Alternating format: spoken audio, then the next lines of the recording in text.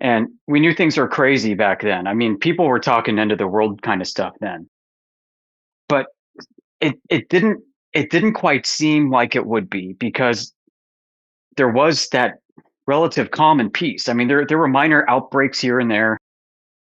You know, we had the proxy wars in Asia and South America against the communists, or like proxy battles.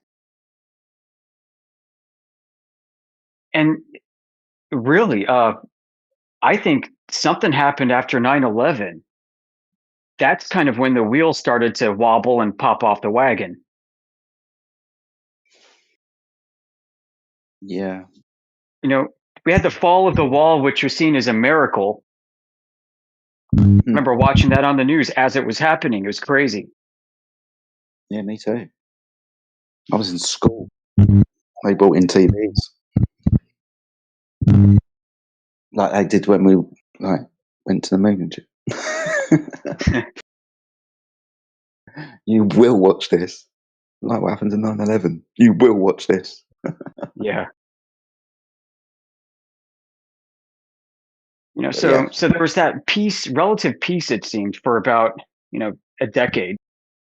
And there was talk about the reset with Russia. Now they've got a new government and now they're democratized suddenly. Just mhm. crawling out of communism and into Western democracy just like that, right? Yeah. Yeah. And then Europe changed. Yep. It did. As soon as that wall came down, we'd already, I say we, kind of stance, but in Britain, we got involved and went into the European Union, joined the EU. Yeah. With Before that, it was called the EEC, right? European Economic Community. exactly that, yeah.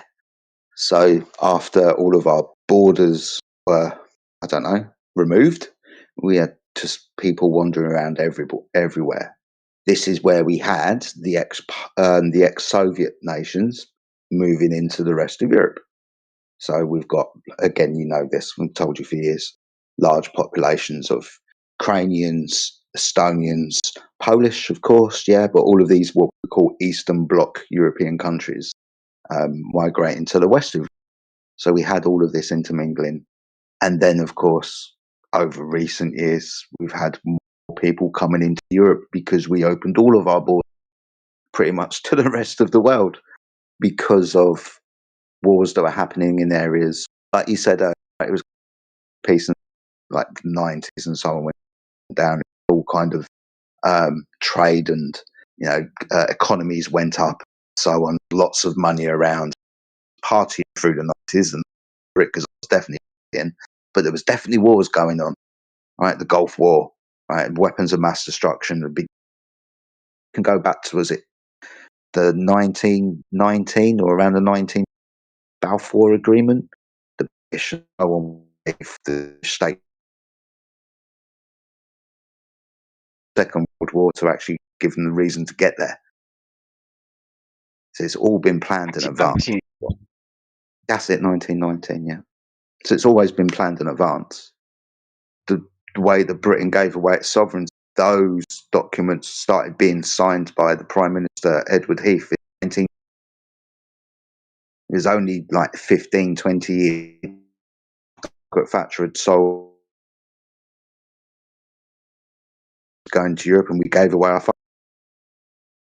So you always have to look about 20 years. I set the groundwork. You brought up 9/11, right? It Yeah. wasn't long. Afghanistan, all of these fucking places. Whole world changed after that.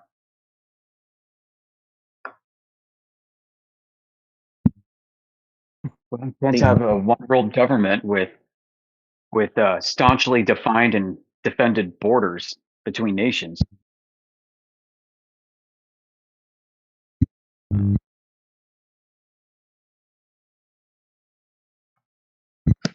Well, we're well on our way to currency. Yeah. Bitcoin? I don't know. I don't know if they're going to do that, but I do think they're going to go CBDC. There's no doubt about that in my mind. And I've had a central banker tell me that's their goal, but they're worried about banks. So have to be some kind of financial systems that they've got the safeguard in place, and everybody will want to transition. That's my speculation, but it's in place, it's ready to go, and that's what they want. But I think they've got to get these last few central banks in place, like Iran, Venezuela, Cuba. Um, well, there's North Korea. I think China's going to have to deal with them. If we do, it's going to be an all-out war. I don't know. That's going to be interesting. What if it started already? Like I mentioned, we got blinders on because we're immersed in it. What if it already started with the petrodollar? It's been here. Yeah, Now it's just right. going to take form and improve. It's just going through different, patch updates. Yeah, that's a good point. Yeah, yeah. Bretton Woods, definitely. I don't need any more convincing that the pace is quickening and better get right with God. Find Jesus Christ. Was Yeah. He's looking for you. there was a massive sweep in the chess pieces to straightforward moves with regards to insurance shipping. So Lloyd's of London, majority of insurance shipping across the world. Yeah. Well, because of the war that took place, they decided that we're not going to be fucking insuring you because it's hard to insure. Then the Americans jumped in. We'll insure you. So one movement, the insurance of shipping in the world changed just because of this. Wow. Wow, I didn't know that. Massive. Yeah, not many people do. Dang, that's a big deal. Lloyd's of London said no more, huh? Well, we understand, right? London's been like the city of London, the square mile of London, been the financial capital of the world since fucking forever. Mm-hmm. It's not. It's not now. Mm-hmm. It's not. Yeah. From our point of view, right? From the British point of view, everybody's fucking trying to keep it out of the public eye, but from all intents and purposes, this is a fuck up. We fucked up. Financially speaking, we're screwed. Yeah. Yeah. England's in big trouble. Mm-hmm. We're right behind you. Yeah. The financial structure, you just take out London's money on it. And this is again by design. It's not like the people at the top of the finance saying, going up. They planned this. This is their idea. Yeah, exactly. Well, when they are making these foolish moves like eliminating reserve requirements to help the banks with liquidity, that's just suicide. It's just a matter of time. It's just before they have a liquidity crisis they can't cover. So then what? I mean, it's going to be bad, and they got nothing. They got no reserves. I mean, it's our banks too. You're not. It's everywhere. Western nations, anyway. Yeah.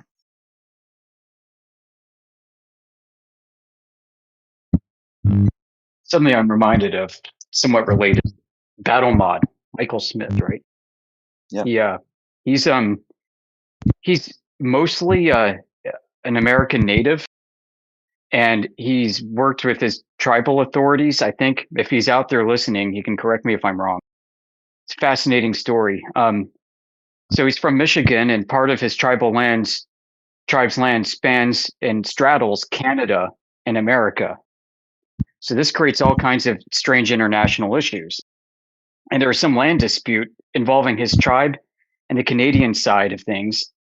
And I don't really recall the details too cleanly, but in the legal disputes throughout the process of, I don't know, discovery or, negotiation or whatever, the legal documents that were brought by the accused, by the Canadian government, revealed that like the Rothschilds and the crown, the English crown, and the Vatican all had ownership interests in the tribal lands on the Canadian side. That they were ultimately going to be the party that would have to come under whatever jurisdiction and judgment, whatever that the judge would render. I'm not a legal guy, but that's the idea. And I thought, wow. So he started shoving documents in the chat that he picked up, saying, "Hey, look at this, look at this." You know, the times like the Queen of England and the Vatican and the Rothschild family just appeared on like the top of every page as a defendant.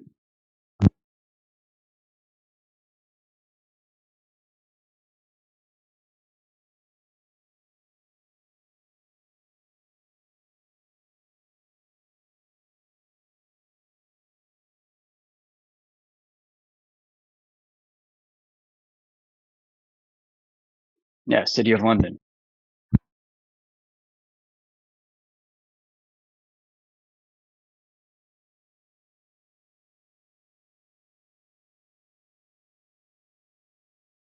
I might have saved those documents. I wonder if it said the City of London at the top.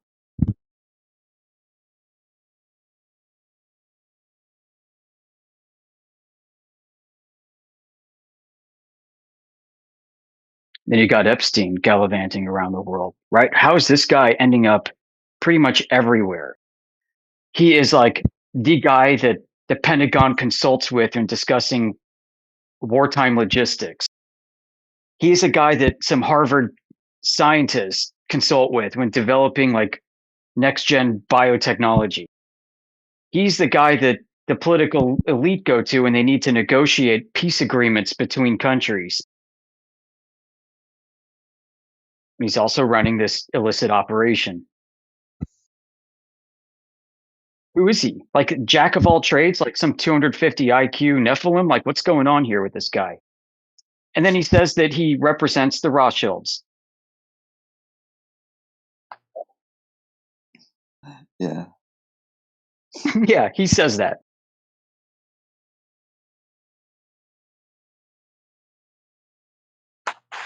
So we go back to the Balfour Declaration. We go back to all of this.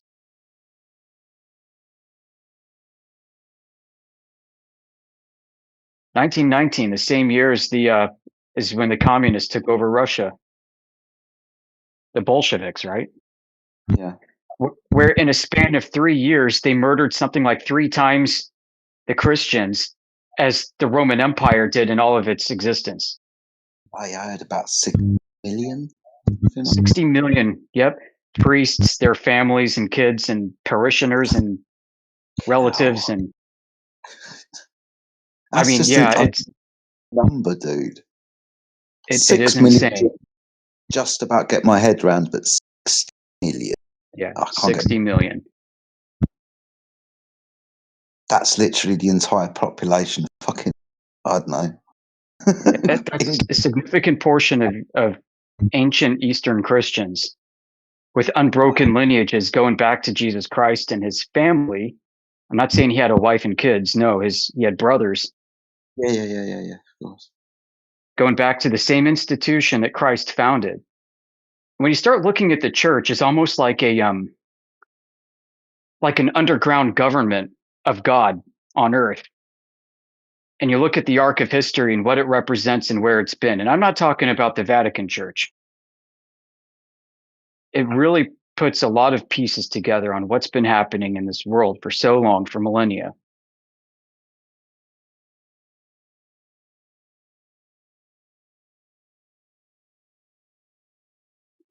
People find it strange that they've got icons, right? And they take them so seriously. Well, guess what they found in Second Temple synagogues, Jewish temples, before the time of Christ? They found walls adorned with icons in the same style. Really? Oh, yeah. Yeah. Luke, gospel writer Luke, the physician, was also an iconographer. The Bible is seen as it's of course a liturgical text, and it contains all the truth you need, but it's not all the truth there is, because the rest of the truth is also carried in the tradition of the church. Gotcha. We know who Mary's parents were. We Right. commemorate them, and their names are Joachim and Anna. And her lineage traces back through the house of David to Babylonian families across the border, the other side of the Roman Empire, because where this all took place was just across the border from Parthia. Yeah. So most Jews in the world had refuge in Parthia. And there was a pipeline of people coming back and forth. And this is a problem for the Roman Empire because they were worried about spies coming in. And so after the Maccabean revolts, sometime later, Rome was in charge of Jerusalem, and Rome had enough of all these kings that they allowed from Babylon and the royal families coming over from Parthia, sitting on a piece of property that Rome felt it duly took over in Jerusalem. So then they appointed Herod because they could control him and said, no, you're going to sit on this throne instead. So now the whole context of the gospel, political dimension of intrigue as well, that most people don't discuss inside Protestant or Vatican Catholic circles. Yeah. So what Christ did with the church was really institute a government, a para-government, an underground government for the world, to take care of things and to make this place as peaceful and as loving as possible in Christ's way until Jesus comes again. Okay. This is why liturgy is worship no matter what, is celebrated no matter what in Eastern churches. Bombs dropping, who knows, who cares? Why congregants take it so seriously? They go to divine liturgy because it's literally a dropping atomic liturgy in the Eucharist. Gotcha. They will go back into churches after suicide bombers have exploded inside with blood-splattered walls of their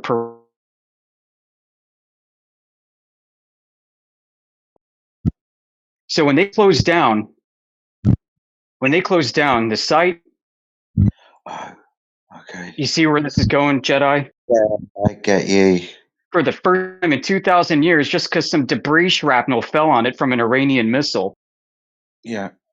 interrupting the holy fire, a tradition that the Muslims would unlock the church for because they own it. Yeah. Yeah.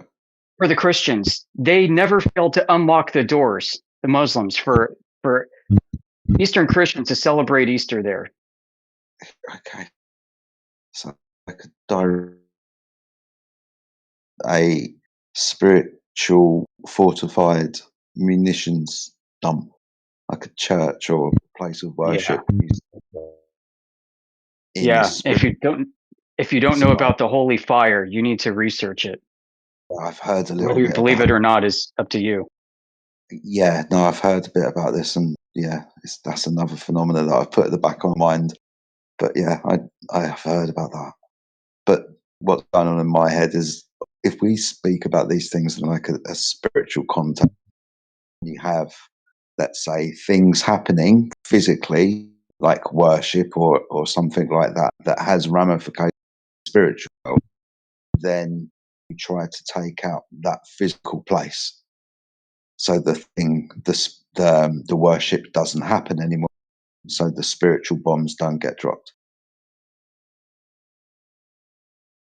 That's hella And it's never happened before. And this has been ongoing continuously for almost 2,000 years. That's fucked up. Isn't that it's another first, right? Another first and another sign. Yeah.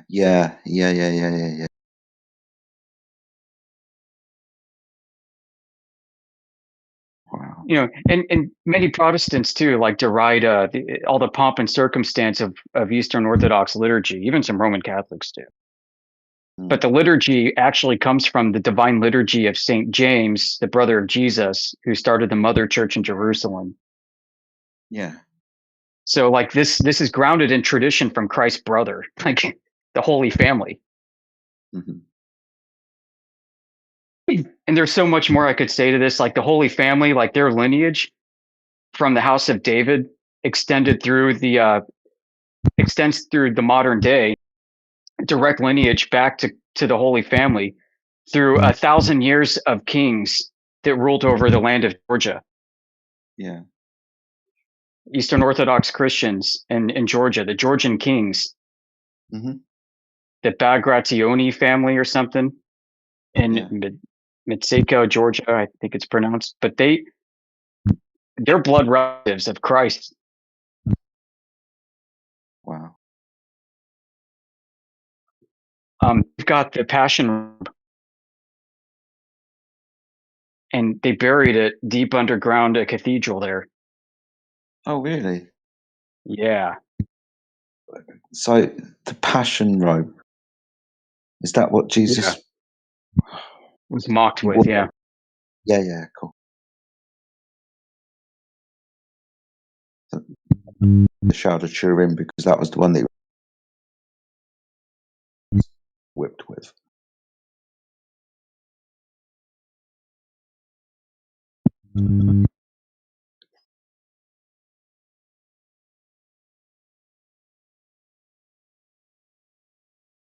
I had a question for you then, but it went completely out of my.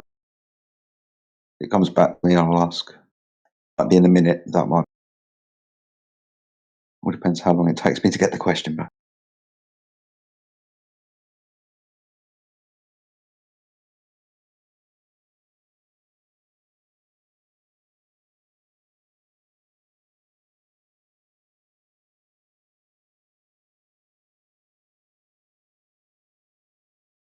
man, underground government.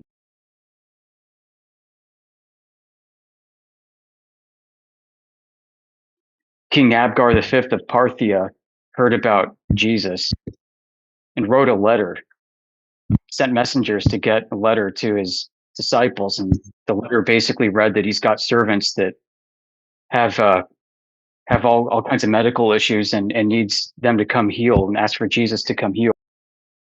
Jesus wrote a letter back and said, "While I cannot be there, I'll send my messengers to go." That letter still exists, Fuck off. and King Abgar V was then baptized and offered his kingdom within Parthia as a refuge for Christians escaping Roman persecution. The first Christian king, King Abgar, Abgar V. No shit. The Eastern Church has all of this tradition. Sorry, dude, that blew my mind away. A letter from Jesus. Yeah. Now, did he write it himself? He probably had someone write it for him, but yeah, it's correspondence. Yeah, that blew my mind. There's a holy icon today that is venerated and celebrated with Christ's image on it as a result. Yeah, there's so much, man. I mean, I didn't grow up with this. I came into this back in 2007. Right, yeah. There is a lot. You I said felt earlier, like that I've been lied to and had so much withheld from me for my entire life until this. I feel a little bit like that. Yeah, right? A bunch of things. We're specifically with regards to Janet. Definitely the Western way of thinking, if we want to compare Western and Eastern ideas, right? Probably being in the Yeah. West. So kind of a bit annoyed that didn't really have the knowledge about the Eastern traditions, I'll call them, like you speak about. One thing that really hit me a few months ago, I don't know, last year anyway, was the different types of eschatology, like premillennialism, preterism, those types of things, right? It's like, there are a lot of things that I already thought I knew quite a lot about Christianity, because of the way that, like I said earlier, back in the 90s, frequently at church, but I didn't get taught this shit. Like even the stuff about the holy fire that you mentioned, I only found out about that maybe about 10, 15 years ago, right? And I've been a Christian since the 1990s. Why I didn't know about this letter that you just mentioned? I was today years when I found out, right? Surely that should be for everybody to know. Everybody in a Christian church should know about this. Have a copy of it. Right? This is a letter from Jesus. Yeah. Right? Just, oh dear. Of course. I mean, that's naive of me. We're in a battleground, and the first thing to die when there's war is truth. So we're not going to know all of the truth. I'm just angry that it's been today and over 50 years of my life that I'm scrambling to find little bits of it and trying to put it all together. And it feels like time's running out. I'm still finding little bits that I didn't know, pissing me off. Yeah, same.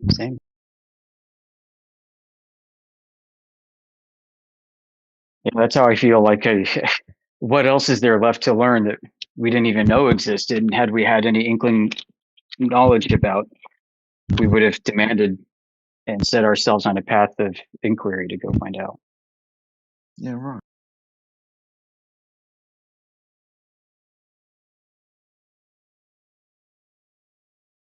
But yeah, the Eastern mindset isn't scholastic like the West is.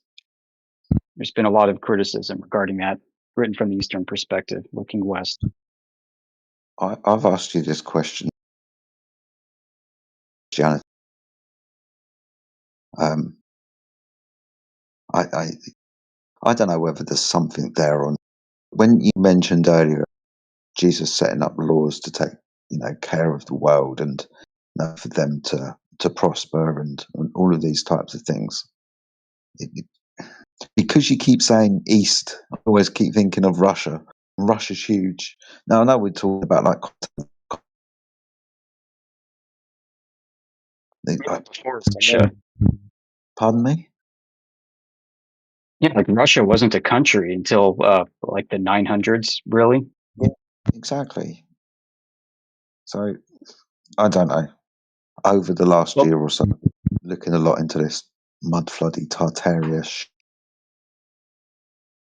and times and stuff, but when I look back at what you speak about with Eastern Christianity and the records and the lineages and who Mary's parents were, it's like I find it hard to balance the timeline that we've got with the idea that the timeline that we've got has been altered and we've got an extra 700 years added on because it was only recently that these things actually took place, as in not 2,000 years ago, for example, when Jesus died, but that was actually maybe 1,000 years ago, just loosely speaking. So I'm still fucking confused about that. Yeah, like I've got faith. I'll say this: I've got faith in Eastern Orthodox church history and record keeping. It's decentralized like Bitcoin. Yeah, this is what I mean. Yeah, and it refutes a lot of the Tartarian narrative, which, by the way, started by people in Russia examining mudfloods in Russia. Right. See, I think this is, I'll say this, right? And I'll take a massive step back. I see a lot of these subjects, not necessarily bullshit, but definitely used as distraction. Right? There's people will get it's like when you first come, or when I, and you don't fucking lead anyone. Oh, sorry, dude.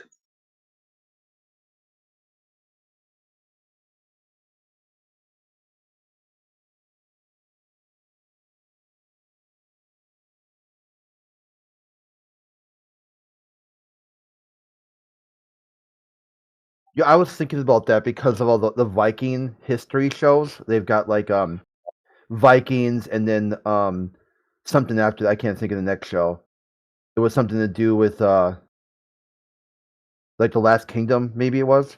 And then there was right after that Vikings Valhalla. and it covers that 200-year time frame, like 800 to like 1000, and sort of like Yeah, the that's an frame, interesting time. yeah, sort of like the framing of Dane law versus England versus Daneland. Like the pivoting point, was it going to be England or was it going to be Daneland? And they basically have these kingdoms where Wessex, Essex, and East Anglia, and Mercia, Northumbria, Wales, and Scotland, and Ireland. There's one more, I can't think of it right now. So then they all had their own kingdoms, like they're independent, and not all of them even spoke English. And they were Christian, but kind of, like the Scots, kind of pagan still. So anyway, but that time frame, it's like that's 200 years. Like there isn't really any advancement in society, or even before that. Like if you go back to the Dark Ages, and you got like the King Arthurian legends and just a bunch of city states. So you got basically the fall of Rome, and then nothing changes society wise, technology, until like basically the 1400s. So Well, that here's the thing: time, Western Rome fell. The Dark Ages was excluded to the backwaters of Europe, though the East continued to thrive and do fairly well. oh yeah, that's what they had, that concept of the Charlemagne, which they mentioned in the show. Like, hey, shit isn't have to be this bad. There's a thriving kingdom in France, but they've got stone walls and like all the stuff, like they're closer. Even though after Rome fell, the sort of the Vatican, if you were in that proximity, you kind of maintained some sense of society or whatever. So that's what I'm trying to like figure where that is at. Where do you have that line where like the timeline sort of catches up to itself, like for all these different groups.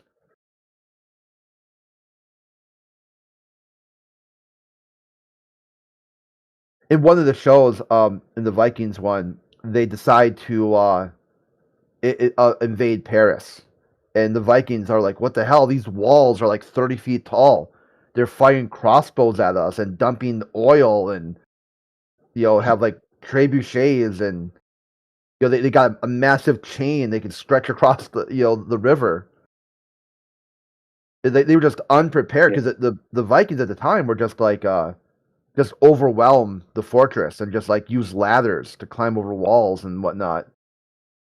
The land Vikings started to become Christian, and you could even say Orthodox Christian, um, which is a whole other topic. But Charlemagne, seen as a usurper who usurped authority from the emperor in Constantinople, although the emperor at the time was unable to govern into the West. I got to go there. I tried to do more research on the topic, and like where the exact timelines or events line up, and even AI is a little confused. I mean, I did research, and it like just like historical pages and whatnot, Wikipedia, or like the show, the Wikipedia for the show. I can't remember what they call it. They don't call it Wikipedia. It's another term, but they'll say like which characters and which dates were historically accurate and which stuff was fictional. And it's odd, because it's like they really don't know what happened even in that time frame. Which character? I mean, they have like supposedly these chronicles that were written by this King Edward, but even that is a lot of poetry in there. There isn't exactly like scholarly writing. Like it'll say, and then the blood of the Danes were dripping on the swords, and brother turned against brother. It's written almost like as a novel rather than an historical like document. But in the show, they framed it like when Edward has this guy following him around with like this big backpack of parchment, and he's writing down like every word that people say.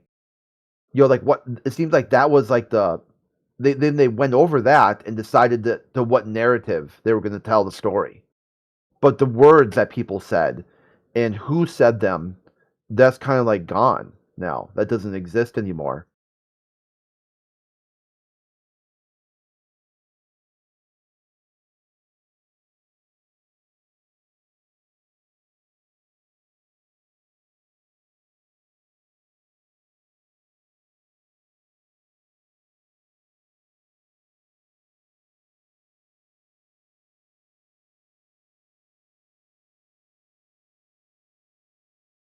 All right, guys, I'm back. Sorry, I had to step out for a minute. Yeah, regarding Dark Ages history, it's an interesting point in history. So we've got stories from the east, from basically Constantinople, north and south and east of there, of a thriving church, a church that grew and was fully integrated into common culture because it became the religion of the land.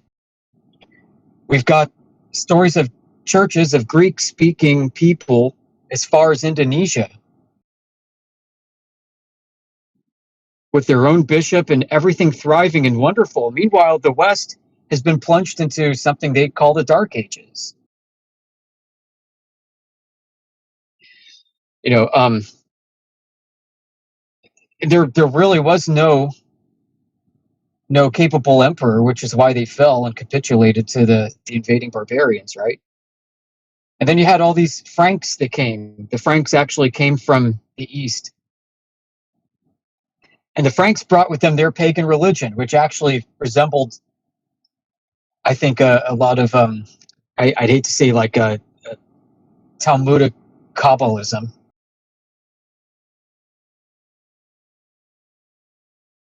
Yeah, they're very close to like Norse-ish, where they had like talismans and like physical objects that represented like power and whatnot. That's where like the Normandy idea. Those were like another set of Vikings that were not Viking, but had ancient connections, back to like Odin or something like that. Yeah, Odin before he went up to Norway, and they trace their lineage to Jewish nobility.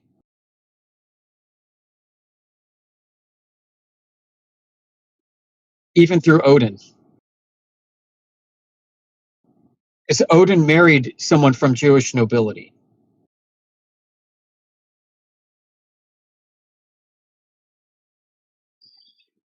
And I kind of wonder if this is where the idea of Franks being set apart from everybody else and the peasants kind of came into play. They saw themselves as made of a fundamentally different, if not divinely preferred material than everyone else.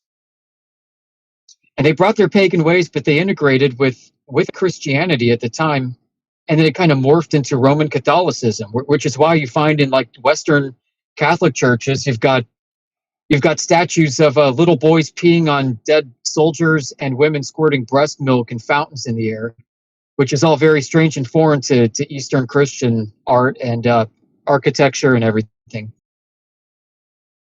I mean, gargoyles. It's not part of traditional Christianity.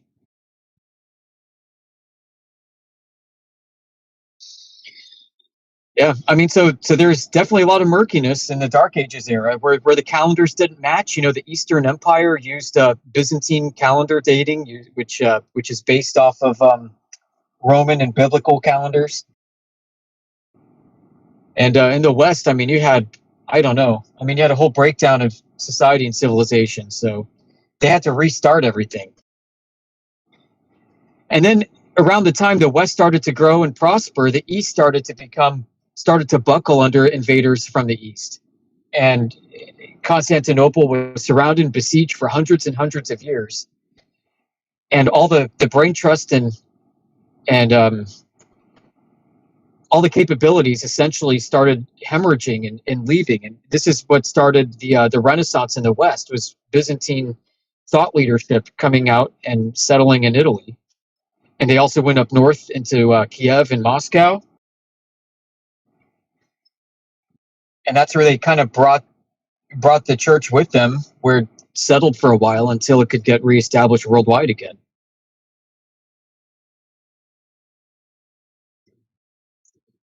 So the Eastern Empire fell, and then the Western Empire rose, and the Western Empire looked nothing like pre-schismatic history. That is before 1054 AD.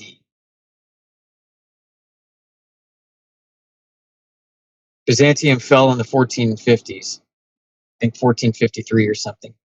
That's when it finally fell, but it was languishing on the vine for a few hundred years at that point.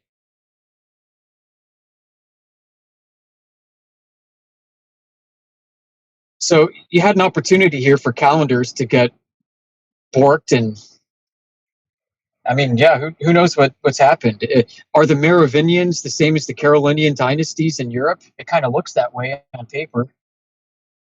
There's an easy 300 years there that you can delete because it was copied and pasted.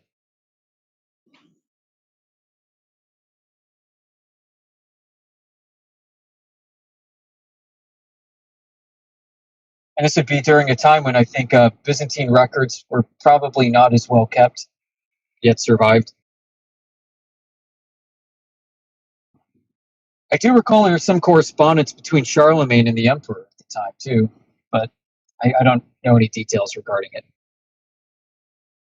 The emperor being not Charlemagne, the one in Constantinople.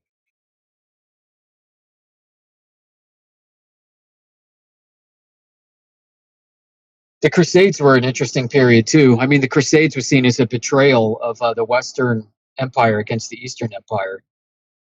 And there's several reasons for this. The Eastern Emperor wrote for help, to ask for help against the invasion from the East. And they sent crusaders to come in and they settled Jerusalem with the understanding that Jerusalem would be returned back to the Emperor of the East. But instead, they took it for Charlemagne's lineage. Charlemagne was long dead by now, but they took it for the Western Emperor instead and called it a Latin kingdom. And that was seen as a disgustingly low blow. And if that wasn't bad enough, the Crusaders ended up murdering many Eastern Orthodox Christians. The Fourth Crusade, as well as like the whole Teutonic Knights and the Knight Hospitallers and all of them, were basically crusades against the Eastern Church.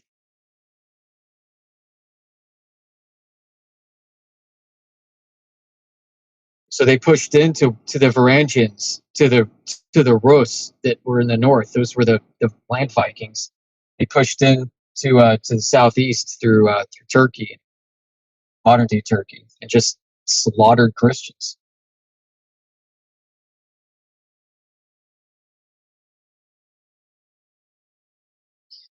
And from a Protestant perspective, you're not really taught it this way. You kind of think that the Eastern Church is just another form of Roman Catholicism. It's really not.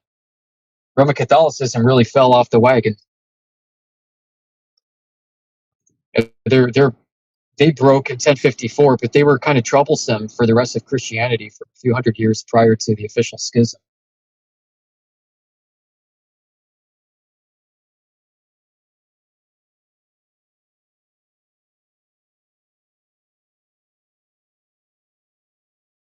I think it's important to view history through this context of Christianity because it really offers a lot more to complete the puzzle that you already have. I mean, like it or not, Christianity was basically a worldwide religion for a long time. The church existed united for about 1,000 years. People ask, well, when was the millennial reign of Christ? Well, maybe it was through the church when it was united for 1,000 years until the Vatican broke off.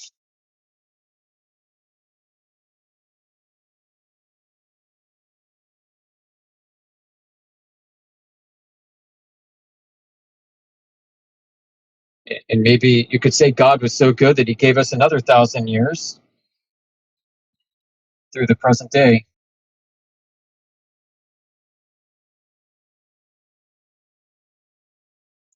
Or the church has basically been on the run.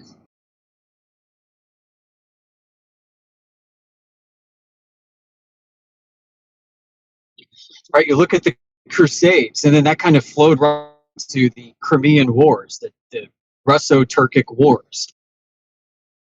And even at some point, the UK and Britain getting involved more in the modern wars, siding with with the Muslims against the Russians.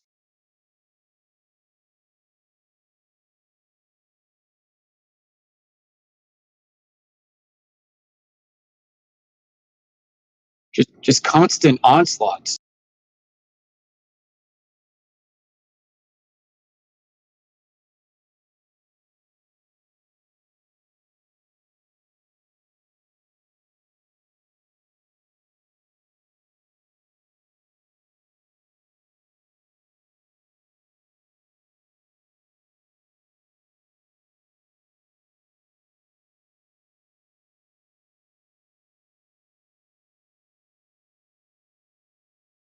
So Jedi, if you're still there, you know the Balfour Declaration we were talking about earlier.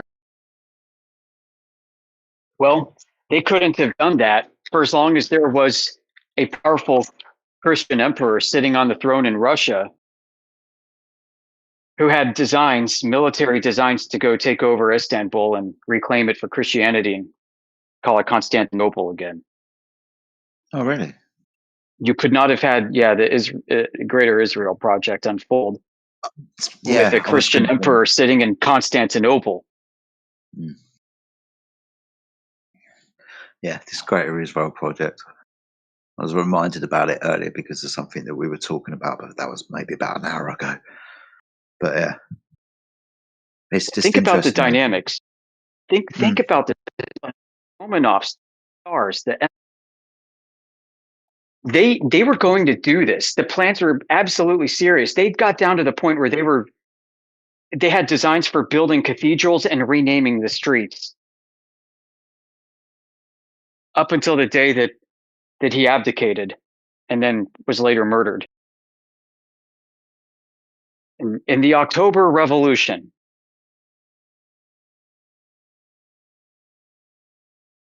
if you have a Christian emperor sitting on the throne in Constantinople, you can't have an Israel project like what you have now. Nope, it wouldn't happen.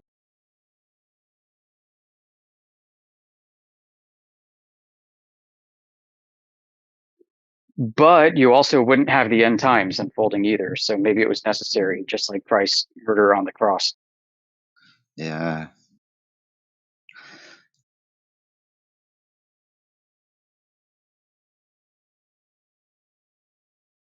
It's just for my benefit, and as quickly as you can. What's the difference between Eastern eschatology and, say, the profound kind of Western eschatology with regards to the end of the world? Like, for example, lots of people are talking about with regards to Revelation and tribulation and the Antichrist and so on. What's the Eastern way of speaking? I think the framework is the same. There's some nuance in understanding things. The Eastern Church is, by and large, very much partial preterists, which adds an interesting dimension to this and kind of invites the Tartaria narratives back a little bit. Does, yeah. Yeah. The Eastern Orthodoxy on eschatology is a preteristic. I wouldn't say full preterist at all.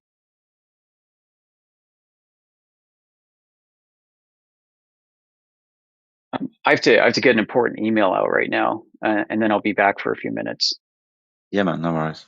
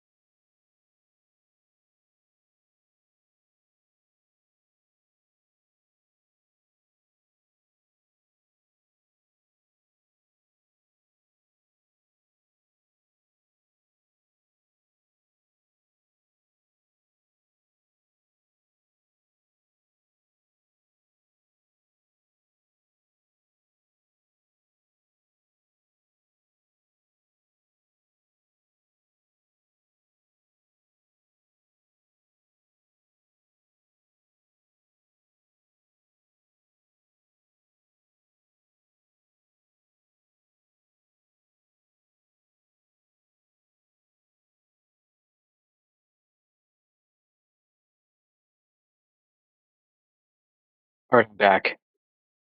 So yeah, regarding the Eastern Orthodox eschatology versus Roman Catholic and Protestant traditions. So in the West, right, we talked about how the Western mindset's more scholastic, and usually what that means is their ideas of some kind of debt that had to be legally satisfied, some kind of temporal punishment that was taking place, and there are specific timelines, especially in more modern renditions of eschatological events, right? Like the rapture by the dispensationalists, which is, by the way, completely foreign to the past 1800 years of Christianity, including Yeah. Byzantine Empire Christianity. Yes. There's more of a focus on, you'll hear this a lot, the therapeutic aspects regarding the soul's journey, your immediate state and need for salvation, and the final judgment.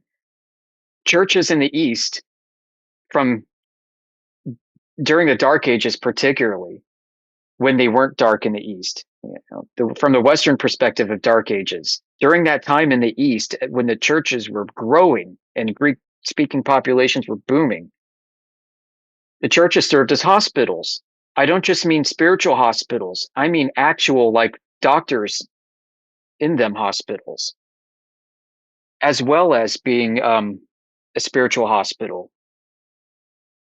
And so this tradition is carried forward today. Eastern churches, the church is seen as being a hospital. Oh, sorry, dude. Well, Hold yeah. on to what you were going to say. Okay.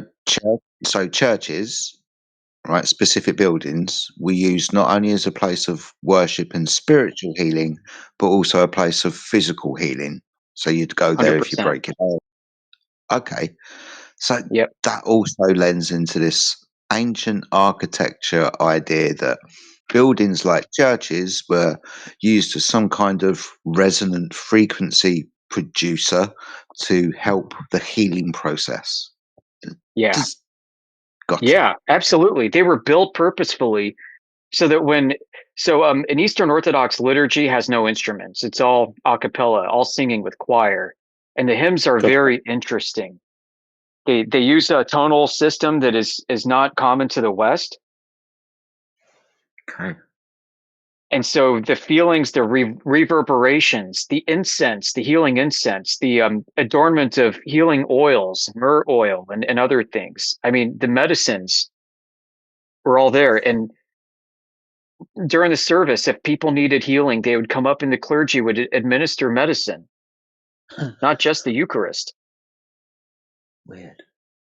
Yeah, and this is well known. This isn't like a secret. This isn't like some deep secret for the East. And now, mind for the audience listening, the Eastern Church is almost as big as the Roman Catholic Church in terms of numbers.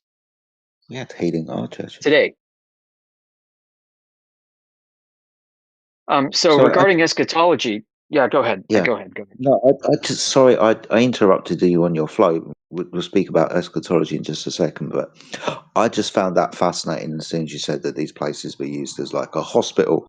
And obviously the stuff that maybe some of you have looked into, but I definitely have with regards to churches and resonant frequencies, like it just seemed to add together. It's just okay.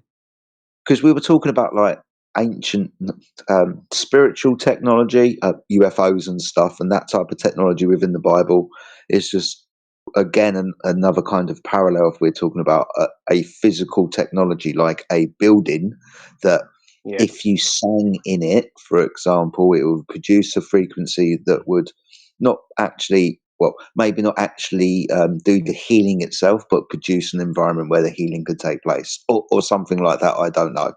I just found it funny because lots of people are in churches these days, like not even old buildings, but like new buildings that aren't architecturally sound for the resonant frequency, and they still go up to the front for healing.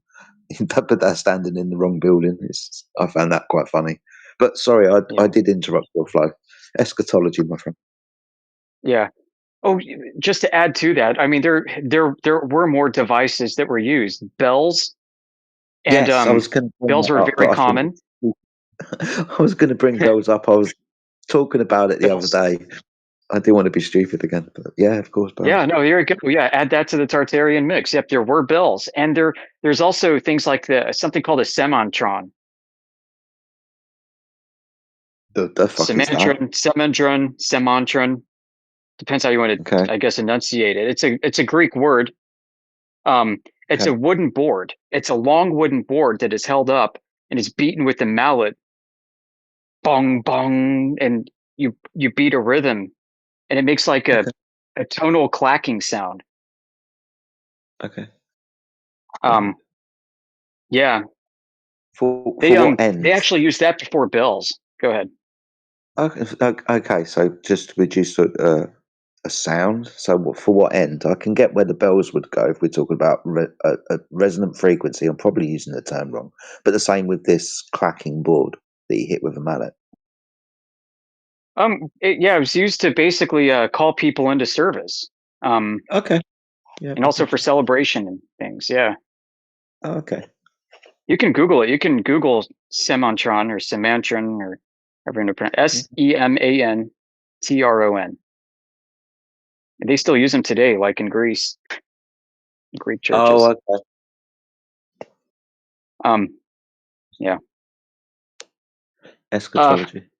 Eschatology, yeah. So the focus is on spiritual healing and purification.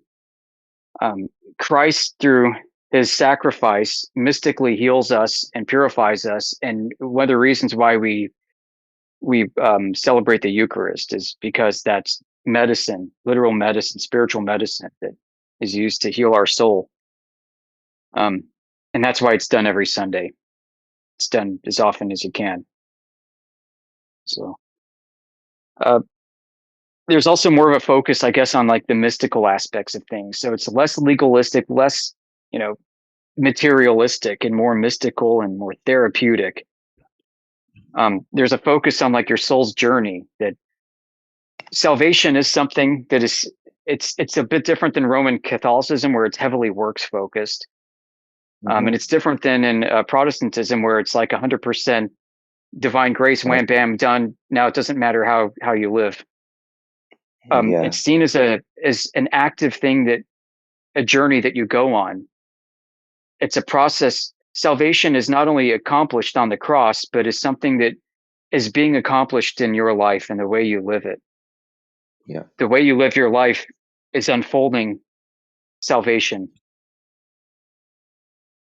Like opening a flower is a process.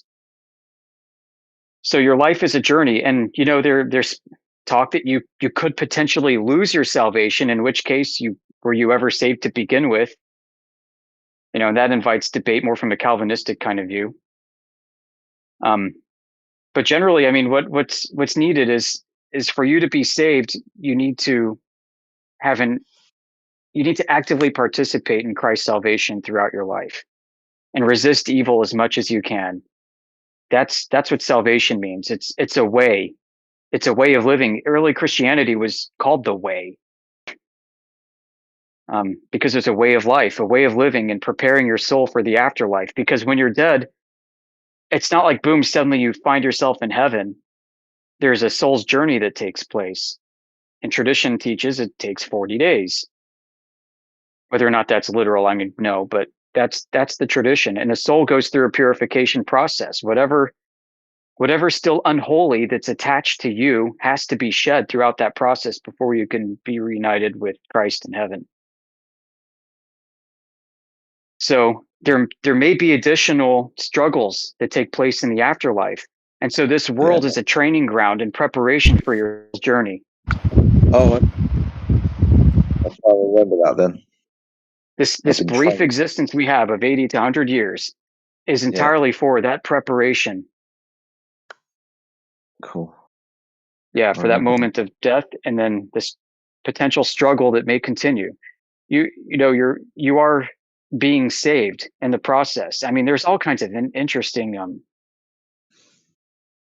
perspectives on this. There's a book called The Soul After Death by Seraphim Rose, which goes into what this means.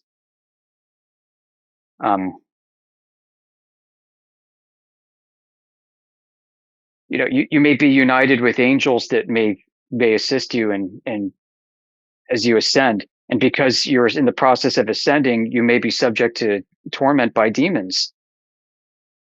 Just because you're dead doesn't mean that suddenly you're free of that torment. You have to still undergo a life after this one for a temporary time.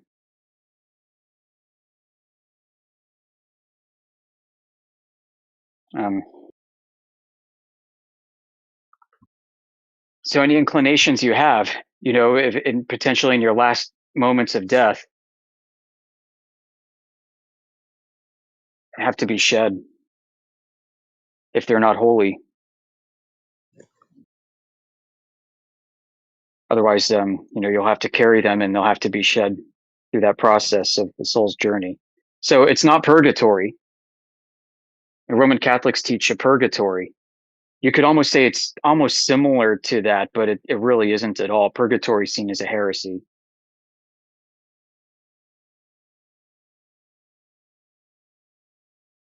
Purgatory scene is just some kind of like waiting area, like a green room or something.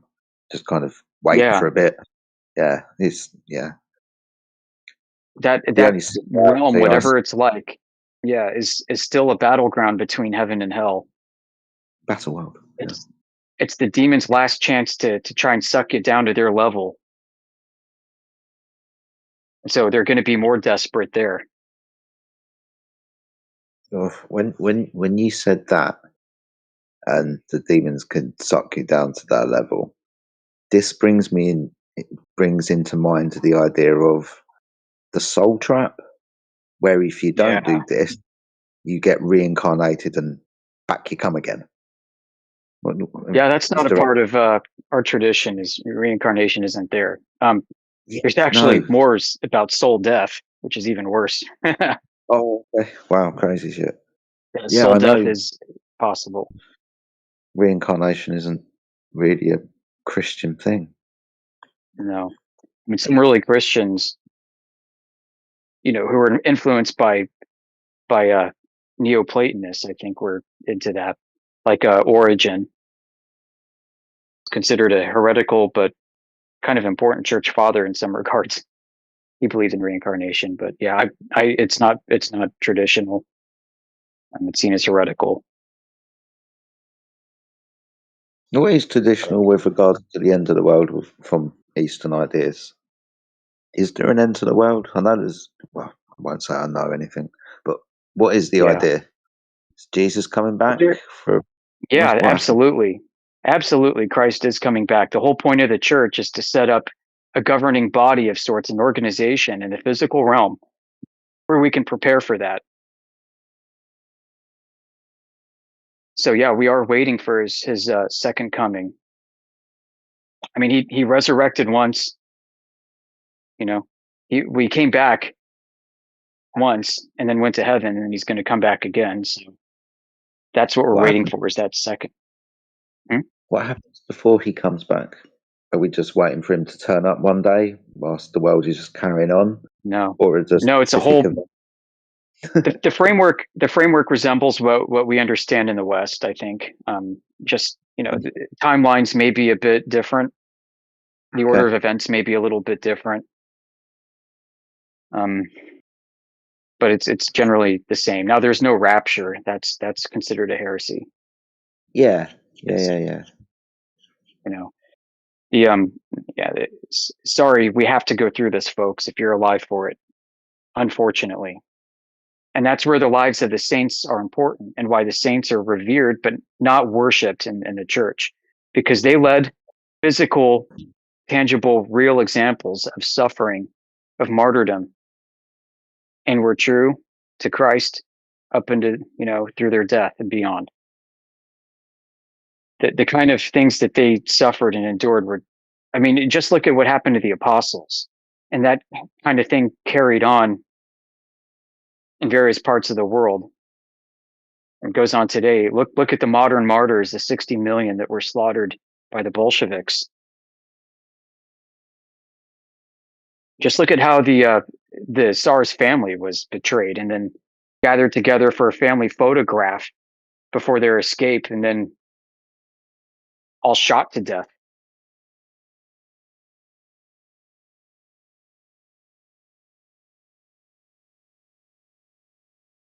So the reason why the saints are, you'd want to say elevated, is almost like how people look at sports stars. They provide examples of how to live and inspiration and point to Christ. I got you.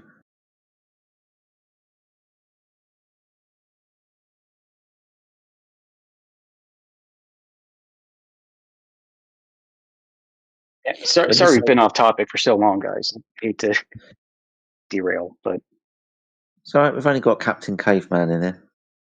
If anybody had been annoyed, I'm sure they would have told us. that's true.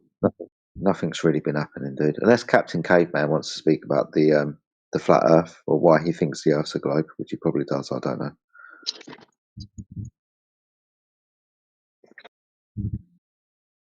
You're invited to speak, KV. Zowie, KV.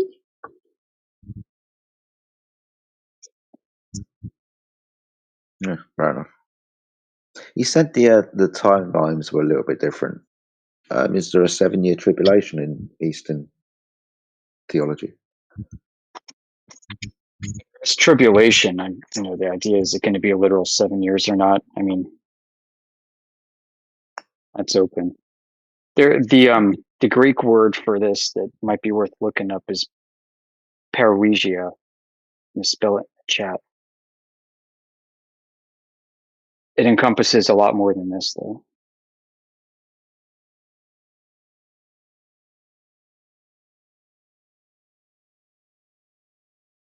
I think I spelled that right.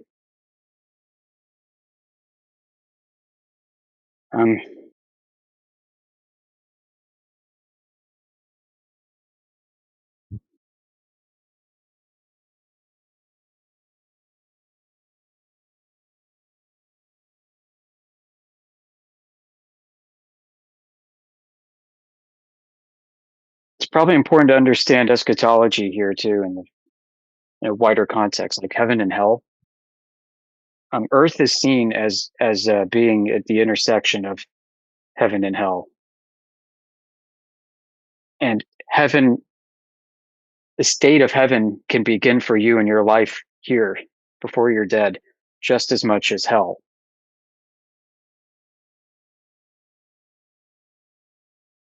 And hell isn't necessarily a literal place either, but a state of being, a state of existence.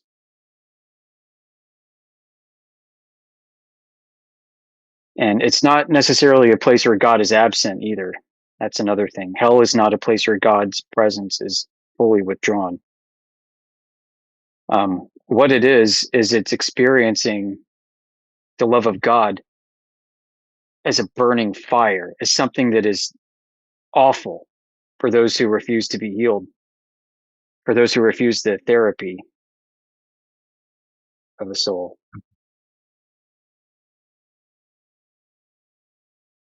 You spelled it correctly by all accounts, mate. Well done. Thanks for that. I'll read out what good. Google just said. Parousia is a Greek word primarily used in Christian theology to describe the second coming or arrival of Jesus Christ, marking the end of the age and final manifestation of his kingdom. It signifies a presence or arrival, often referring to a royal visit or the return of the king, symbolizing hope, judgment, and the renewal of creation. Yeah. So there's going to be an antichrist who comes first. And people will think that this is the Christ. And there might be many Christians who think that it is the Christ because they'll believe that the Antichrist was somebody that, or some way that came before. And there are all kinds of postmodern ideas about this. Like, well, could the Antichrist be a state of mind? Could it be an archetype? Can it be more of a thought, not really necessarily a person? Well, now we actually have the person, and they confuse the actual Antichrist for Jesus Christ. But there's going to be a very troubling time. And then the Antichrist is seen as somebody who's going to actually save the world from a lot of death, murder, and destruction, and demand worship.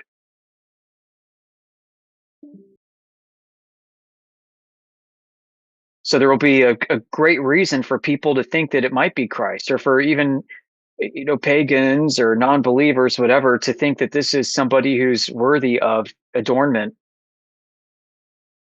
In fact, there may be world peace and there may be actual miracles being done by this figure that it's taught. And how could anyone be against that? How could you be against world peace? How could you, Christian, be against all the healing powers that's been bestowed upon us by this guy? How could you be against him? You must be evil. You must be problematic. You don't deserve to thrive with us in polite society. Yeah, right. So that's going to be, I think, the worst of our tribulation is dealing with that.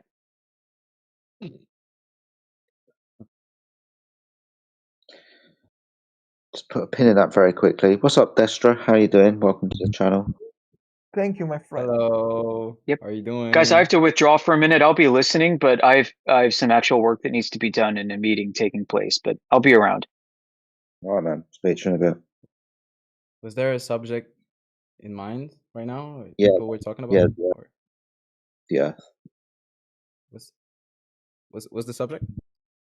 The Earth. The Earth. Okay. Yes.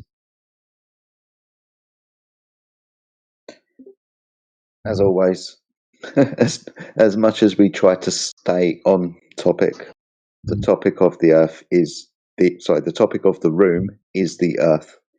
Is it a planet, a sphere, or is it flat? What do you think?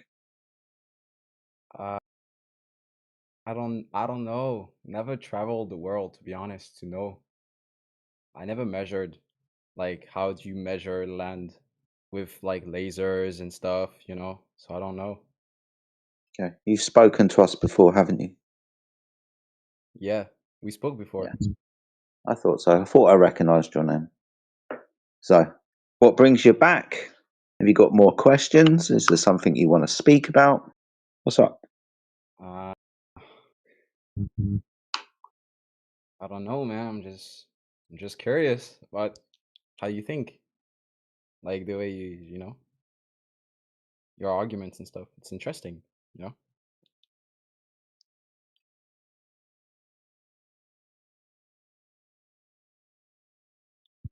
Yeah, man. Really interesting subject. Water being horizontal on the surface. We can't speak enough about it. But mate, if you've got any questions or things that you want to speak about with us, please feel free to ask. You say What that are you like find it. your main arguments say that it is like actually like flat? Water is horizontal on the surface when observed and measured. 70% of the surface of the Earth is water. Therefore, the surface of the Earth is flat. Our primary argument is the observation and measurement of the surface of the Earth. Mm-hmm.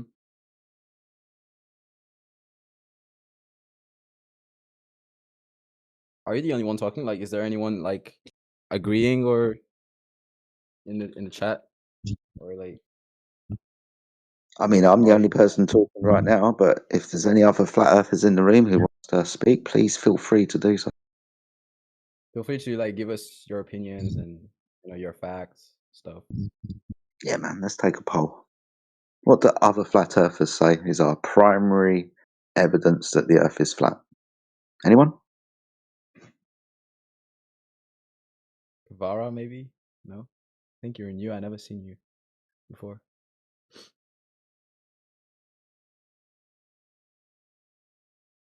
I can tell you this. This isn't an argument. You are not here for discussion. Right?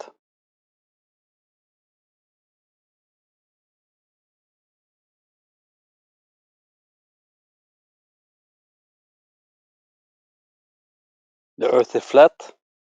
Done deal. What? What do you mean? The Earth is flat. What you gonna do about it? It's done deal. No, but like, what? Yeah, but what? No.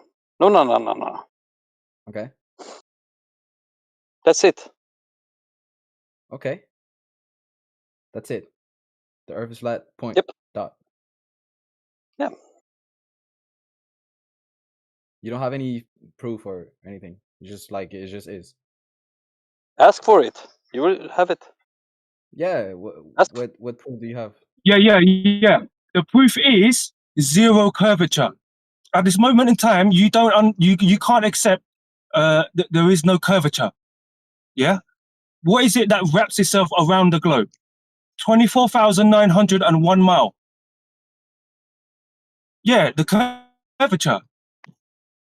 If there's zero curvature, how can the Earth be a globe? Think about it. You need curvature to be a globe.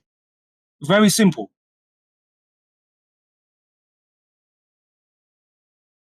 Wait. So okay. So if the Earth is like flat, what is the like? What is the? Why is there a north and a south?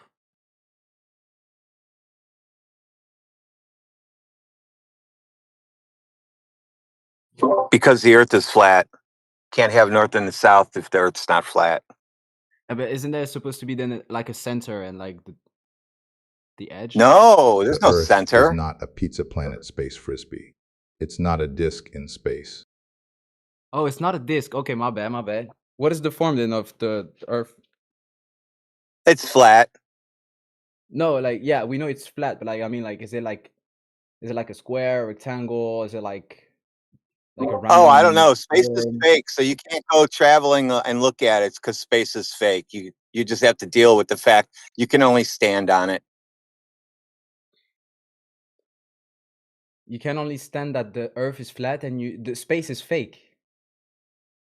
What do you mean? Yeah, you heard space is that part, right? Yeah, space doesn't No, exist. I never heard Outer about that. space is fake. Yeah, it's fake. So what happens if you go up? You'll probably pass out if you don't take oxygen with you.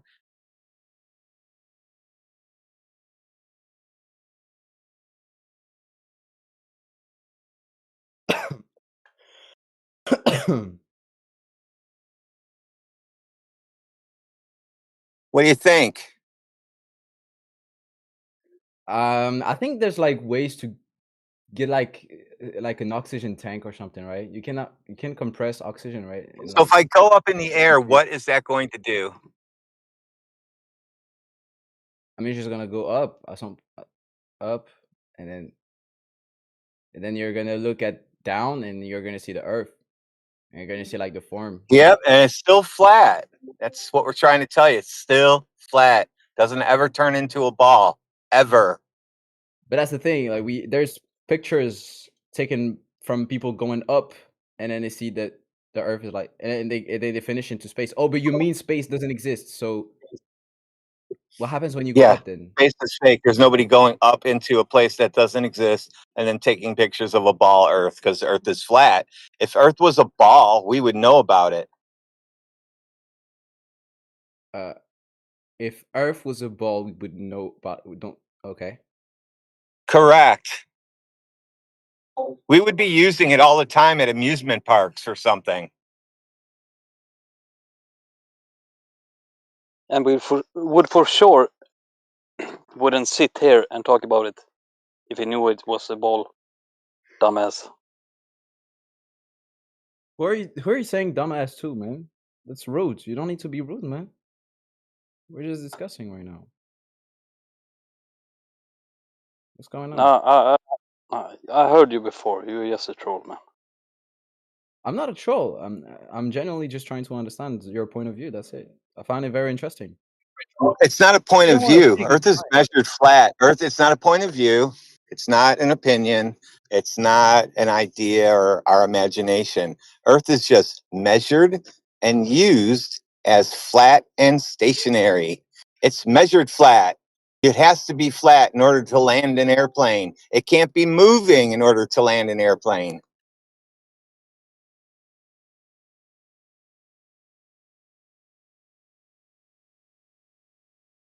it makes me curious. I wanna jump into a rocket and go up to see what's up. You know. So you want to go somewhere I told you doesn't exist. So you want to basically go into Narnia and then ride a unicorn around. I'm telling you, you're not going to be able to do that. So now what's the next plan?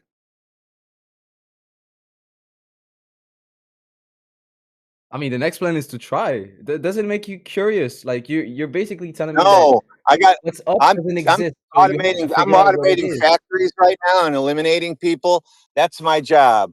I don't go and fly around and pretend cartoons.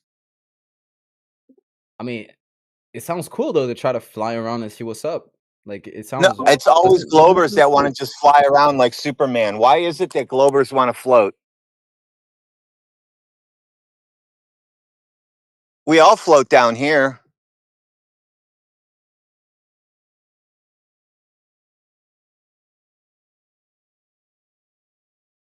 Yeah, but like sounds a bit sad, you know? Like What we don't sounds even have sad? to You're go sad. like You're you know, sad now because space is fake? You're sad because of that? yeah, I'm very 100%, bro, I'm Why? serious. Yeah, You weren't sad. going there in the first place. You can't afford to even buy a moon glove, let alone go to the moon. Yeah, it's true. So what are you So you sad about? so, What's making you sad? That you can't do well, something that you can't do? because I want to become rich so that I can go up, you know, I can buy So an you want to like a space become rocket rich and so you can float? so that I can go up and see what's up there. It's air, a lot of air, clouds, shit like that. Yeah, but after this, what's if you keep on going like up, You'll pass out. Destra, why? Yeah. Destra, let me explain something to you. The math doesn't allow you to go far out to see anything worthwhile anyway. Do you understand? Even at 250 miles up where they claim the ISS is, you only see about 3% of Earth. So even if you could go higher than that, you're going to bump into another problem called Snell's window. You can Google it, but basically you're going to see a little circle below you. That's it, because of how vision works. So you're never going to get any proof by going up. Only way to figure out if the Earth is flat is to measure it down here. That's the only way. Okay. But yeah, wait. So the stars is fake as well. No, the stars are lights in the sky. We see them clearly, both you and I.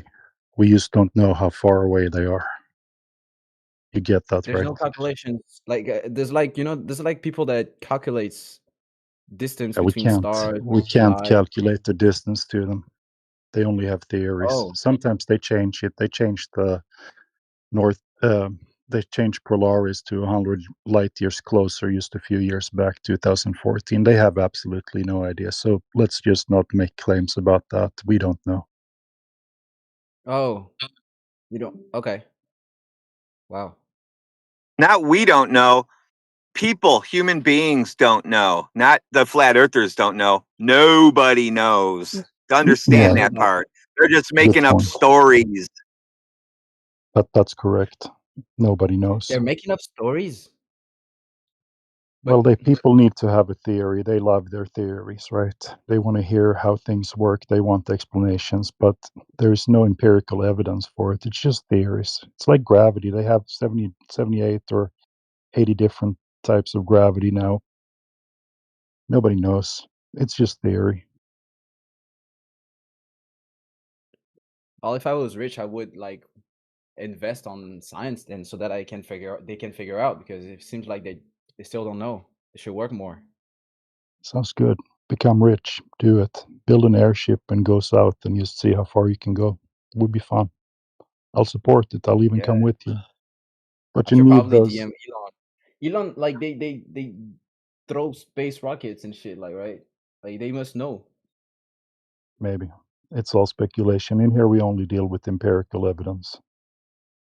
No, space is Oh, fake. There's no such thing as space rockets. Where did you ever get that idea? It must have come from TV when they told you this rocket is going into space.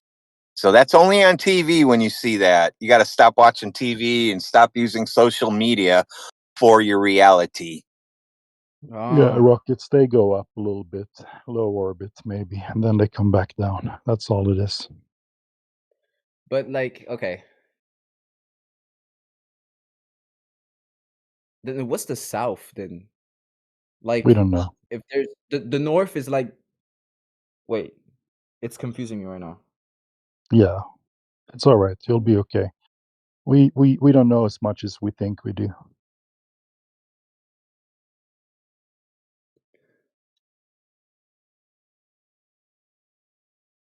Okay, but then what about the sun and the moon? Are they spheres or are they like discs or some shit? Hold on. Ask the right question. Now you have Plane here. He would tell you if you ask him the right question. Why do we know the Earth is flat? Ask Plane. Bro, no, I'm not into that right now. I want to talk about the sun and the moon. Like, what? You don't know. You don't want to know why we know the Earth is flat. Well, first I want to talk about the sun and the moon. I think it's pretty Why? interesting. No, Why? I don't know. I'm curious. Yeah, dude, you're not asking the right I don't. question. Yeah, I mean, of course I It want to is jump a one question to the other. You I were had my never answer. curious about the sun and the moon before, dude. All of a sudden now you're curious about the sun and the moon. It's weird. yeah, it's all Why right. is it Look, curious? all we see up there is something that they look a little bit round, right? You agree? What, the sun and the Destra? moon? Yeah, they look round, don't they? I mean, they're circular. I don't know if they're I mean, round. yeah, circular, sure. But that's all we can tell about them, right? And even if you say that, if you have a square light and watch it far away out, it's going to look round to you. So I wouldn't even make a claim of the shape, but I mean, they look round to me or circular, as you say, but that's all we can tell. So what's the Because it's point? the way light like goes, right? Yeah, Like even I mean, if you have one of those lights that's like light attached to a long stick, I mean, that thing is going to look round to you as well if you have a few miles away from you. So I don't know. I don't know the shape of them or anything like that. I don't know if they're flat or round or circular or whatever you want to call them, but they are lights in the sky, and that's what we can tell. But look, Ciderfield is right. You should ask the question instead: what's the evidence for Earth being flat, right? And then take that in, and then everything that goes on in the sky, whatever happens up there, happens over a flat surface. Well, it's interesting because I'm still thinking about the Earth and the Moon, and like, so the sun and the moon. So the sun like beams like big lights, so it makes sense to say like, okay, because it has big lights, what you see is the reflection of the lights coming down to you, so you see it as circular. But the moon is like not that shiny. Like you kind of see like, the little holes in it and stuff. It looks very circular, as like like we see the planet, right? Like the sun, we don't really see the sun. We see the lights of the sun, but the moon, we see like the moon. You know what I mean? I mean, we see something up there. I agree.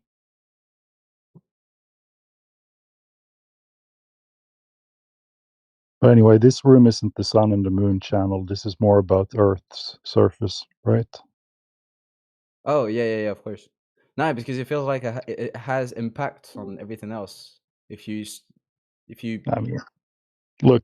When you're in your kitchen, you're sitting there at your table, you're eating breakfast. Light above you, it's a bulb.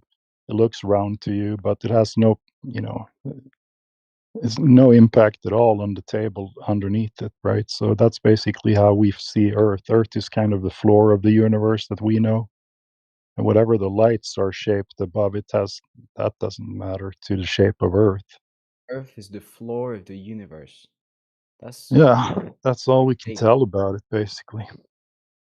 We don't know how far out it goes or where it ends or anything like that. We're not making a shape claim even. We're just telling you that the surface is flat because that's how we measure it, right? Did anybody go over the surface measurements with you? Yeah, I heard about it before. The thing with the laser, and like the laser doesn't go down, it goes straight forward, and there's like stuff going around, and then boom. Right. So I like to tell people about the method so they can go check for themselves, right? So you know that they have told us the radius of Earth. Do you remember it? Nah, I'm not very good at numbers. Right. Well, if you're gonna hang with us, you're gonna have to learn this number. It's 3,959 miles. I pasted it for you in the chat, right? So they told us that radius, and because they did that, we can figure out how much water needs to curve if water is curving. I don't think you actually believe that water is curving, right? But because you've seen it as flat your whole life. Well, if we say But if that you, there's gravity in the center, then Earth is the yeah, water is supposed to bend, right? yeah, I'm granting you that gravity just for the argument's sake. Let's say that there is gravity, and let's say that water is bending around the ball. Then we have to be able to confirm it. Do you agree? Like we can actually go measure it and check it, because if it's a ball, you can pick any place on the ball, and it's going to curve a little bit in front of you. You understand? Look at the picture in the chat. Yeah, I saw this picture before. The thing. Yeah. Right. So you can go anywhere. If you have a basketball in your hand, you don't have to measure the whole thing to realize it's curving, right? You just pick a little part of it and you check there, right? So over 10 miles, we should have 66 foot of curvature. That's about 20 meters. It's a six-story building. But we never find that. I mean, you can do mirror flash tests. I know people were talking about that yesterday or 2 days ago. They were complaining the mirror doesn't. I don't know. I watched a lot of them. There's like 50-mile tests, 40, 30, 20. We're doing over 10 miles here, right? So if you bring a friend to a small lake, 10 miles wide, you bring him over there, have him flash the mirror. If you're about 6 foot tall, your friend has to be over 30 foot tall for you to see that mirror flash. I don't know if you get that, but if you look at the diagram, you should be able to grasp it, right? So uh, since you can see that mirror flash, it means that water doesn't curve between the two of you. Or you can do a laser test, like you said, like you shoot it 1 foot over the water on one side of the beach there and shoot it 10 miles out to the other side. It doesn't end up 50 foot over your friend's head on the other side like it has to if it's a ball, right? It ends up about a foot over the water on the other side as well, because water doesn't curve, it is flat. So whatever you think gravity is doing, it's not doing it.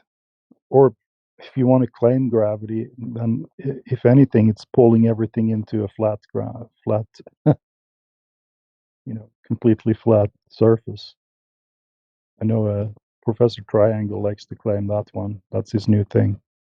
Gravity makes Earth flat. Sure, go for it. I can't prove gravity, so I'm not going to claim that. But you understand that you can measure it over a short distance, right? And if there is no curving water, Earth can't possibly be a ball. I can use the same logic with my gravity that Globers use. So things Yeah, fall because of gravity, and right. the Earth is flat. And things fall on a flat Earth, therefore gravity makes the Earth flat. Yeah, Gravity no, makes Earth flat. I Huh. get it, but if you then have to prove that gravity actually the cause of it and shit like that, you're gonna get into a whole different discussion. So anyway, I don't know. Do whatever you want with that, but listen, you understand the laser test they explained, right?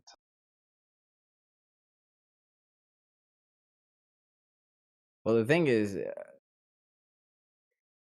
you kind of have to then say that space doesn't exist and stuff. It's weird. Like, I don't think you have to there's a say lot to that, but you consider. can say that. Look, you can say that all if you want to believe the claim that they have gone to low orbit, I can buy that. I just don't believe in the outer space story with like, I don't think that's real.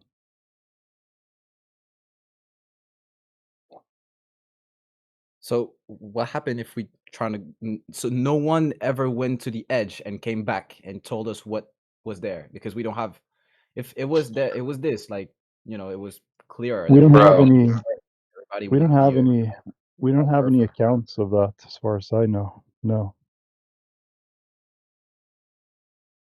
You can So do it. why Become a why is it, billionaire. yeah. Become a billionaire, build one of those airships and go, buddy. Do it. Take me with you. I'll go with you. I Yeah, follow. it will be cool. I will follow. But Destra, Yeah. your expense, your universe, they expand with light years. I don't know Wait, what you the believe the speed universe is. expands, but you don't believe in No, space? no, no, no, no. Hold on, hold No, on. This is your he's belief. telling you the This is your globe belief, model. man. This Okay, is okay, your my belief, bad. man. Yeah, but have you seen the edge of your existence of your world? Show me your edge. I mean, You haven't seen any. You haven't seen an edge, but you still believe it. I'm pretty sure I'm not flat. I see my fingers. There's like it's like round and stuff. Uh All right, Edge of the people universe, talking. dude. I don't have What's like at an the edge of edge. the universe? You do, edge Yeah, of for, the universe. The universe is expanding, right? Yeah, but we're talking So about the what's Earth. yeah, I know, but we don't you're know what asking. we Sorry, don't go ahead. know what's at the edge of the earth, as you don't know what's at the edge of the universe. But you're quite happy not knowing what's at the edge of the universe. So why can't you be happy not knowing what's at the edge of our reality?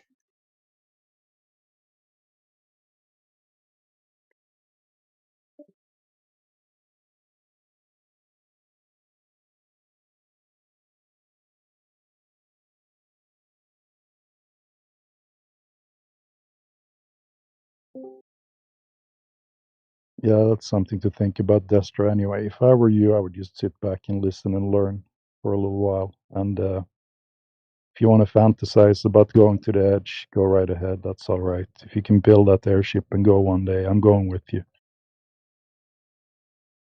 The only I'm thing right that is behind not you. adding up to me is why is there Google Earth, and like why the companies lie to us saying that the Earth is like a sphere? What is the benefit? You know, I think I'm the very people curious who, about that. yeah, I think the people who work at Google are fully, Hello. they believe the Earth is a ball 100%, or they wouldn't create that thing. We have people working at NASA. Robert Simmons is a guy who works there. His only job is to create Earth pictures, right? From flat pictures. He wraps them around the ball. He colorized them. He puts some clouds there. They explain all of this. If you hang around enough in this room, someone's going to play the video for you at some point, right? So that's his only job. He says, my job is to imagine, to create the globe in the way I think people imagines Earth, right? So they don't actually have any of those pictures, real ones. They are imagining things. And people working at Google, they want to keep their jobs. They're not certainly not going to create the flat Earth, Google flat Earth or whatever. So anyway, it's all real until you zoom out. Then it becomes CGI. Even you can see that, right? On Well, Google the Earth. edge is under your feet. That's actually interesting. Like we dig shit like down the Earth, About 8 so miles, like yeah. That's how far we ever gone. and we're still not under it. Like we never went under the Earth. No, nobody knows that anything about it. When they did do that borehole in Russia, koala hole, they were wrong every single step of the way about what was down there. There was like, we're gonna hit water next. They didn't. We're gonna hit rock next. They didn't. So we don't know anything about the depth of the Earth or its shape. And you're not going under it because space is fake, remember? What? No. Okay, I cannot let you say this. What is the point? Like, why are you saying that? It doesn't make sense. You cannot go Because I'm under going to the Earth erase it because from it's your not space. mind. That's what the point is. I'm deprogramming you, and I got to keep saying this over and over. No, Listen, it works too. it's It not. works. It's not You're about. back. Obviously, it works because you're back. I You're getting understand you. deprogrammed. Deal with it. Dude, you're gonna break I him. understand you.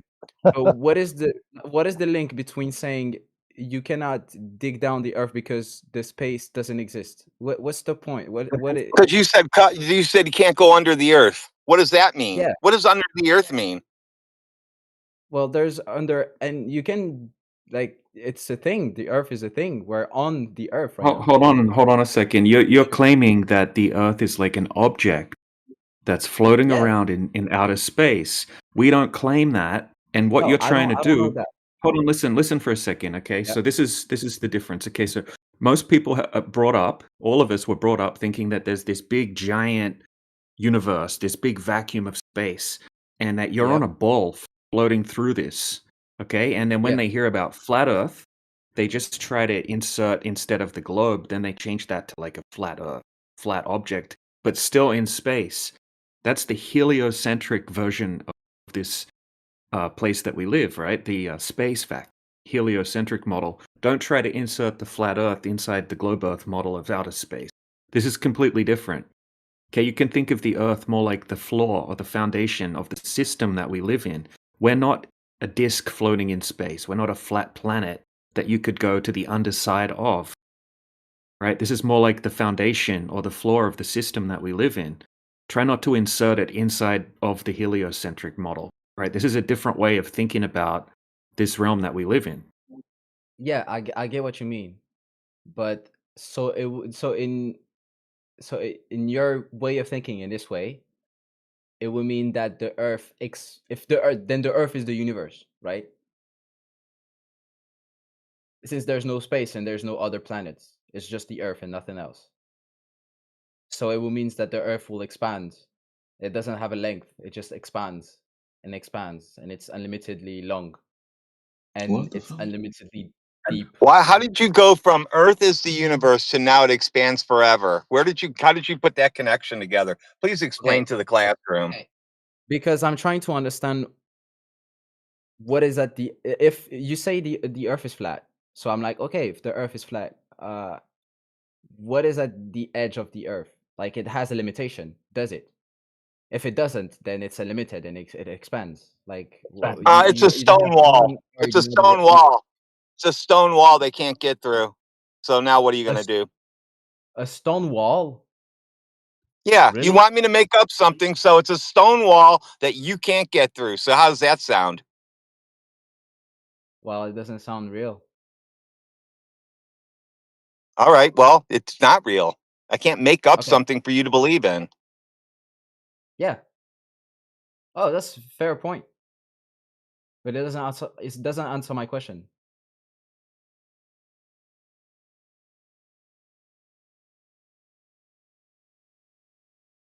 But you're never ending a universe. Does that answer your question of the edge? Your question is unanswerable. His never-ending universe makes perfect sense to him. But us, Oh, yeah. just because we have a flat Earth doesn't make any sense now. Okay, then what's the truth then? The Earth's measured flat. Yeah, but what else? Okay, what's the question? Like, dude, when you say what is the truth, you're gonna need to be asking a question. Yeah. Okay, let me rephrase it. All right, let me work this way up. Okay.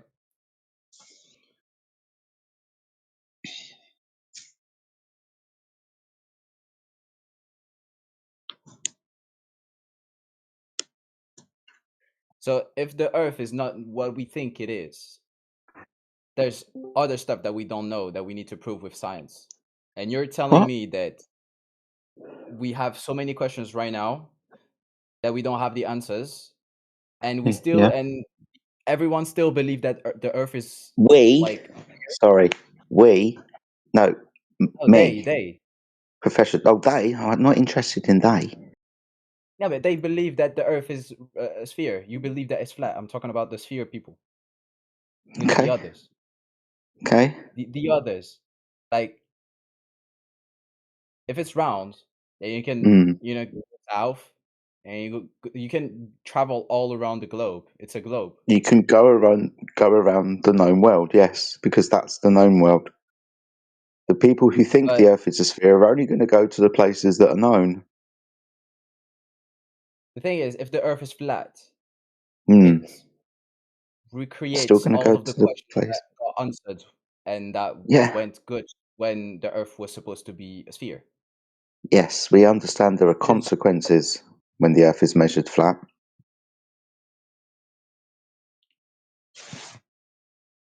Don't know the answers though.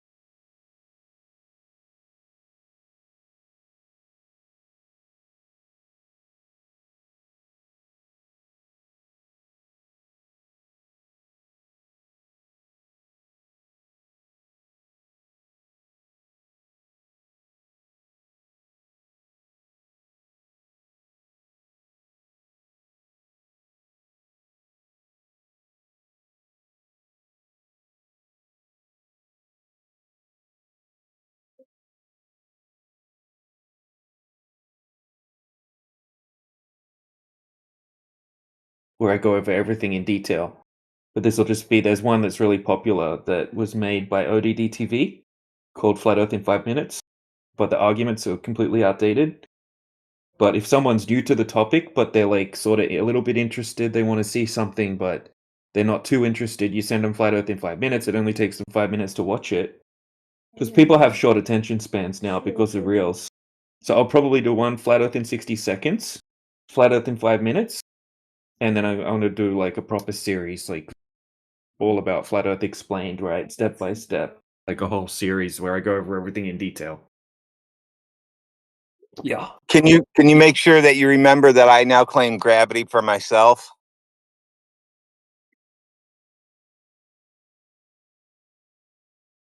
Yeah, Professor Triangle owns gravity now.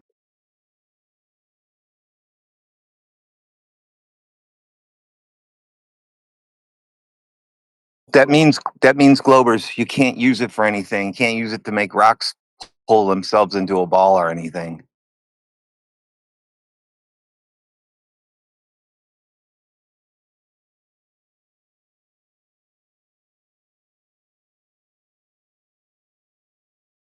So the Earth has no edge. That's weird.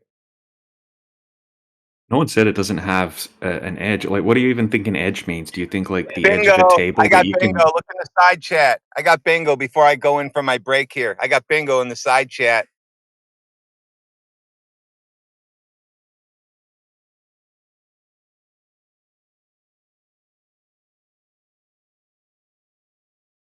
But I mean, if it's flat, like no one went to any edge. Like it Edge? looks What like do you mean by an it edge, dude? didn't travel that far the Earth because it's very small. If it's supposed to be bigger than this, we didn't travel enough. You know what I mean? Can you hear me? Can you hear me talking? Yeah, I'm hearing you. Okay, all right. So when you say edge, do you mean like the edge of a lake, or do you mean like the edge of a table? Like there's different types of edges. What do you mean by an edge? Yeah, I mean, you said it's like a table. I mean, someone said that the Earth is like a table. There must I be don't an edge, know. right? No, I don't think anyone said the Earth is like a table. Okay, table's an object. Look, this is the thing. Nobody has ever just kept going south. No one's ever kept going in a straight line and came back to where they started again. Even on the globe side, right? No one throughout all of history has started in the North Pole and then started going south. And then what would happen if the Earth's a globe is you would go south, south, south, and then you would go down and you would go around over Antarctica, and then you would come back up around and come back to where you started again. and that would be called a north-south circumnavigation, and that would debunk flat Earth. Okay, but Yeah, nobody's 100%. nobody's ever done that. That's the crazy thing. When they Seriously? do pole to pole circumnavigations, this is what they do. They start in the north, and then they go to the south, and then they turn around. They don't keep going. They turn around, and then they go back up again. If you look at the flight paths that they take, that's exactly what they do. They'll go down, down, down. They'll get to Antarctica, and then they'll turn, and then they'll come back up again. And that works just fine on a flat Earth or a globe Earth. But what wouldn't work on a flat Earth is if they just kept going, and then they did a north-south circumnavigation. But check this out. Tons of people have done east to west circumnavigations.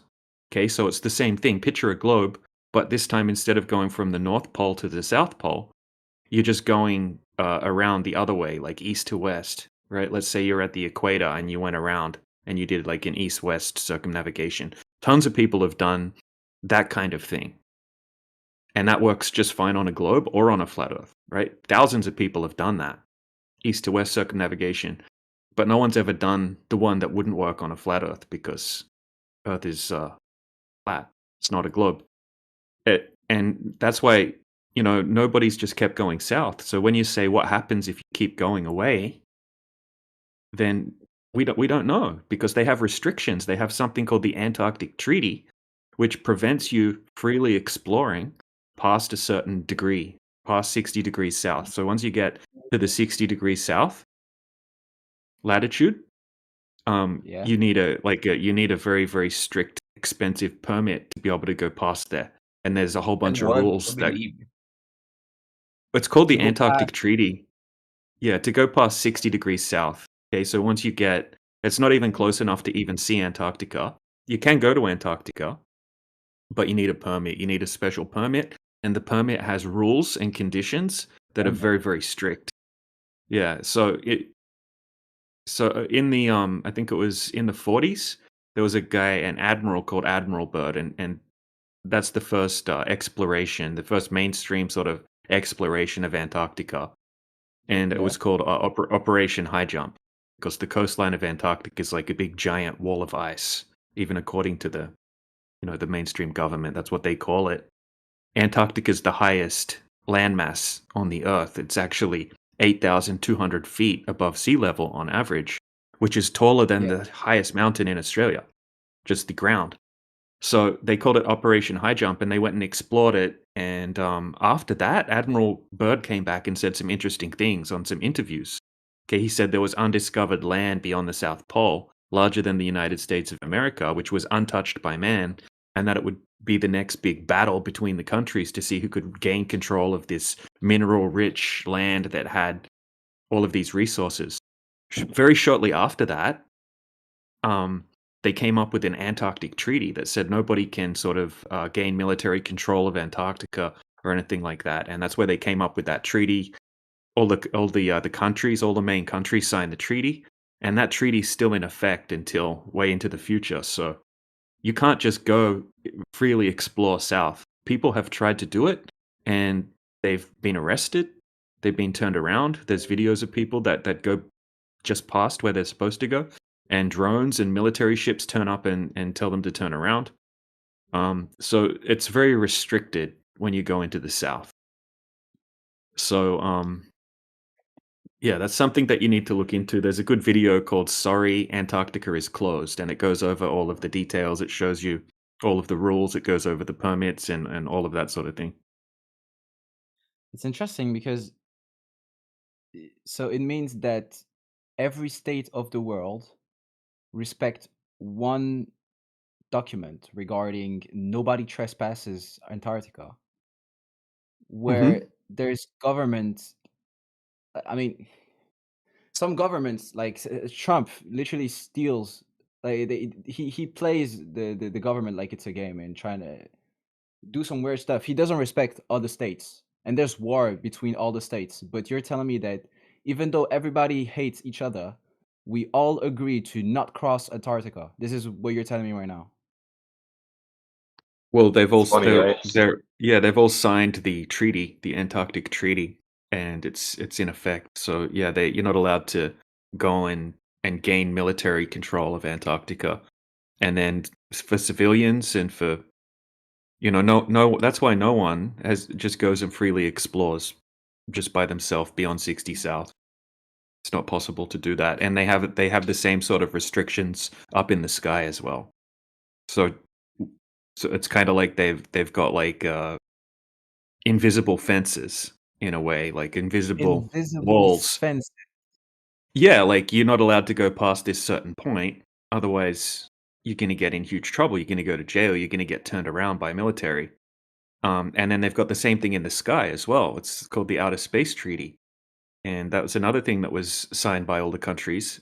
And it prevents you from going up past a certain height without the same special types of permits. You can look all of these up. These are actual treaties that you can go and read all about them on AI or on just look it up, you know. It'll give you links. Anyway, so you're not allowed to send up your own rocket past a certain height. You're not allowed to send up your own satellites. You're not allowed to send up a camera past a certain height. They say it's for like national security purposes and all kinds of different reasons. But that's why nobody's ever able to send up their own stuff, right? You've got to hitch a ride on the government or the state-owned rocket programs and things like that. So you don't really get any first-hand information. You just got to hand your stuff over and let them take control of it. So all the people that work on astronomic stuff and try and work their whole life to get on like a space rocket and to go to space, are all their careers they are just a lie. well, this is the thing. They're not going to outer space. Okay, the only people that have claimed to have ever gone to outer space are the NASA Apollo astronauts. Okay, and that's 20-something people, and that happened over 50 years ago. And That's there's the tons of whole. only. That's the only people that have ever said to have left low Earth orbit. Okay, the other people are just allegedly going up to a very small height above the Earth, right? Not even high enough to see the curvature of the Earth. They're going up only to 250 miles up in the air. It's not like they're going out into deep space where you could see the Earth as a globe. And then that's just, once again, that's the government-run space agencies. That's not civilians. The highest civilians can go is like the Jeff Bezos Blue Origin, like Katy Perry, and those people went up on. And that only goes up 60 miles. Okay, it doesn't go high. It doesn't go into space or anything like that. It's just like a like thing where because it falls down at a certain speed, it gives you the illusion like of weightlessness. Like so you're just falling at the same rate as the ship. It's like a parabolic flight basically. And that's not high enough to see the curvature of the Earth. So you have to trust NASA, right? And the Apollo astronaut. And when they interviewed NASA and they said, how come NASA can't go back to the moon? NASA said that they destroyed the technology to go back to the moon and that it would be a painful process to build it back again. That's literally Already? what Wow. Yeah, that's what NASA astronaut Don Pettit said in an interview at NASA. He said, I'd go back to the moon in a nanosecond, but we destroyed that technology and it would be a painful process to build it back. And if you look at the technology they used to go to the moon, it's like the shittiest technology ever. Like the computers that they used have less computing power than a Nintendo Game Boy, original Nintendo Game Boy. It's like the computing power of a calculator. And they say that they destroyed the technology and it would be a painful process to build it back. And now they're saying that they can't go through the Van Allen radiation belts.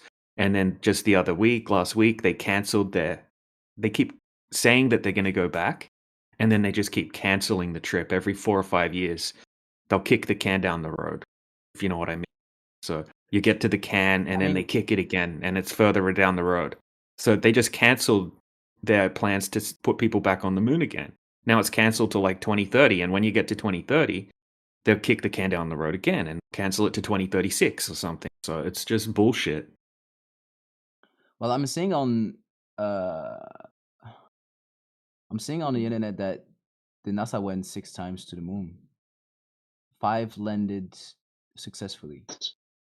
Yeah, have you looked at the footage, dude? It's the shittest footage you could ever see in your life. It looks so fake. It looks so ridiculously fake that usually when I show it to people, they start laughing and they say, "Are you serious? There's no way that footage is from NASA." right? I'll post some footage in the side chat. And you just use your common sense, okay? And you tell me if you think this footage looks realistic.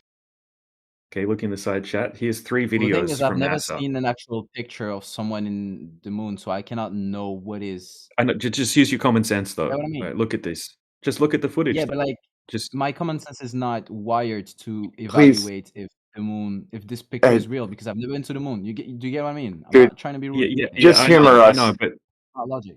just look at the footage, dude. Put the glasses on.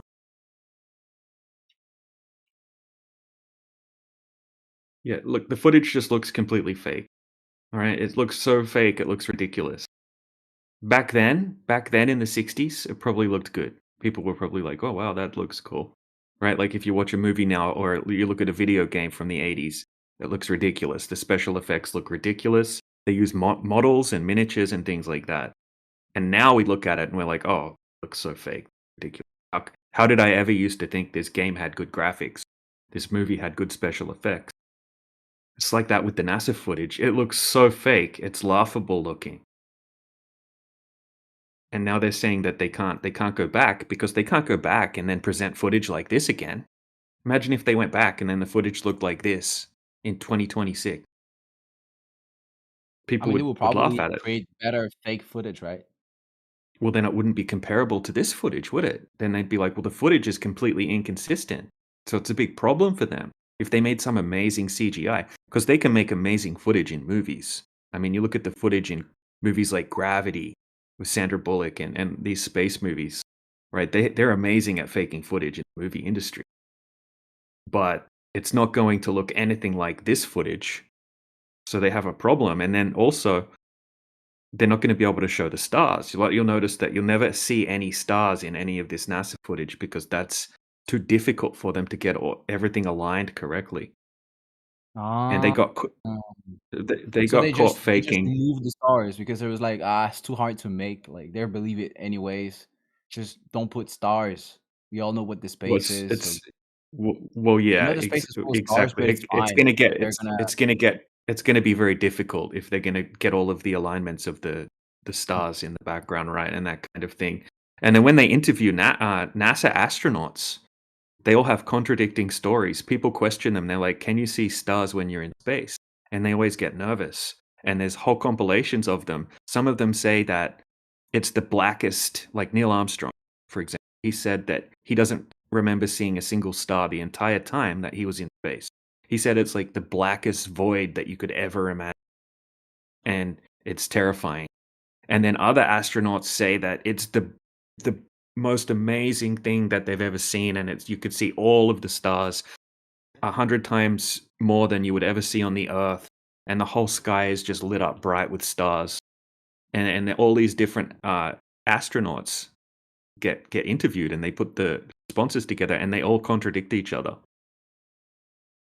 And you've probably heard of the space race, right? This isn't necessarily to hide that the Earth's flat or anything. This is just faking space travel because America wanted to be seen as the country that was the best and that could do things that no other country could do, and that they beat the Soviets in the space race, blah, blah, blah.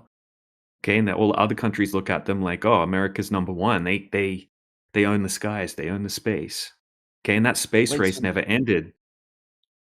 I see that NASA has like 17,000 employees. So in those 17 like thousand, all the people that know the truth sign the contract to not tell the truth. Because I mean, that's a lot of people that knows a secret that we don't know. They're compartmentalized too, man. Like, one guy doesn't know what the next dude's doing at the next cubicle over. He just focuses on his job. Yes. So you mean So look, all of the people that work in NASA's like NASA a doesn't really care about the truth. They just do their job, like, and they don't even care about no. the truth. They think that they know the truth, right? They grew up like you did, right? You're not lying. Your teacher wasn't lying to you. Your professor wasn't lying to you at university or anything like that. Okay, they're just teaching you what they think is true. And the people that work at NASA, for the most part, probably have no idea of flat Earth. They've probably never had a discussion about it, and they've never questioned that the Earth's a globe. These these organizations are just compartmentalized. Do you know what that means? Compartmentalized. Is it like cut it in pieces so everyone works in one thing and one thing and one thing? Exactly. Yep. It And just most of the jobs are also contracted out to external companies. It's like, oh, this company is in charge of making the bolts, and they don't know anything else other than that you have to make bolts of this certain specification and send them to NASA. And then the people that work at that company will go and tell their friends and relatives that they helped work on the moon missions, and they were contracted to NASA. And they were also, and then people will go around and say, yeah, my uncle worked for NASA. You know, do you think he's lying? Do you think he's in it? No, dude, he just made the bolts, right? He doesn't know anything about it. It's kind of like when they were working on the atom bomb program. There was 120,000 people working on that, but only about 100 people knew what they were working on. Only 100 people knew that they were working on an atom bomb, whereas all of the other 120,000 people, they had no idea what they were doing. And same with a lot of military operations, right? They'll have tens of thousands of troops not knowing what the actual goal of the operation is, like the D-Day thing. They tricked tens of thousands of people, and it was only a small handful of people that knows what's really going on. So most people at NASA just have no idea that NASA's even faking space travel. That's not like you get a job at NASA and they take some CIA agents come in and take you into a room and say, right, here's the full story. This is what we're doing. Right? We're gonna hide the flat Earth. That doesn't happen. So I think so that all when the you say, budget and all the go ahead. things that people are doing at NASA are useless, is what you're telling me right now. Because in the end, Well, it's just Hollywood films. Well, it's a mind control operation. They've actually recently just reclassified NASA as an intelligence agency, kind of like the CIA and the FBI, the intelligence agencies. NASA was created as an intelligence agency to control the minds of the population, okay, to funnel money for different programs as well. You got to remember, NASA gets $80 million a day, taxpayer money. $80 million every single day. Where's that money going? What are they really doing with that money? That's something that we don't know. We can never know that. But that's a lot of money. And people that worked at the CIA, there's this one guy that worked at the CIA, he was like one of the heads at the CIA. And he after he retired from the CIA, he became a judge. And he, in an interview, he was saying that everyone in the CIA, they refer to NASA as, instead of NASA, right? NASA, National. I forget exactly what it stands for right now off the top of my head. National Aeronautics and Space Agency or something like that. But he says that stands for, according to them at the CIA, not a space agency. Wait, so right? So if the he said NASA it's a mind control operation. Yeah. But what about the Chinese and the Indians, all those other people? I see that there's other peoples that went to the moon, right? So No, there's no all other. those There's other no people other. from There's no other people. There's no other people that went to the moon. Now, remember, I Oh, was saying really? before this. No other people have gone to the moon. Some of them say that they've sent things to the moon, but no other people have ever landed on the moon. Right? They don't even claim that. If you have a look, that's what I was saying earlier. The space race On Wikipedia, I see that between there's multiple people. government.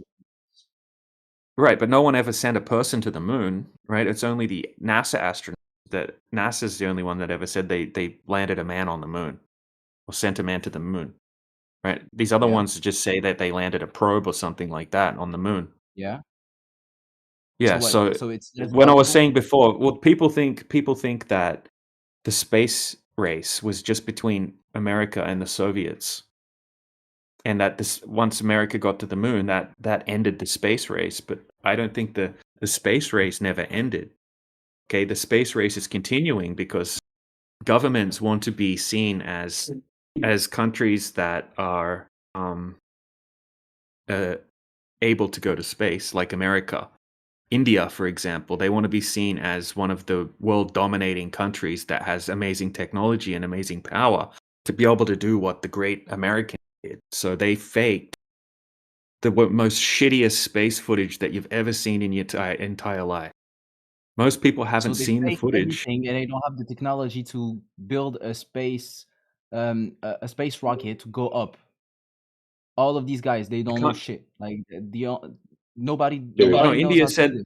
What do you India think? said that they did. India said that they did send up a probe into space, but it's the dumbest footage you've ever seen. It's even worse than NASA's footage. It looks so fake. Most of the Indian people that come in here agree that their government would absolutely fake that, and that it looks completely fake. Most people just haven't seen the footage. If you look at the footage, they have about 20 seconds worth of actual footage from India's greatest modern day achievement. They decided not even to film it. They have like 20 seconds worth of footage that's the dumbest footage you've ever seen in your life, and all of the rest of the footage is just CGI. And they admit it's just CGI. It looks like an 80s Atari game. It looks dumb. Okay, and then I see China there's way also wants a too. piece of the pie. Well, look at the footage in the side chat there that Aethergress posted. Sorry, that at one. Like that's the footage that they showed people on the news. They show the Indian prime minister or whatever just cheering, and they're looking at this footage that's obviously looks like an Atari video game. And then if you have a look at the actual footage, right? They claim the actual video footage that they have. I'm going to post it in a second in the side chat. Prime Minister Sri Narendra. 1 second. All right. Look, this is the footage that you get if you type in to YouTube. Just go to YouTube and type in India moon landing footage. This is the footage from them that they gave. It is so dumb looking. All right, watch the video. It only goes for 20 seconds. Tell me if you think that's hard to fake.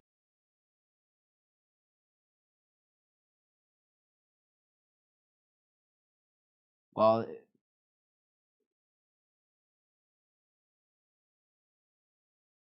hey, let's go.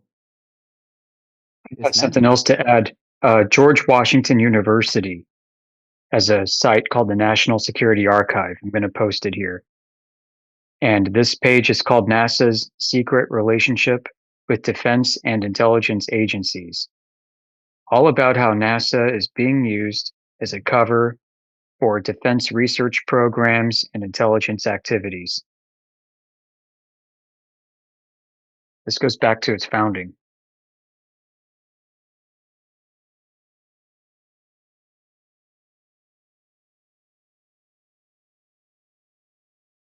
So NASA probably also does legitimate research. In fact, I'm sure they do.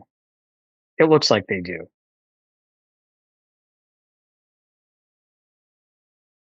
Buried within that What about the is going to satellites? be this. Yeah, what about satellites? Do you remember the Sputnik satellite? The Russians launched the first satellite, scared the Americans. It was considered the first of its kind and an amazing technological achievement. Yeah. The United States Secretary of Defense, Charlie Wilson, when he heard the news on CBS, which is a news broadcast, a news station in the United States, on CBS, he called it a neat scientific trick. What the Russians did was a neat scientific trick. What do you think he might have been referring to? What was he thinking about as far as trickery goes? And how neat was it? Yeah, it is interesting. This was in an era when the first satellites were actually on balloons. They were balloons. It was balloons for years. Balloons, balloons, balloons. Satellite balloons. Balloons? They actually shot rockets up, and the rockets would pop off a payload, and the payload would explode a gigantic balloon. That's how it used to be done. And all of a sudden, no balloons. No balloons needed, guys. We don't need balloons anymore.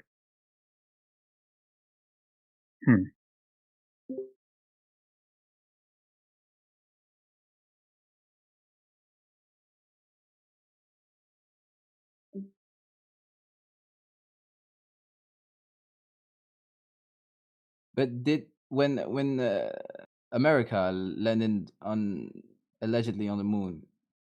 Like, I don't know. There's some I parts got that you. are still weird. I'll buy that for $1. I'd like you to watch this video with Buzz talking to this late night show host guy about the moon landing. I think you'll like it. Went down and we watched you guys land on the moon, which was what? Because there wasn't any television, there wasn't anybody taking a picture. You watched animation. So you associated what you saw with. I have very hazy memories. Well, no, what we saw was we all were gathered around the old turn-top radio. Listen, talking about how many feet we were going to the left and right, and then I said contact light, engine stop. It's exciting things, and then we also Houston. Fully devastated. We don't have landed. How about that? That was very exciting. Not a bad line. Yeah. This was so. It'd be nice if you wore a tie. It was a tribute to me. No. What you thought this? Wow, that's very zoomed in. What is Marsonic?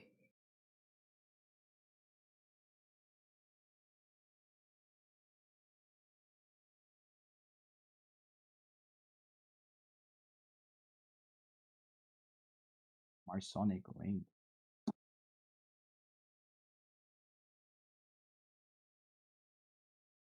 It's a Freemason ring. He's part of a, high-ranking Freemason. I don't know if you know what Freemasonry is. Yeah. He's a 33rd degree Freemason, I think. I forgot that part was at the end of this video. That's kind of non sequitur to my point. I was really just saying that people have a belief that they saw something, they witnessed something that they didn't actually witness.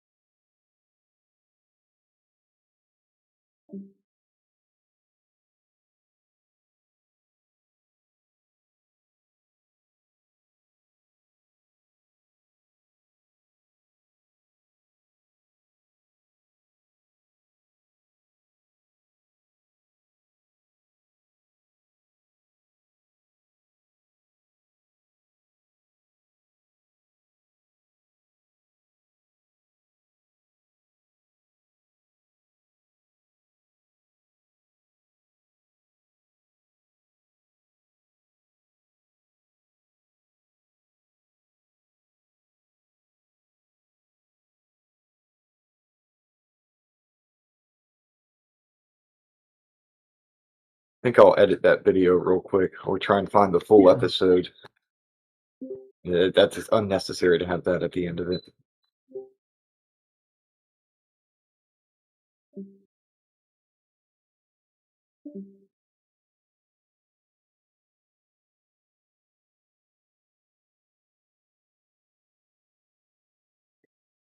If you have any other questions, feel free to ask.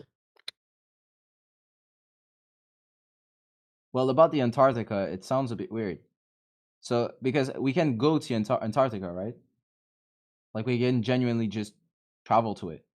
You can't just go there.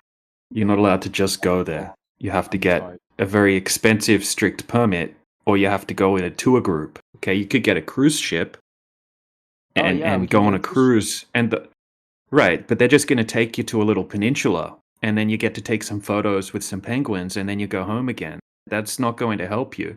That's just taking you to a small little section. You're not allowed to just leave and go off exploring by yourself. And it's a vast, giant land of ice that's going to kill you in 5 seconds. But if Okay, you so go you to can't just take Antarctica, off. I get you. Like, look, so if we go around the North Pole, right? We can go around it if we go, for example, right or left, because it's like the center of something. So if the Earth is flat and the North Pole is somewhere, and if you go to south, you see Antarctica, then it means that Antarctica is very long, right? Does Well, it no make one's sense? ever, not necessarily. Antarctica is a mystery because no one's ever done a circumnavigation around Antarctica. Because I see that some people made the trip to go all around No, Antarctica. yeah. One Some trip. people made plans to make a trip, right? If you type in circumnavigation of Antarctica, you're going to see websites that show planned trips, and then when you click into it, it never happened. They never did it. The only person that's claimed to have done it was some lady, some Australian lady on a yacht, and she didn't go anywhere near Antarctica. She didn't even go close enough to even see Antarctica or anything like. Not even close. Right? So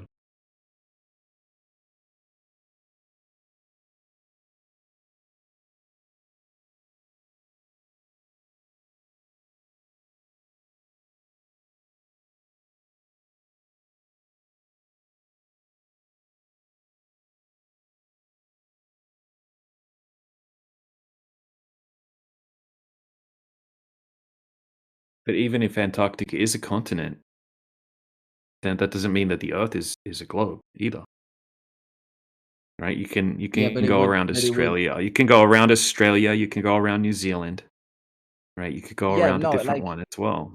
yeah, but it's mathematic. If you go to the south, all the way to the south, Yeah, but you have a globe pictured in your head, right? So yeah, you're if it's a going to the globe, edge. No, no, but like no, that's on the not the compass. edge. That's not the edge. If the Earth's flat, that doesn't have to be where the edge is. Okay, that's just a different part of the Earth.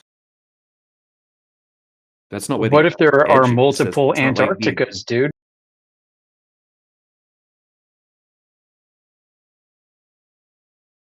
Sorry, didn't mean to butt in. Yeah, there's a lot of what ifs when it comes to what is Antarctica. Is it what we're being told? Is it something different? You can't go and check. You can't validate that. You can go and take a little boat ride and go see the penguins or something, but that's not going to help you. Most people are blown away by the fact that there are two magnetic south poles. Yeah. Like, this isn't flat earthers saying this. I mean, you can go check it out. There are two dip poles in the south.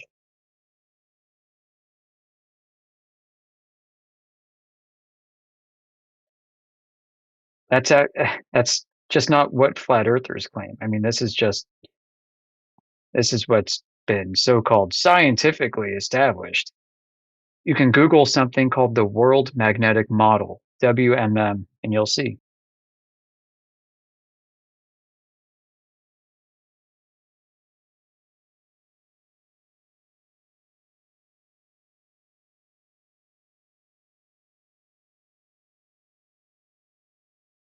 Yeah, point being, this place is a lot more mysterious than you might think.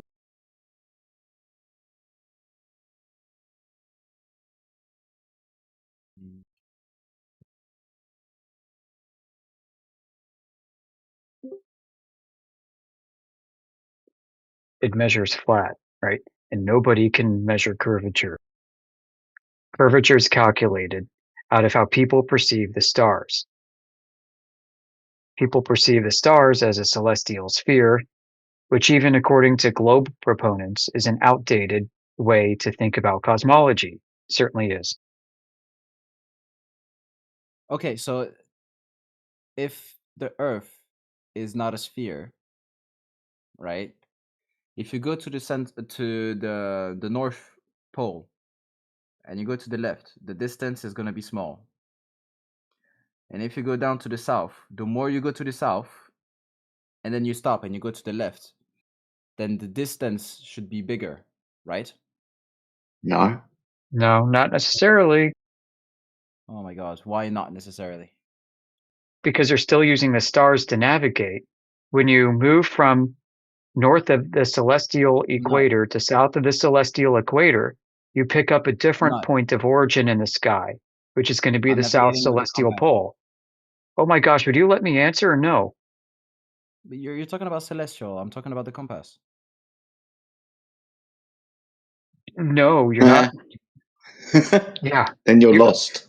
Yeah, because guess what? South of the equator, of the celestial equator, the compass declination starts getting very disoriented because there are two magnetic south poles.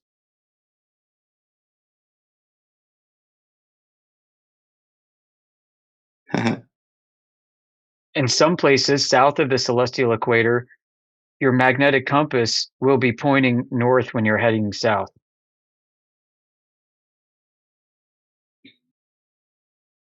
In some places, it will point east when you're heading south.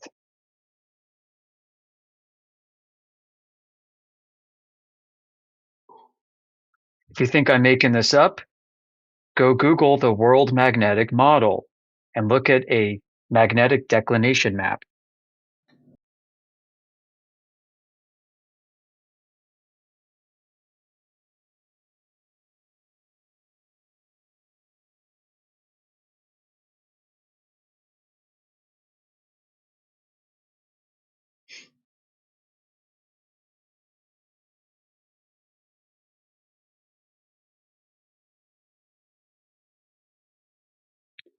And sometimes we're going to cut people off mid-sentence. I apologize for doing that. But normally it's to try and save others from spiraling by going into a narrative mode and chanting beliefs, particularly when those beliefs come preloaded with assumptions that need to be corrected.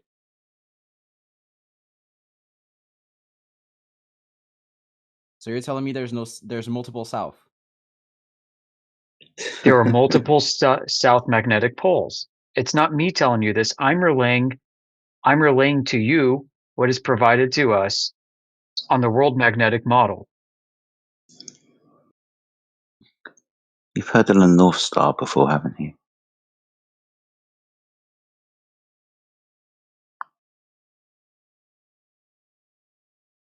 My friend, you've heard of the North Star before?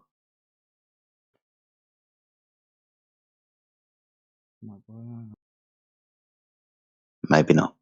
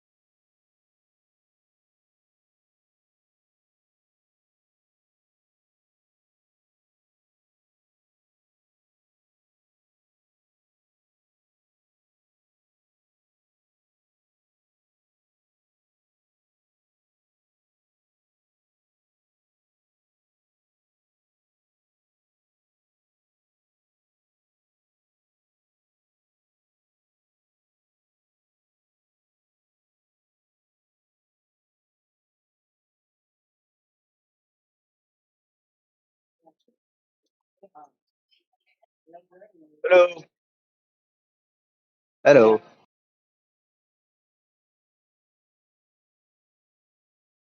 Rồi.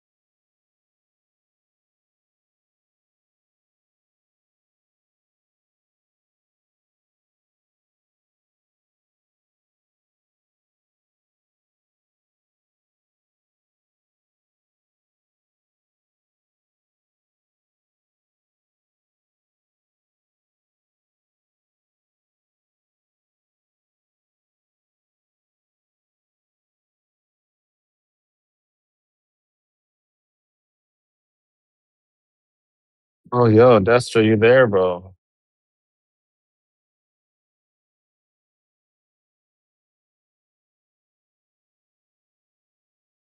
It's one of the guys that was in here spurging out yesterday.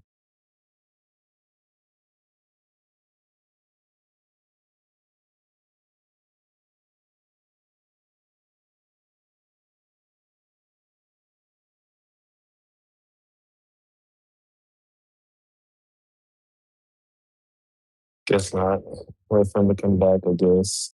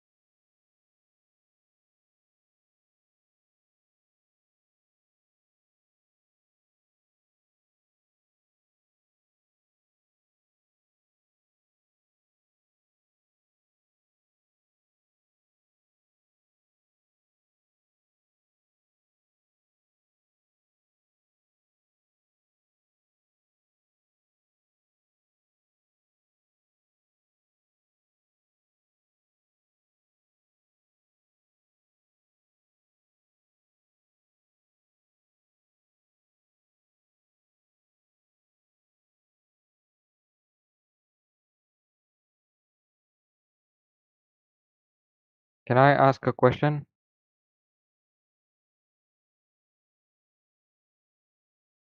Am I allowed to ask a question?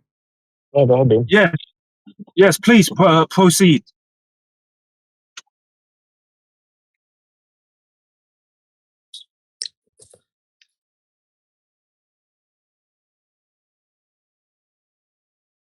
If you have any questions, feel free to ask.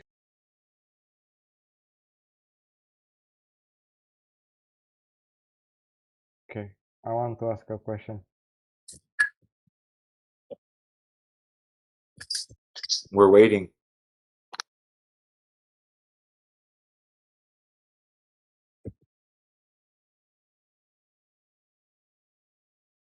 Oh, is that a joke? Is that your question? Yes, I do have a question, sir. Can I ask now? Oh, was that your question?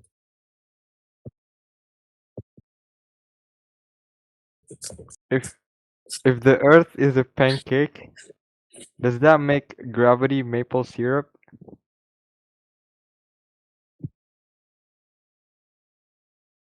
No, no.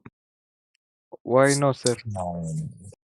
Keep talking. At least make it funny, Someday bro. you'll Oh, say something no. intelligent by sheer accident. Brother, that was a question. I asked a question. I have the free will to ask a question. Yeah, but Yeah, I know, but that's a bad question. like, if you're trying to be funny, you know, it was an epic failure. No, Like, no, I'm not trying to be funny. Like, I'm just using my freedom of speech to ask a question, right? I have a right to ask a question, and there's no such a wrong question. There's only wrong answers. yeah, but I mean, don't try to be funny because it doesn't suit you. Maybe try something different next time. Yeah, I have my freedom of speech to say that that question was asked.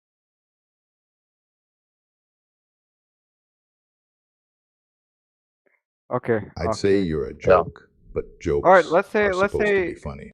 let's get.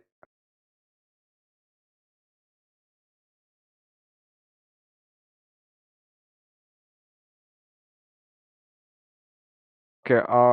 Okay. Okay. This is not a Okay, funny I question. have a question. I have a No, question. no. I want to ask a question first before you do. Okay. Okay.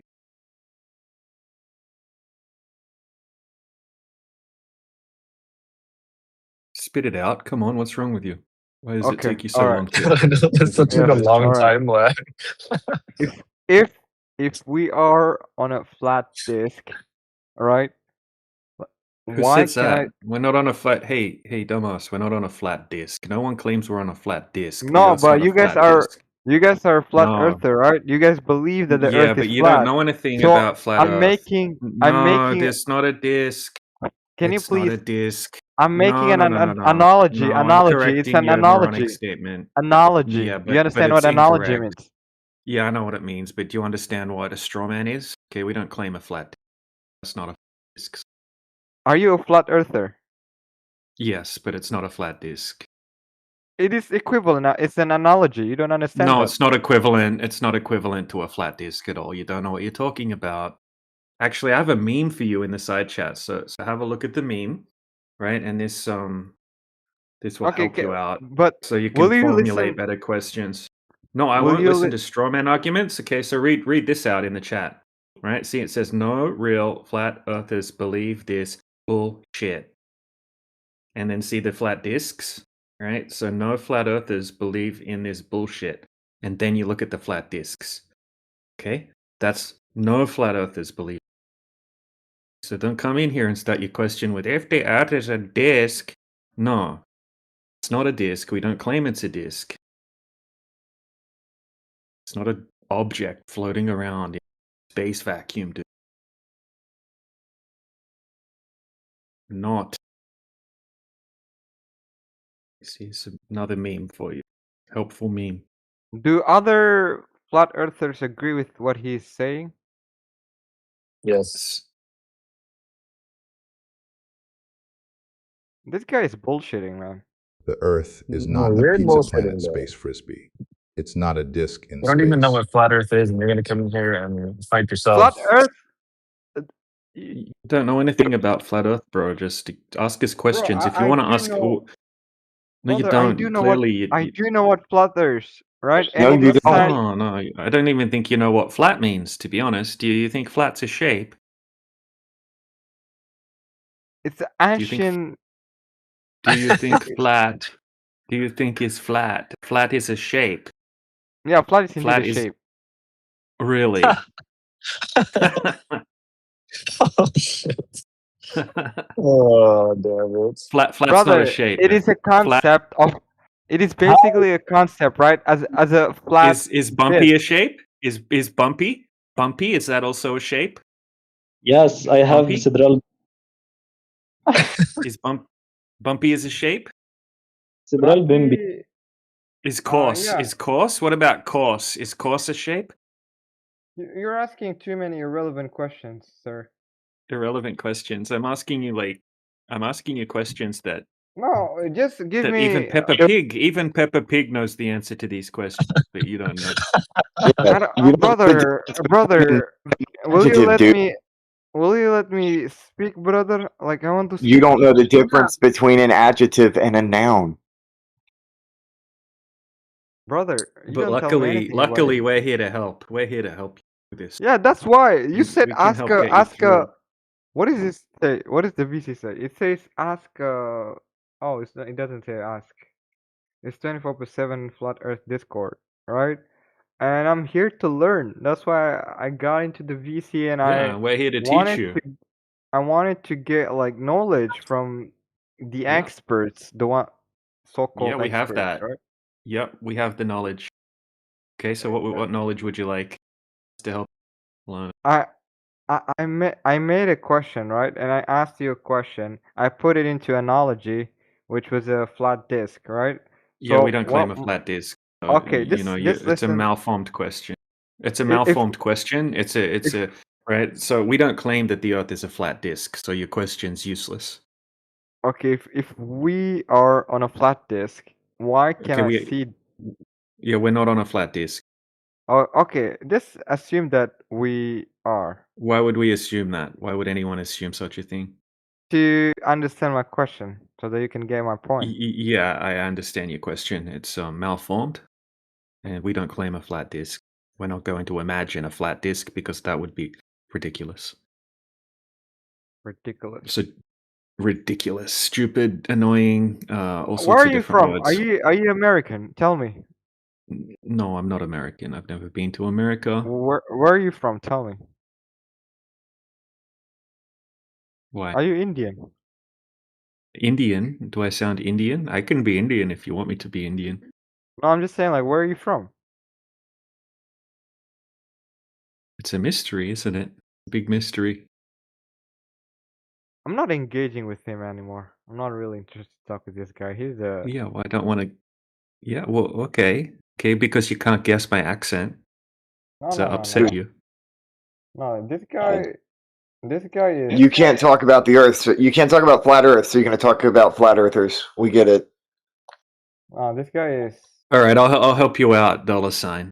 Okay, I'm from Australia. Now I what? knew it. I fucking knew it. No, Australia. because you would have suggested you would have said Did it you know if that? Did you know that Australia is nominated as the most racist country in the world?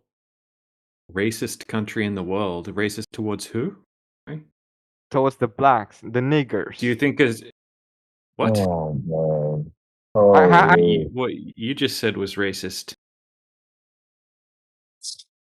You're the racist one. Are you Australian? I have the data. I have the data. I can show you. I can give it to you. Like it is nominated. What country are you from? The- What country are you from? Why don't you take a guess? Egypt, maybe? Are you from Egypt? I'm from the greatest country in the world. I can Oh, assure really? you that. What's it called? What's the name of it? I can't tell. You gotta guess it. What do you think is the greatest nation in the world? I don't rate any nation as the greatest nation in the world. I don't know. The I most didn't check. powerful. I didn't. The most prosperous country.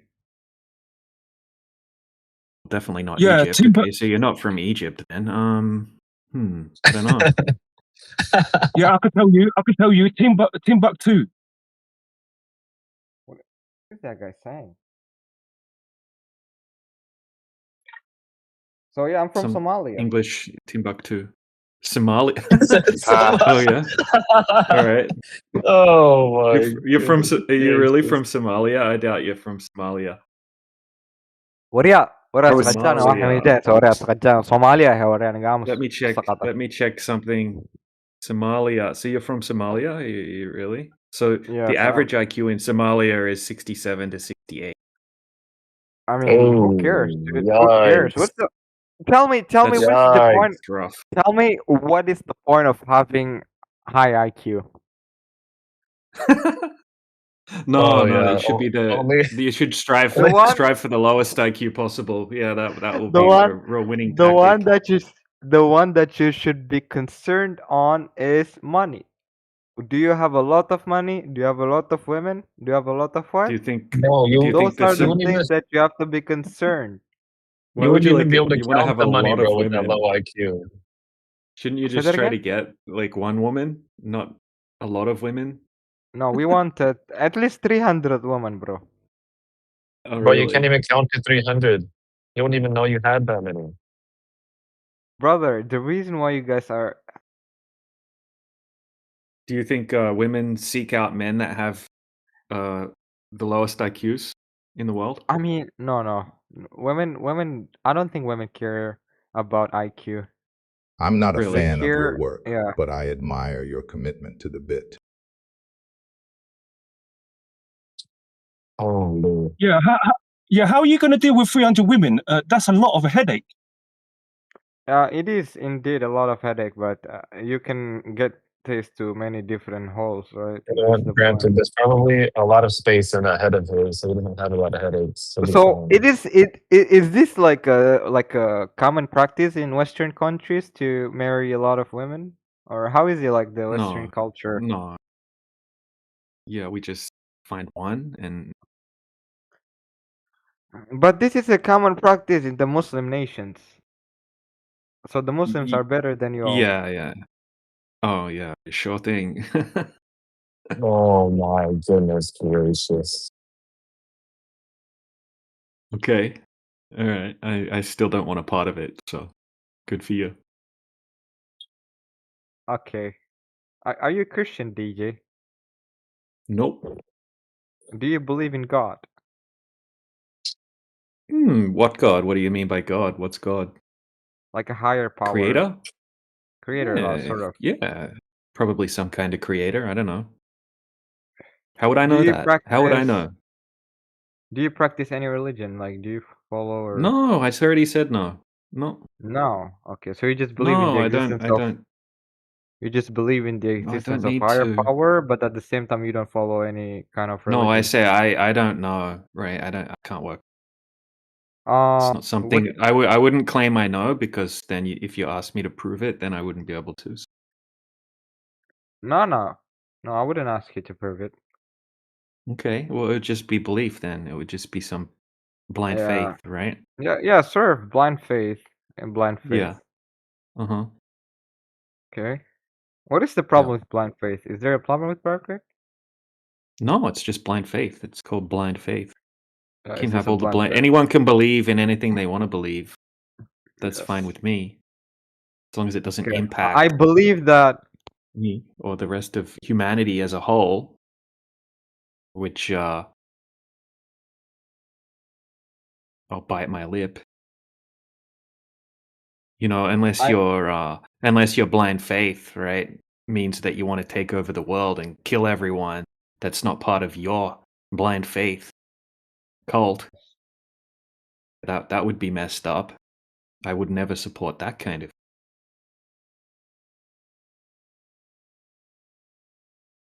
I believe that the earth is round.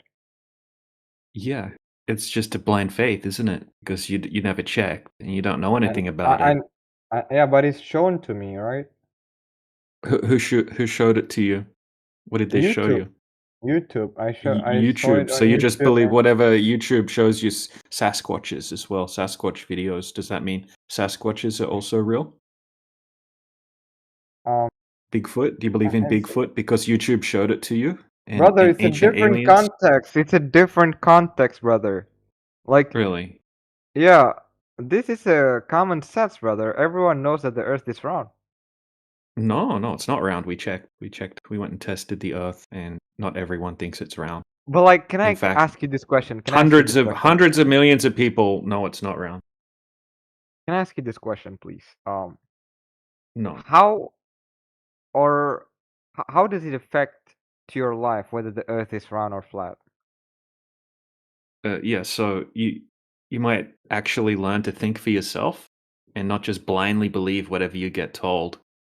No, I'm saying like, and you already live on the flat Earth. You already experience the Earth as flat and stationary, so nothing's going to change, right? The only how does thing it that would affect change your is life? that you will wake up from your state of hypnosis, right? Your brainwashing will be removed, and you'll be awake. You'll wake up from the bullshit that you Yeah, have but been how does it indoctrinated change with. your life? How does it change your life? Your life wouldn't change, right? It would Yeah, still it be the does. You same. You have would to. have, you Yeah, you still. got to take the red pill. You won't know until you take the red pill. Right now, you're the blue pill man. You took the blue pill. You're the I normie, want to and you take the just green blindly one, believe the what. green pill. Yeah, I bet you do. Yeah. Bro, come to Somalia, bro. I highly recommend you. No, it's right at the bottom of my travel list. Coming to Somalia. Nobody wants to go to Why, Somalia. It's one of the why would greatest somebody go nations. to Somalia? There's too many pirates. There's actually something that's really intriguing for some people. I don't You're think not I'm from allowed to Somalia mention that. anyway. You don't sound like you're from Somalia. You sound like you're Sakajani, ani bullshitting. Somalia ku hadlan fahamte. Ani Somalia ku hadla, Somali afkar wa hadla, ningo Australian wax aqaaninate afka iska xeer bas ma fahamte. Orea Yeah, Somalia he orea. I have no idea. That doesn't prove anything to me, right? No, All I'm I just hear saying is like some language. I speak Somali, okay? I'm ethnically Somali. I have big forehead. I have a weird hairline. Okay. Cool. And that Yeah, but I don't want to come to Somalia. Like, who cares? Like, you what's should, what's bro. that? What Like, does that matter? No, why do you want me to come to Somalia? What is that? you would be worshipped. You would be praised like a king. You want to be a king? No. Oh, I'm not interested.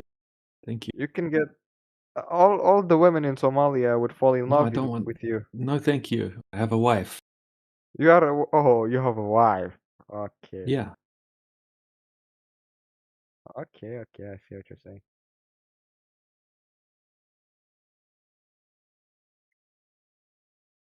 I don't like I having only one challenge wife. you to a battle of wits, but I see you're unarmed.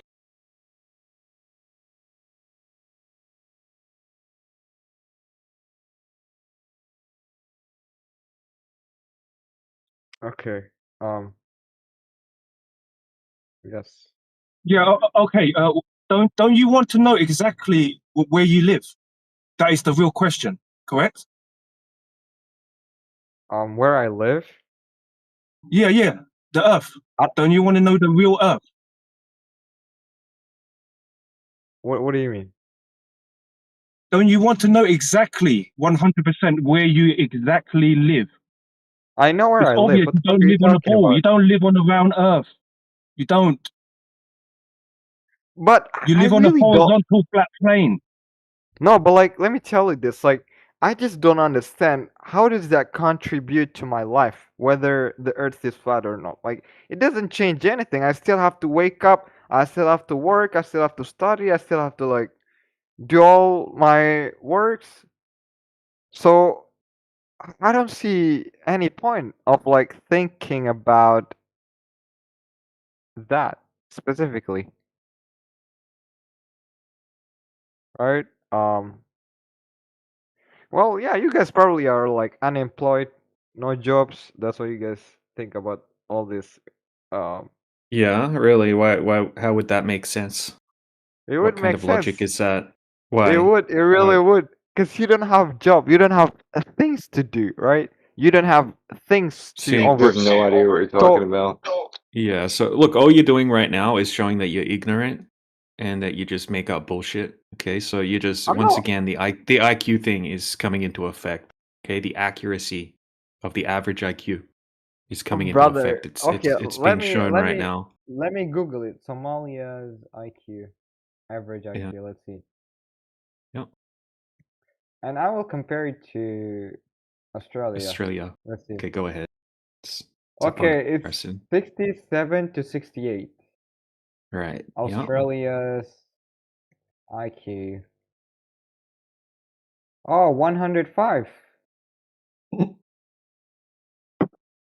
But like, Shocker. it's different lah. It's different. We're still on a conflict. We're still having our problems. But like, you guys in Australia are thinking about growth, right? Thinking about development. Yeah.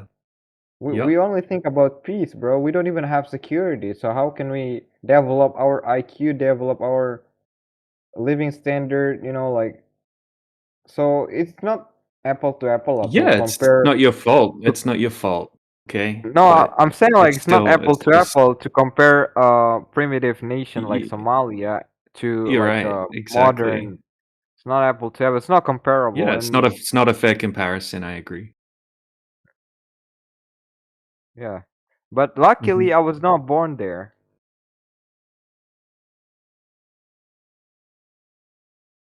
I was born in Cool. Australia.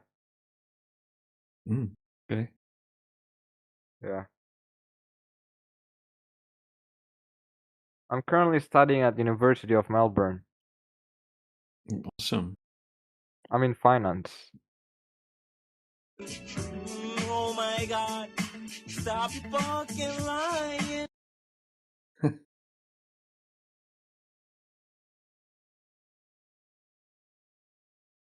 No, I was just bullshitting, bro. Yeah, everyone knows that you bullshit. I don't even think you're from Somalia. Maybe you are. Huh? But yeah, that's. I mean, you're just like a low level troll. I mean, that's all I'm getting from you. Troll, bro. Like, please don't use that word on me. Like, it just doesn't suit me. I feel like I'm smart. Like, I literally can show you all my grades. Like, I got. Oh, you what grade? Grades? Yeah. But I don't care though. You don't care. No. So how do you think IQ is developed? Yeah, I'm not sure. Right? I don't know exactly. Is it But like this is the God's thing. This is given? the thing. What I'm noticing is that you're unable to address the topic of the channel, and you're unable to have a conversation that's interesting. You're boring to talk to, and I can't really even be bothered trying to explain the flat Earth information to you because I just don't think that you'll get He it. left. So He just left. good. Save us all some time. He's freaking crazy. Mm-hmm.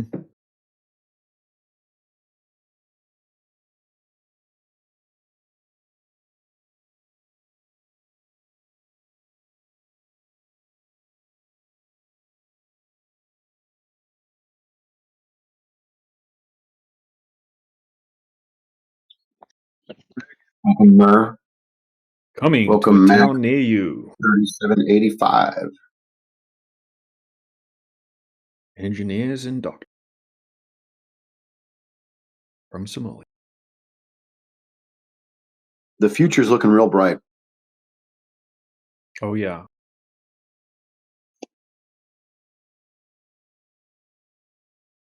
Right. House burning down.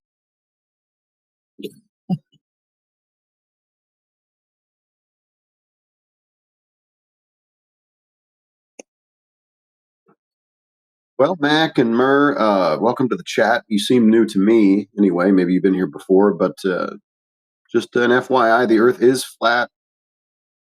It's always been that way.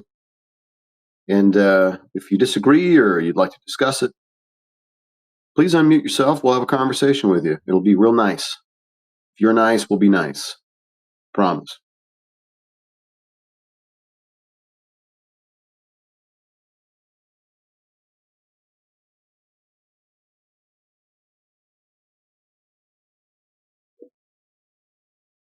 Oh, and we've got a cat profile pic. That's going to be awesome. Rishti Sharma, welcome.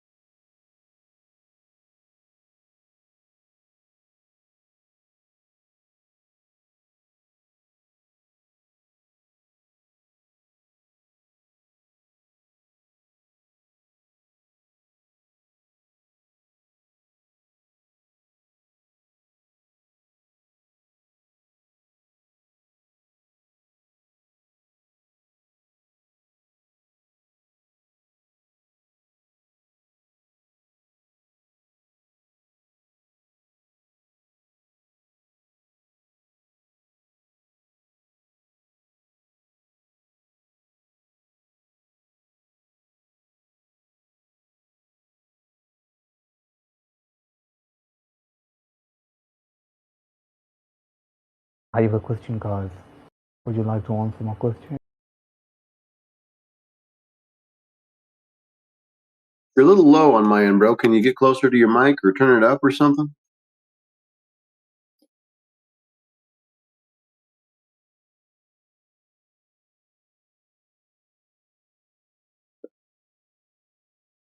That's my way of speaking.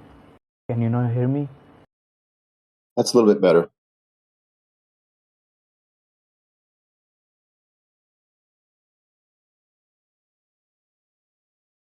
Well, welcome, Thor. The Earth is flat, but maybe you disagree, and that's okay.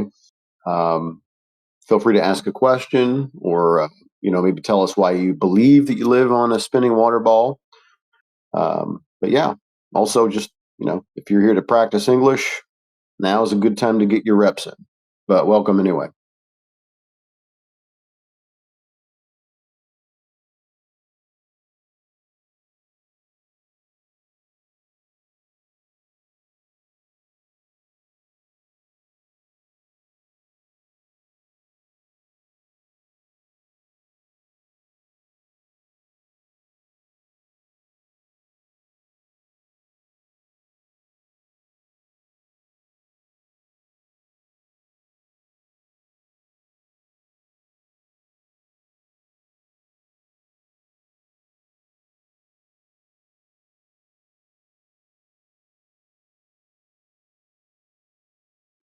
Nice job on that McToon video, DJ. I watched it last night.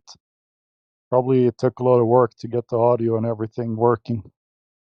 Oh, thanks, man. Yeah, it was annoying because his audio stream was I wanted to take his video because his facial expressions were funny, and but his audio just kept clipping out and cutting constantly. So I had to take audio from a different stream, and then it was like a different bitrate or something, so it didn't sync up. And then it took ages to like clip it into little sections and then sync it individually. Pain in the ass. Yeah.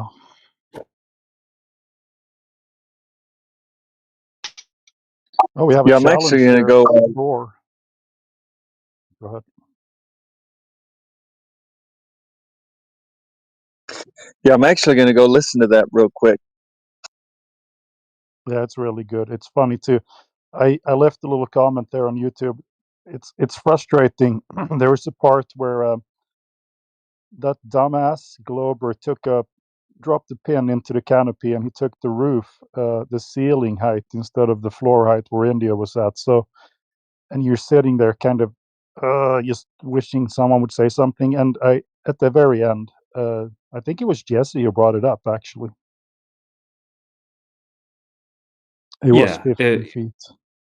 it was exactly what Indio said. That's why in my version of the video, I when they were bringing that up, I was putting on the screen the actual USGS elevation of that place that Indio put in the exact coordinates. So yeah, that's all they do. They have little tactics. They'll try to find a hole in it, and then they'll just stick to that argument, even though their argument was ridiculous, right? They're putting the elevation marker on the top of the canopy, which said 30 feet or 9 meters or whatever, but that's not the height. the height of the ground under the canopy, which is 4 meters. It's incredibly dishonest. Yeah. McToon isn't interested in having proper debates. He wants to have debates with people like Democ, so he can make flat earthers look crazy. And he doesn't come in this server. He's not banned from this server. He doesn't come in and have conversations with us here. He'll go into other servers like Earth Awakenings or into QOps server, and he'll pick at people that are pushing ice walls and things that are easy to make fun of. And his whole fan base is just people that want to see flat earthers mocked and ridiculed. He wants to go on and find easy wins where he can mock and ridicule flat earthers and make himself feed his giant ego. And when you actually go in and present him with what he says we don't have, then he turns from this character that he plays of this nice Christian family man that's patting puppy dogs and holding kitty cats and getting bought cookies from his daughter and stuff like that. All of a sudden he'll transition into this gargoyle type Globlin character where he's just all of a sudden just viciously lashing out and swearing and acting like a crazed lunatic just for no reason at all, just because he's being challenged. And it's good to be able to expose that part of his nature. He's a snake. Dishonest. Oh yeah, definitely. Robert, what's his name? Robot Polisher did something similar like that because he has been freaking out on his streams before. I mean, even his facial features change into this demon person. It's super weird. Yep. So that was good to see. Make himself look like a total jerk. The dickhead rant and the asshole rant was like epic, I guess. But just weird. Yeah, right off the bat, the dude, the three dickheads that he shouted at you, I'm like, man, he's right off the bat just a degenerate pain rear end. Like, this is not even a debate tactic. It's just intentionally trying to frustrate the opponent. It's really pathetic. Mm-hmm. And then when he was completely cornered, he tried to change. He kept trying to move the goalpost and get off the observation and then make the whole thing about, oh, you can't have a horizon on a flat earth. Oh, you can't have any bottom-up obstruction on a flat earth. So therefore Hello, your guys. observation debunks the flat earth.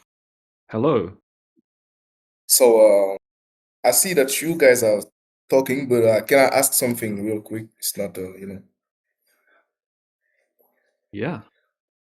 So I wanted just to know what is the story behind this BC, because I don't wanna, make a judgment before I know. Okay. Well, we have a server, a home server called 24/7 Flat Earth Discord that has about 25,000 members. And sometimes big servers invite us to have a guest room in their server. The owner of this server, his name's Vivek, and he's a flat earther. And he thought it would be fun to have a flat earth channel in this server. And that's why we're here. And in the channel, So, like, we talk about... Mhm. Do you guys really like how can I say that? Like, do you guys really believe that the flat is Earth? Do you stand for that? Yeah, absolutely. And we have evidence to back it up as well. Like what? Like long distance observations, laser tests. When we go out and we actually test for the curvature in the real world, there is not any curvature. And most people have a misunderstanding of what flat earthers actually claim.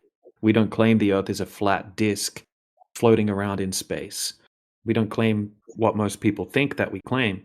And once you hear the actual arguments, then you'll notice that this is a very serious topic and we have evidence to back And up what we claim. What do you actually claim? We claim that there's no surface curvature on the Earth and that most of the surface, we're told, is covered with water, and that water is not curving over distance. And that is interesting. Yeah. For example, if you have a certain distance over the surface of the water, like let's say it's let's say it's 40 kilometers distant. Okay, we can Okay. calculate exactly how much curvature there should be over that distance if the Earth is actually a globe the size that they're telling us. And that amount is about 100 meters over that distance. Okay, that's a lot. That's like a skyscraper building amount of Earth curvature that would have to be there if the Earth's a globe. But when we go out and test for the curvature, there's zero curvature. And I think that it's common sense, and everybody experiences the Earth as flat and stationary. And that when they go to the ocean or when they go to a lake, the water is flat. And the horizon is also flat and horizontal. But we've been taught from a very young age that we can't trust our senses and that everything that we experience is the opposite. And most people have never really tested it, they've never questioned it.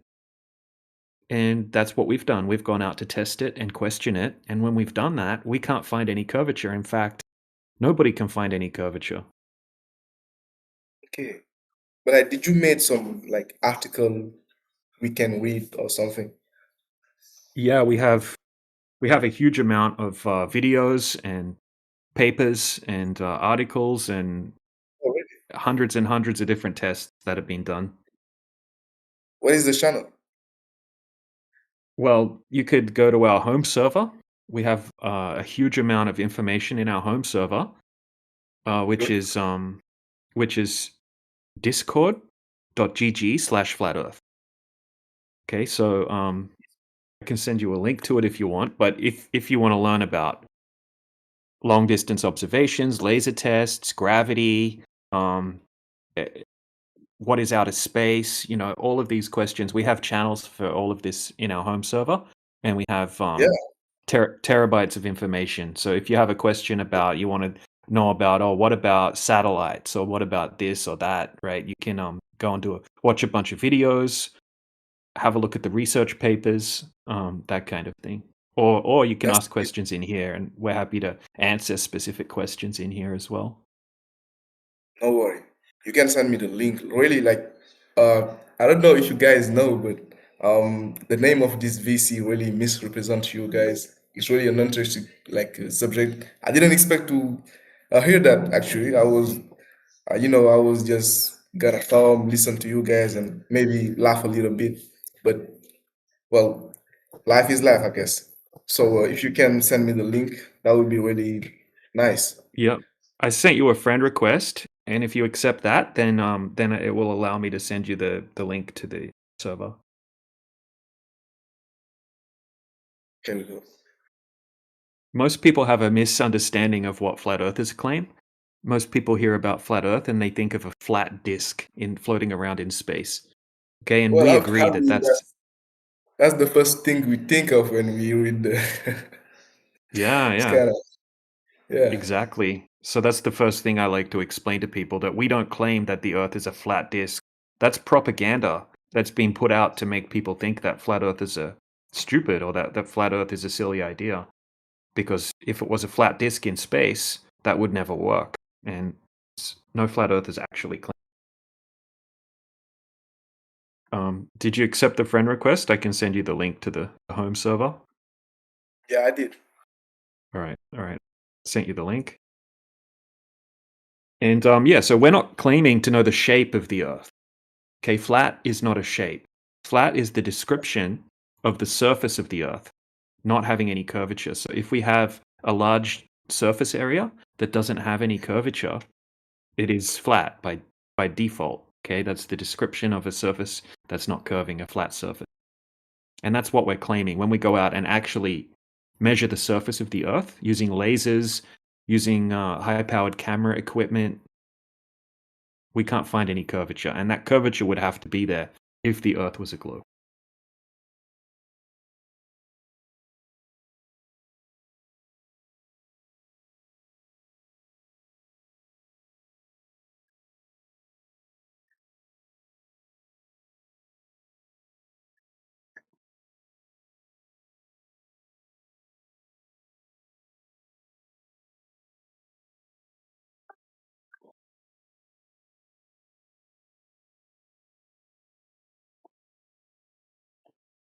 Thor, is there any reason why you won't just join the VC and have this discussion? I mean, I know your mic works. You came in and you spoke.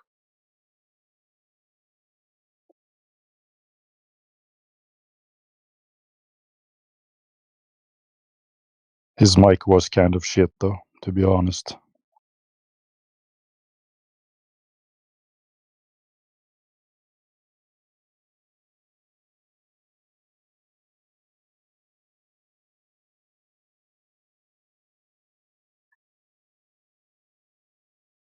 Thor, you've been given multiple examples of the Earth being flat demonstrably in reality with not even a need for a measurement. Water is too simple. Even kindergartners can figure this out.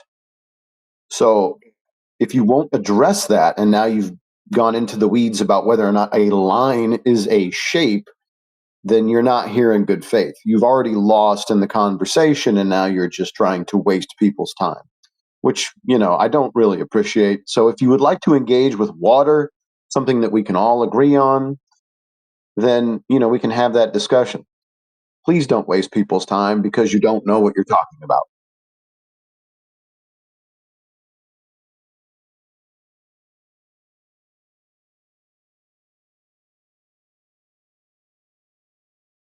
Thor, maybe you don't understand this, but anybody who makes a positive claim carries the burden of proving it. So when you say the Earth is an oval, now it is on you to prove the claim that you made. Not prove it's not. Proving non-existence is fallacious. Perhaps you didn't know that either.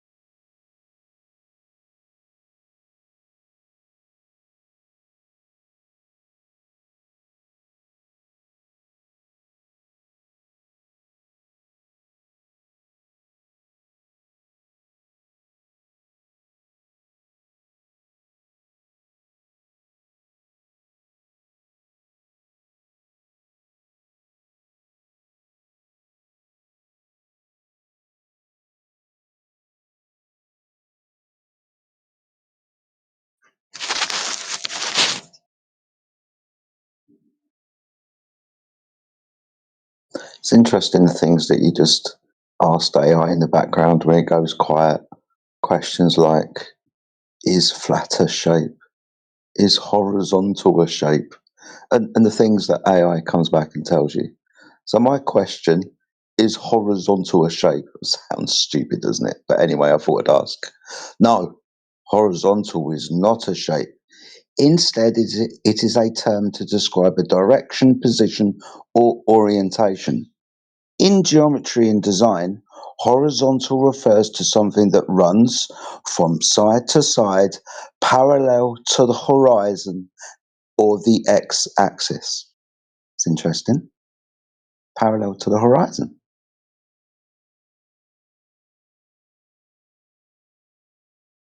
What else did I ask earlier? Let's see if I can scroll back. Whilst no one's talking.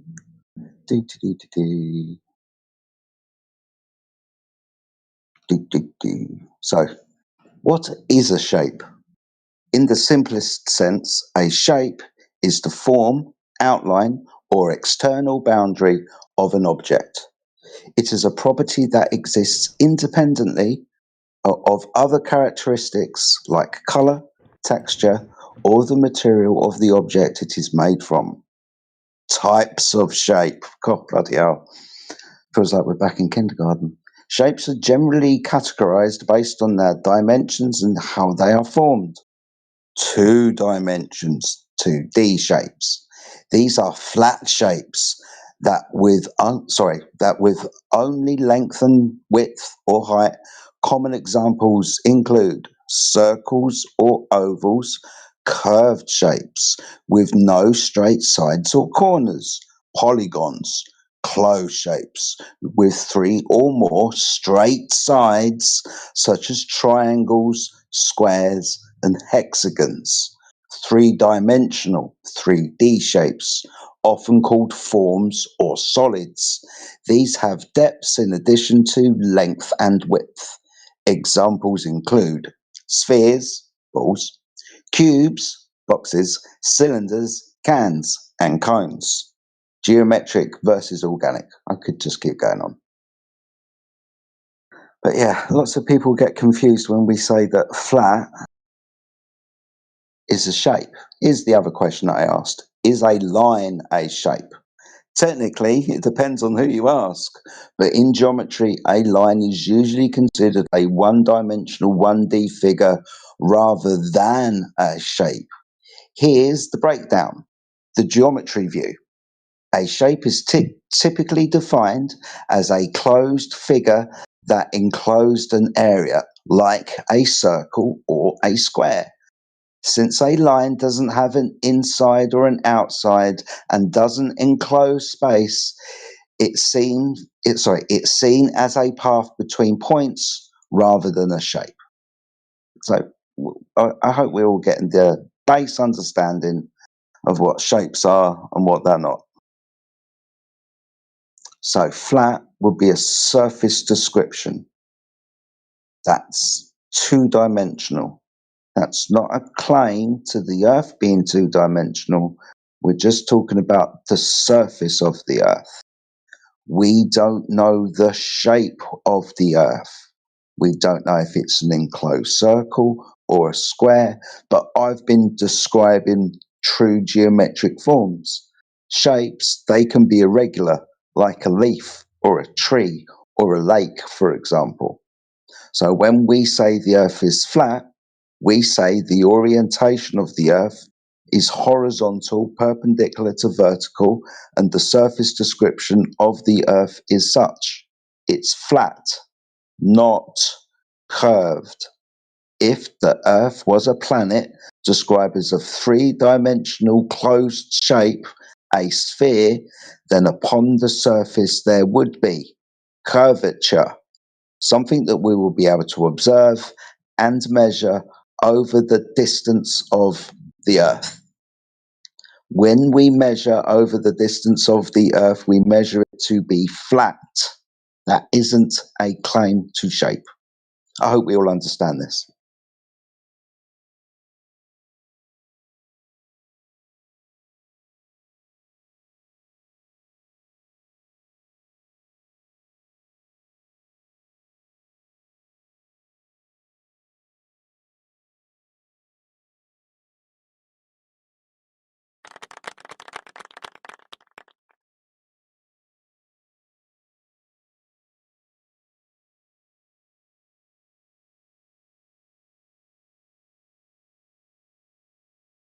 Any questions from the class? Yeah, so the question is going to be, are you a flat earther? Yes. Okay, can I present an argument that's logically valid against your position or not? Yes. Yeah, so it's just going to be a simple modus tollens. P1, if the Earth is flat, then it is the case that the globe Earth view entails a logical contradiction. P2, it is not the case that the globe Earth view entails a logical contradiction. Conclusion, therefore, the Earth isn't flat. Globe Earth does include logical contradictions, but carry on.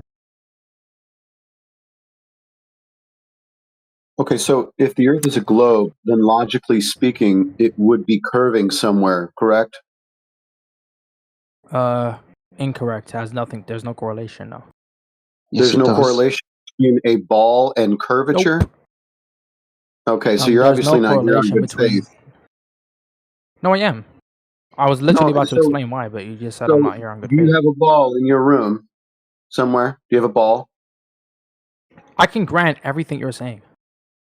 I don't care if you can grant it. I want you to get a ball in your room or find one and tell me In if it's fact, curving I believe or not. everything you're saying. I In believe fact, that the can Earth you is flat. find me a ball that is not curving? Yeah. So again, let me just grant that the Earth is flat. So again, If somebody do makes you want to engage with the question that I'm asking you, or are you just going to gish gallop and run away, even though your modus tollens is ridiculous? Does it logically follow that a all right, ball yeah. has So curvature? which premise do you reject? I reject the part that the globe Earth idea is valid in the fact that it has no contradictions, because the globe Earth idea is that the Earth that you stand on is a ball and it must be curving. Don't you think that logically follows that if it's a ball, it must be curving somewhere? Yeah, I think that you can make an argument for why it's the case. It's not But I an think argument. that It's about a right off the measurement, bat, isn't it? Dude, it's not yeah. about But even an again, argument. If you think that you live on a ball, it has to be curving somewhere. Don't you agree with that? yeah, bro. Well, I agree with I agree with the proposition that you're conflating between physical modality and logical modality. Oh, now we're into modality. You're a debate bro. No problem. So we're not going to Well, be when you're talking talking about about it being physical logically reality then. contradictory, it's necessarily in No logical worries. modality. No worries. We're not going to be talking about physical reality then? No, we are. The Oh, okay. conclusion So is in therefore physical the Earth isn't reality, flat. do you think that the Earth is a ball? I think it's not flat. You think it's not flat? That's great. I don't Yeah, want you to because tell me what it's not. I want you to tell me what it the is. reason Is the Earth a sphere or is it not a sphere? yeah, I'm agnostic, but I don't think it's flat. Agnostic. He's agnostic about it. So That's my could you position. tell me Yeah. what the definition of flat is, especially the mechanical definition of flat, and we'll see if you agree with the definition. Yeah, question. Yeah, so two things real quick, in case I get interrupted. The first thing is, if you understand that question isn't a proposition, then the previous proposition that your friend affirmed. Debate bro, I know that you've learned these tactics and you don't want to kind of engage with an actual conversation here. But we're talking about definitions of terms that were also within your modus tollens. So, can you give me the definition of flat, and we'll see if we agree. Yeah, so the semantical notion that you're affirming is actually irrelevant. Okay, debate bro is going to be done. He's on mute.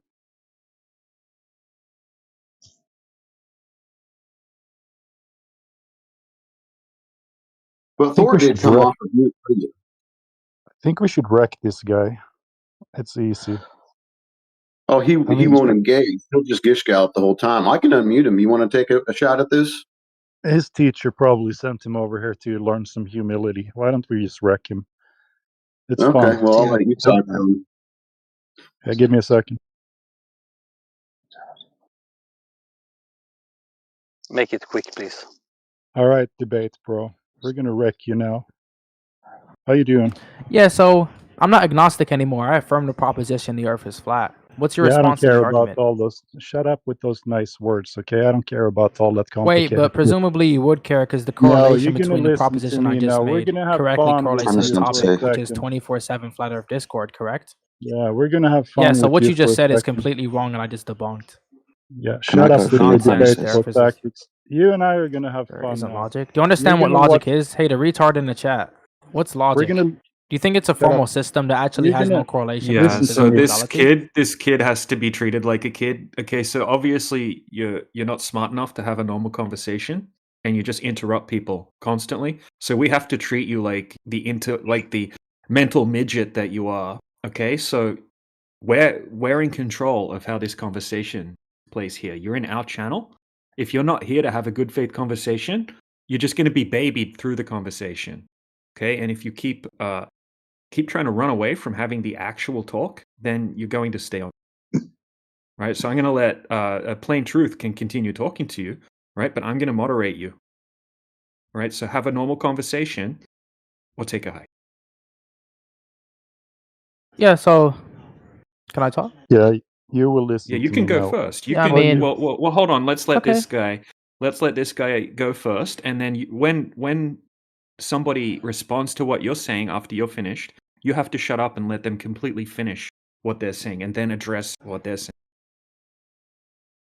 Depends. Right. So you go first. We'll let you go first. Go ahead. Yeah, so about addressing what somebody says, I mean, somebody could, but if somebody makes a proposition and someone else's response to the proposition is actually a non sequitur, then I would say you have reason to actually not address what the person is saying, because what they're saying actually, Yeah, is valid just a non reason. That's sequitur. good. Awesome stuff. This is taking longer than it should. Yeah, and why is he interrupting me? Chill out, okay? Can I read out this Look, what I'm saying proposition, is, dude, so everyone's clear, or do you want to read it out again? Let's start from the beginning. yeah, so the proposition is that the argument in the chat is deductively sound. Okay, cool. I'll read it out for everybody. So premise number, Okay. P1. If the Earth is flat, then it is the case that the globe Earth view entails a logical contradiction. P2. It is not the case that the globe Earth view entails a logical contradiction. Conclusion. Therefore, the Earth isn't flat.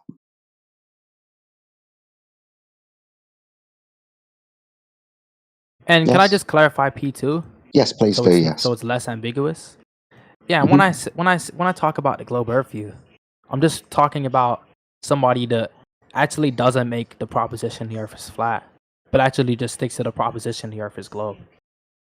And I'm not talking about it Okay. being physically, possible or impossible. I'm talking about it being logically possible for that to be the case.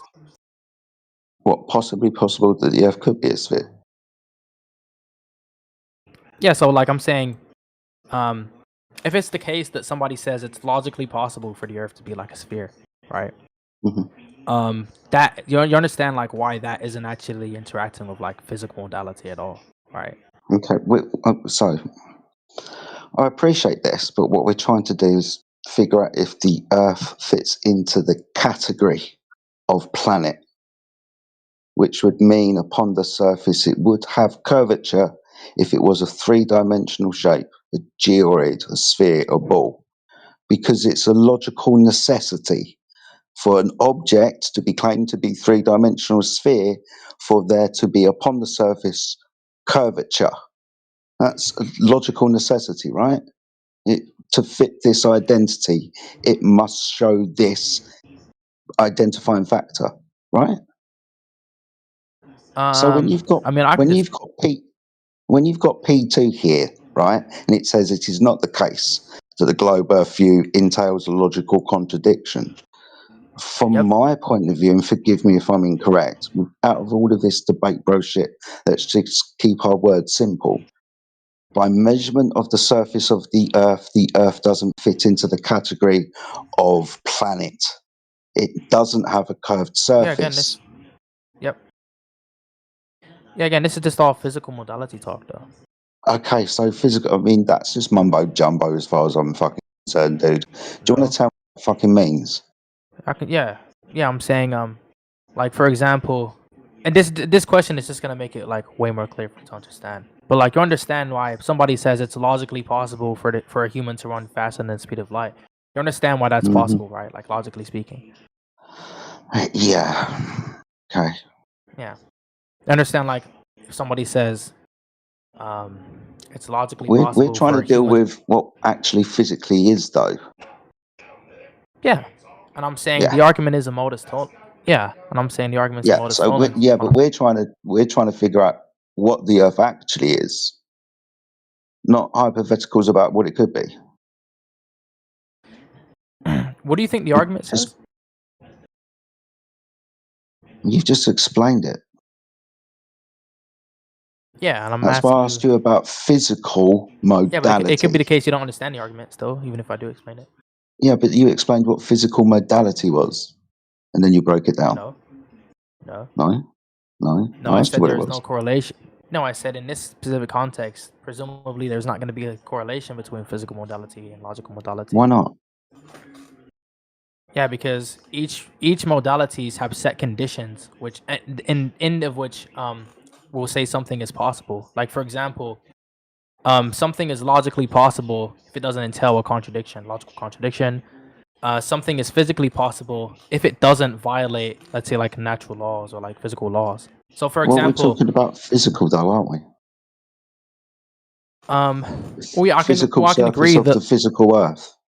I can agree that like the words put into each of the premises actually can actually do interact with like some physical sense, but Look, the but argument is actually this is why I think this is why we're upset. We're talking about our physical reality. We're talking about the physical reality, the physical earth upon which we stand and live. Right? You understand this, right? you understand this. Do you understand? Okay, Wait, cool. hold So on. Do you that's what we're understand that? talking about. Why are you not? Wait, hold on. You understand that like the conclusion logically follows, right? Like, let me just help you out Yeah, with the argument when you again. say when you make the declaration, it is not the case that the globe Earth view entails a logical contradiction. Yeah. Hello. Did Yeah, he I lag told you out? the logical. Yeah, I told you the logical contradiction. No. You actually Yeah, granted that it's not going yeah, to it be would logical have a contradiction. physical consequence. Yeah, but the physical consequence doesn't interact in this specific case. I've already said that. Like, Yeah, I know. This is why I'm frustrated and bored. We're talking about the physical reality. You're not. But you think that this putting in this argument argument is somehow kind of P1 relevant is no P1 is wrong, presumably. if the Earth is flat. Well, this is why I material disagree with conditional. this entire. This is why I disagree with this entirety. I understand you're bringing up. Was it a modus tollens or polens? Did you say? Yeah. Okay, cool. No. Modus ponens is now invalid. Yeah. Yeah. Okay, cool. Now I understand that, but if this was to be used as a logic where you added two truths together to reach a conclusion, then if the Earth was flat, premise number one would have to be a true established fact. Premise number two would have to be a true established fact. And when you add them together, you reach a conclusion. If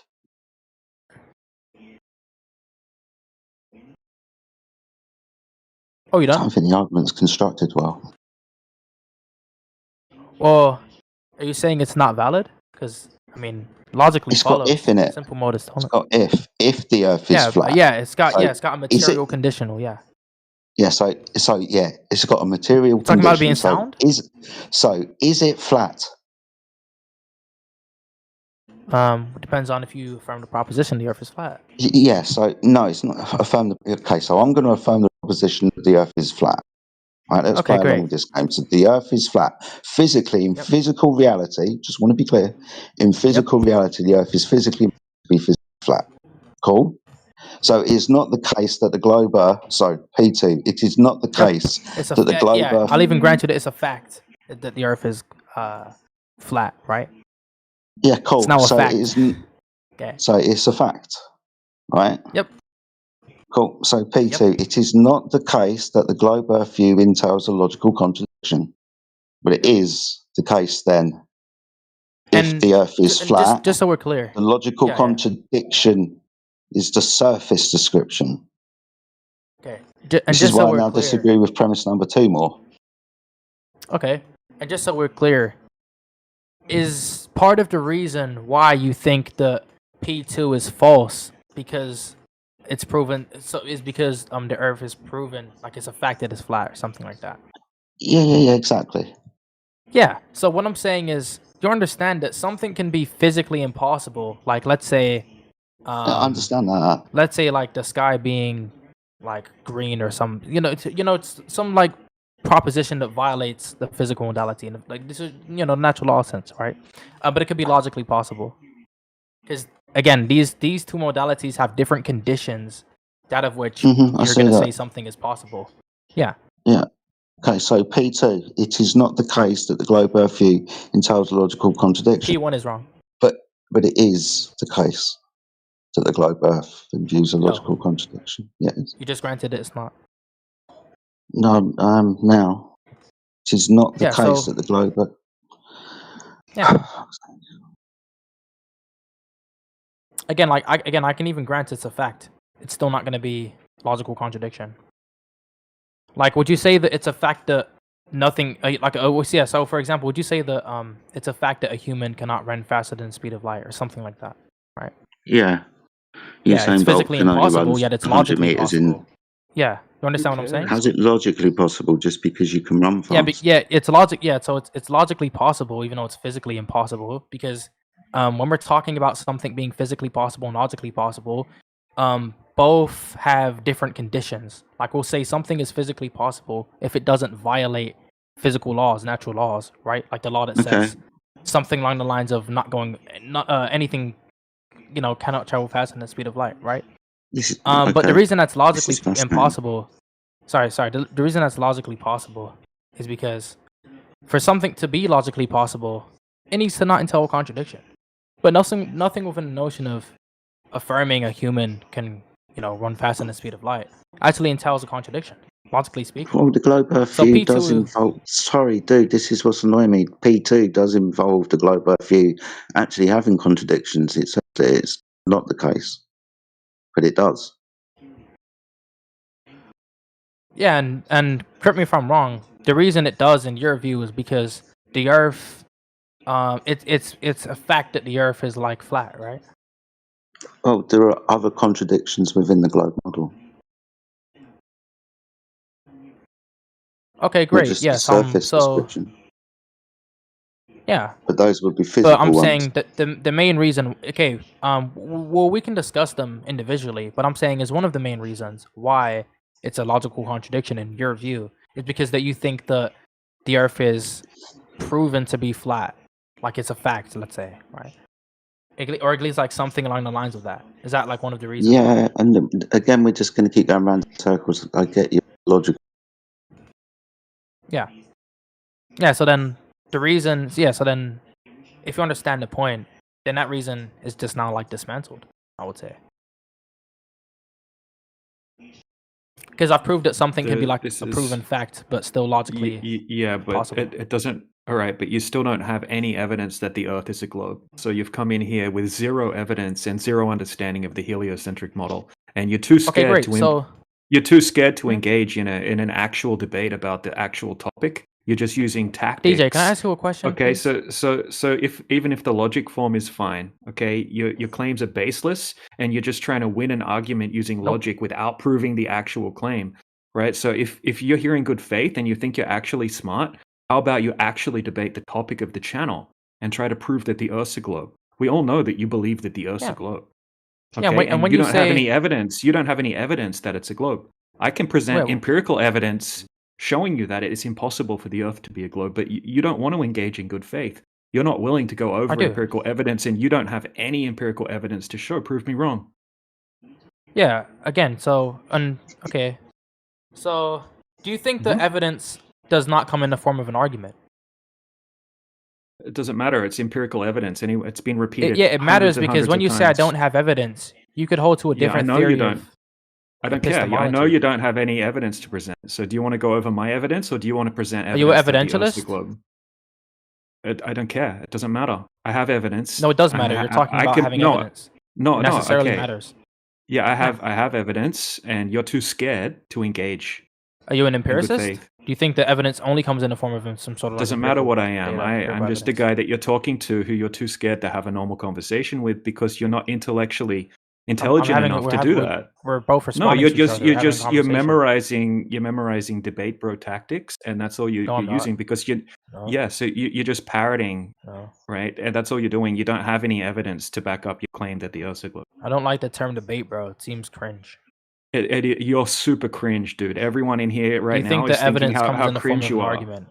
You don't sound smart. If Nobody in evidence here does thinks come in that the you form of sound an smart argument, right then I'm now. giving you evidence. Nobody in here, and anyone can speak up if they disagree. Nobody in here thinks that you sound smart using these tactics. This is just bad faith. This is bad faith engagement, and right, you're just showing that you're a mental midget because you're not able to actually engage in an actual discussion about the the topic. One coming with this attitude towards me. I mean, look, I seem very friendly. I've answered all of his questions. So bullshit artists get what they get. So when you're coming in here in bad faith, not able to engage in a good faith conversation, no, you're not here in good faith. Okay, so I'm going to present evidence, and I want you to try to debunk the evidence. I said I had an argument. Yeah, when so look, I'm so good faith. I'll even agree with you when you said okay. So when you say I don't have any, when you say I don't have any empirical data, I'll even agree. But remember when I first joined, what was my claim? Okay, so my claim was I have an argument for why the Earth isn't flat. And what did I present? Okay, I present a valid argument. Yeah, but in reality, it presents itself as flat and it measures as flat. So your argument is toast. It's ridiculous. Okay, and you're Do you think scared. that the conclusion logically scared. follows? You're scared. You're scared to have a I'm good not faith scared. Wait, how am conversation I because scared? you're a mental midget. That's why you're scared. What? How does that have any correlation? I can You're just grant I'm a running. mental You're midget. running. Yeah, you're running from the empirical evidence. You don't even want to see it. And I'm challenging you I to do want to present see it. empirical evidence. Okay, so let's Yeah, go this is over just it. the derail to the original argument I presented. But this is how bad faith you are. So I could ask you basic questions, and you're going to run away from trying to answer them. Okay. Do you think So if the derailing Earth is is a bad globe, faith? Because you've just done that with me in Jedi's discussion. If the Earth is a globe, right? If the Earth is a globe and has a radius value of 3,959 miles, then how much curvature would there be over a 21-mile distance across the surface of water? That's not an argument. That's a question. Yeah, I'm asking you a question. Do you know? Do you know that or not?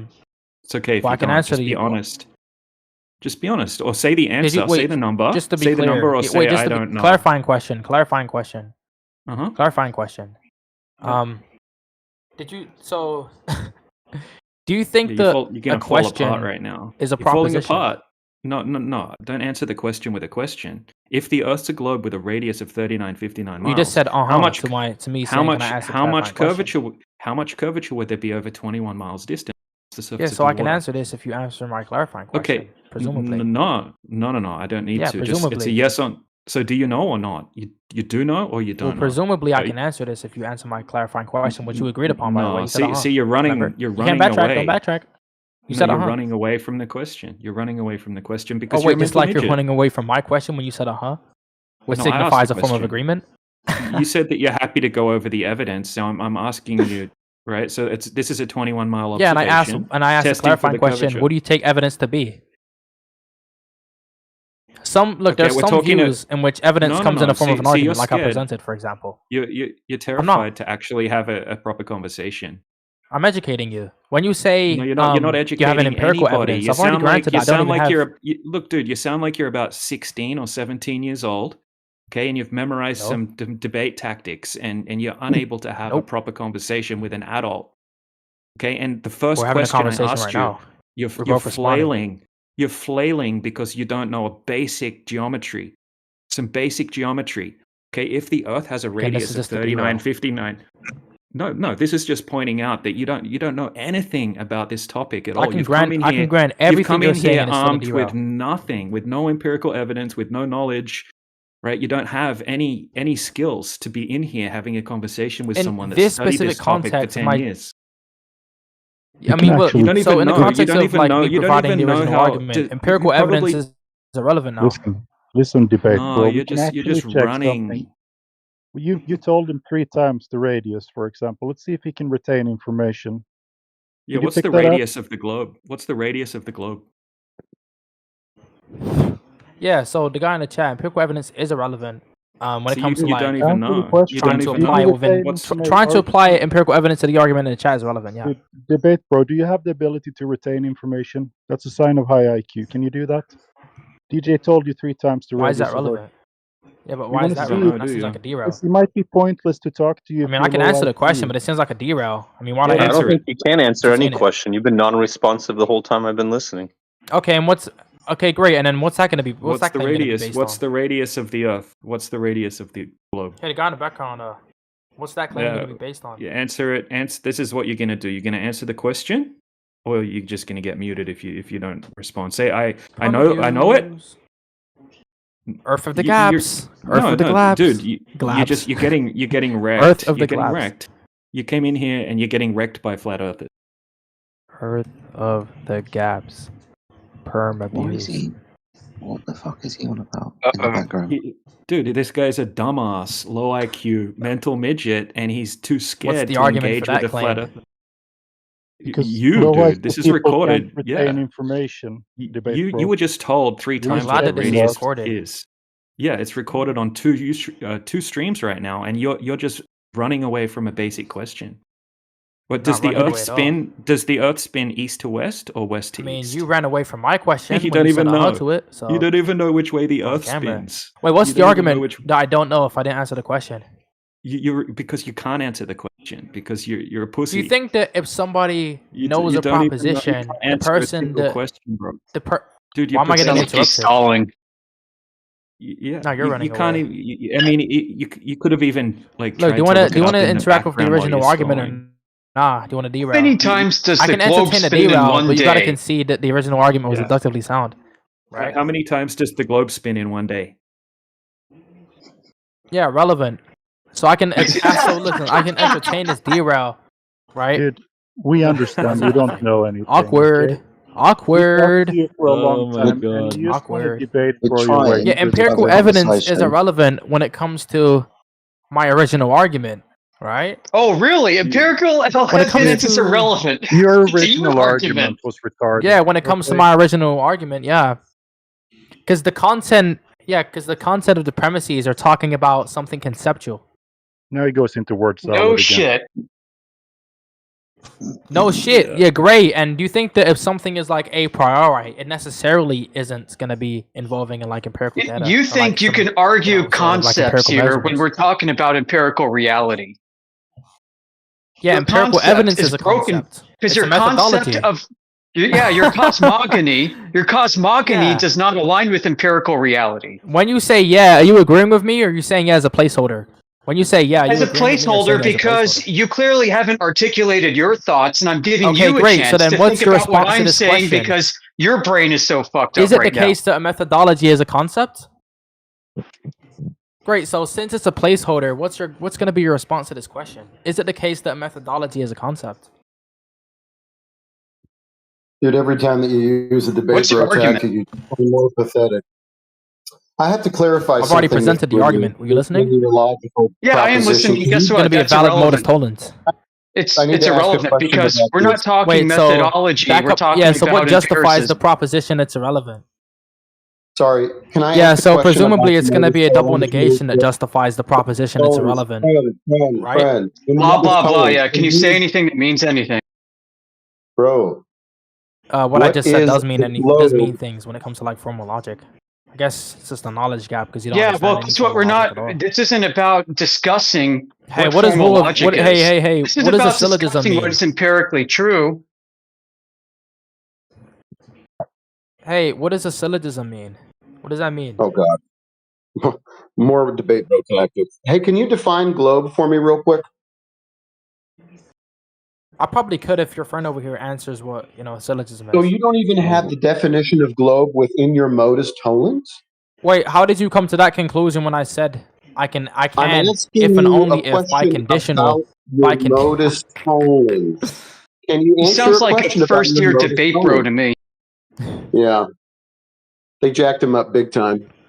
Dude, this isn't the logical they did, buddy. syllogism Yes, channel they did, either, buddy. okay? We talk about flat earth in Yes, here. they It's did. Well, what I presented isn't even a syllogism, presumably. It's a modus Well, yeah, we tollens. know. Yeah, who cares? Yeah. Who freaking but, cares, dude?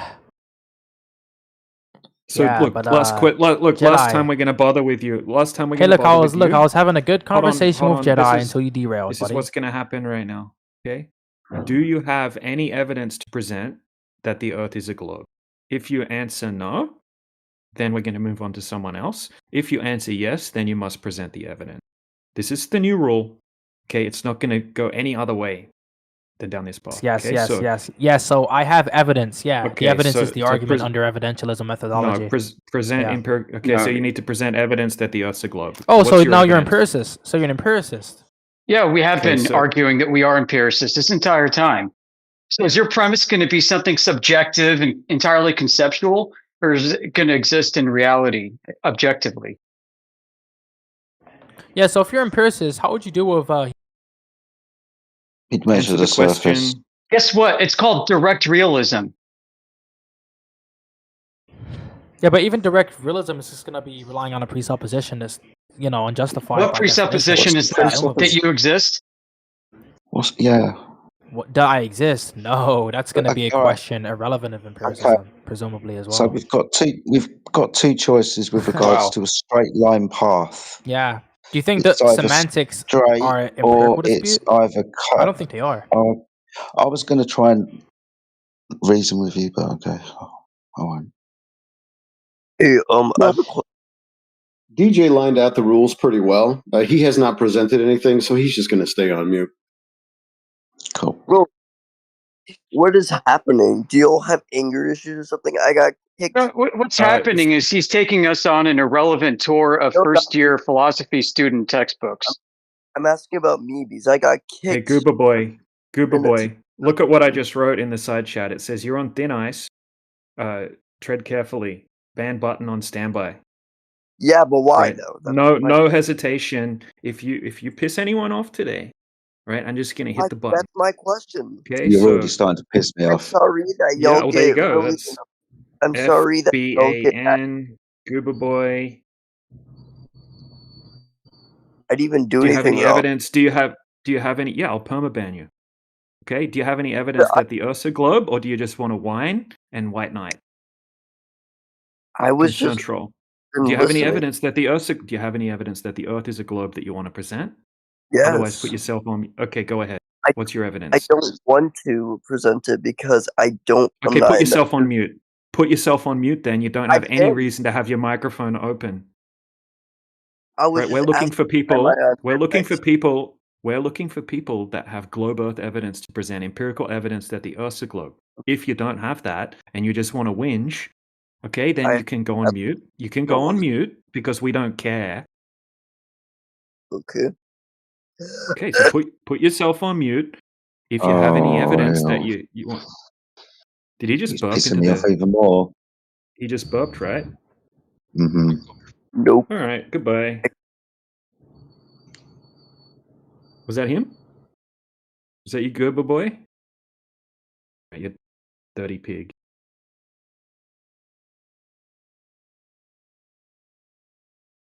Right, I guarantee that no globe earthers in here have the balls to present any empirical evidence for the globe. It's a direct challenge. Right? We have empirical evidence to present. Do you guys have it or not? Let's get straight down to it. Are you guys gutless?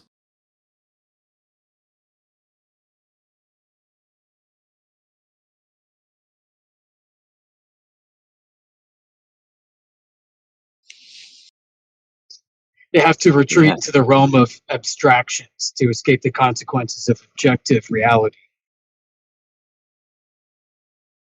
Yeah, it's pathetic. None of them can defend the globe. None of them have any empirical evidence the Earth's a globe. It's just a blind faith.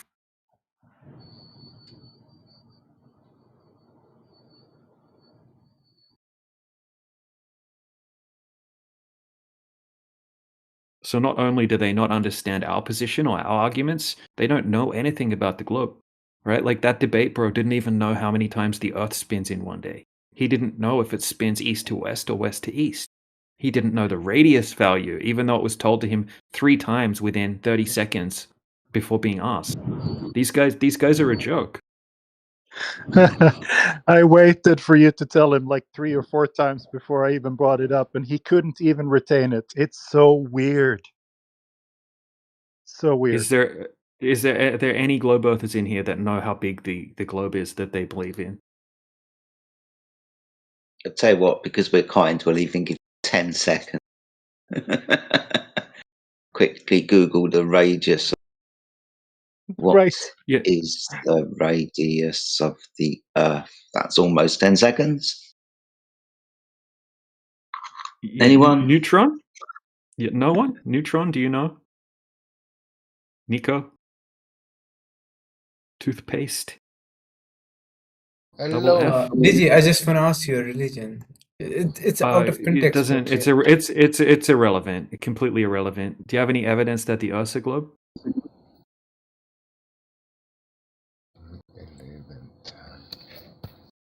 Nico, do you have any evidence that the Earth's a globe? If I have evidence for the globe, maybe. Okay, maybe. Okay, let us know if you're sure and you want to present some. Ethan, do you have any evidence of the Earth being a globe? Double F. Do you have any evidence that the Earth's a globe? Ethan has opened up his mic. Hello, Ethan. How are you? Hey there, mate. I'm all good. How about yourself? Very good, thank you. Do you have any evidence that you would like to present to the panel in favor of the Earth What being a type globe? of evidence are we talking about? Like, can I present satellite images? Well, okay, so we would like empirical evidence of Earth curvature. That would be the best evidence. Okay, so if the Earth's a globe of a certain size, like they tell us, then it would have to have certain physical features, such as the curvature over the surface of the Earth. Okay. Do you have any evidence? Like, do you? So, if you believe the Earth's a globe, do you think that that's something that you know as a fact, or something that it's just something you were taught while you were growing up, and you just believe it, but you don't actually know for sure? Oh, well, I'll be honest. Like, there's some part of me that believes that it was just said to me, and I believe that. I just bought into it. But the other part of me also tells that flat Earth is just bullshit. So Right. I'm not buying the fact that the Earth is flat. Like, if you can provide me the empirical evidence, then I might change my mind. I'm open. Yeah, sure. Have you looked into this topic in the past, or is you pretty new to the topic? I'm very new. Yeah, okay. All right, well, what about this? If you have a certain distance over the surface of the water, let's say 40 kilometers distance, just for an example. Do you know how much curvature there should be over that distance, approximately? Do you think there would be a little bit or a lot? A lot, maybe. Yeah, so over 40 kilometers, it would be about 100 meters curvature. That would be kind of like a giant skyscraper building worth of curvature. Right. Right, but when we go out and test that distance, we find zero curvature. Do you think that's a problem for the globe? Might be, but how does that prove that the Earth is flat? If there's no curvature, then it could be of any other shape. Why just flat? Well, flat's not a shape. Flat's the description of a surface that doesn't have any curvature. What? Dude, sorry to interrupt. There are two choices here. The surface is either curved or it is flat. There are no other surface descriptions unless you want to talk about surfaces that are textured. But when we're talking about shapes, the surface will either be straight or curved. If the Earth is a planet, which is a three-dimensional, closed, spherical object, then by consequence, the surface will be curved, like on a football. Now, if we don't measure that curvature, then the only thing that we can measure is a straight line path that would be flat, horizontal in orientation, demonstrating that the Earth cannot be a sphere. If the Earth was a sphere, we would measure curvature. We don't, so it's not a sphere. Sorry, DJ.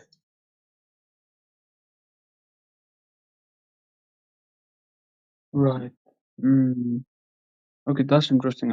I need to do some research on that part because I know nothing about this shit. But yeah, the reason I so strongly believe that the Earth is a globe is because you know how the gravity works. Do you guys believe in gravity or not? That's the main question. Why is that relevant?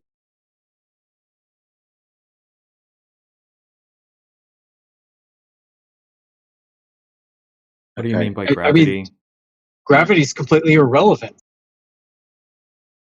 Well, it depends what he means by gravity, I guess. Like when we drop things, oh, damn it.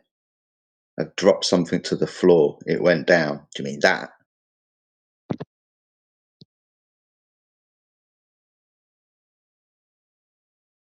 Did you hear what Jedi said, Ethan? When you're talking about gravity, do you mean that if we drop something, it falls? Well, not exactly. What I'm talking about is by the laws of gravity. If you believe that the gravity exists, that is, gravity pulls everything towards the center from every Oh, direction. yeah. So it's Okay, yeah, natural yeah. that a body Right. tends to form a spherical shape or a shape Yeah, resembling a imagine sphere. arguing that without invoking circular logic. Go ahead and tell us how that's the case. What evidence is there that that happens? What evidence? Just look at the sun, look at the moon, look at every other planet. All right, so you're begging the question. Sorry, what was that? You're begging the question. How do you know that the sun and the moon are being held together by gravity? Why not? Like, okay. Yeah, Why like, not? how do you know that's true? It sounds like you just made it up. Like, it's a story. How's it a Why story? not? Why not is not a good answer. That was Okay, terrible. okay. Is So what do you gravity want me the to do? cause or the effect? Which is it? Is it the cause or the effect of the sun and the moon being clustered together as balls? It's the cause.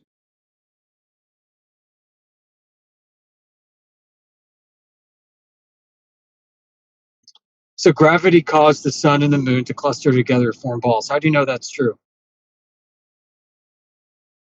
Okay. I'm no astrophysicist to know that. Because That's what like I've been Okay, so told. that's That's what I've probably studied. a terrible point for you to argue if you aren't capable No, of arguing. okay. Would you agree? Okay. the Yeah, answer is they look I like just spheres. no, I'm not claiming to be an expert or something. I said that I don't know much about this shit, but that's the reason that it's just quite intuitive that anything like if you believe in gravity, like you don't expect me to discover gravity on my own and explain it to you guys, do you? No, Absolutely not. it's not that.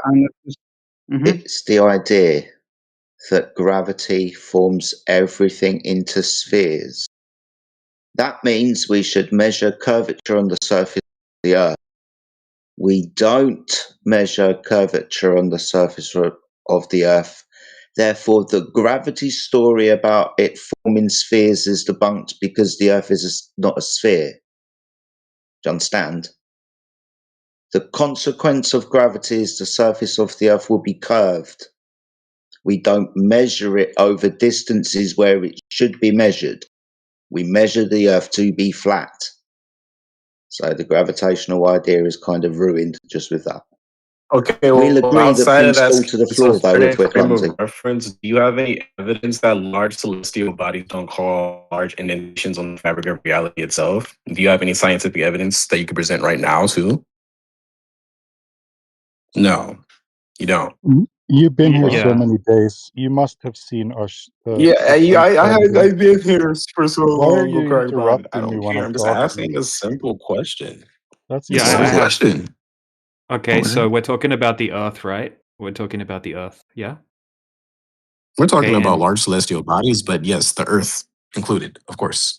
oh, okay. So if gravity is real and the Earth is a large celestial body, then the water should be curving at a specific rate. We could calculate that rate of curvature, and it must be there. That curvature must be there if the Earth is a globe. Which it is. Okay, so we have tested for that curvature, and it's not there. It doesn't exist. And We've done you said hundreds, that it's if not not. there, but the actual general consensus says otherwise. So there you No, go. it's not that we say it. We tested it. You're the one saying that it's there. No, Yeah, well, so the we general can. consensus. Yeah, we've already consensus had is this not conversation evidence. yesterday. You just Hey, don't want to agree to it because you don't. is You want to consensus talk about evidence? consensus fallacies and all this dumb shit. Is consensus evidence? Yes, it is. Obviously, most people would agree on Consensus a specific. evidence? Oh, All right, how's Most people consensus you have guys, evidence? If you I'm in guys the literally audience, have formed the no, I consensus yourself. want to explore this further with You're you. laughing at nothing. It makes no sense. How is consensus evidence? Can you explain? You are a part of a consensus yourself, and you guys collectively believe you have evidence. So what the fuck are you on about? This tangent makes no sense. No, Not we answering the question. Yoda, he You won't said answer any of the consensus evidence. questions. I want to You how okay? So a consensus is consensus evidence. is all a consensus is a collective of people agreeing upon a specific X, Y, and Z topic, subject matter, whatever Yeah, the case be. And so consensus is not the the evidence. only reason that people collectively agree, we've already had this discussion, is because people have Yeah. all individually ran these Right. tests Okay, listen, dude. indulging Okay. these experiments. Okay, so what test did Why they are you run? talking over me? No, because you're just yapping. Listen, You can And I'm not override yapping. I'm consensus. literally You just can starting what the fucking override consensus is. consensus. You have one What yourself, the and you're fuck? sitting here talking. How does the you? Fuck off. Yeah. Oh, look, he's back. All All right, right. Savnit, Being it's the going to happen. It called. happened yesterday. You're here under our goodwill. We will just kick you till you get bored, or DJ, who's not a good mood today, we'll just ban you. Right? Goodwill. Evidence can drive consensus. Evidence can override consensus. You have no idea what you're talking about because you don't know how to think. Your brain is not even equipped to have a conversation here. Thank you. I'm done. He probably wouldn't know the radius of Earth if we asked him, even though we told him a million times when he has been here, right? It's just stupid to talk to this guy. And we given him the The evidence. pure fucking irony. You guys get so upset whenever I ask you for any type of evidence. What's the radius of Earth? Okay. Well, 1 second. Okay, so he said we get upset when he asks us for evidence. So I have evidence to present right now. Hold on, DJ. He doesn't know what evidence is. He just demonstrated that for the whole world on Livestream. So why does it matter? As soon as I said I have evidence to present, he runs away. Yeah. He has no idea what he's even asking for. So, which Yesterday, means I you think could it was- present it and he wouldn't recognize it. Is today National Pathetic Glober Day or what? Because seems to be. I think it's like a 2-3 day holiday. Don't we have a lot of examples? That's why I'm of where starting my wine right consensus now. Don't we have a lot of examples of where consensus was a really stupid thing to do? And then they were wrong about, smoking in the 50s and things like that. Absolutely. It's why good evidence can override consensus. Exactly. Why don't they understand that? It's kind of weird. Can you imagine living in a world where consensus was all the evidence you needed? It's super weird. Like burn the witch. Isn't appeal to consensus a fallacy in itself? Yeah. Yeah, Which we these guys went are over with happy. yesterday. Yeah, these guys are happy to use fallacies that they think that's okay. It's okay to have faulty logic. It's not a problem. In our lifetime, I think it's going to be people can actually say, for a long time, people think they lived on a ball, but they were wrong. I think that's going to happen. What gets me is it's more like they're proud to be irrational. They're proud to not participate in actual logic. They taking pride in ignorance is weird. Yeah, man. Thinking's dumb. Override scientific evidence and the evidence that's made. What the fuck? Oh, he's back. Oh, I like this guy. He's got balls. Well, he doesn't, Overrides but it. he's got balls. Look who's Are you back. ready to listen to the evidence, 70? No, he ran I away told you again. he'd be So back. I wish there was It's like not an gonna- opposite thing. You could instead of kicking people, you should be able to hold them. We're gonna hold you here for a while. You have to listen to us. Well, like by the testes. You can hold them and then kick them like a field goal. We need By the that feature testes. in Discord. I think I'm gonna send a mail to the developers for mods. Hold someone in a room. That's hilarious. That would be so funny. DJ, I just listened to or saw the video. That was great, man. Cheers, man. That guy's been pissing me off for years. So it was nice to get to expose him a little bit. Well, and I think that the thing that makes it hard for them is that you stay calm and basically call out the BS, and so kind of they can spaz out. Yeah. If the most of the audience doesn't even understand like just the basic general public. If they hear that debate, they probably don't know a lot of the technical stuff about the refraction and that kind of thing, but they just see, okay, whoever spazzes out loses, basically. So yeah, that was definitely I was happily shocked when I saw him just start screaming dickhead, dickhead, dickhead, dickhead for absolutely no reason whatsoever. Isn't that weird? It was like a demon took over. Yeah, he That's just yep. Yeah. That's what I Yeah, thought too. I've seen him do that a like bunch of times.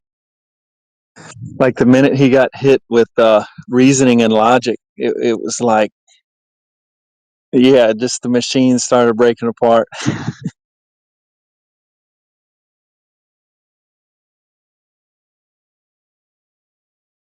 It's one of the greatest interactions of all time.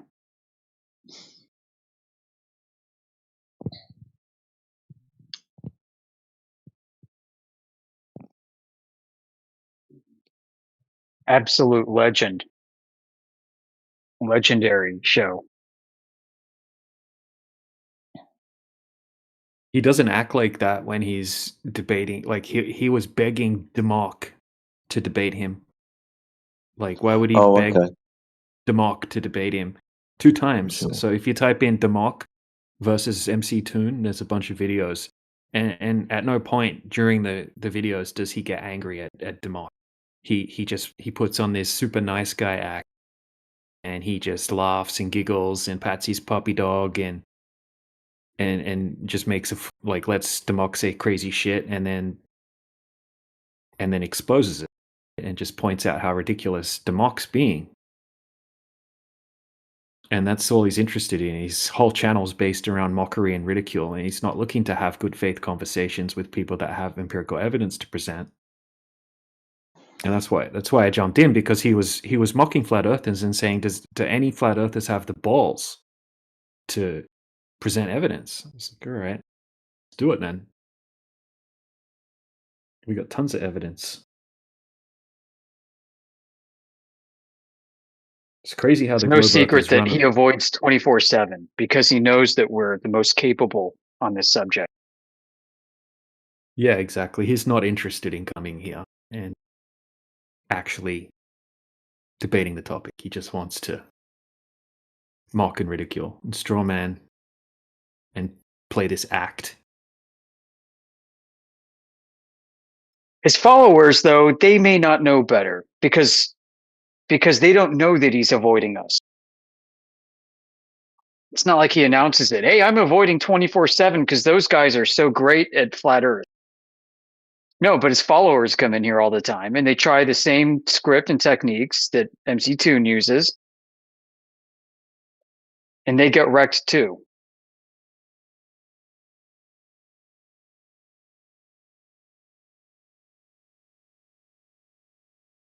I mean, isn't it funny how he says that you can't have a horizon on a flat Earth? As if, and then he says on a globe there are 3 horizons.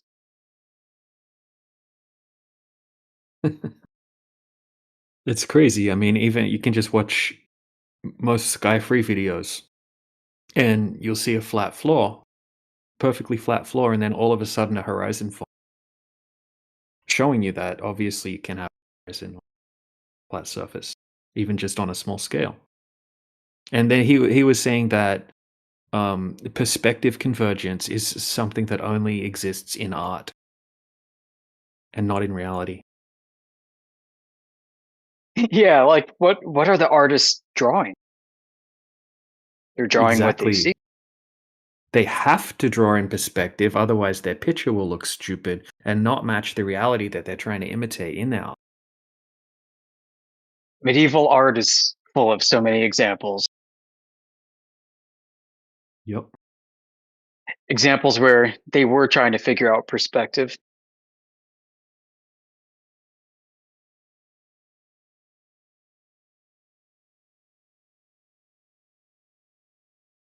That's what the globe's biggest downfall is, perspective. None of them, not even the top level anti-flat earth debaters, can understand the basics of how perspective works. It's true. I mean, you think of like your retarded friends in drawing class in elementary school who couldn't figure out how to draw the railroad tracks converging to a point. That's who we're dealing with here, except they're all grown up.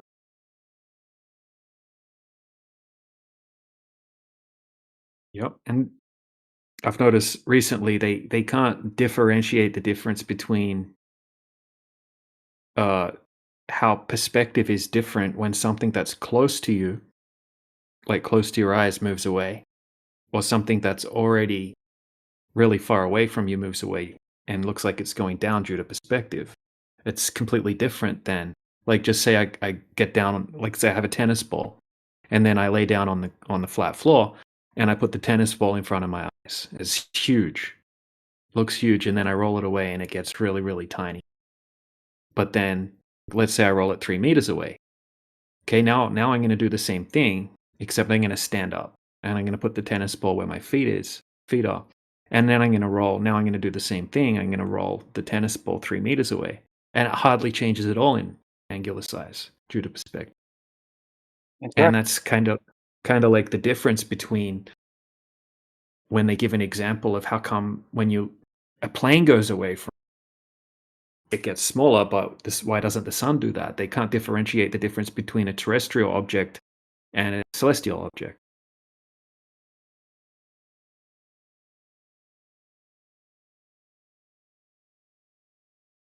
None of them A get it. plane in front of you at a high altitude that's flying away from you and parallel to the ground has the appearance of shooting straight down towards the horizon. It does, yep. Sometimes it's an extreme effect. Sometimes it looks like when it's coming up from the horizon, it almost looks like it's going straight up, like someone just launched a rocket.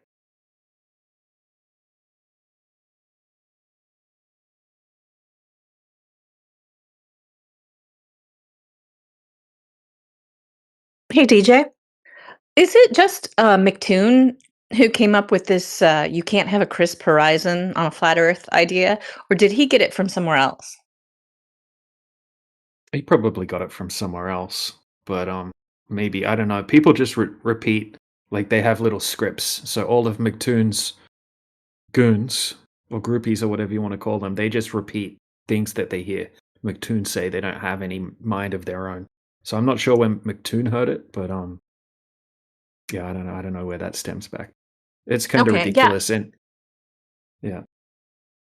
I was just wondering if when someone comes in and claims that, if we could link it directly back to him. Yeah, I'm not sure. But I did just want to say that one of my favorite parts of the debate was when that drunk guy came in and interrupted you, and then McToon just devolved into this uncontrollable, relieved laughter that the topic had been changed. I really enjoyed that part because you could see the relief was palpable, and it was just like this nervous, relieved giggling that he no longer had to try to defend himself. But it was all very entertaining. I haven't had any globe earthers saying, "Oh, McToon crushed you." or anything.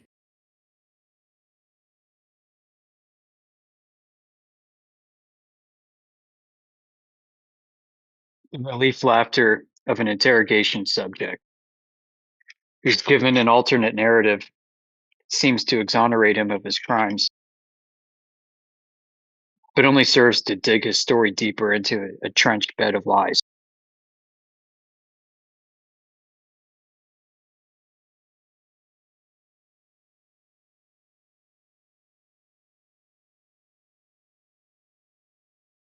I posted an image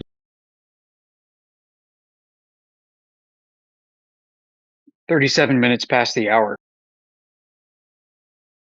The optical illusion of an airplane taking off and flying towards the horizon. So you can see how on the graph it depicts an increase in altitude, an ever increasing altitude. But due to perspective, as the plane increases in altitude in the distance, it appears to be converging to the vanishing point on your horizon, as if it's going down and decreasing in altitude.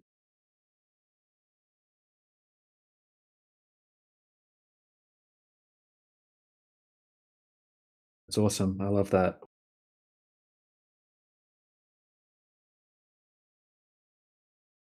They call that the force of perspective in art.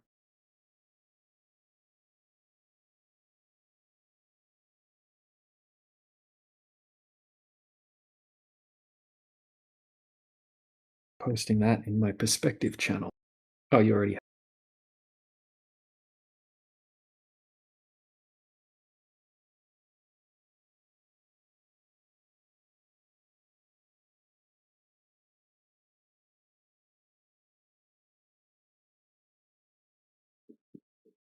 parabola, whose ends are constantly widening,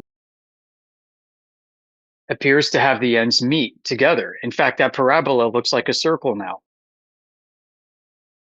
So if you were to project that parabola as such, it'd project a circle onto a screen.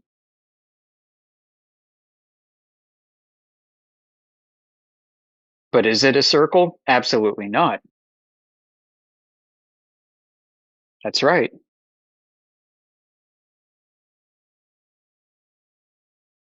If you took that two-dimensional parabola and 3 dimensions projected it onto a two-dimensional screen at a tilted angle, it would produce a circle.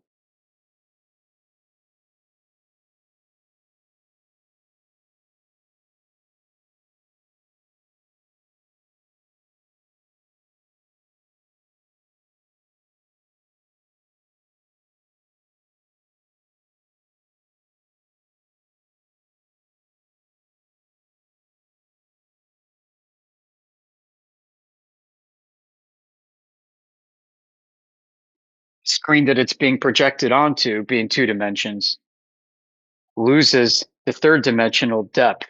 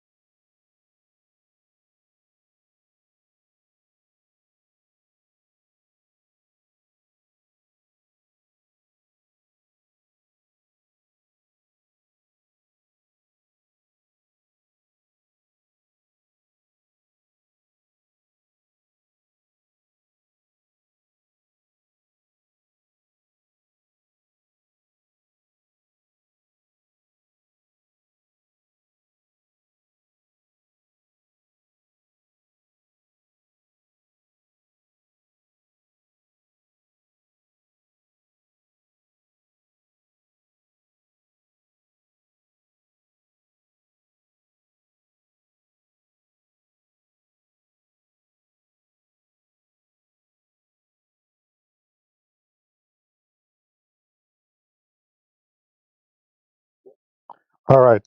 Now that I have you guys here a little bit, maybe I can ask you about something. We don't have any Globers here right now. I frequently bring up the mirror flash test. And when I did that a couple of days ago, there was like trolling going on with the Glober I was talking to.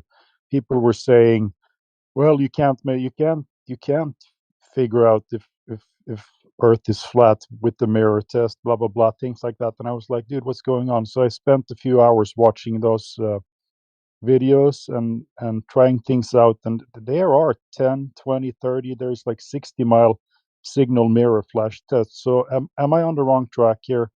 Just let me know so I don't use the argument anymore, but I'm pretty sure that it works. It does work. Yep, it's a good argument. What you may hear, the smartest thing I've heard a Glober rebuttal with is to say that the glare from the mirror flash itself somehow is diffracted over the curvature of the Earth and spreads out again. Right. Yeah. So I would expect this would be called like knife edge Fresnel diffraction. If it was happening around the curvature, it could theoretically extend the distance, the perceived distance of this, by a very negligible percent. There's actually a mathematical formula for calculating this. I don't have it handy, and it's complicated. Right. So if I automatically just grant them 20%, I should be just fine. Oh yeah, Well, yeah. Well, this is the problem though, because they don't know what the 20% is really referring to. They don't know what the refraction coefficient is at all in the first place. And I was think talking the mirror. diffraction, DJ. Oh no, wait. Sorry. When he was saying 20% just then, he was talking about refraction. Oh, true. Yeah. So I was talking about diffraction. That is the light that is being diffracted around the curvature of the Earth due to the curvature of the Earth providing an obstruction. So when you shine like a light around the edge of an object, the edge of the object can bend the light. You can test this yourself by holding your finger up, and the outer bound of your finger, if you hold it pretty close to your eye and look at something in the distance, you'll see a distortion right around the fuzzy area around your finger as the distant objects kind of wobble and distort. That's Fresnel diffraction.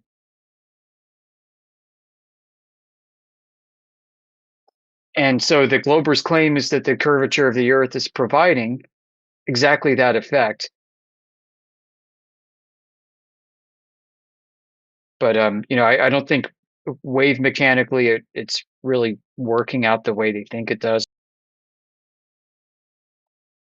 They would have to show that light follows the curvature over the Earth, then exactly, right?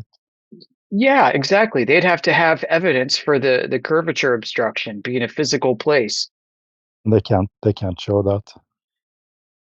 Right. Same problem as refraction. Right. Same principal issue. If it's refracting around a curve, then show me where the curve is that it's refracting around.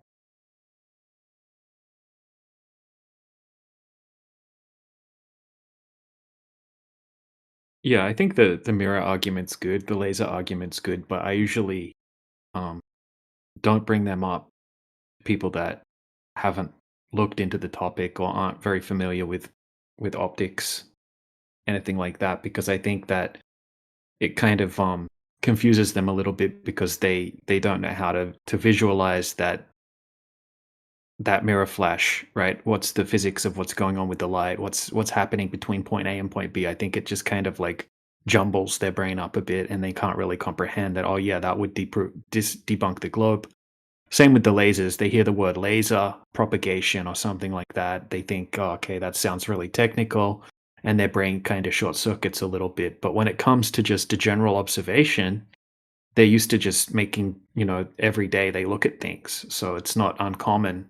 It's not out of their everyday experience.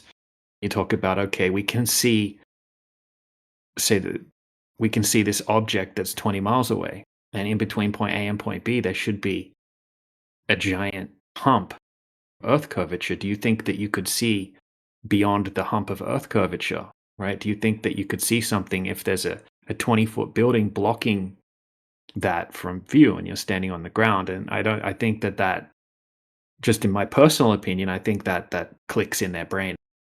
It's not confusing. They don't think there's some technical physics behind it. It's just basic optics. So that's personally why I sort of skip from the mirror flash stuff and the lasers and just go straight to just basic observations. But I think that there's tons of different ways that are also effective. Going straight to lasers is not a bad one. A mirror flash one, I don't know that, but it's a good argument. I think technically it's a good argument, but it might confuse them a little bit. That's just my personal opinion. I could be completely wrong about that.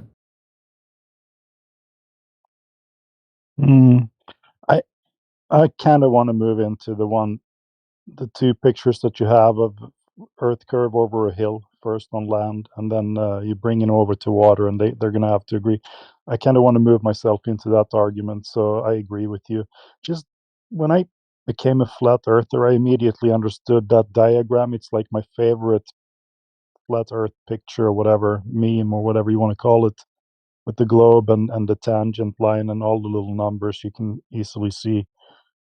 So for me, it's like I, of course, think that everybody else is going to understand that diagram immediately as well, but they don't. So I get Right, your point. but you're like a coder, right? That's Yeah, probably simple for you to look at, but when they just see a whole bunch of numbers, and they're like, "Whoa." that's a good point. Yeah. It's good if they do want to check it, but I don't know. I like this one's like it's for like without treating them like kids, you're treating them as much like kids as possible with these two ones in the side chat here. They can't disagree that observer A can't see observer B. Yeah, it's good. I feel like I need to have something simplified that's easy to paste in and takes 30 seconds with it. I mean, these people have TikTok brain too. You don't have an hour to explain it. They just cannot process it too. So it has to be something quick, efficient. Yeah. Yeah. Could incorporate both of these into a single image with like a little bit of writing at the top of each one, just explaining it, and then they just read it out or something. Yeah, that would be perfect. Just a little quick thing when people come in, what's your evidence? Here you go. And while we can have a discussion, if they have the patience for it, that would be great. But at least we have given them something, even the drive-by people.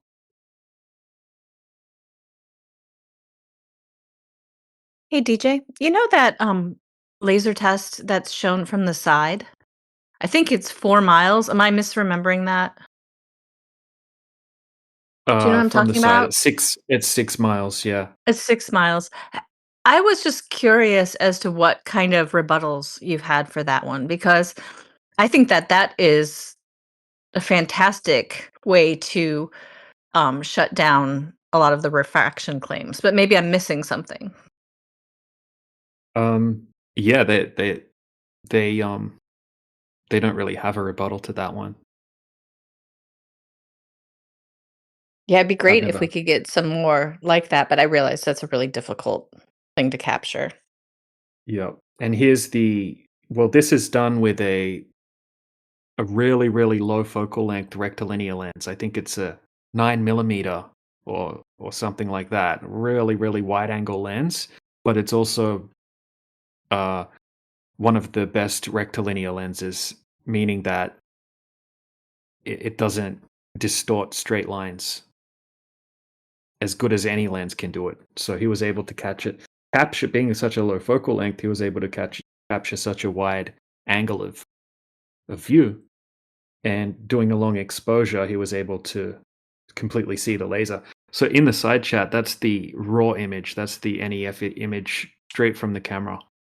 And that's an 8K, above 8K quality image as well. About 50 megabytes. And the thing about that crushes the globe is that when you horizontally compress the image, it's actually bending up a tiny little bit. And for it to be bending up, that means that you can't have the type of meteorological conditions that would cause the light to be bending down around the curvature of the Earth, because you have the temperature gradients opposite. So it's a tough one for the globers to argue with, and it also shows that the beam doesn't diverge much at all. Can't even notice any divergence over that distance. Yeah, it's a good one against the globe, but I think that, they just go into cope mode when you present stuff like that, or they just try to change the topic or something. Do you have all those details on your server about the Yeah, image? Okay. y- I'm gonna yeah, go take it's some in notes. if you type in lanolin in the search bar, it comes up with the channel. It's like lanolin frozen lake test or something. Okay, great. Thanks.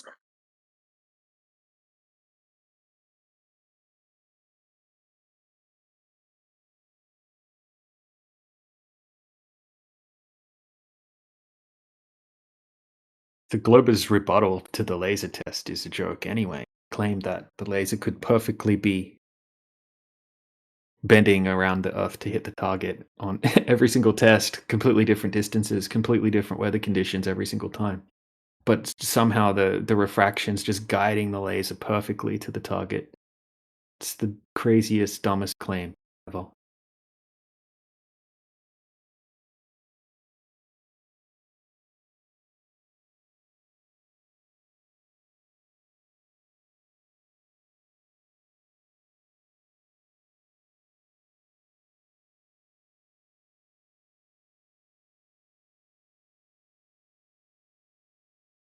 I was watching this video yesterday by Keith Carmody.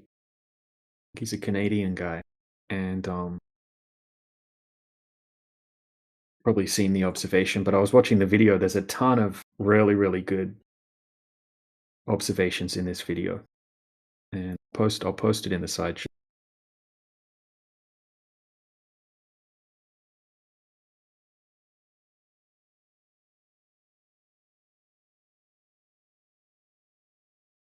Yeah, I want to make a nice presentation of this. I need to take some better clips from the video, but there's a lot more than just this 13.8 mile peninsula. You can see things that are 30, 40 kilometers away in this video. But this one alone, just here, just the camera's 3 inches high, and then you can see that little peninsula. That's 13.8 miles away. That should be over 120 feet hidden behind the curvature of the Earth. And the horizon should be at 0.6 miles. The physical geometric horizon would have to be at 0.6 miles.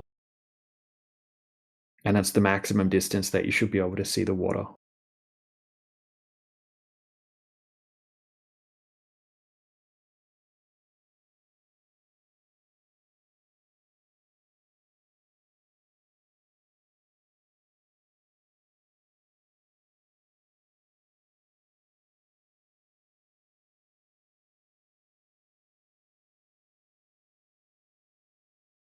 And I want to make some good presentations out of anti-flat earthers observations, because anti-flat earthers have awesome black swans as well, like Jesse Path of Light.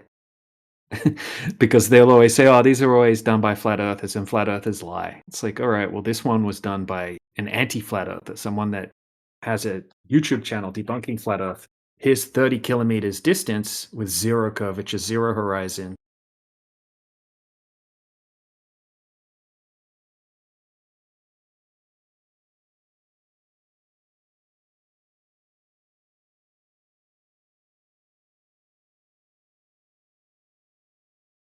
What's his explanation for that one? Refraction, of course. Just say the word refraction, and Wow. yeah. So they use refraction gymnastics, basically. So they'll try to say that it's just refraction. That's it. That's all I have to say.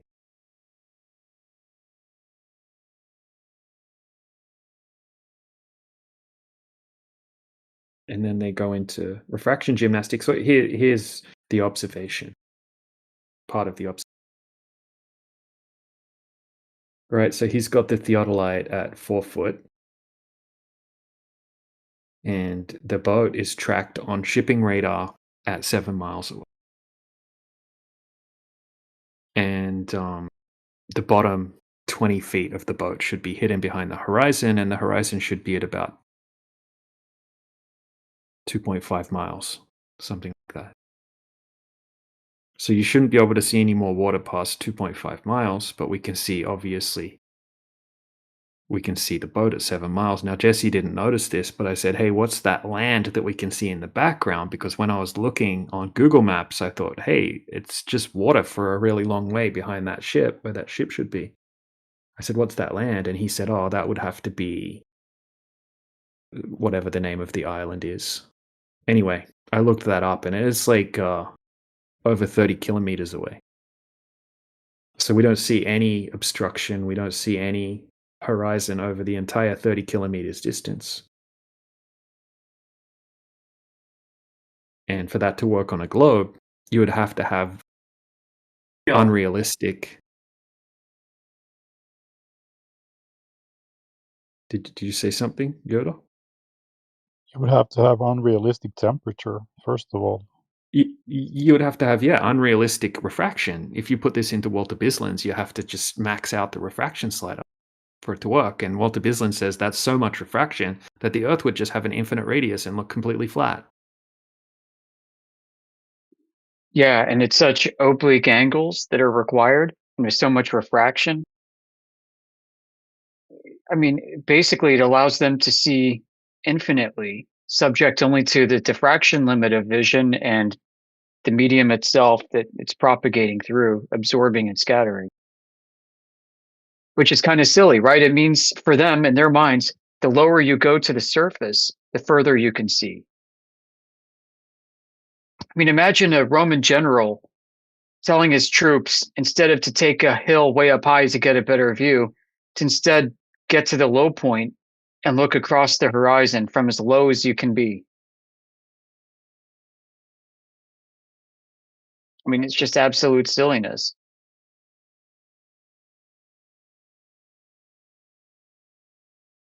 Yep, really is. And So not to does he mention, like, document? oh, go ahead. No. What are you going to say? Oh, well, I keep coming back to this point. It's one that Indio stresses, and I think it's worth learning. Absolutely worth learning.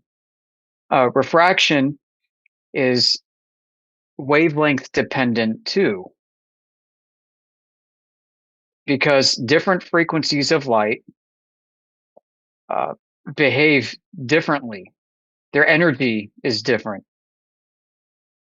The longer wavelengths are basically like big, heavy cannonballs with a lot of momentum, and they're just going to keep going through and barreling through.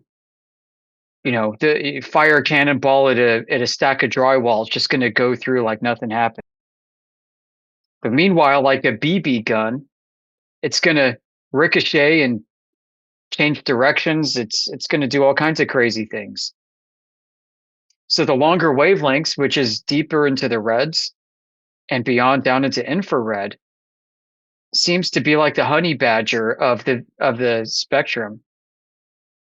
It just wants to go straight as much as possible. But the blues and the ultraviolets, I mean, this will ricochet and scatter and do all kinds of crazy things. One of the reasons why the sky is blue is because the blue is just scattering and reflecting and pinging off of every little thing, filling the entire sky with the color.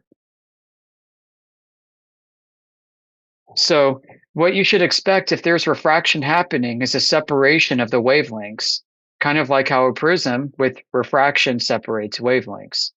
Red is going to be relatively straight with respect to the incident on the other side. So you've got the light, the incident light coming in on one side, and then the chromatic separation rainbow on the other. Red is going to be fairly much in line with the angle of the incident ray to the prism, but the rest of it, the rest of the colors are going to spread out at different angles. And the shorter the wavelength, the more the angle that gets bent. What this would look like is if there's refraction happening, the way that they explain, to the degree that they require, is that objects in the distance are going to look like they're hazy. You're going to be able to see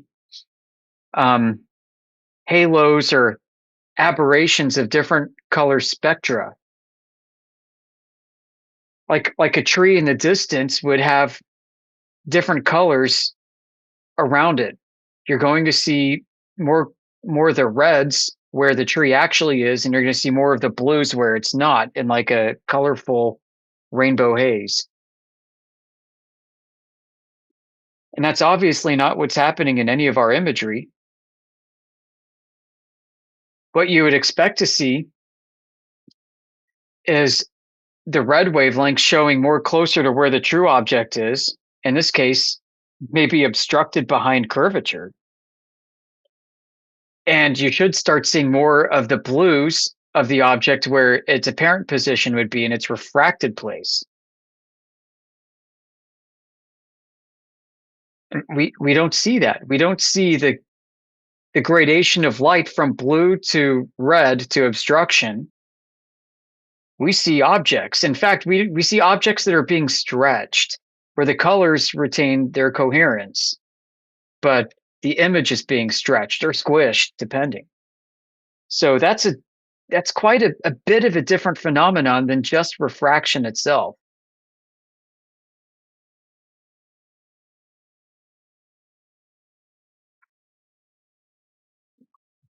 And a point that I keep coming back to as well is if you've got a curving surface, right, of the globe, it's curving down at 8 inches per mile squared.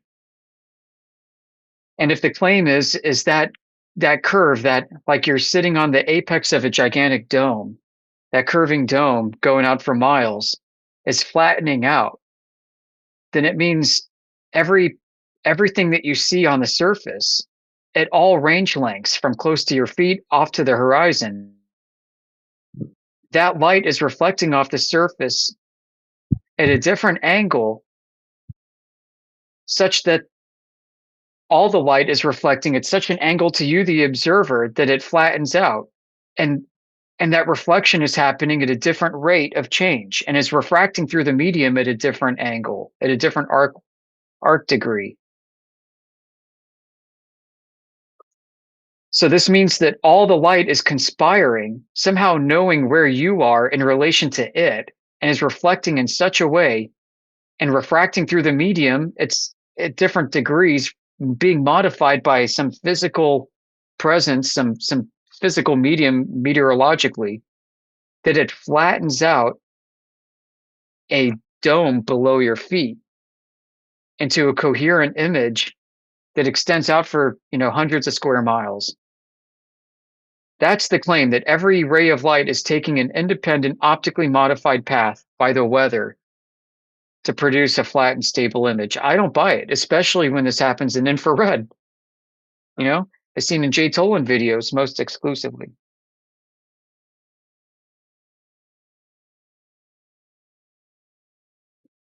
All right, so it's not that we're dealing with one index of refraction, meaning one way that the light is being modified through the medium at one rate of degree change, but it's multiple independent rates of change that are all conspiring to flatten out an image just for you, the observer. Well, what about the observer that's a mile to the east of you, that's looking out in the same direction? Is all the light that he's seeing also being modified in such a way to conspire together to produce a flat and stable image that he sees too? Is the light taking forking paths? Yeah, listen to this guy. Oh, look, his English Hello, sucks as well. everybody. Hello, everybody.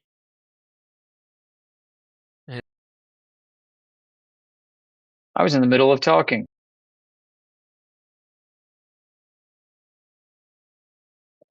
I think that's a great question for Globers. I don't know how to compress it into to a TikTok sized meme. I mean, are all independent paths of light to the surface of the globe taking different independent? Geez, I don't even know how to. There's got to be a better wordsmith than me out there that can distill this. Do you mean to say that all the trillions of rays of light are taking independently modified optical paths such that the curved surface of the Earth happens to be flat for hundreds of square miles? And not just for me, but for the guy that's like 10 miles to the east, also looking to the horizon in the same direction. Because now you got a problem. Now you have that same light being modified in two different ways, essentially taking forked paths. You have basically competing indices of refraction in the same medium.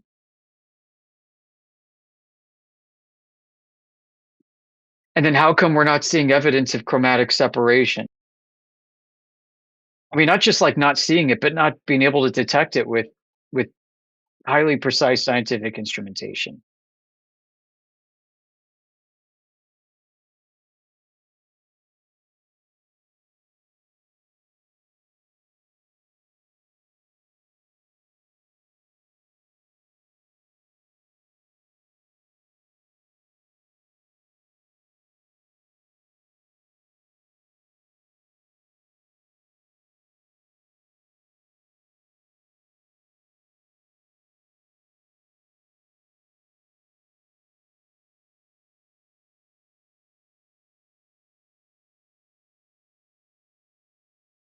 I mean, the point of all this being that there's a lot more that's still left to be understood, not just by us and not just by the globies, but by everybody else on what's happening through the atmosphere when we look out. And if this means that we can't prove that the Earth is flat because the light is doing something that we can't understand, well, I mean, we have ways of controlling for that. But let's say that this is true for the sake of the argument, then it means the other side of the argument from the globe Earth perspective, they can't declare it to be a globe either. So we reach an impasse. And how do you break that impasse? What's the tiebreaker? Well, the tiebreaker are controlled demonstrations, right? Where you maybe look out in the same direction using two different wavelengths, or you use lasers with different colors representing different wavelengths, and you control for the claimed refraction through the medium that way. And in either instance, I mean, it's just not happening that way.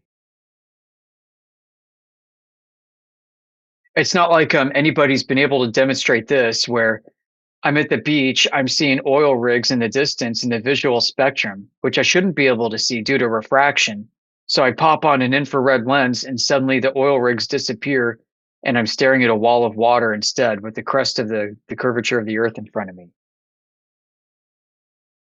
Right? I mean, shouldn't that be happening if that's the case? Shouldn't we have evidence that people can do this?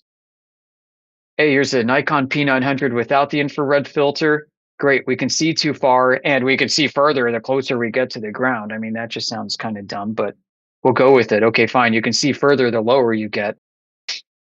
We zoom in on the oil rigs and now we pop on an infrared filter. Nope, they're gone. They're below the curvature of the earth. I see curvature instead. No, it's funny. The opposite happens. We actually see further.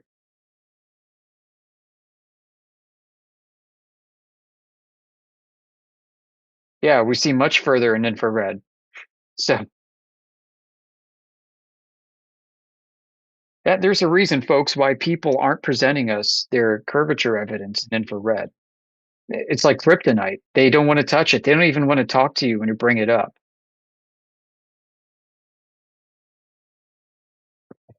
They'll pretend to ignore you when you do mention it. And they'll try to shift the conversation away anything but discussing that aspect. Same thing happens when you talk about the controlled demonstrations using multiple wavelengths of light, multiple laser frequencies.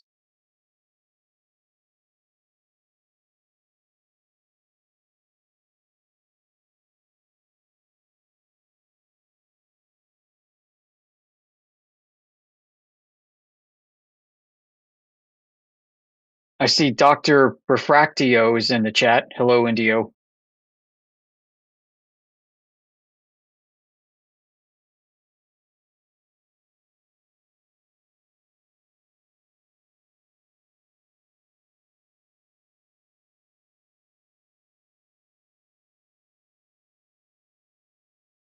I'm kind of running out of steam here of stuff to talk about, and I need to focus on work.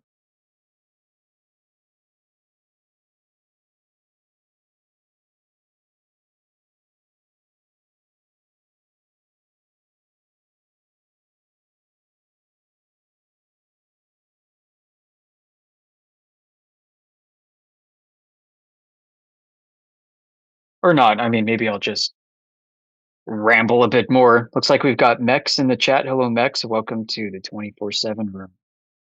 Hello.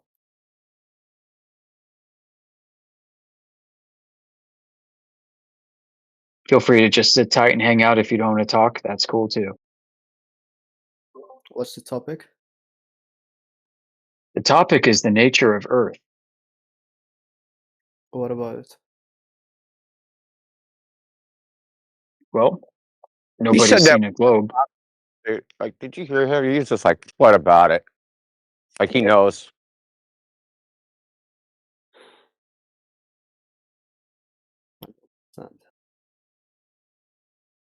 So, do you know what the Earth is, buddy? Is The it Earth? flat? Is it globe? Yeah, the Earth. Planet. Okay. Why do you think that?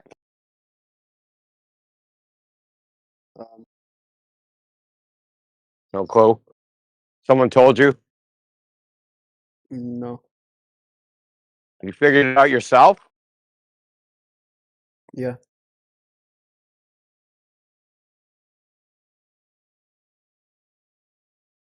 It was because of the physics law. Laws of Could you physics. tell us which physics laws you're talking about? Which physics laws? The electromagnetic forces between each planet and our. What? Speaking my love language. Yeah, I know. Like, so there's an electromagnetic force between each planet. Sorry. Not Okay, what's the potential? magnetic. Yeah, what's the potential difference in voltage between Earth and Mars?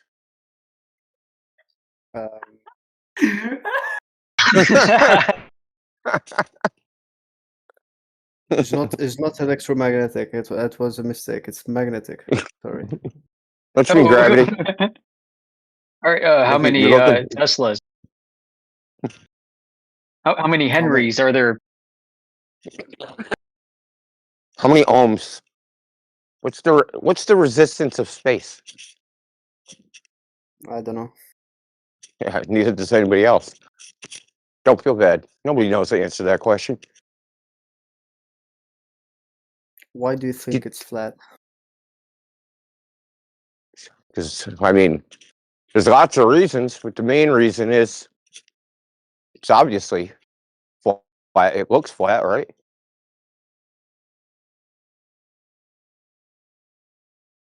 Sorry? And I know what they say. They say, yes, if it was a giant ball, it would also look flat. But it would also look flat if it was flat. So here we are. Flat looking ball or flat looking flat. So how do we decide which one it actually is?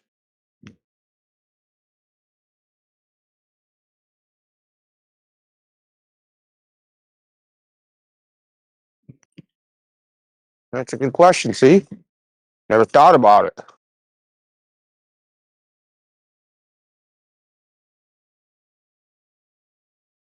You leave. You leave, bro? Oh, It's like the gauntlet in here, man. We're running the gauntlet. it's been great today, to be honest. Yeah. Oh, I heard that guy earlier. The guy that wouldn't answer a question. Man, Debate bro. was he? Was he a debate bro? Yeah, he wanted to argue like the scaffolding of argumentation itself. You know, like do you think you could prove anything with the premise of a syllogism? Like,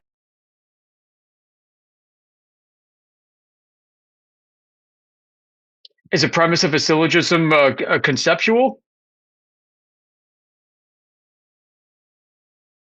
My goodness, are you serious? Good thing I wasn't in. I'd be freaking out.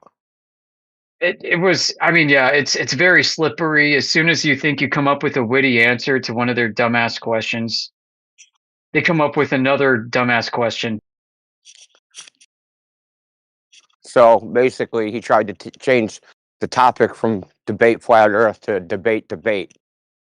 Exactly.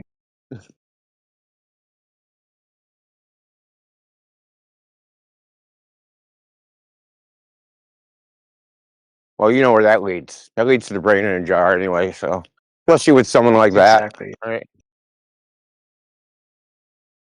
Yeah, he said empirical evidence was not necessary for his proof of the globe. I would have liked that. I just want to hear is how do you prove things about the physical natural world without empirical evidence? I want to see how you do that with like logic or rationality. Yeah, I kind of asked that, and then he shot back with, oh crap, I just remembered what now I forgot. It was like something like,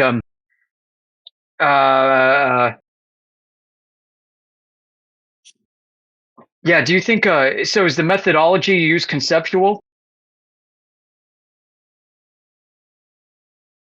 No, not at its heart. Physical.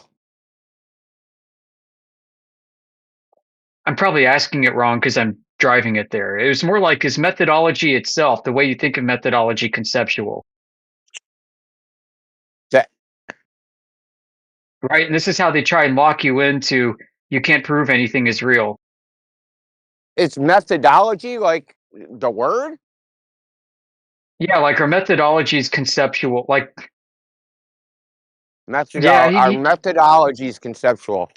Yeah, basically, he wants you to think. He wants you to basically say, yeah, you No. have to think about a methodology, No, and they're if you have not. to think about it, then it's abstract. No. Methodologies. It's just a name we gave to doing a series of actions in a particular way. So they're not. The word, right? Words are all concepts, right? It's just a token for something else.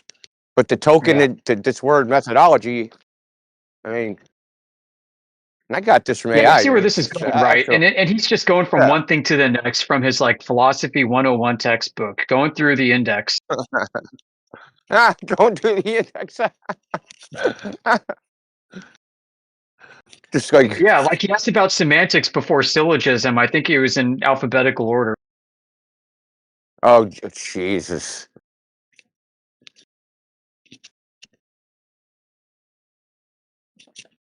It probably wasn't even his philosophy textbook. It was probably his older brother's. He sounded pretty young. Yeah, he did actually. I cracked a joke. I'm like, dude, is this like your first year at this?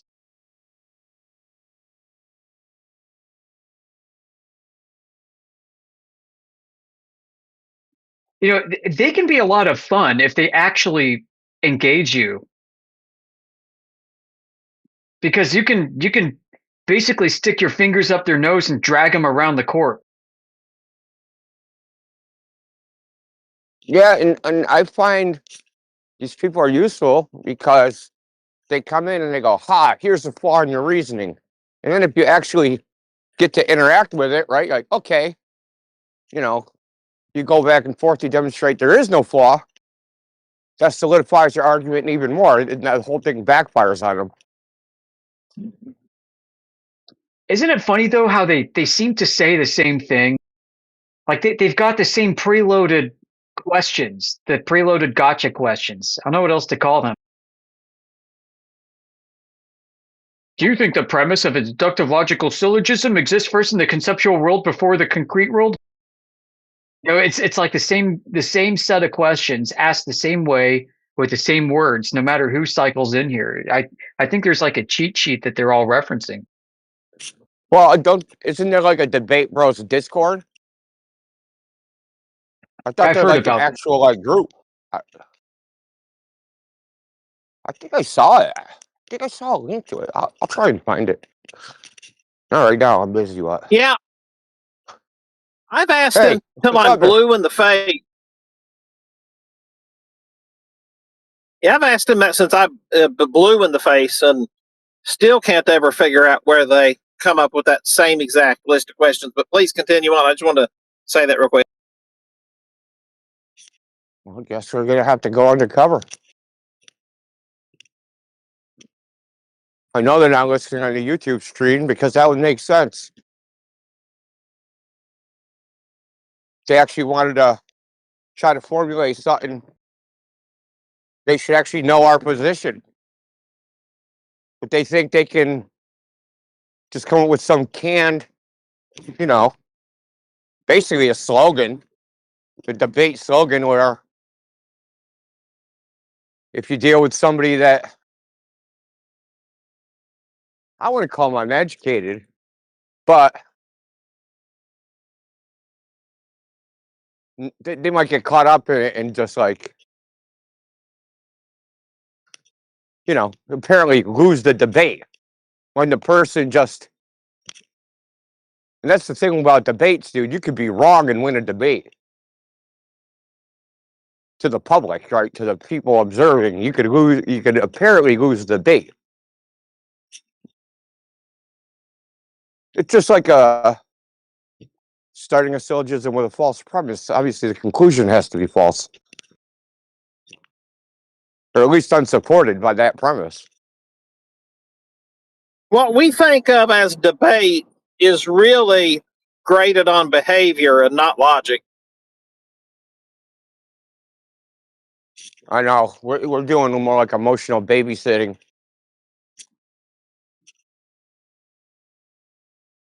Here's what I would be interested in is if we loaded 3 or 4 days of transcripts of people cycling in and out of here into AI, and then ask the AI to actually come up with 10 questions for GTs to ask a flat earther, I wonder what those 10 questions would be.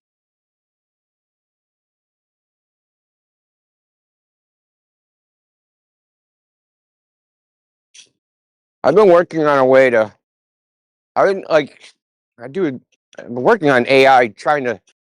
I mean, there's a lot of people trying to solve this.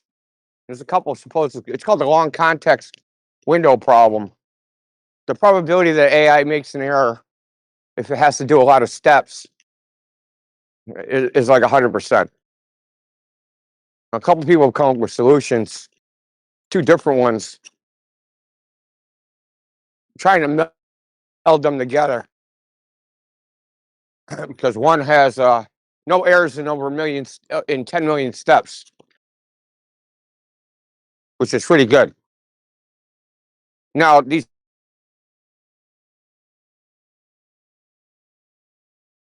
steps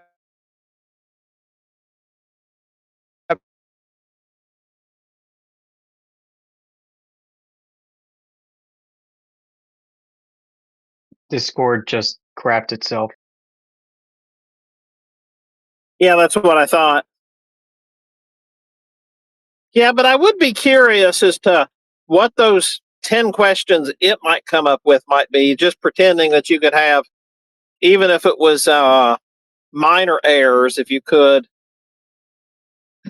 maybe get several days and iteratively go over a few hours at a time and get it to slowly compile.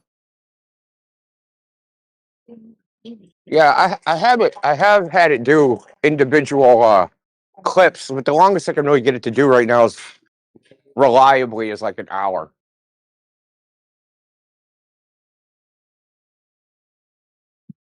It'll summarize, make a transcript, right? It'll even tell you like what the debate was about. It'll do all sorts of different stuff. But once I get beyond an hour, or just can't do it. Shit's the bed.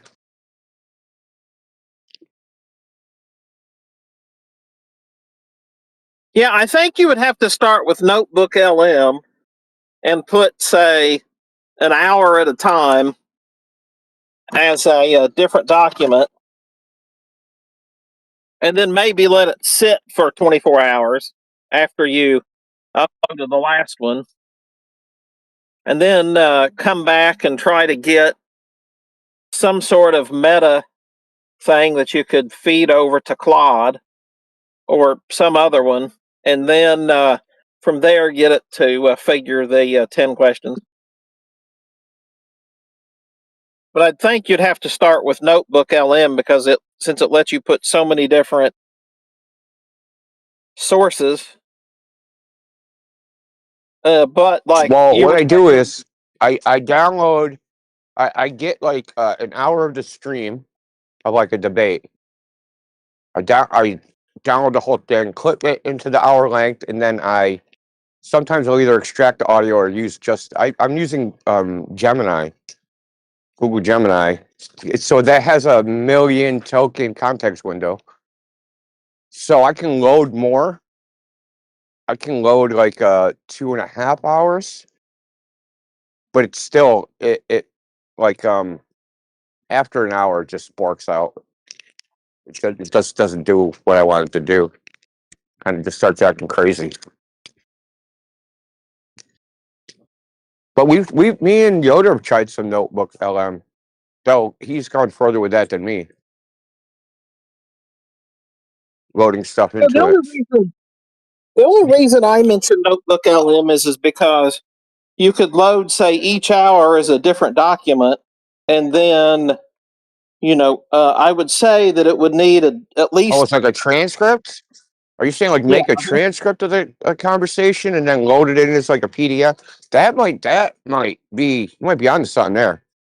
Yeah, no, that's You might 100% how I would do it. Is like I would try to overload, or well, I would try to get to that asymptote just underneath of overloading Notebook LM, and then I would try to find the most interesting hours. So, say if you just pretend you could load a couple weeks of transcripts in to Notebook LM, and then try to get it to tell you the, say, 5 or 10 most interesting hours, and then load those into Claude.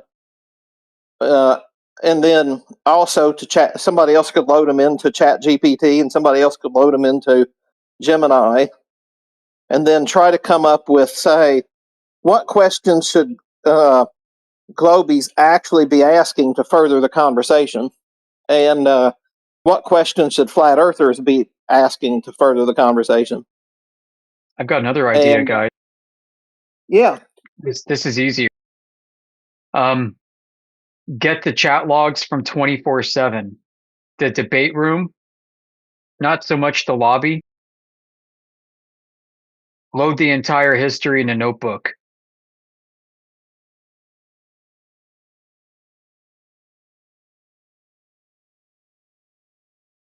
we actually have a lot of that, yeah, but it's old at this point. I wasn't even thinking about the.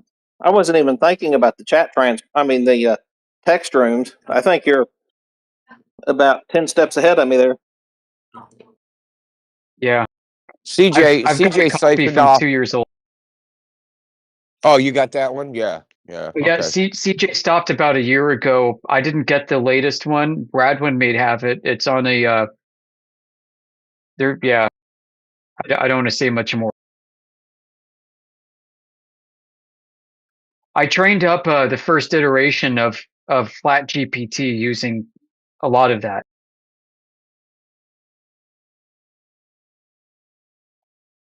Oh, I really? I didn't extracted. even know that. Yeah, I extracted conversations from text chat that you had, Martoth Yeah. had. Oh, and who else? Drace. Couple others. Hider. Yeah, Hyder was in there. There are a couple others. I'm blanking, but anyway, I took all of that. I stripped out the personally identifying information first, actually. So I removed all attribution to user handles.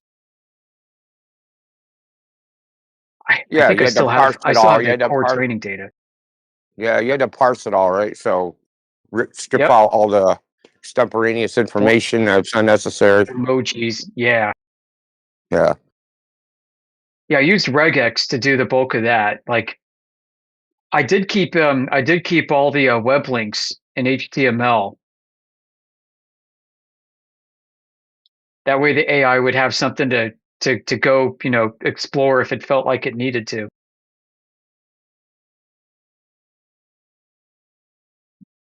Is that something I can access, or is that just something you have kind of behind the scenes? I've had it behind the scenes, but I actually did kind of packetize the training data, and I've sent out to people on the down low and DMs. It's almost 2 years old now.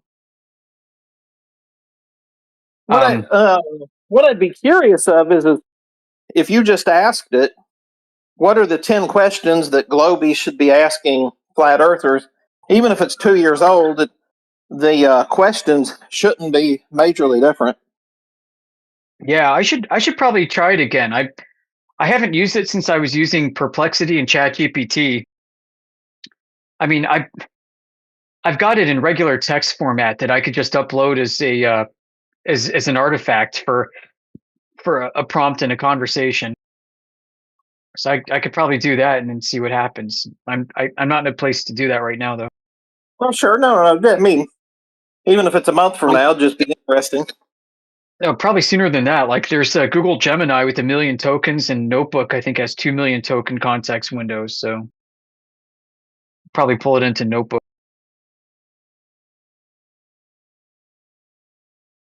Yeah. Dude, it's like 25 megabytes of raw text with all the stuff stripped out. So it's just conversations. So if it's only There's a 25 lot of stuff, megabytes, man. that's not as big as I had expected.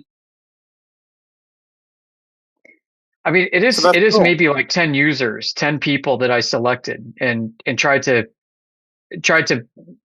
basically what I did was I had to go through the full text logs and I said, hey, give me 10 lines of conversation of text before every instance this person shows up and after.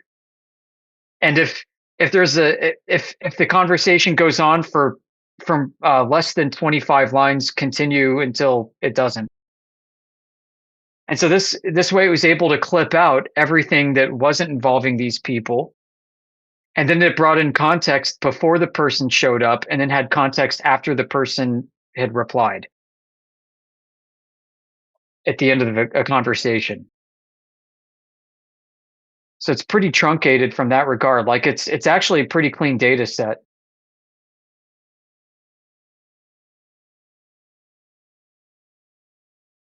Now you actually made me think of something that'd be really devious but still fun to do, which would be the opposite, is to then analyze what the GTs have to say when they come around, and then when they come back at some point, oh yeah, well, here's what you're likely to say next. For the past few weeks, everybody's asking us about the edge of the Earth and maps.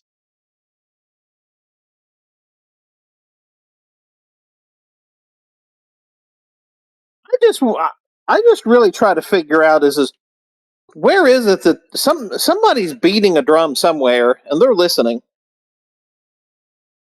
I'm just curious, who's the drummer?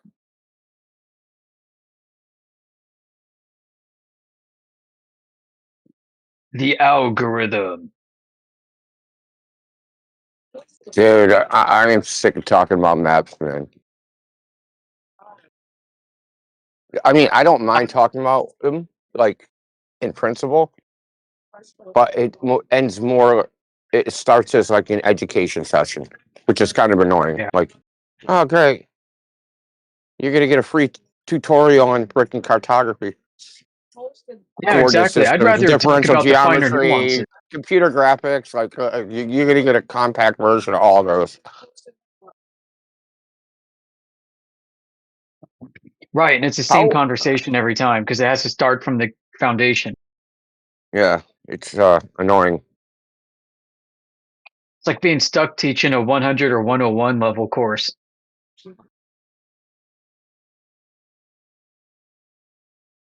That's why they give that to the TAs.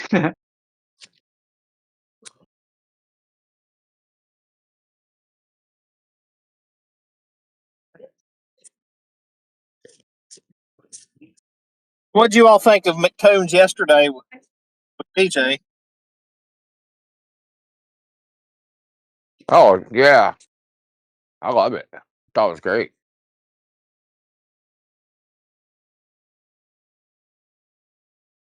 Yeah, Just one of the wondering- top debates ever. Yeah, I was doing a lot of work, so I could only jump in for a few minutes here and there and listen a few minutes and then jump back out. But I just wonder, where do people like McToons learn that technique of they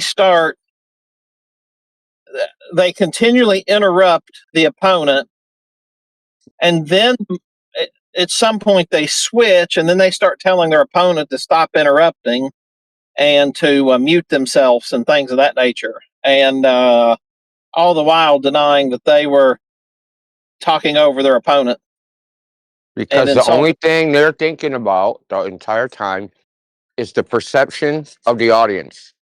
They're not even thinking about the issue. They're thinking about what are people thinking about this interaction. And DJ was hammering him, so he had to turn it into a shit show to make that stop, right? DJ became the topic instead of the topic. I mean, how many times have you seen this? Oh, blah, blah, blah. No, that's not true, blah, blah, blah. You guys just deny it. You know what I mean? They start talking about us every time. They try to make us the topic. Now, it's so funny that I've never seen any of us do that. But, you know, we have standards over here. Oh yeah. I'm frustrated because I don't know. I don't want to sound like elitist, but I'm used to running around in social and professional circles where people are a lot more engaging than the kinds of people we've dealt with over the past few years here on Discord and elsewhere. I want to know where all those people are. No, I want to know where my peers are without exposing myself to my peer group so that I can have these conversations without risk to my profession.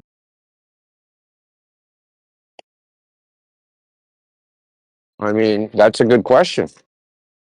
But have you ever considered there's a possibility that this topic, that those people would be like, these are those people, but then when it comes to this topic, their brain fall. I mean, you've seen it with people that are professionals that we talk to. You've seen them spurg out and go nuts. Yeah, So it's not. I've I seen don't that in a think. I limited don't way in think. my personal life. Yeah, I don't think it's a scarcity problem. I think it's emotional, like I said, emotional regulation. You know, I made a big mistake, man. I came to the grocery store hungry. Don't ever do that. I just want to buy everything. Yep. Never go to the grocery store hungry. I've made that mistake before. Come home and the wife said, "You were hungry when you were there," and I'm like, "Yeah, I guess I was." But yeah, it's what I refer to as the Discord effect. The people who know the issues that are globies are not going to get on Discord and talk about them. So that leaves us with the McToons and the Josh Ingersolls and the Ruga Pesos and Jesse Paths of Light that they're just not going to do it. So I refer to that as the Discord effect.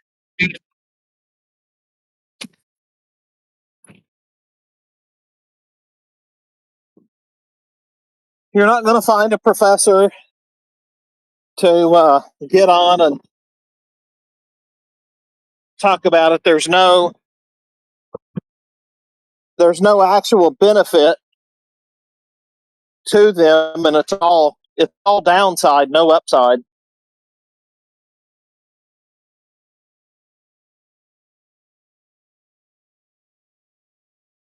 I mean, there is a minimal upside, though I don't know how much traction or how much mileage we're getting out of it at this point. This is just like hoist them up and just smack them around like a piñata and like make them say dumb stuff so that a normie sees it and like, man, what's wrong with this guy? But yeah, no, what I mean is there's that's no only so much upside. utility nowadays because the clipping and the roasting thing is so passe. I don't even think it affects people anymore. No, it doesn't. But there's no upside to a professor of astronomy to come in here and to talk to us about the shape of the Earth. There's no upside to a physicist to come in here and talk Yeah, we're about up it. against game theory, you could say. That's true. But I mean, there is people's curiosity.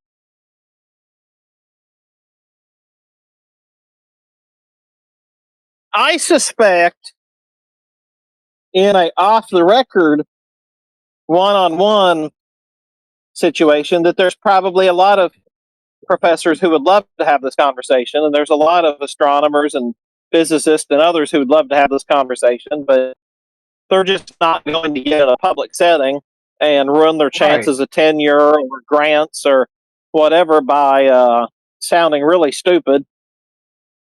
And so yeah, that's true. There's a percentage of those who are inclined and a percentage of those who do end up coming online and maybe joining us under anonymous names.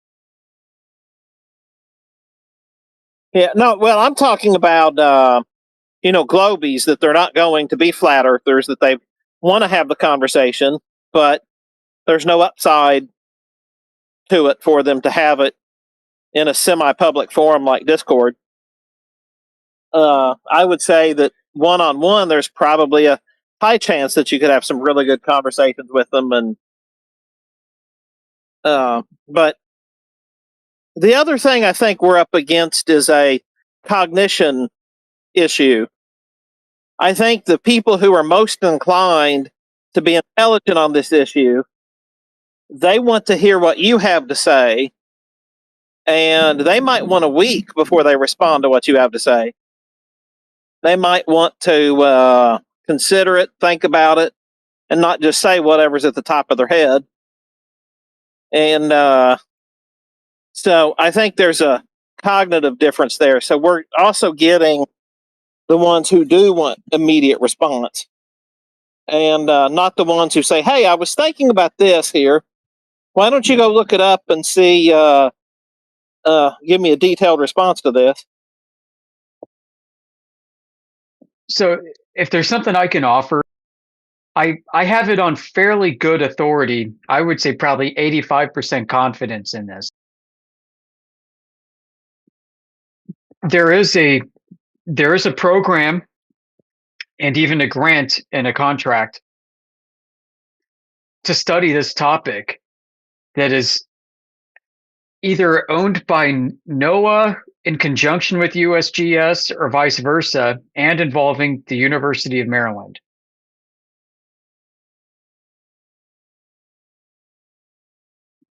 I don't know how resourced it is, who's in it, or what they're looking at, or how, or I don't have any particulars, but this is just what I've heard through the grapevine. Call it rumor intelligence. Yeah, we actually live on a terrapin Earth. That's funny. Probably not too many people around would appreciate that. But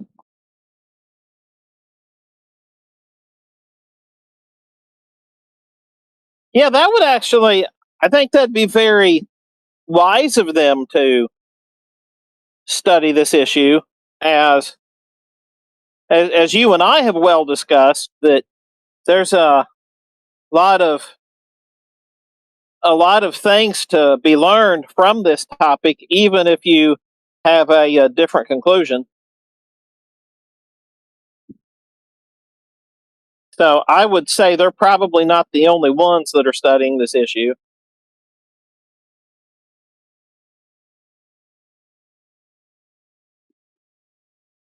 The topic is almost like you could almost write a science fiction sort of narrative around it, and it may be more nonfiction than you think. So the setting is basically the idea that over the past 70 years of exploration, they've discovered that the nature of Earth and our cosmology is not what we popularly thought for so long. And so they decided to basically crowdsource ideas. What they've done is they've left breadcrumbs and call it leaks of information to allow the community, the rest of the world, to organically rise up and discover it and start attacking it and finding out what's wrong, for the purpose of crowdsourcing their ideas, their bug hunting, and for patching the current model so that it can be strengthened.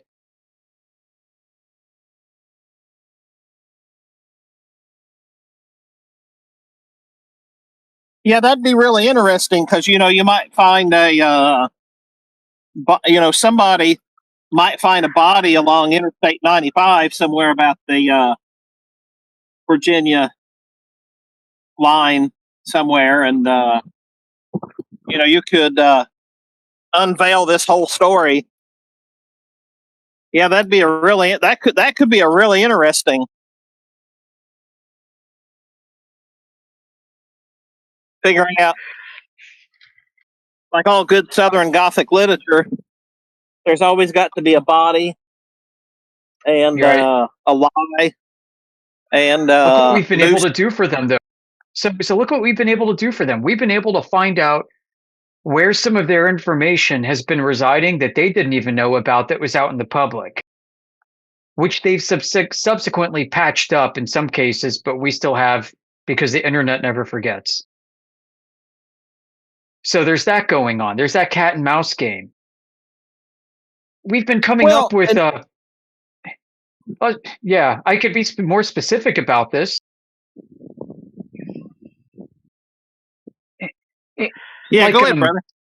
Like the SpaceX launch, which was live streamed and patched later because we found issues with it. Like, how do you go back and retroactively patch a live stream? Or documents that have disappeared from certain open repositories, even though they're still completely unclassified in public domain. You know, certain like Army and NASA documents. So we've got that going on. We've got NASA astronauts that are practically quoting us as if they listen to our live streams, and then melt down and give rebuttals to some of the arguments we make. We've got so much evidence that they're watching and listening and responding. So maybe there's some truth to it. What's the name of the law that they've tongue-in-cheek named a law that if you want the right answer, you never ask the question, you give the answer that you know is wrong, and then on the internet you'll get thousands of people telling you the right answer. There's a name for that. Do you remember what that is? I know what you're talking about. It's like reverse psychology, but I don't know what it's called there. Yeah. And I found myself getting a lot of information by posting something that I know is wrong. If I could, I've posted questions, waited a couple days, and then I've posted something posted what I know is the wrong answer, and I'll get 20 people telling me the right answer and how stupid I am, and then I'll, when I'm all done, I'll tag each one of them in the other one and say, hey, you all had lots of very pompous things to add. Why didn't you answer this one? And then, of course, you've already given the answer why, and that's the algorithm. The algorithm rewards the wrong answer being given and not the question.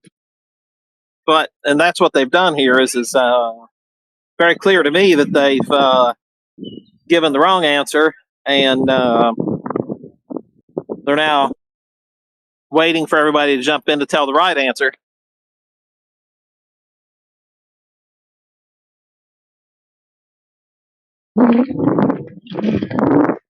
That wrong answer.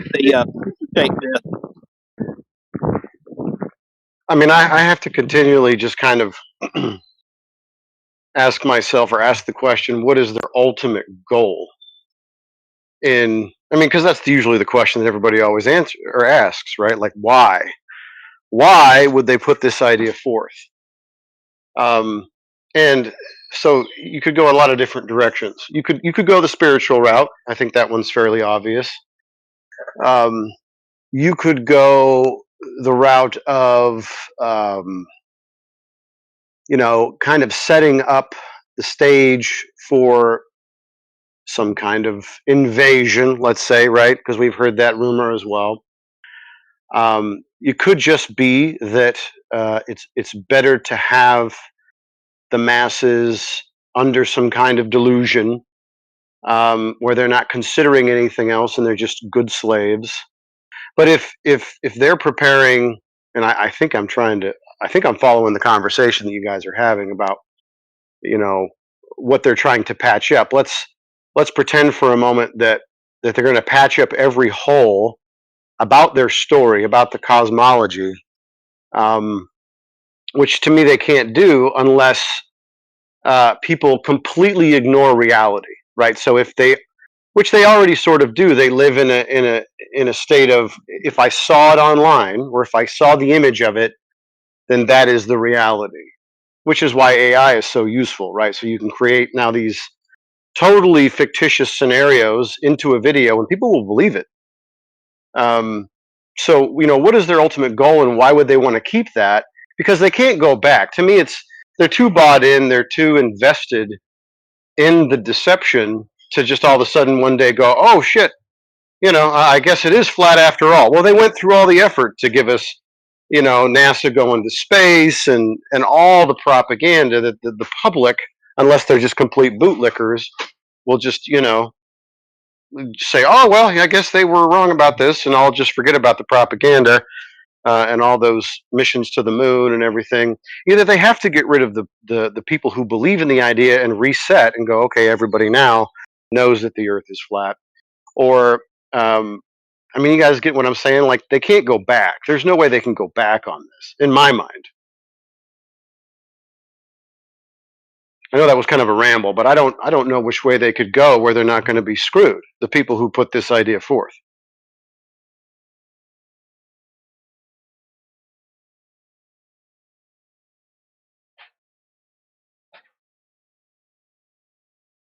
You're 100% right, my friend.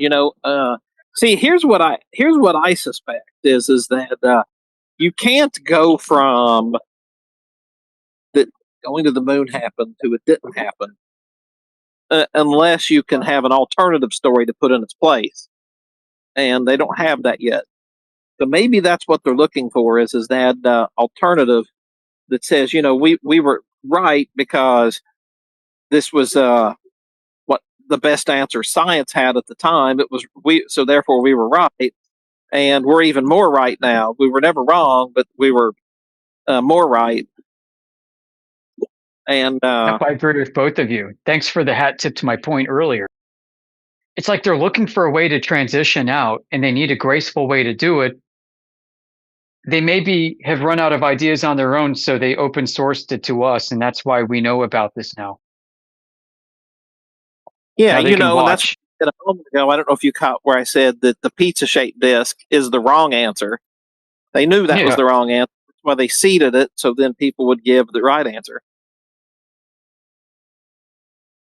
Yeah, so that means that they're interested in speculations, which is something that our community has shied away from doing more recently. But there are other communities that are all about it. And I bet those that are watching are all over them more than us. And that could probably explain our lack of traffic. Who knows? And maybe that's why you've had to have the trip to the far south. Is that maybe they took what they thought it was the best of the speculators and took them down there and said, okay, look, this is what we observed. Now what? And maybe that was the point of that. Yeah.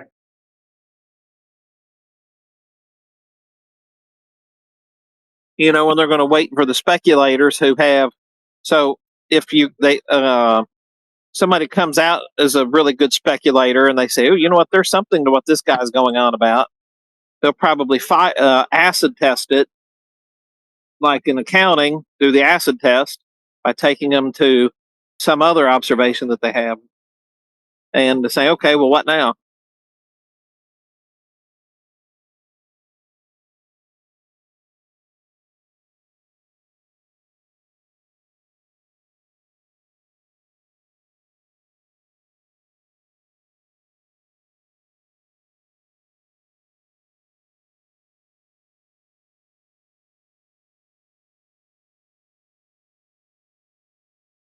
Because what you can't have is you can't have a series of observations.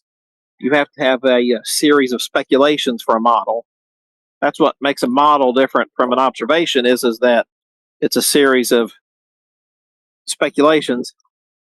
And speculations to be in a model have to square up with each other. And so you can't, so you have to acid test these. And that's probably what that was about, is to see if the great speculators had, what were they going to say then?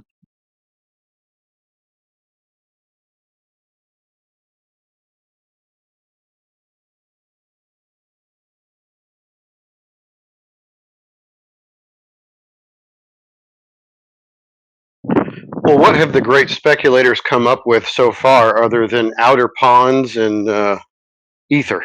I mean, Well, they're sitting on your wife and getting arrested for using marijuana in a state where marijuana is legal. You know, things of that nature. I think that's the best that they've come up with. right. I mean, you can't hand over your next big story or the patch job to the likes of conspiratards. uh, and I don't know. I think I would hope. I feel like there's a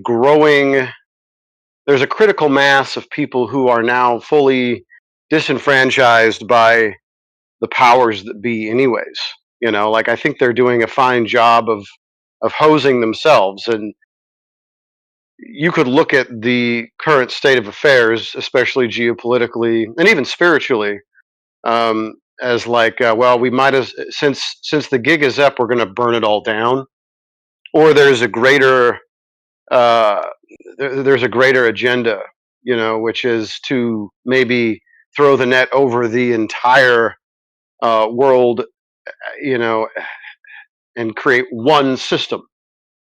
Create so much chaos that everybody's essentially begging for a solution. It's the greatest of all Hegelian dialectic projects.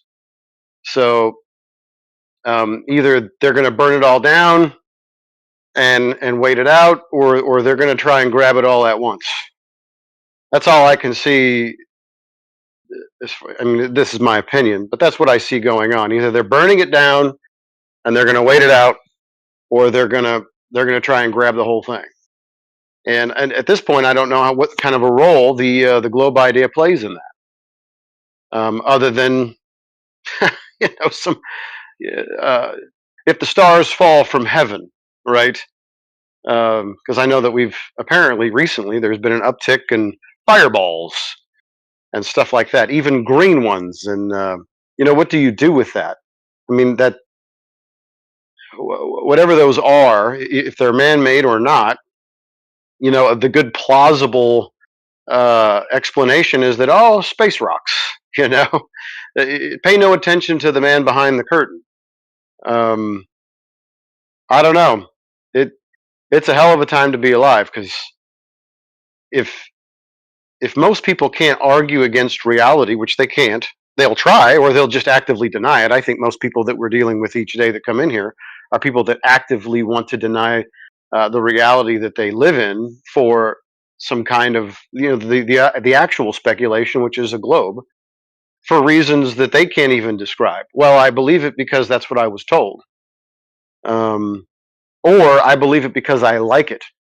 We had a guy in here from the Christian chat, I don't know, a week or two ago, and he's still just enchanted by the idea of space and the galaxies and the ever expand. Like, he's just enthralled with it, and he thinks that's somehow biblical. And we immediately corrected him about that, and he ran away. So it's more of a bias than it is sometimes anything else. So I don't know. It's a weird environment. It's hard to predict ultimately what the goal is for giving this cosmology.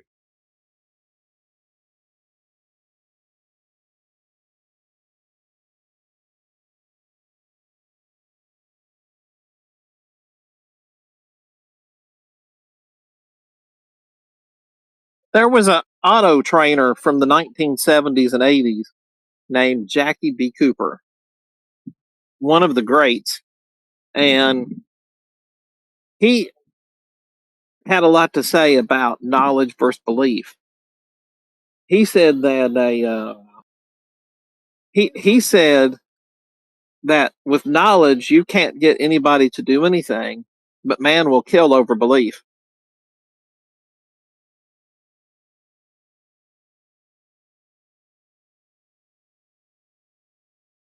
Well, that's 100% true. What do people say when they come in here? What is the word that they use every time? I just want to see why you believe what you believe, and they'll even admit that I believe in the globe, right? And yeah, that's 100% correct. Men live by what they believe. Ultimately, even if they have knowledge to the contrary. Fear is a perfect example of this. People can know. Let's say you're going to go down a zip line or do some bungee jumping, and someone can come along and show you the rope. They can show you that there are no stress fractures anywhere, or frayed sections of the rope. It's solid. Here's what it's attached to. All of this looks solid. We know, or at least what we can show you and what we can test, is that this is not going to fail, right? And yet, there's still this overwhelming fear of, if I jump off this platform, it may not hold me. A lot of people, when they go bungee jumping, they'll back out. They'll be like, I don't believe that the rope is going to be strong enough to hold me. What if I don't make it, right? So fear is this thing that has been created within the mind about a possible outcome. And so according to that possible outcome that is only conceptual, they don't do something, or they act because of it. If they believe something that will happen, they will either not do something or do something. It's always ultimately about what you believe or what you fear, but never about what's true, almost ever.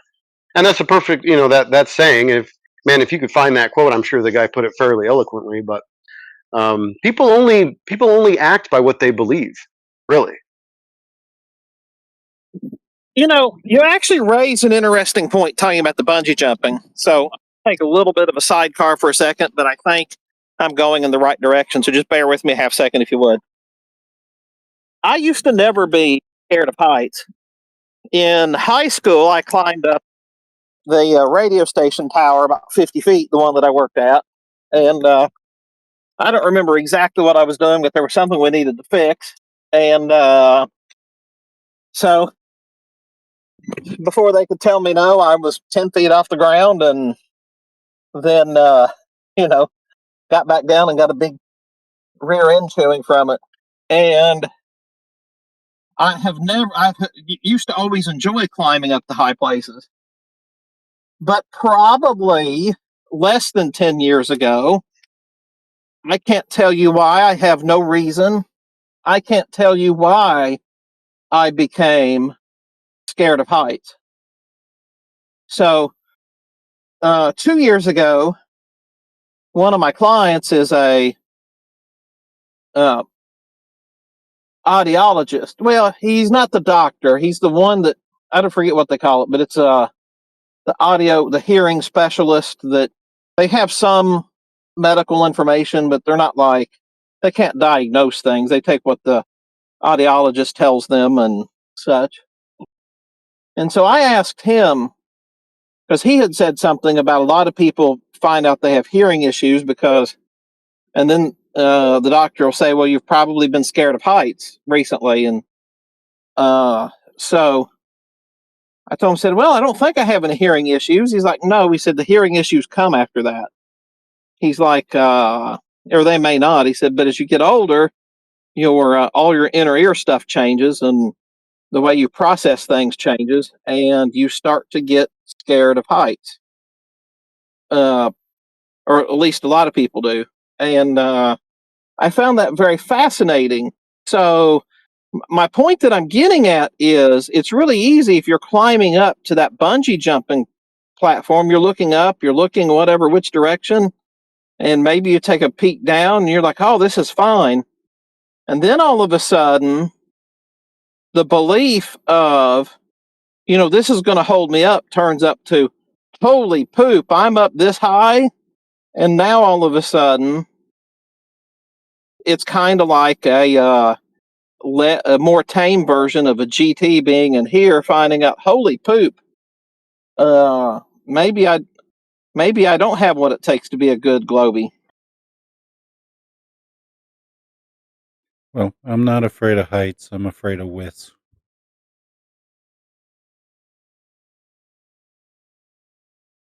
I like that joke. Yeah, is that a fat chick joke?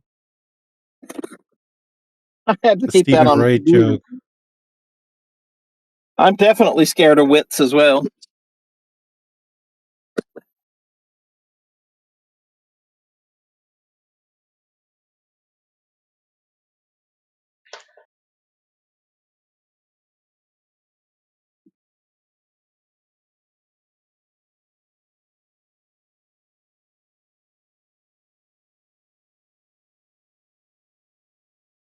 I still hold that this topic is probably the one that people, for whatever reason, right? I mean, you can talk about religion, you can talk about politics, and people can kind of be comfortable even if you're on the opposing side. Like, they don't get too worked up emotionally. This one is strange.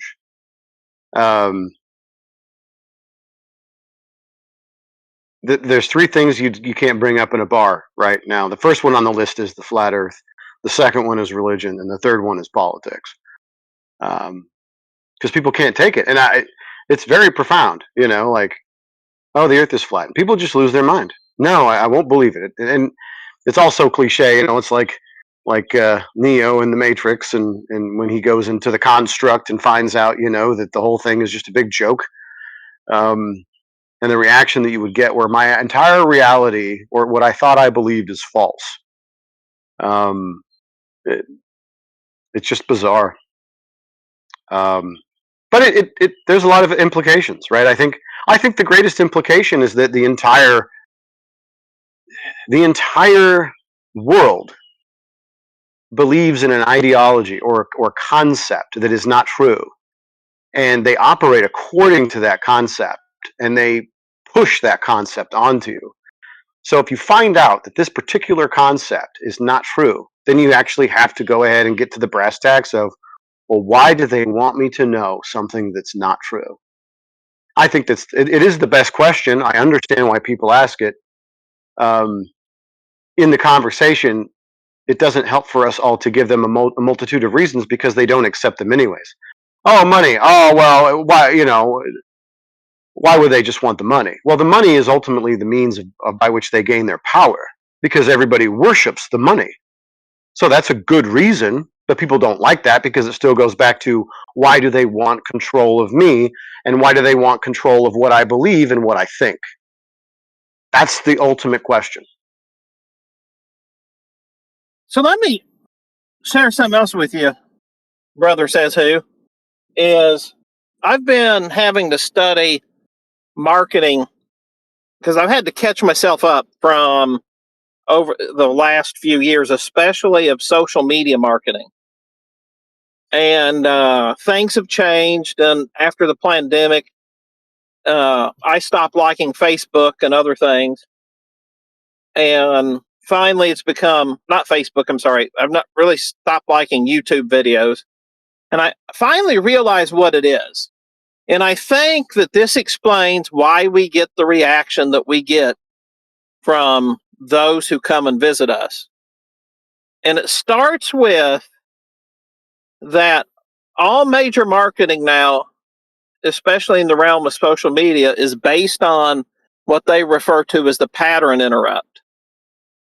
That the goal is that people are sitting back in their chair and they're watching YouTube, or they're scrolling through their phone, and you need to confront them and startle them.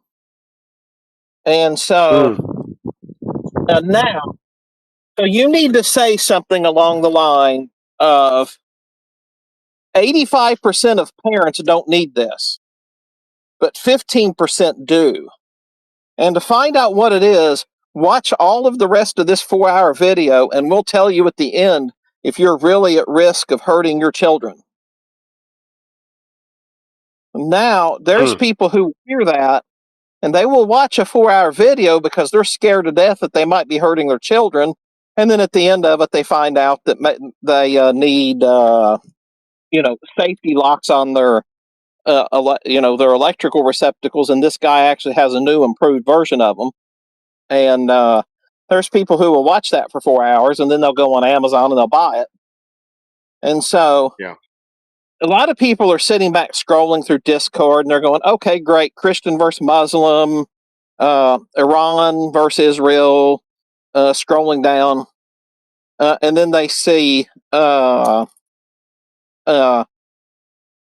flat earther explains the universe. Whoa, wait a minute here. What? Or they see a client, like one of the things we put in there that now all of a sudden they have been interrupted, they have been startled, just like you've walked around the corner and screamed real loud and at your wife, and though she knows that it's you, she's still startled for the next 20 minutes. That's what you've done here. So now they come in here. Now all of a sudden, that startle is going to turn into a dopamine rush for them. And so that's the reward of the video startling you, is now you're going to get the things popping across the screen, and it's working up to where they're going to tell you, you need these electrical covers. And, so here for us, there is no dopamine to recover from the startle. It just gets deeper and deeper and deeper. And so that's what they're doing. So by the time they come to us, there's no recovery. No, the way that I look at the world, and I don't expect most people to see it the way that I do, but my belief is that it is ultimately dominated and controlled by wickedness, right? A spiritual wickedness. And the only way for this spiritual wickedness to have the control that it does is for the people to always be in fear. Because when people feel afraid, they instantly go, well, where can I go as a refuge from the thing that I'm afraid of? So you go from fear to control, but it's always a control that you actually take for yourself, right? So you make people afraid, and then that incentivizes them to mitigate the risk, or take control of the situation so that they are no longer at risk from whatever may come. So, like, take for instance, you're selling products to parents, and your toddler, you can't keep an eye on them the whole time. At some point, they may grab a fork and go to the outlet, right? And then you'll just come into the room one day, and Junior will be there on the ground, and he's smoldering, right? Because he stuck the fork in the light socket. So you need these electrical covers, these outlet covers, because that could be you, or that could be Junior, right? So selling things through fear is probably the most effective way to sell things that you can have. Now, everybody else is going to make you, like, even the idea of the globe is you are on this spinning water ball in this vacuum, and there's always these rocks flying. There's comets, there's asteroids, and one of them might hit the Earth. So they keep reminding us of that. The problem is that there's nothing that you could possibly do. That's my favorite part, But they give us that movie Armageddon to say, well, in the worst case scenario, we'll get Bruce Willis up there, and the soundtrack from Aerosmith will be playing, and we'll nuke the son of a bitch, and everybody will be saved, right? So even still, they kind of offer you this false sense of security, like, who's going to protect me if a rock heads towards the Earth? It'll be Bruce Willis and the United States government and NASA, right? So they are your safety net. They are your saviors. They know what's going on. They can warn you. If a tornado is going to hit your house, the sirens are going to go off, even though people still die and they still get hit with tornadoes. And sometimes their sirens don't even go off. Sometimes their weather radio doesn't go off. I mean, this happened to us where we live. The sirens didn't go off. The radar didn't show anything. And 3 small tornadoes ripped through my community and tore houses apart, and people's homes were ruined. Homes were ruined. I mean, it was crazy. Lots of damage, and there was no warning. So we somehow believe that if we know about the possibility of something bad happening, that we can somehow stop it from happening, and it has never worked. That's what the entire United States government is built upon. There's bad people out there, but we will stop them. We will We will, keep them from coming over the border and selling drugs to your kid, and we'll put them in jail, and we'll just have control over everything, and everybody will be safe.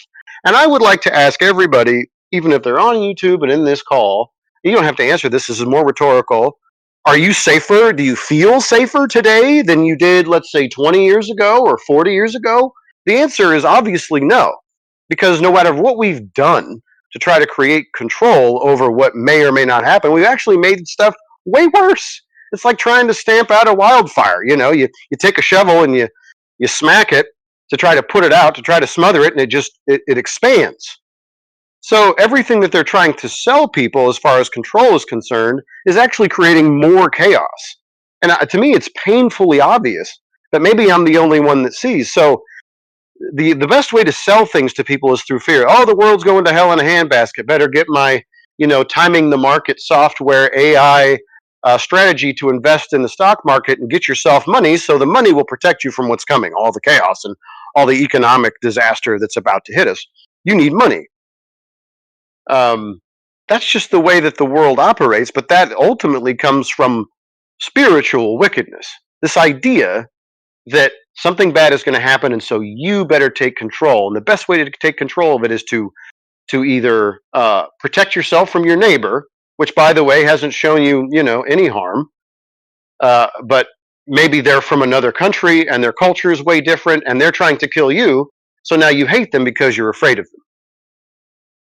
Right? It's just everything that you think about in this world, the things that we're trying to stop from happening happen anyways. You're not going to stop it. If bad shit's going to happen, bad shit's going to happen. I don't care who you are. You won't be able to avoid it. Your anti-lock brakes, your Michelin tires, your airbags, people still die in car accidents every day. Right? Oh, you go to a medical professional, and let's see, what is the leading cause of death, or one of the most leading causes of death? Oh, medical malpractice. I mean, it's ridiculous. There's no security for mankind, especially when he starts to take control of things on his own. Like, you could act wisely. Maybe you shouldn't go bungee jumping, I mean, it seems like a fun thing to do, but there's always a risk that maybe something doesn't work and that thing fails, and then you just end up as a greasy spot on the concrete. There's a possibility of that.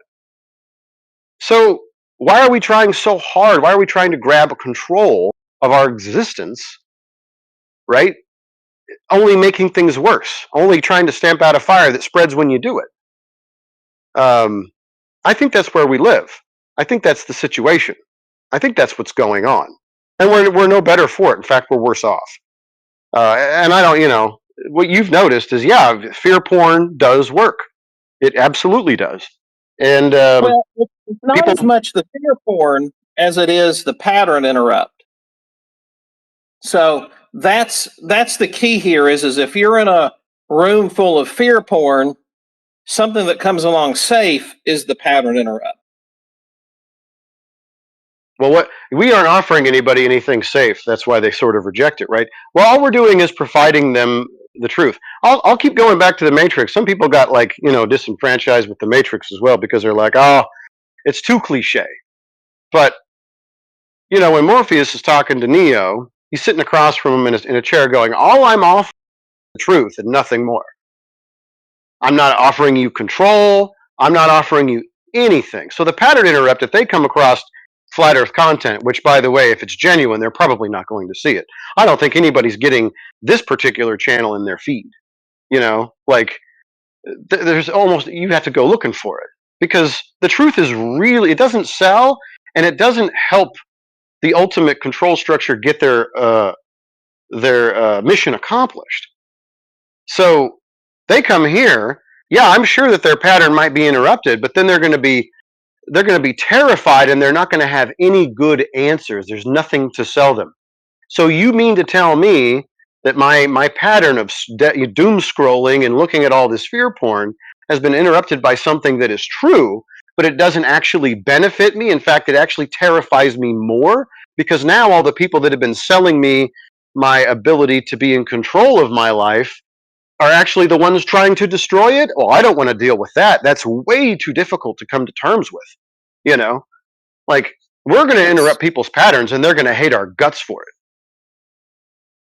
And that's why they act like little spoiled, rotten little tyrant toddlers. Now, I want you to think about one other thing that you said a moment ago. You talked about the anti-lock brakes and things like this in a car. You know,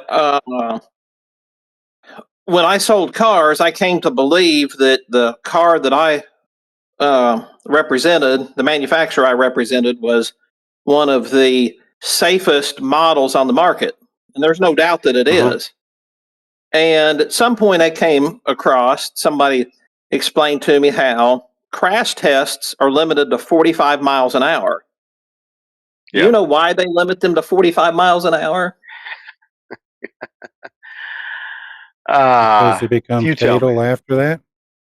Because yes, it's nearly 100% fatal. No matter what you do above 45 miles an hour, somebody's dying from it, and there's really nothing that you can do now. That has everybody in a tailspin, going, "Oh my God, I'm getting on the interstate and I'm driving after I get this car for the next 12 hours, and I'm going to be in a death missile." So the manufacturers and the IIHS and others, they just conveniently leave that out. But the statistics are that most of your crashes are actually going to be happening under 45 miles an hour.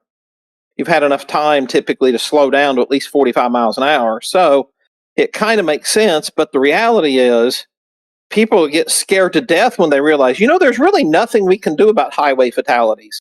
The only thing you can do is somehow get crazy drivers off the road, and good luck with that. And still, you're going to have fatalities. There's nothing you can do.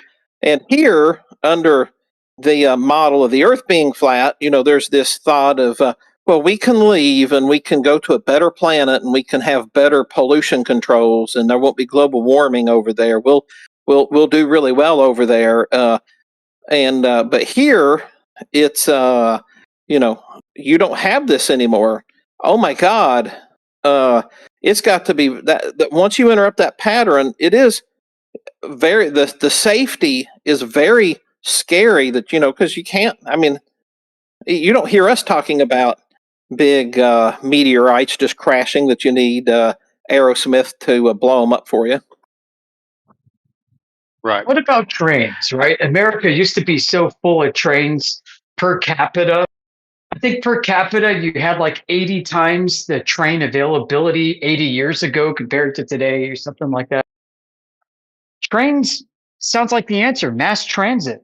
And we did away with that and went with personal transport instead. Imagine all the lives that could have been saved through safe mass transit means if they had built that out. Imagine all the greeny weenies that could have celebrated that they're using, nuclear powered electric trains instead of, coal powered trains. So there are a lot of follies that have been made developmentally, I think, post-industrial age in America, and we missed out on a lot. No doubt, my friend, no doubt. Well, I'm going to jump back to work here, but I sincerely appreciate the chat. So you guys have a great day. Says who? Good to see you. Good to see each and every one of you there, of course. So have a good day. Brother. See you.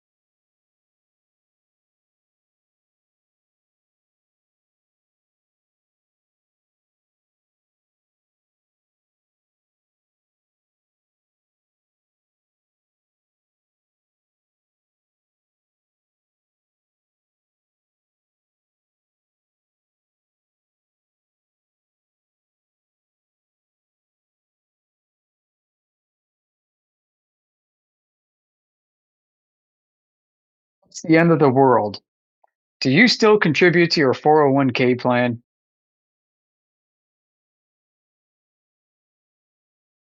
Yeah. Climate change, buy that beachfront property now before the oceans rise. I don't have a choice. It comes out of my check anyway. It's a 3% safe harbor. Yeah, they put it into above your paycheck.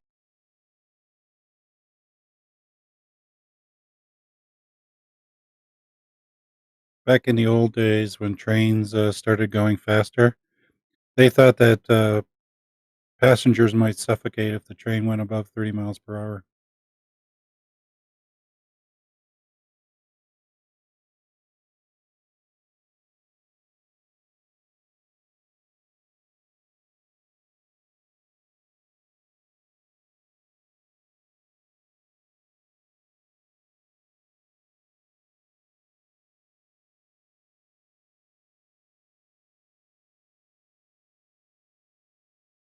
Not wrong if you want to see the end of the world.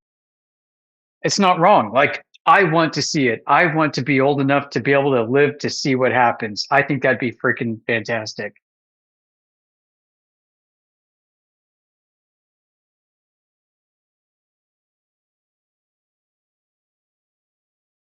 The most amazing show on earth.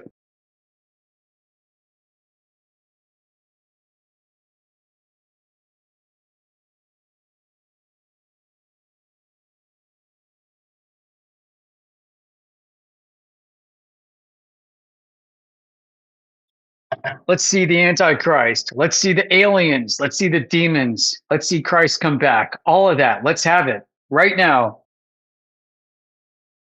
Well, you know that saying, the end of the world won't be a bang, it'll be a whimper.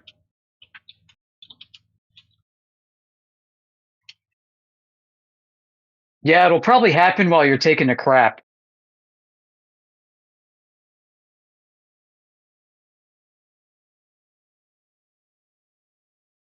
It does fascinate me that ultimately that is the conversation happening everywhere, right?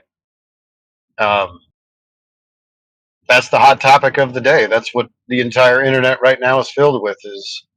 Is this the end? Because even all of the talking heads are bringing up biblical prophecy and antichrist stuff and economic collapse and endless war, and even natural disaster or even perhaps supernatural disaster. But I don't know. The thing that's weird to me is it going to be that obvious, when the end does come? Is everyone just going to be talking about it? I mean, that's a good point. Kind of like it. It's a really good point. I wonder about that too. Like, look in the rearview mirror what happened and what's transpired already. How much more convincing do you need that we're basically rubbing up against the end of it?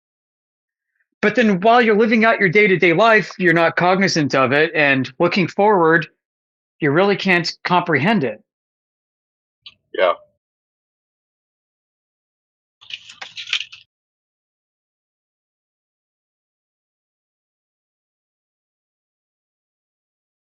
So it might be one of those things, kind of like an economic recession, when they look backwards and say, oh yeah, that happened. We had an economic recession, guys. And then you look left, you look right, and you're like, really?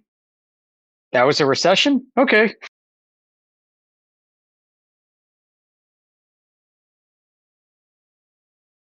So the thing that happened 6 years ago, that little bug that happened. Leading up to that, there were all kinds of other things that they were trying to make the public afraid of, and they would talk about it openly.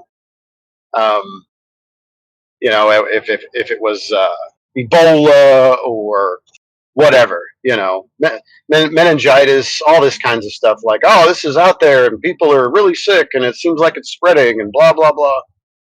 And then by the time 2019 rolled around, people were kind of like, it'll be just like last time, where they're going to make a big deal out of it in the news, even though probably it's not going to affect me ultimately. I'll never even have a sore throat. And then they drop this ginormous psyop on everybody. You know, like it seems like they condition people to almost relax until the day that they do drop it, you're not prepared. So could this time be, because they've been threatening, they're real dangerous and they're terrorists and blah, blah, blah. And North Korea this and China that and Russia this and Ukraine that and blah, blah, blah. And people, especially in the West, have been like, it doesn't really affect me, other than at the pump, or that my taxes go up because we want to make sure that Ukraine has as many missiles as possible. And then all of a sudden it gets dropped on you. I think that is a strategy. I think it is kind of let the frog boil in the pot for a while, at lukewarm water, and then turn it up to 11, where it's too late. I don't know. For you in the audience listening, about 6 hours ago, Jedi and I had a pretty lengthy discussion about the end of the world eschatology right here. Yeah, so the whole net's talking about it. Everybody's talking about it all the time now.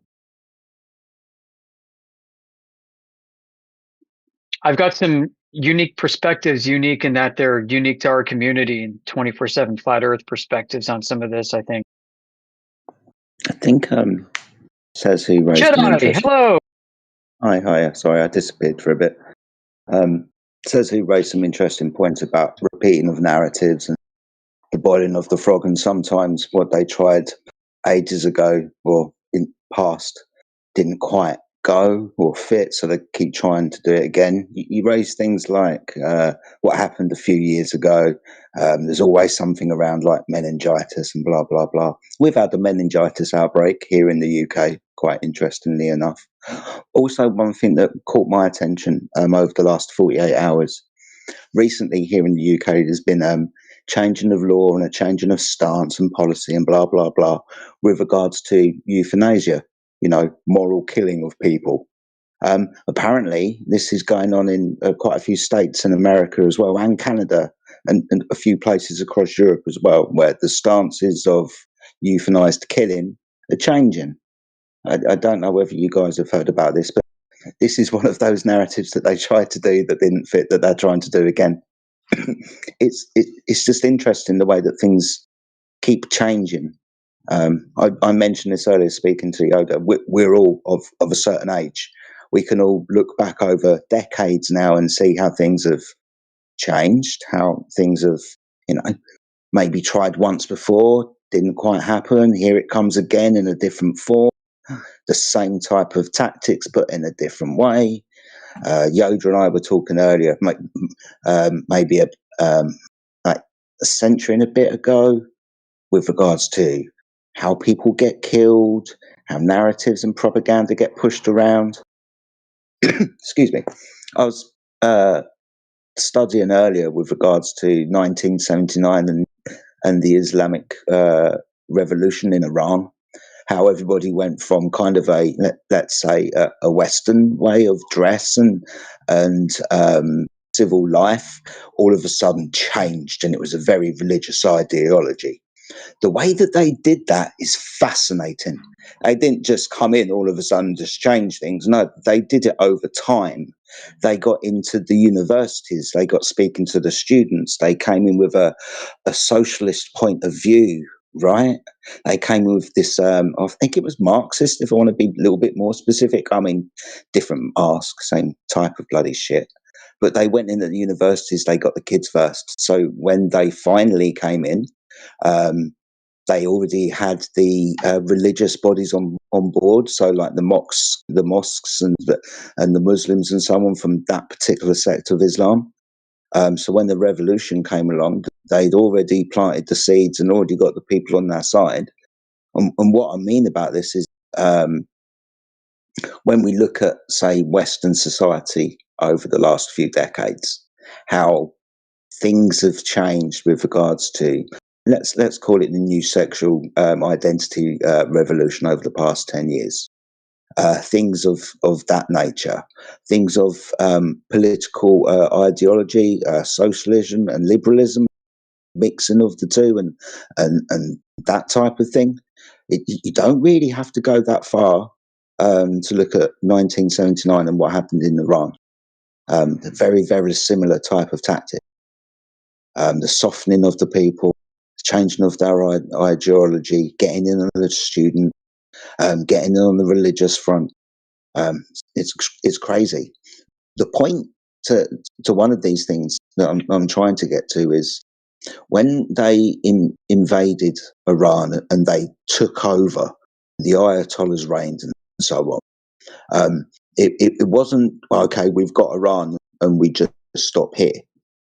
Since the 1980s, these sleeper cells have grown throughout the world. We find them here in England in the prison system. They're found in South America, places like Venezuela. You find them in Cuba. All of these places that you start having like little rebellions in and so on. I guarantee you're not going to be far away from pointing the finger at Iran, from what I see, in the way that it's done. It's crazy. We look around the world today, and I think we've been talking about this for a while, right? The migrant population, the way that things have changed. What I hear in the news recently is sleeper cell activity. Now, you don't really have to be a mathematician to put two and two together, and you saw that one coming a mile away, right? People coming in, even in your country in America, right? Iranians seeking like asylum because of and shit. This has been going on for a while. They come over pretending to be, let's say, South American. They just get into your country. There they are. There's sleeper cells everywhere. This has been planned for decades, is what I'm trying to get at. It's really, really scary. Yeah, I agree. I mean, people have, for the most part, just been living their lives blissfully, maybe not unaware, but not motivated enough to know what to do. Meanwhile, there are people that they live by what they believe. They have an ideology or even a spiritual conviction, whatever that might be, whether it's pagan or Babylonian or just straight up satanic. They have an agenda that they're trying to achieve, and they have found all kinds of creative ways to accomplish it, and they've been patient and measured and calculated, and I don't think that it's not like there hasn't been opposition, but people are still very much, even today, right? So I don't think that maybe people are not paying attention to what's going on worldwide and aren't aware that something really bad is occurring, and the implications of Wait, it how do you are know though? dire. Great, bro. Thanks for Hello? interrupting. That's Oh, fantastic. sorry. I just wanted an answer to that. What was her Great. Well, question? you can. How do you know that as a threat is occurring? That a what's What? occurring? You said something dangerous is occurring. I'm not joking. Why is everyone For me, I laughing? just walked down the It fucking sounds like you street. jumped in the middle of a sentence and asked what the beginning of the sentence was. Oh, my bad. Anyway, people ultimately now don't know what to do, right? Because what are you supposed to do in this situation? The red-blooded American would be like, "Well, I'm gonna fight to the death," which I don't know if that's necessarily helpful, because I think that's kind of the thing that they're looking for, where civil unrest is the ultimate goal, because once there's chaos, then the pre-planned solution is already going to be ready to go. So I don't know. Nobody knows what to do at this point. And even being upset at or protesting the leaders within your respective nation is not helping, because they're just ignoring it anyways, and they're going. Nobody even knows how to stop the tyrant. Nobody knows how to act now. Everyone's just kind of like, what do we do? I mean, so it's a hell of a time to be alive. Yeah, I have a question though. Here we go. Brace yourselves. Status. There's in the voice chat status. It says flat is not a shape. Then what is it? It's a surface description, right? Oh, If I it if is. I asked you, if I said, "Hey, my friend, I want you to draw the shape of a flat," could you do it? No. No, no. Yeah, Oh. it's not a Oh. shape. All right. Yeah, you're right though. Yeah, yeah. Okay, good. Let's continue. uh, well, yeah. So regarding the future, one of my favorite books I've read recently that's been around since the late '70s.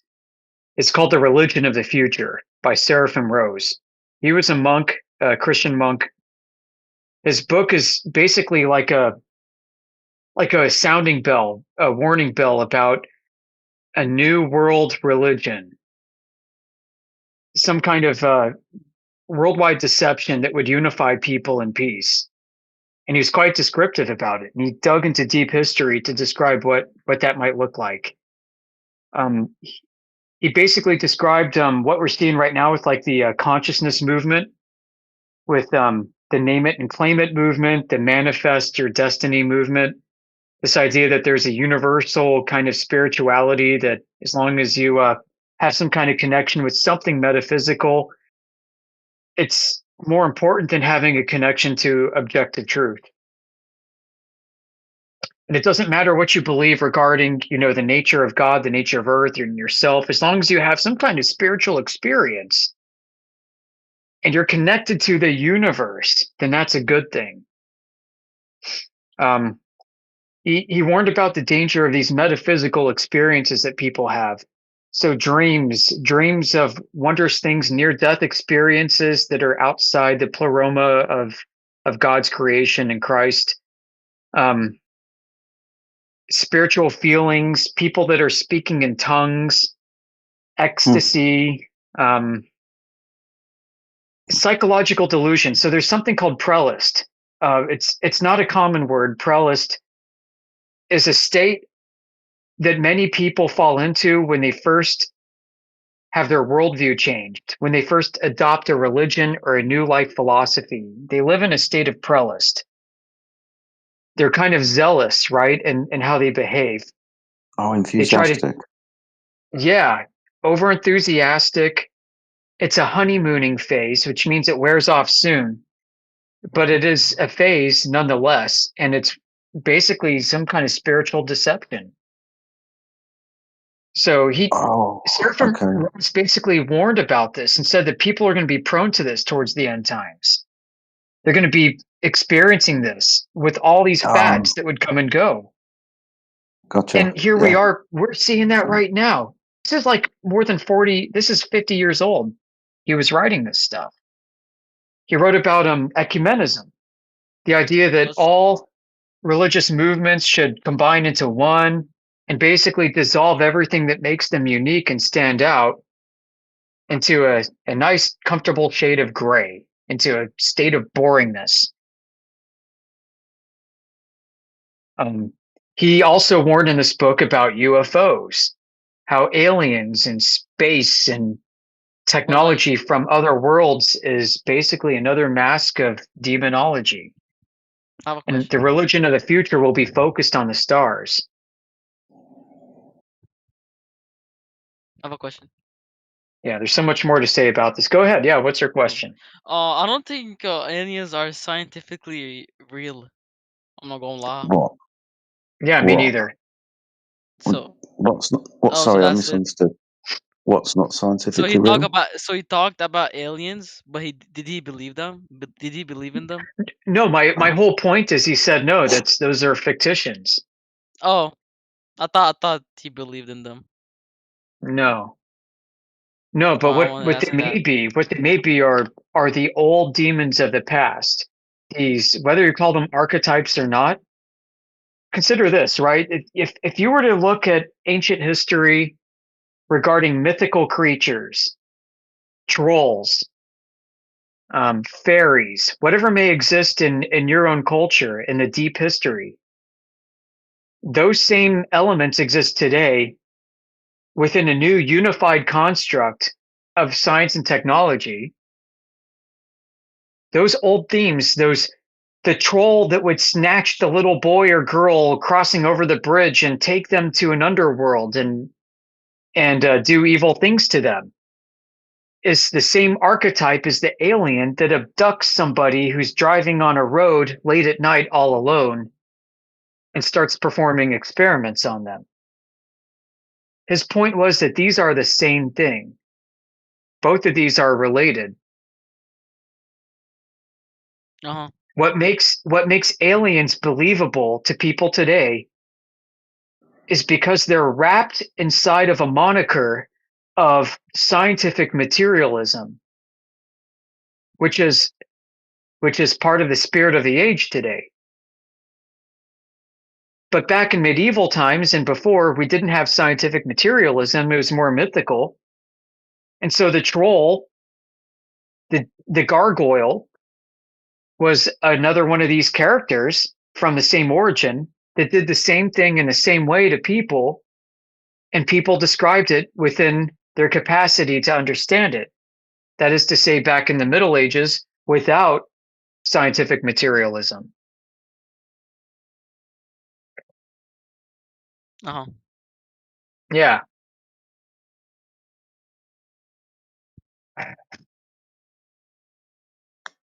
So I have a question. What kind of like, how does this like relate to the topic of flat Earth? Doesn't really. Apart from this is the Yeah. stuff that takes place on it. That's about it. That's cool. Now consider like, if Wait, you don't I have think a the Earth question. is Is flat, somebody why don't you here? consider it for a second? Yes. Oh, okay, go ahead. I was going to take you on a mental You can journey. Go ahead. continue after. Does somebody like here believe that Earth is flat? Yes. Yeah, all of us do in Wait, here. what? Yes. Yeah, we're all Most flat of us do. earthers, dude. Yeah. No, like y'all believe that Earth is flat. Yeah. Alright. Yeah. Alright. Okay. Do you believe the Earth is a ball spinning in the vacuum of space around the sun? I don't believe the Earth is flat, dude. I already know it's flat. I'm not a believer like everybody else.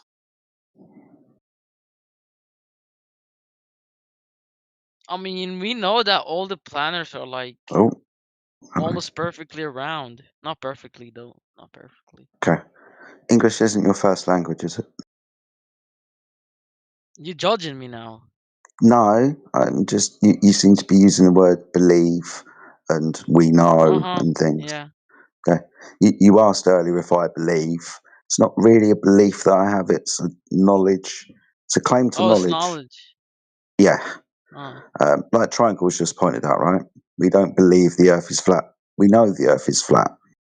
I asked you, do you believe the Earth is a sphere rotating in an orbit around the sun? You then went on to say, we know that the other planets are spheres. That's a knowledge claim. Oh, I actually So, didn't understand what you said. I'm sorry. no, that's fine. When you say we know, is that other people and not you, and other people have told you? We know as like humanity or something like that.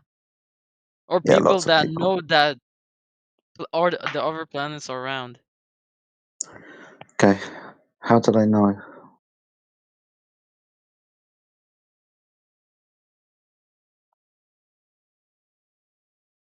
How do they know these other planets? I actually don't know what technology they used. Okay. Right. But I think Why would you bring it up then? Like, if you don't know anything about it. I So don't you know. I just don't see know. pictures. So again, so this would be a belief. It's not knowledge. You just said you don't know. I don't know how they figure it out. That's Yeah. different. Is it you just believe what you were told? You just believe what you're Not told, right? told. Oh, I just disconnected. Yeah. Yeah, you were saying something. I disconnected. That's okay. I was just pointing out you believe what you're told. You don't know. You definitely don't know Not what was. everything, not everything, but some that have a point. Yeah. What about the Earth? The How Earth. do you? Yeah. What the How fuck, do you man? know that I it's mean, a? it's simple, bro. Like, Oh, simple. What's so simple about it? it's not like very simple, but like, Yeah, if you like, think about it, Okay. then you oh my you god. might Hello, guys. actually. What you talking about? How we can acquire Are you knowledge, serious? first-hand experience that the Earth is a sphere. Wait, Jetty, I have a question actually. How? Oh, okay. Wait. So why do scientists say I'm that Earth is horny. round I'm when Mm. if horny. when you think Loading. what was my question? Why Loading. do Loading. Yeah, scientists horny. say Loading. that Earth is round, Yeah, but okay, cool. they're not? Oh my, bro, shut the fuck up, bro. Come on. Yo, Why are you making fun of me, bro? Like, let me talk. Let close me the talk. mic, bro. Yeah, but it's not even funny anymore, bro. Alright, bro.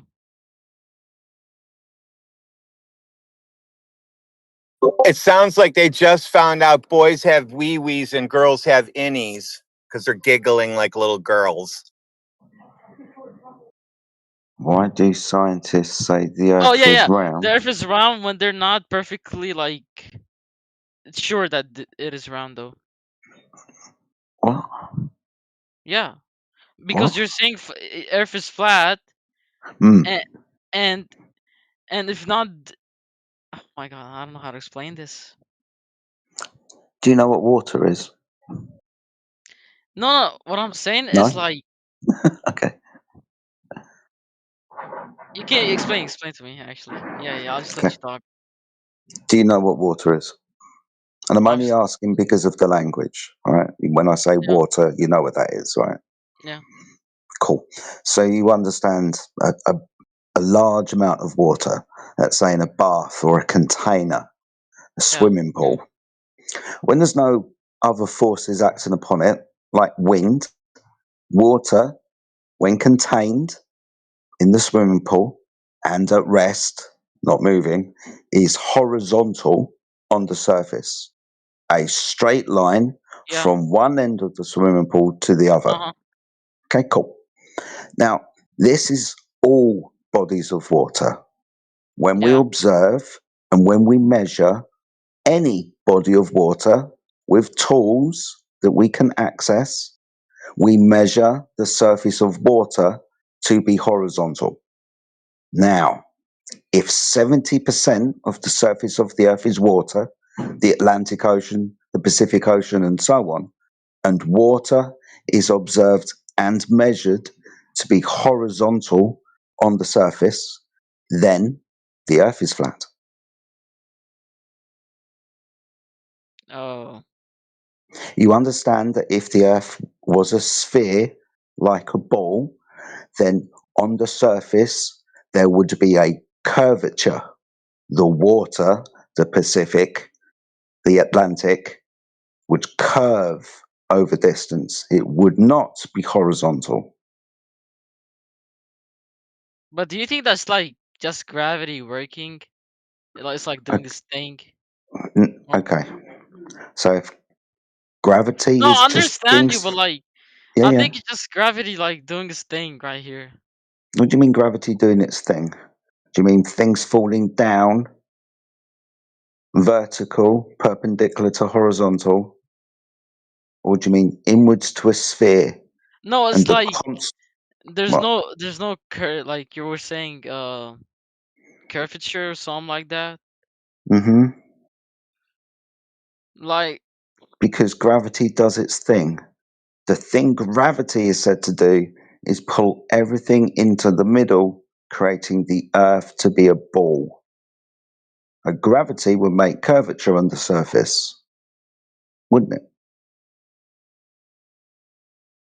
when we look at Jupiter and Mars and the Sun and the Moon, right? They're all spheres because they're big bodies of mass and they're curved on the surface.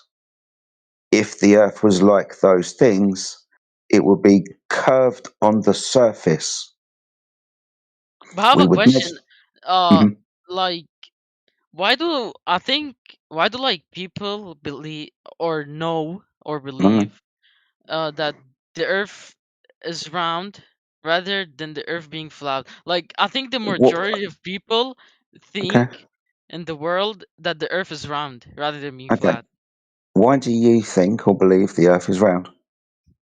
I mean, I was just told that, so I just believed it. I wasn't like I didn't have proof like in front of me, so yeah. Okay. I mean, it made Did you sense to me because all the other planets were round, so I started just like, oh yes, Earth is round. you just bought the story that everyone bought? Right. When we went to school, when we turned on the Actually, TV. I actually didn't learn anything about Earth. No, actually, I did, but not about being round or flat in school. Really? Did you No, turn on yeah, the TV? no, no, I no, mean, who told you, dude? Did you turn on the TV? no. I just saw on the internet. Yeah, there you go. On a screen. It's on the internet. Yeah. Yeah. Like most people. It's the backdrop for most sci-fi movies. Star Wars, Star Trek. Right? No, I just don't remember. I saw Yeah. it, and it was very long time ago. The main reason why people believe that the Earth is a sphere is because that's the reality which we were presented. Our experience is a flat Earth and a stationary Earth. We are presented with an alternative idea through propaganda, through the schooling system, through science fiction. Oh. So, from this point of view, it's just a repeated story. So, how do you think like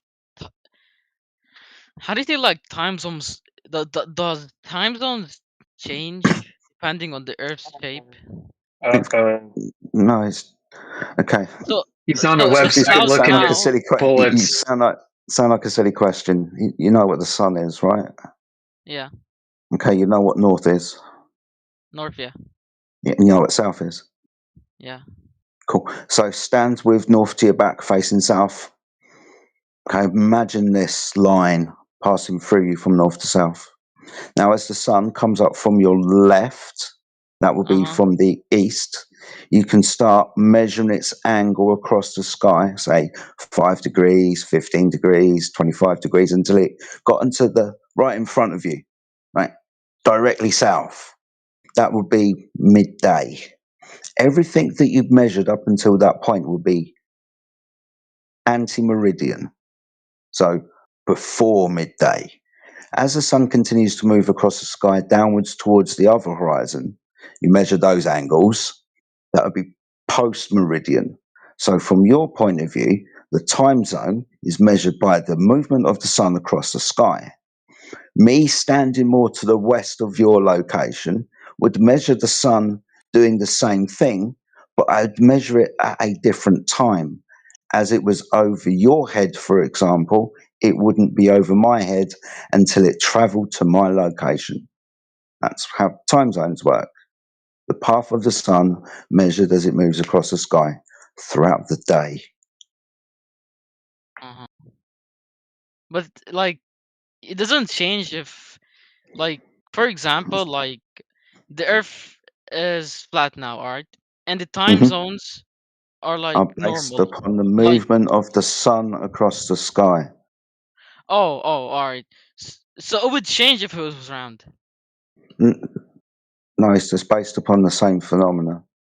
Alright. The motion of the sun moving across the sky. You say the phenomena of the sun moving across the sky is caused by the rotation of the earth. I say the phenomena of the sun moving across the sky is caused by the sun moving across the sky and the earth being stationary beneath it. Time zones are caused by the sun's motion across the sky. Oh, so okay, yeah. Good. I'm glad you understand.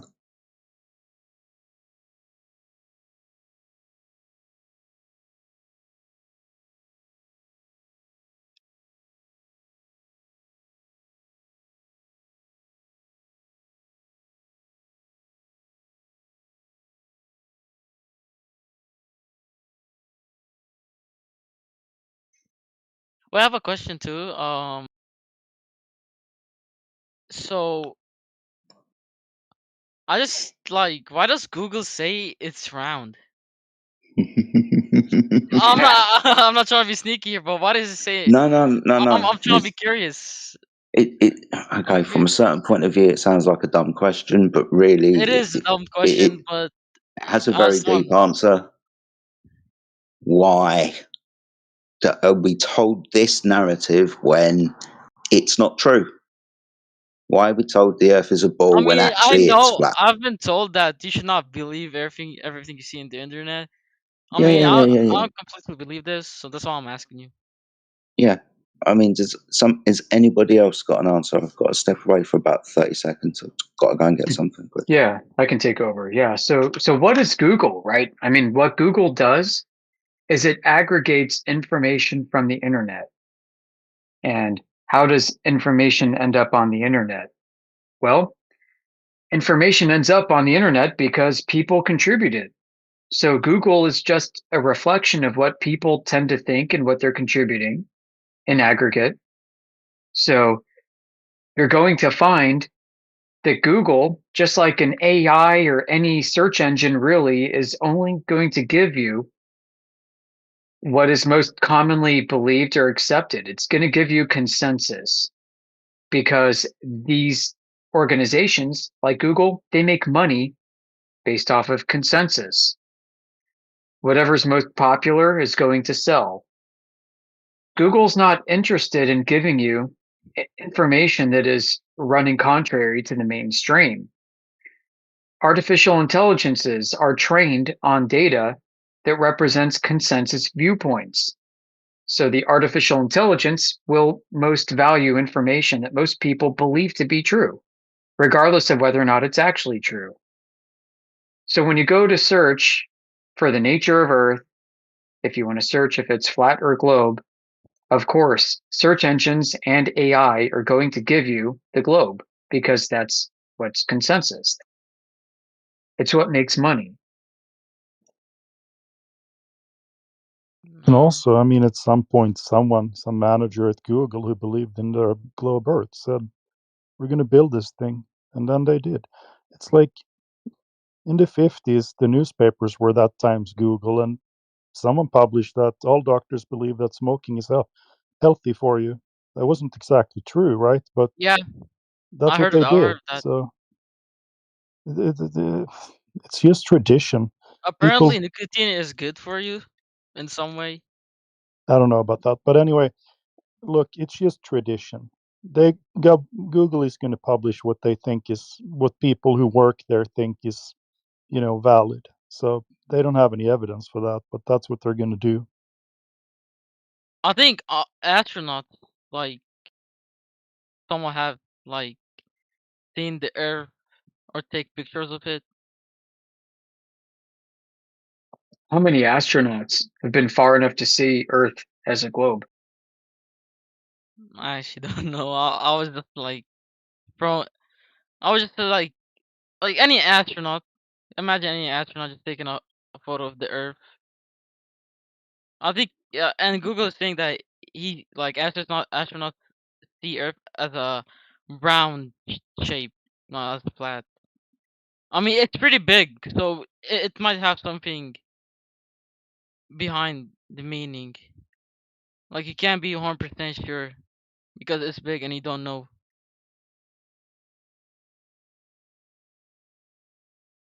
You know what I'm saying? But The just Earth 10. being flat, wouldn't it Oh, mean that there is an age? mm, Not oh, necessarily. Let's not hold on. derail. You just hang on a little bit. Answer the man's question here first. Yeah. Okay. So we can calculate how much curvature there should be. So yes, it's big, but over 10 miles distance, there should be 66 foot of curvature, which is like a 7-story building.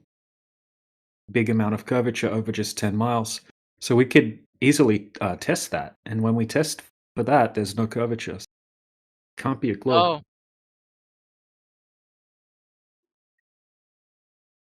Oh, Did you say oh or no? oh, I said oh. I actually didn't Oh know that.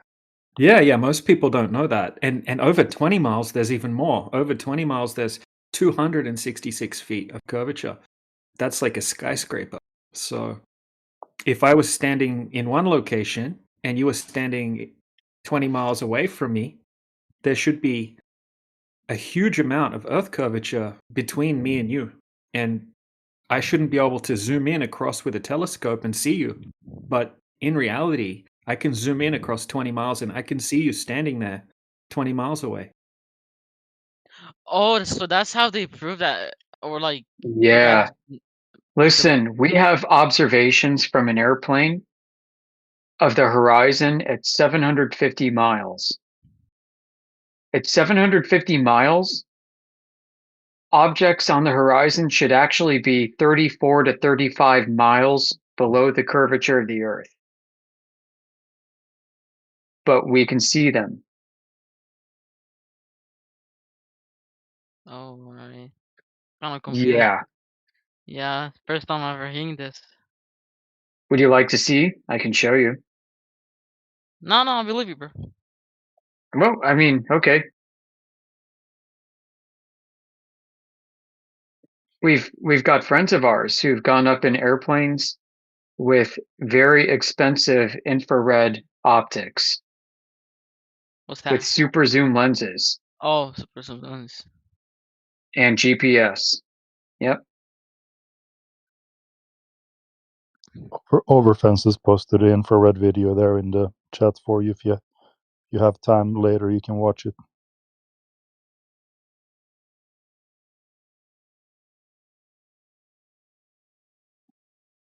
So I'm gonna like get this straight. If my friend is like 50 miles away from me, I can't see him through a telescope, right?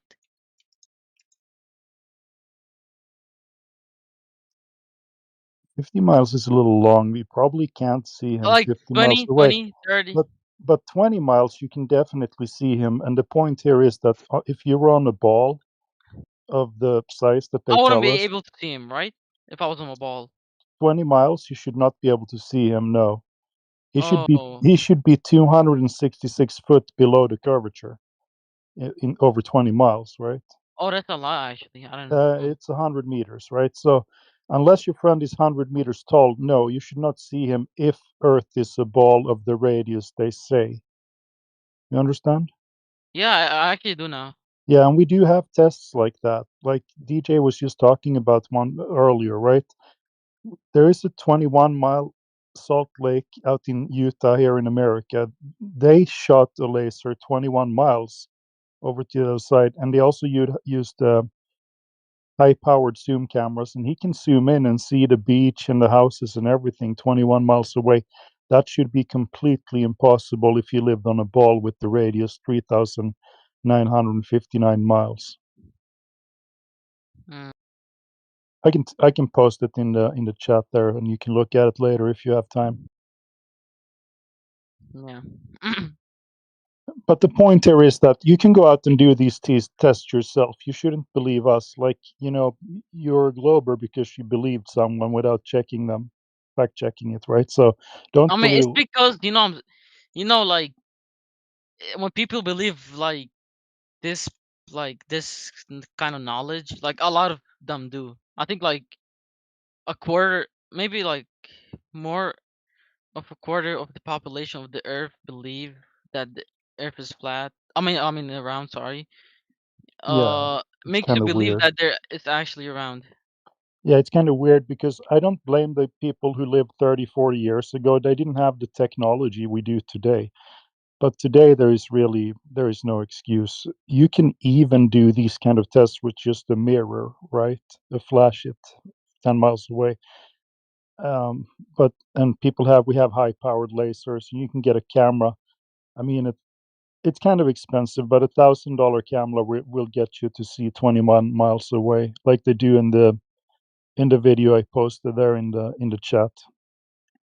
So you can actually check it for yourself now. So there is really no more excuse to stay a glober.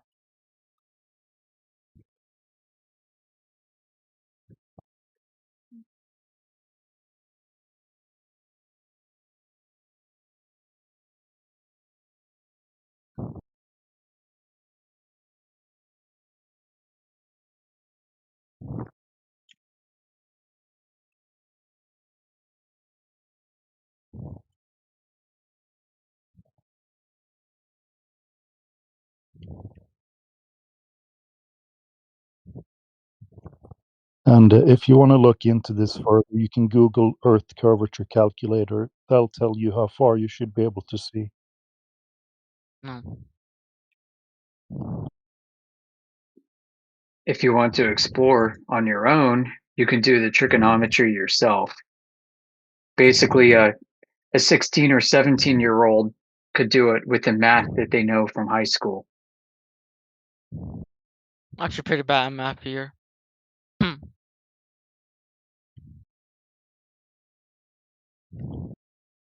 Well, then flat Earth should be easy for you because it doesn't require calculus or anything. It's just a flat surface, and then you just make angles, and that's easy. So That's you funny. should be glad the Earth is flat. You don't have to worry about doing math anymore.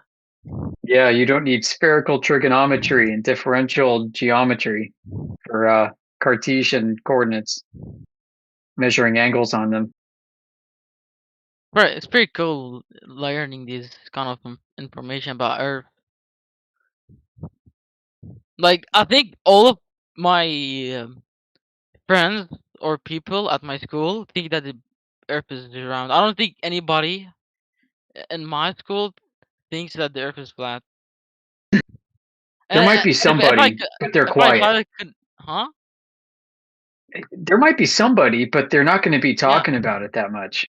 yeah, because they will judge the person immediately. Well, now you got an advantage. Now you know that you're smarter than everybody else because you already know the Earth is flat. It's not a ball, and those people just believe in fantasy stuff. Yeah, now you're that guy. Welcome. Yeah.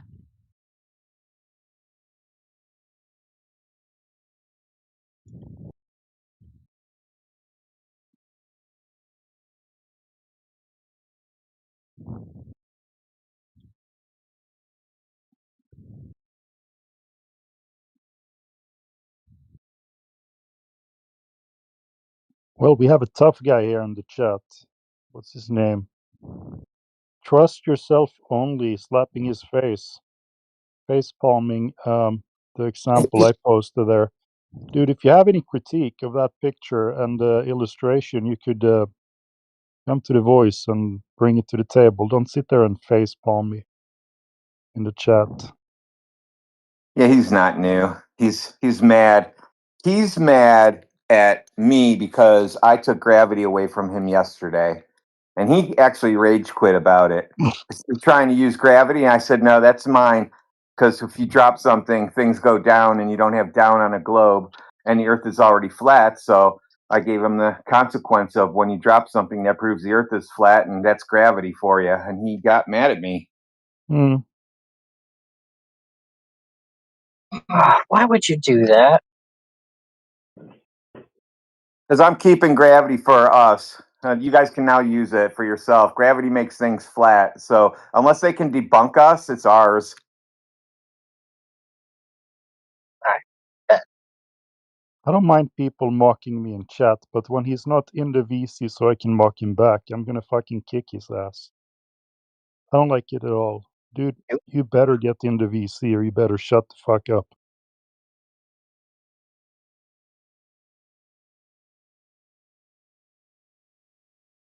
Eat us or VC it.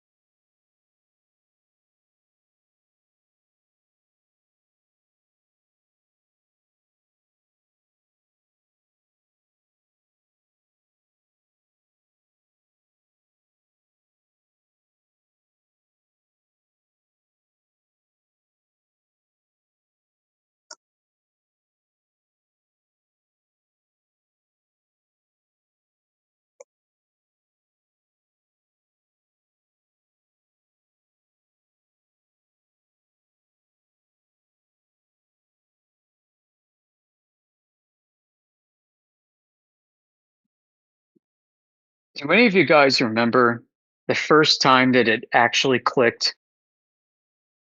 And I don't mean when you were like waffling with the idea, but when you finally gave into it and how it felt. What were you thinking about? What were you doing? How did you think about the world? You know that phenomena you talked about before? You feel like you have this. You need to go tell everyone. That's how I felt. Mhm. What did you call it? Relist. Yeah, yeah. And in a Yeah, way, I mean, I went through that too. I kind of feel like that still. So if maybe it's just stuck with me somehow, and that's why I'm hanging here every day. And I also felt betrayed, and I couldn't take another lie about anything for a long, long time.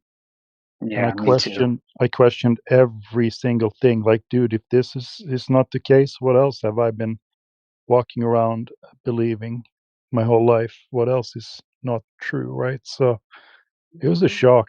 Plus, I didn't want to be a flat earther because you get mocked and people think you're dumb and unintelligent and things like that too, right? So what am I going to do in my career? How, you can't just tell people at work because in some cases you're just going to get fired or worse. Like people call the child protective services on you because now you're going to preach this flat earth stuff to your kids. Yeah. So yeah, it was a big change for me. If you're a returning customer, you may have heard me say that it took me 9 months of research to come to the realization that we've been lied to about living on a spinning water ball in space, going to the moon and Mars, etc. And for me, what I felt was, how shall I put this? A great disappointment in the general public because I found a lot of nastiness and resistance from the general public. I didn't think I would receive that. I thought the average person would be more open-minded and less judgmental about people asking questions. And then the other thing that hit me was like, really? They're lying about all that? So all that money's been wasted, and yet I got fellow citizens in my country with their hand out in the middle of the month needing help to get to the beginning of next month. Like, it's just crazy. Nobody should have to work 3 or 4 jobs or whatever. It's insane.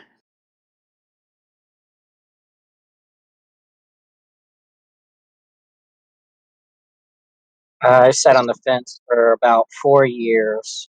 So the process of acceptance was drawn out. So there was really no like single instance of like, huh, wow, I guess it is. Right? It was more like a series of things that I looked into that was like, all right, well, it's less likely that it's a globe. Yeah, it's less likely that it's a globe. Well, it's not a globe. It was more like a settling rather than like because whenever it came across my radar, I was talking about it the whole time, right? Um, I was still in the army, and I ended up getting a going away gift in a picture frame, and I got on the back of it a bunch of people saying "Good luck with the flat Earth" and such. And I think by the time I got to my next unit, um, I was going through the process of identifying God at the same time because it was, hey, the Earth is flat, possibly, and what else is it that they're fudging? And so I took God on an objective level and tried to investigate it, come to the conclusion that, I have to have some sort of presupposition, and this one's most likely. And so at that point, it settled, right? Ancestors agreed that it was flat. My experience says it's flat. What are they going to do other than fucking squirm? So it was, for me, I just settled. I didn't have that, well, it might be. Well, it could be. Well, I think that was in 2018. My career spanned parts of the aerospace industry and defense industry. And I had a lot. I mean, I grew up in a NASA family. And I just had a lot of baggage that I needed to shed and I needed to be sure of before I gave in to this idea. And I resisted pretty hard. I first heard about this back when the first Nikon P900 videos came out, like 2015. They were posted on the internet, posted on Reddit and other places. I thought it was interesting. I thought it was wrong, but I thought like, okay, you guys have a pretty good point, but there has to be something wrong about this. And I didn't think about it much again until COVID. And then during the whole COVID crisis, we're all locked down and bored. I gave myself about 6 months or so to research this and to come to the conclusion I needed to, and I did. But it was with much resistance and yeah, man, it's tough. It's tough because it's harder to believe that the world has gone mad with the delusion of the globe than it is to accept the truth of the reality that you experience and know for sure. That's the crazy thing about this.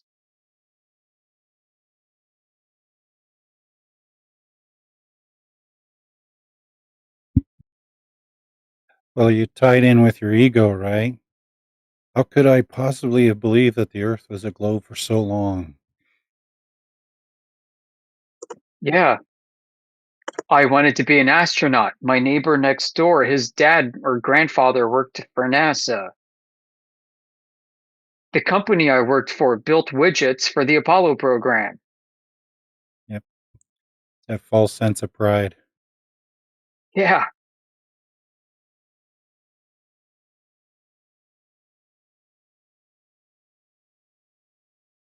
They grew up watching Star Wars and Star Trek and all those space movies and said, how can you take this from me? You have a parent who maybe worked in astronomy. You visited Houston Space Flight Center, maybe went to space camp back when that was a thing.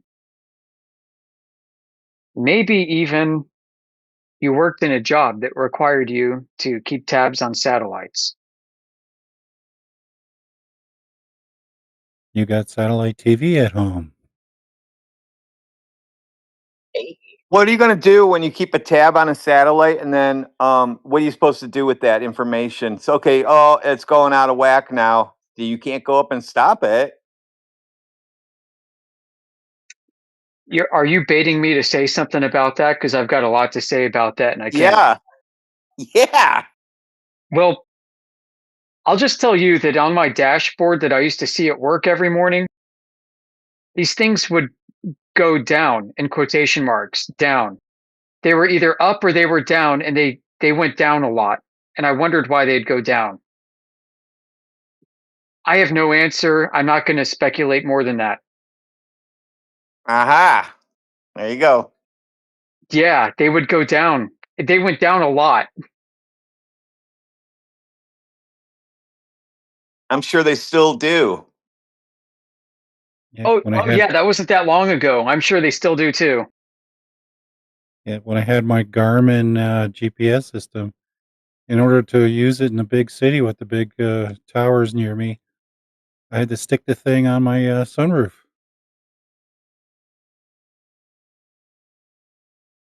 That's because they were up and not down. Didn't like being in the dashboard.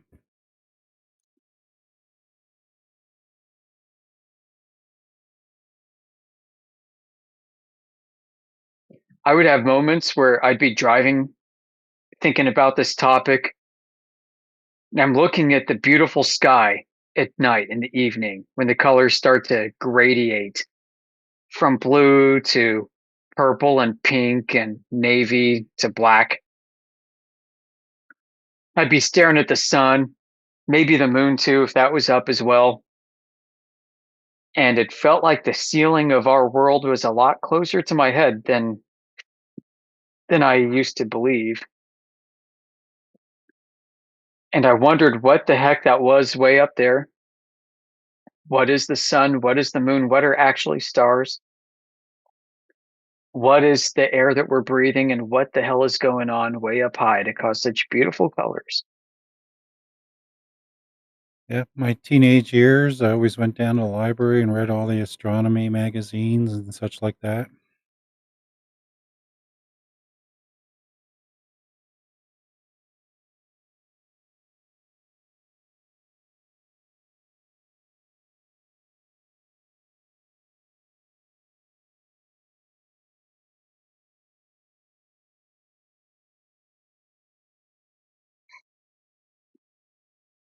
Then you start reading, you start maybe doing some research.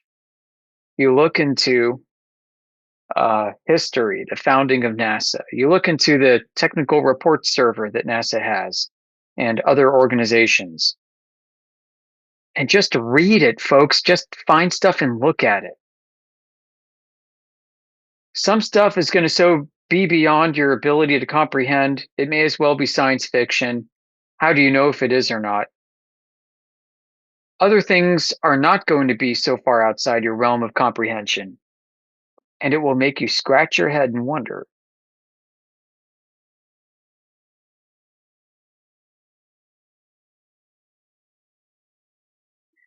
What you need to do, no matter who you are or where your entry point is on your research, you need to find the radius value, the curvature value of Earth.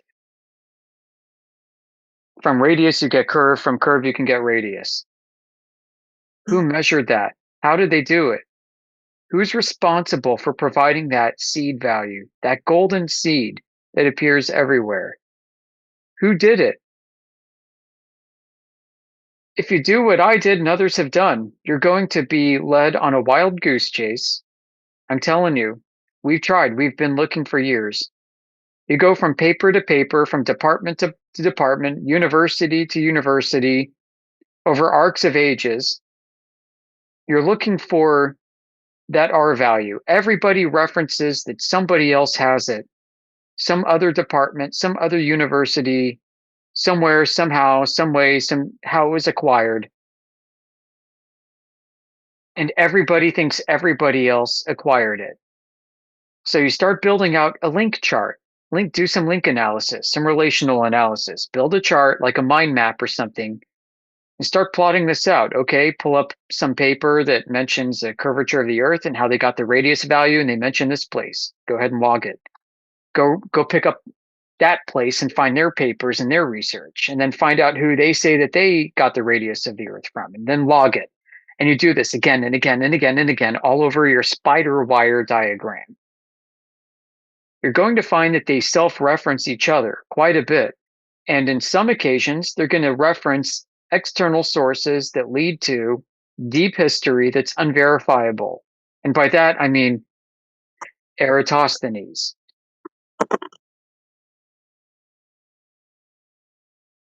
And there isn't a whole lot in between. It's either going to be Eratosthenes or some French guy in the 1700s, or they're going to self-reference each other.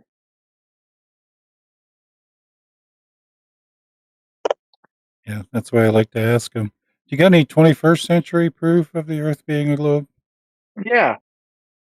So it's a good question to ask. Is like, okay, so were they lucky? You know, when they first did the self-orbiting satellite, did they just get freaking lucky?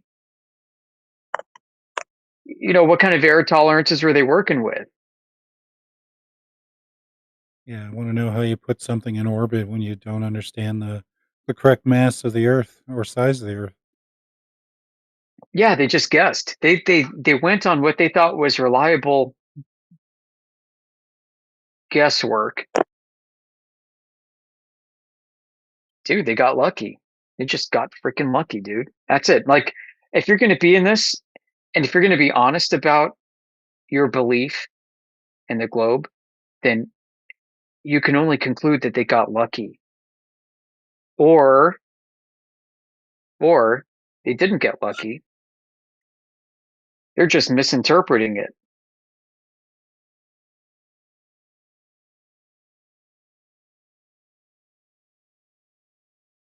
Yeah. So you More to start the digging into the reports even more, right? You start digging into the NASA server. You start to find what I found, at least, and maybe some of you can back me up, is a bifurcation of physics and technology claims. Pretty much all the technical reports in NASA can be put under maybe three categories. Category A is Einsteinian relativity. Category B is electric universe. Category C is it could be either and it doesn't matter. Hello?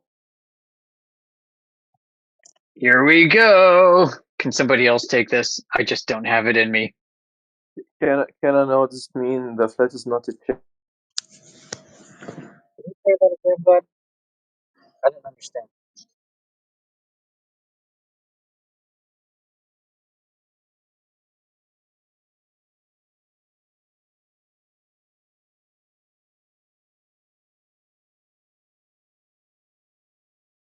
What did you say?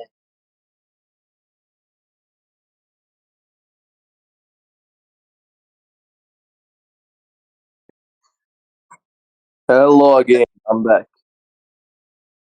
I just Hello.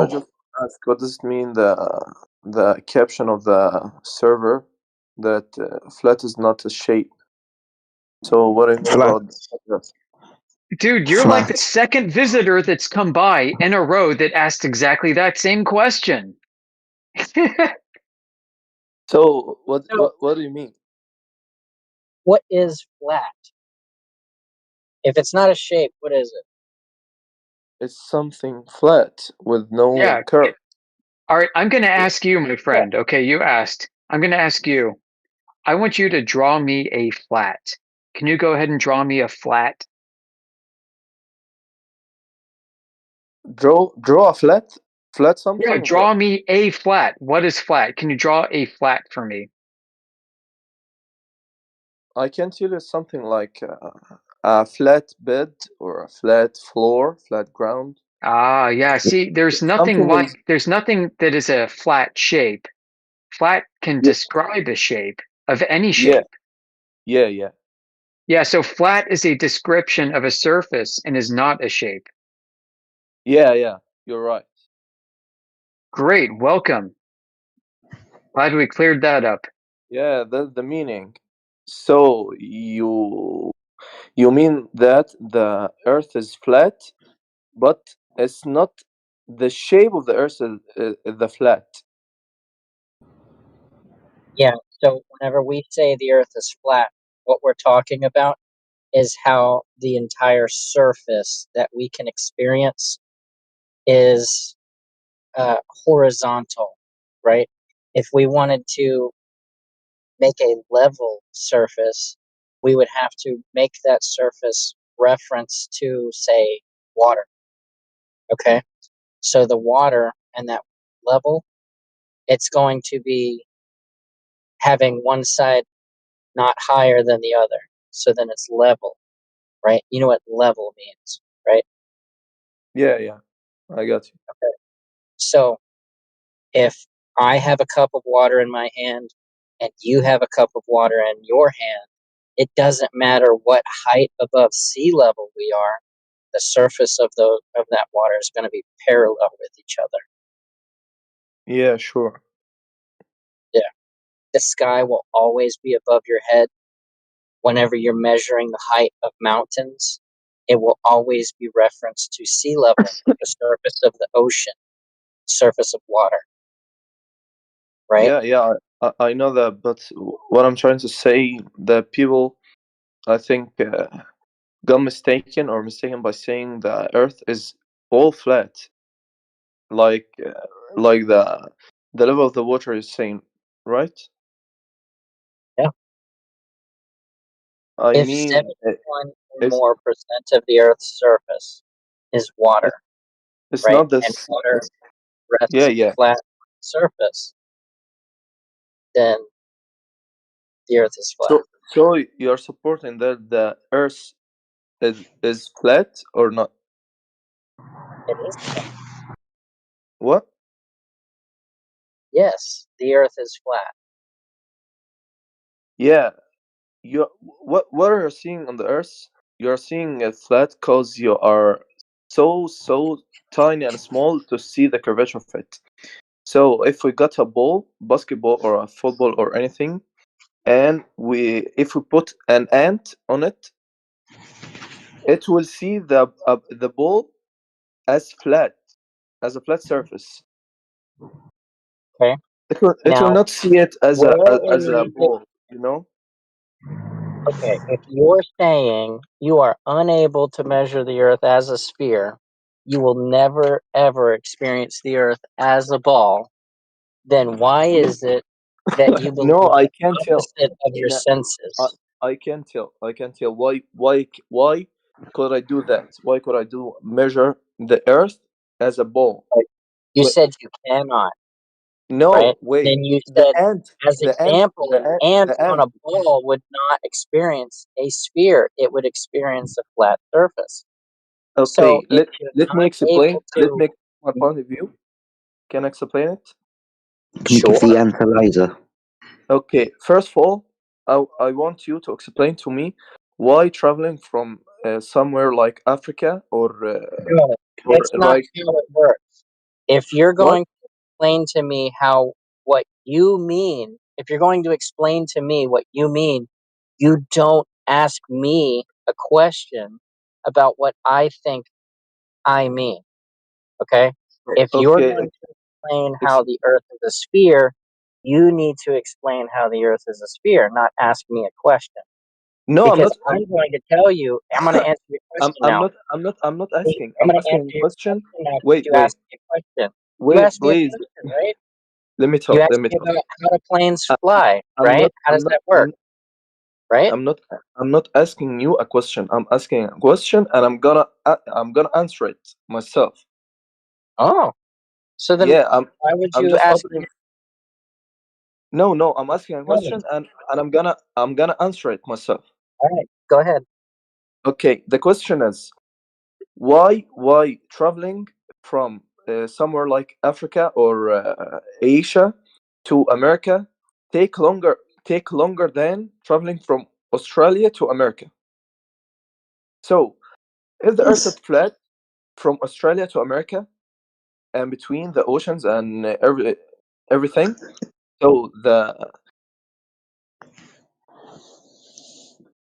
we're left in it. I'm Because just you're waiting begging for the you to get to question. the end so I can ask you So why. the distance between Australia and America is way longer than the distance between Asia or Africa to America. And by traveling by plane, I think traveling from Australia to America is take less time than traveling from Asia to America. Is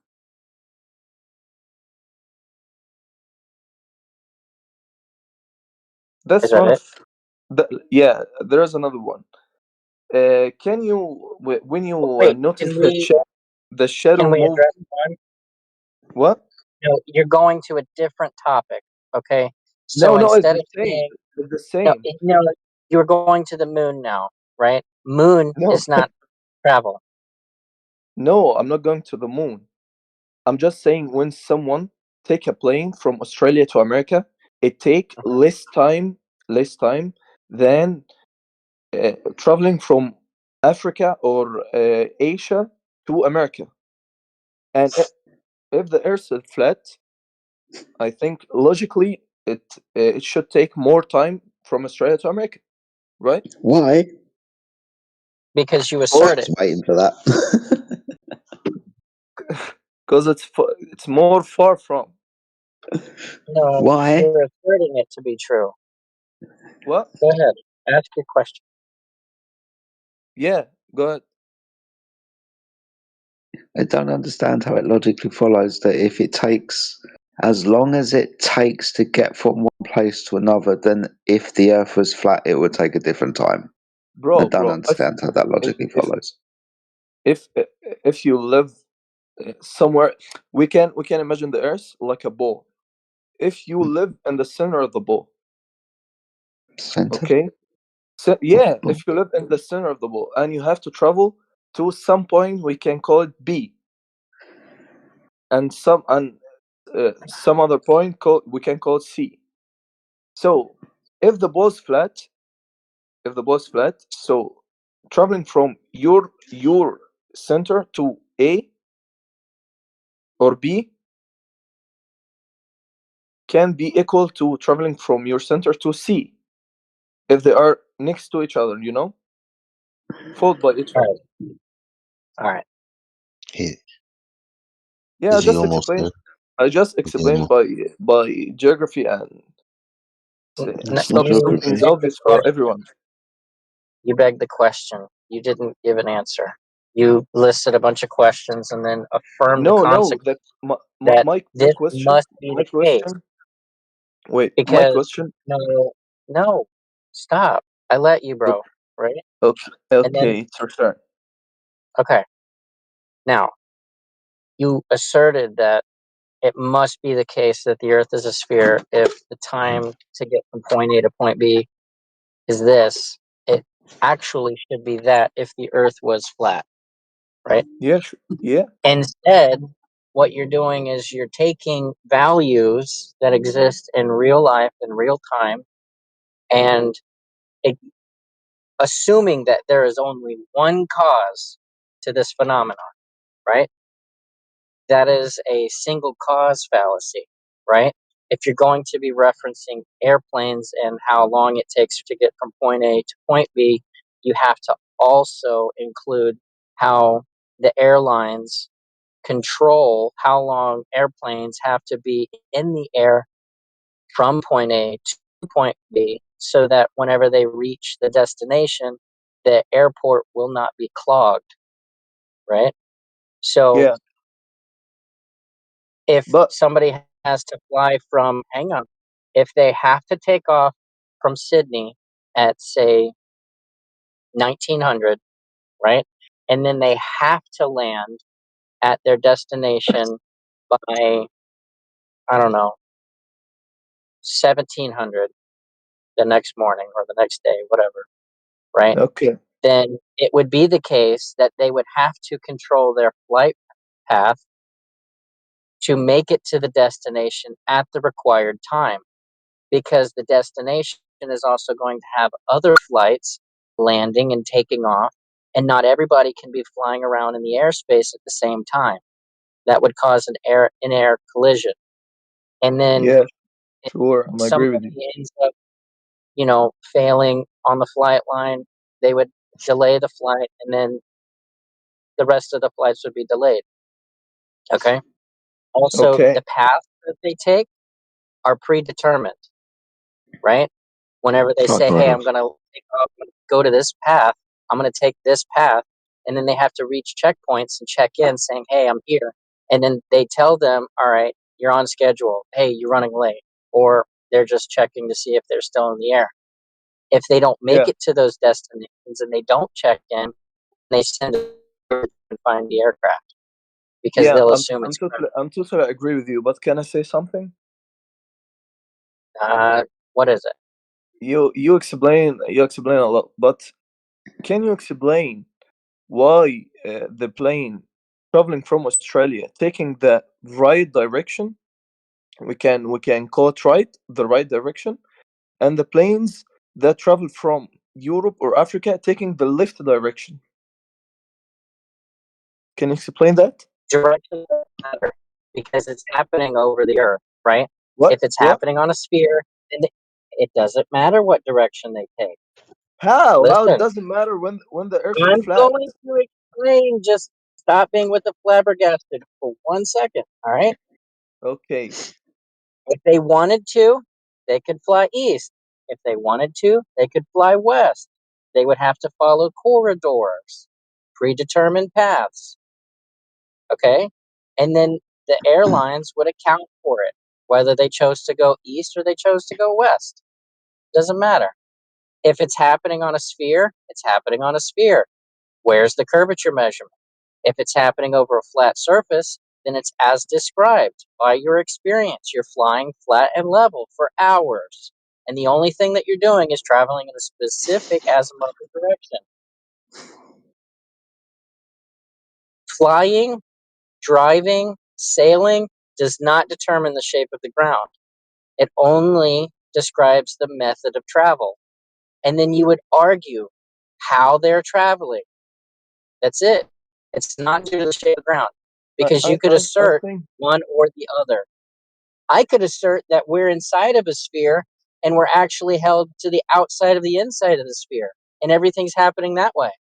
And you would just be opposite of me, saying, no, I'm on the outside of that ball. yeah, I think I got you right now. You're saying You know what yeah, I'm saying? So what I just wanna ask you the last question. What would you call the Earth if you are in the space right now, looking at the Earth? You would not be in outer space. You would be in the sky, because the Earth Okay. is the floor of everything that you would experience. And if you're in the sky, you're just above the Earth. Outer space, as they describe. Okay. If you are No, on I'm not Mars, done. if you Hang are on. on Mars right now and No, you're not on looking, Mars. If you let me finish, you will understand what I mean. Okay? The way they describe outer space, an ever expanding vacuum with planets that you can go and touch and land on and live on, that is not real. The only thing you will ever experience is what you're experiencing right now. And if you go outside and it's nighttime and you look up and you'll see the stars, some stars move different from the rest of the stars. Those are called planets. They're planet, identified. the stars are planets. No, not all the stars are planets. The stars that move differently from the rest of the stars, those are None of them planets. called planets. None of them called planets. When did I say Planetides. none of them are called planets? Because planet, coming from planeo, or whatever Greek word, there's like handful. I can think of 4, right? They mean wanderer.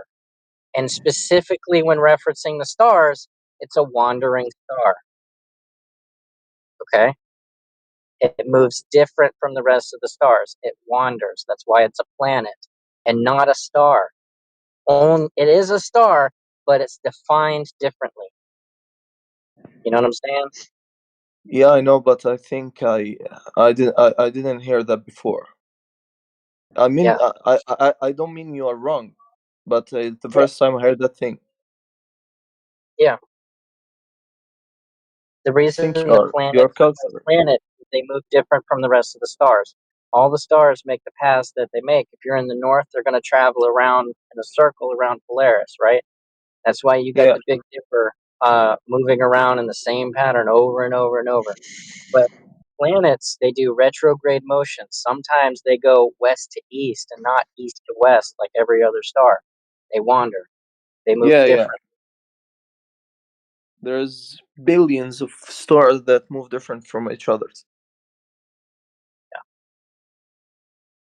Yeah, I think I'm very happy to talk to someone like you. I Cool. appreciate it. Yeah. Well, remember, outer space is fake. I am not talking about a disk in outer space. Yeah, I know that. There's a lot of people saying that NASA is faking everything. They are posting the black hole, the planets, the photos of the planets, the output of the Earth. They are faking everything, right? Yeah. How would you verify if those images that they give you are real? Have you To ever be honest, experienced a black hole? to be honest, I don't know if they are faking or not. But I think it's a big difference for me. So it's not gonna be harmful or be useful. So I don't give a f. You know, people gonna live and gonna die. So between these episodes, you should live a life. So work. So Yeah. having And yeah, the things just that you automatically believe without thinking, your unconscious bias, will determine what you think about all the time, your conscious bias. Okay? And if you consciously believe that you should have things happen in a certain way, It's going to be driven by your unconscious bias, the thing that you automatically believe. If you automatically believe that the Earth is a sphere flying through outer space and an ever expanding nothing, that's going to drive the things that you think about constantly. Okay? Yeah, So yeah, if yes, your I'm totally unconscious agree with you. bias, if your unconscious bias is objectively false, that would mean you would have to think about your unconscious bias and change it, That's or true. continue to believe the false unconscious bias. So it would change things if you believed or did not believe the Earth was flat, because it would directly affect your conscious bias. How do you know that? Yeah. Please, can you tell me? I'm curious now about what's your major? What do you study? I don't have a study. I How just had old are you? something that I was interested in. I had a question, and I decided to have that question answered. Yeah, So I think I you're the looked one. everywhere I could. But I'm happy to talk to you. You are a cultured person. Keep going. I'm glad you're being reasonable. You You got can any make other it. questions? You I can no answer no. more, or somebody else. Doesn't matter. So goodbye. Later, bro. Come back anytime. Thank you.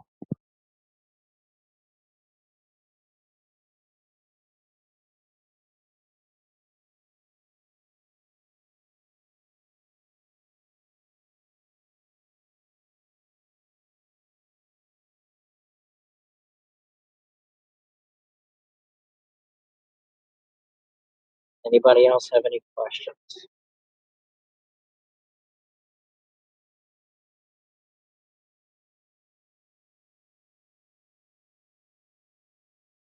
This is the place to find out why the Earth is flat. You won't find it on the internet elsewhere. You'll find propaganda.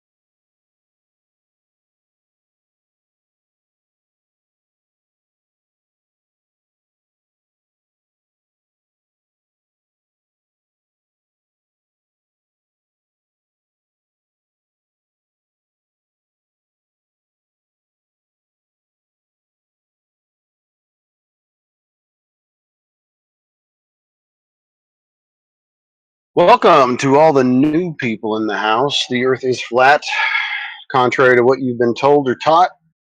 If you have any questions about that, or if you don't agree, please feel free to ask questions or tell us why you think you live on a globe. But welcome.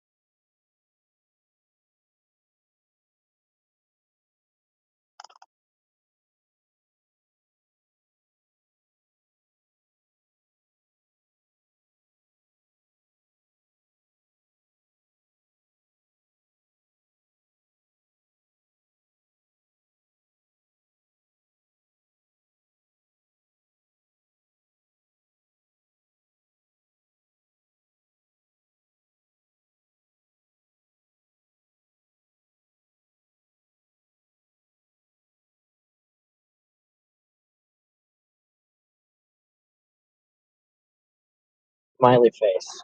Do you have any questions?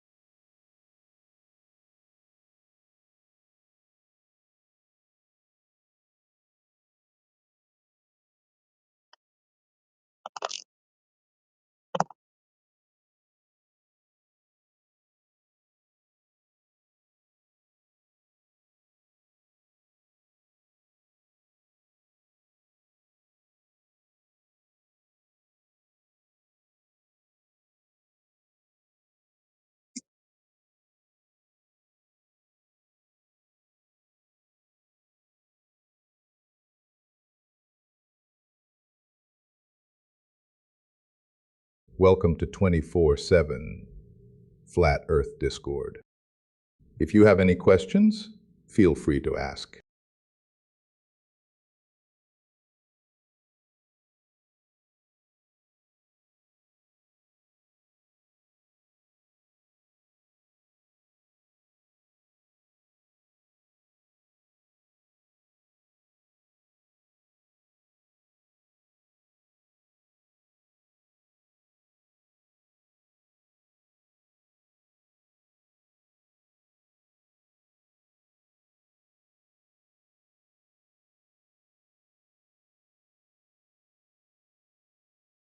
Mic check.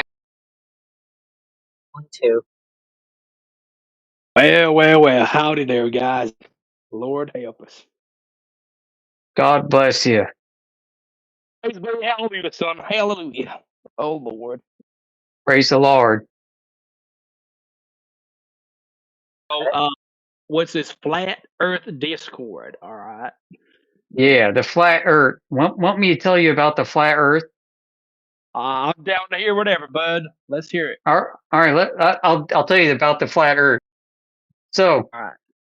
we got some super nerds with high-end optics and infrared and laser beams, and a lot of them have engineering degrees, and they went all over the world measuring the surface of the Earth to try to find curvature. And guess what? They couldn't find it. So we're stuck. That's where we are. That's us. That's 24/7 flat Earth. Hello? Yeah, did I come through? Was that loud enough for you? I heard you loud and clear, Rubber Ducky. Mic check, mic check. Can you hear me? Heard. Do you hear Master Yoder talking right now? Y'all clear to me? All right, good. So that's where we're at. Okay, we got a bunch of nerds, many of them with engineering degrees, science degrees, physics and chemistry degrees, and some of them are surveyors too. And they went around the world measuring the curvature of the Earth, and they couldn't find no curvature. They use lasers, they use infrared, they went in airplanes, they even launched high altitude weather balloons with infrared cameras, and they could not find curvature. So that's where we are, my friend. Would you like to go deeper into any of these topics? Would you like to talk about wave optics with the flat earther?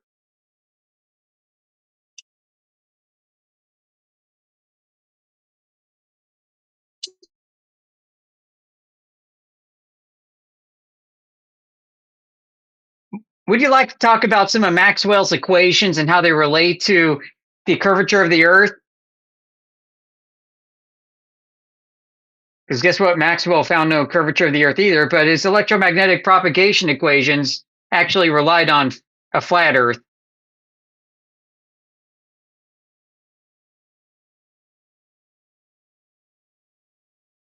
Oh, shit. Cat got the tongue. Excuse me, Yoder got the tongue. No, he's lighting up, but lights are on, but no one's home. Something's going wrong with his Yeah, that sometimes happens, you know? You might have to run some defrag inside the cranium there.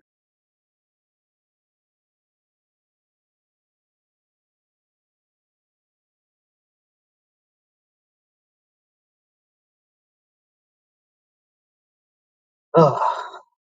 Anyways, I thought that was going to be worth something. I think he's having microphone issues or something. He's lighting up, but no audio coming through. Toad, if you can hear me, we can see you lighting up, but nothing's coming through, mate.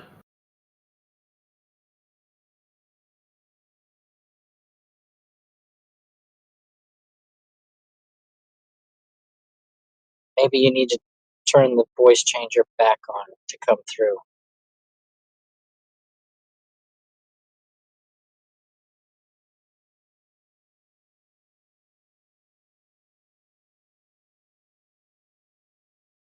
Okay.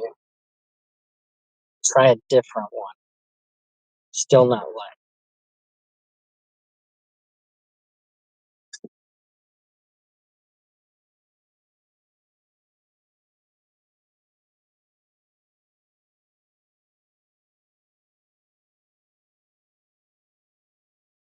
Still nothing.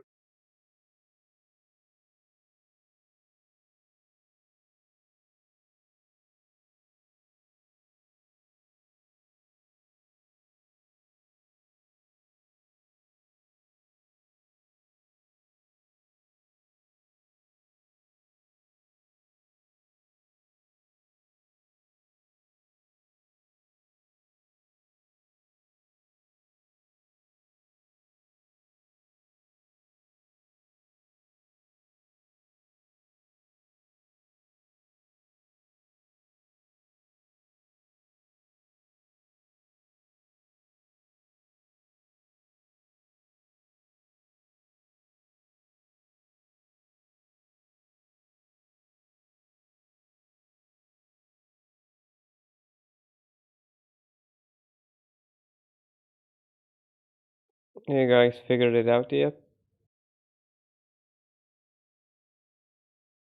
Yeah, welcome. Glad you could be back.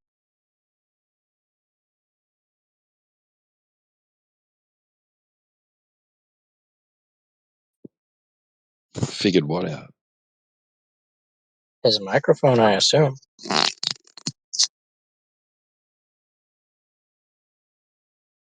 And it failed again.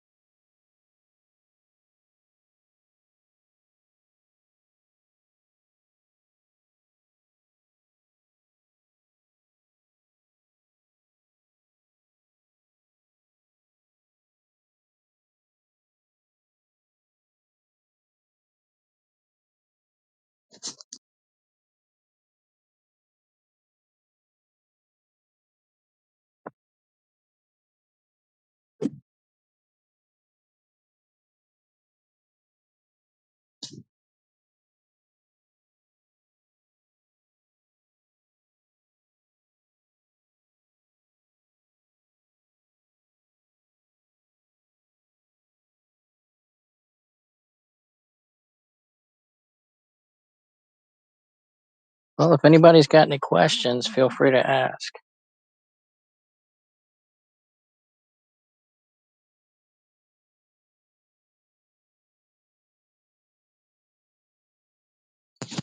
Toad, we can't hear you, Toad.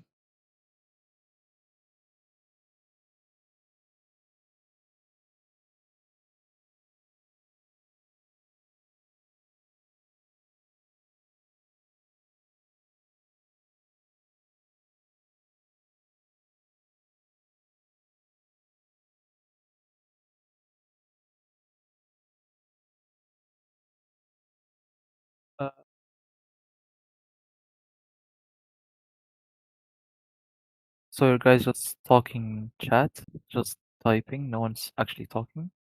Don't be shy. If you have any questions, feel free to ask. Nice soundboard. Dr. Saif, hello. Hey. Are you a doctor of the globe? No. I'm a You're doctor not of a globe humans. doctor. Oh. Humans. Humans, okay. No, for Yeah. real? Are you like a physician? Not really. I'm just a med student, second A year. med student. Yes. Wonderful. Thank you. Thank you. How about you? What do you study or what do you work as?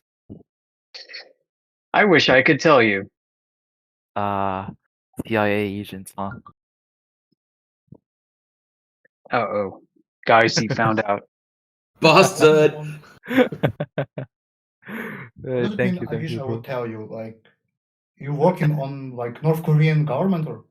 Yeah, Yeah. exactly, bro. What else? No, did you so expect? 24/7 Flat Earth, welcome to our channel. We work for the Flat Earth Disclosure Office. So you guys all believe that the Earth is flat. Not believe. I mean, we are officially appointed to disclose Flat Earth to the world. We've got an office outside the Pentagon, Mm-hmm. and our job is to tell you that the Earth is flat. How about that? They literally like they're so creative in wasting taxpayers' money, so they just pay you to. Oh man, I cannot. Oh man. Well, wait till you find out that we're for real. Yeah. Wow. I mean, we're for real about the topic. I'm joking about the Pentagon part. Yeah. We're actually we're a community of people that through our own experiences, observations, measurements, we learned that the Earth is not what we were taught. Our community has gone out into the world with lasers, with high-end infrared optics, with surveying equipment, and we tried to measure the curvature of the Earth, and we can't do it. We've got Yeah. tons of observations and results. We're sharing it with people, and we're trying to tell you and tell everyone else who comes in here that the Earth is not a globe. It can't be. Okay, give me a sec. I will be right back. I'm gonna go grab a glass of water, and I will come to Great. discuss We've got laser flat tests Earth. and infrared long distance optics to show you. So, yep, strap in. Okay, I'll be back.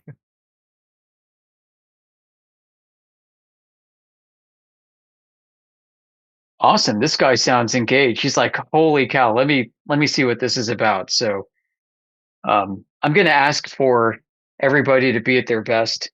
Like, no trolling, please, guys. I mean, this is serious. He sounds great. Like, I like him. I don't know how much time I have myself here either. So I've actually got to get some emails shot off in a few minutes. Wait, I just got in here. Is he still in the call or did he He leave? is. He went to go get some water. He said he'll be right back. So Who is it in here? I didn't. Dr. Saif, Dr. Saif. He just came in, He's some not visitor. doctor, he So said he's magician student. Oh, I see. I would like to show him just so everybody hears. I see DJ's in the chat. DJ, dude, you might do some heavy lifting for us. It'd be great to show him the 21-mile observation over the Salt Lake in Utah. I would like to go through some infrared observations from Jay Tolan, showing mountain ranges beyond 700 and 1,000 miles in infrared.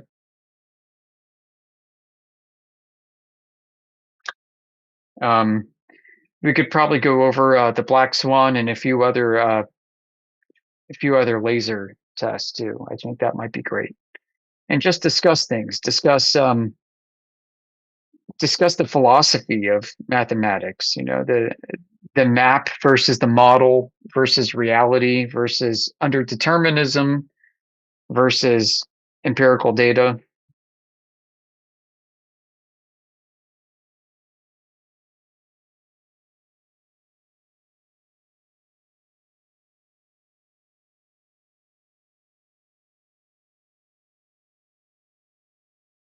Yeah, so Teflon Don, for the audience that's waiting on Dr. Seif to come back, Teflon Don posted one of my favorite observations. I'll tell you why this is great. So in the chat, he posted a horizon line, a water line, and in the distance, just above the horizon of the water, you see 3 points of light by 3 different emitters. You see one red, one blue, one yellow. These are 3 different wavelengths, which means because of their frequency, if there is any refraction, they're going to be subject to different refractive indices because wavelengths and refraction go hand in hand. If you have a different wavelength, it'll refract differently through the same medium. What's interesting about this is we see all 3 points of light residing at the same elevation, right at the horizon, no less. So this indicates to me that there is no significant refraction present. What's also interesting is these lights are at different distances and at different azimuths from the observer's position based off of the camera, right? Oh damn, guys, you're actually for real. What the heck? Right. So what's great, what I love most about this, besides the 3 lights, is that the blue light is the furthest light at 21 miles beyond the red light and yellow light. The blue wavelength, folks, is most subject to refraction if refraction is present. So if there's any refraction going on, blue is going to get refracted the most and red is going to get refracted the least. And here we have these 3 different lights and they all appear at the same elevation. They're all appearing beyond what you should be able to see if Earth is curved. Because if Earth is curved, that blue light should not only not be present, but because it's blue, it can't possibly be refracted nearly as much, at least, as the red light or the yellow light. This is a problem. How is it we're seeing this if Earth is a globe?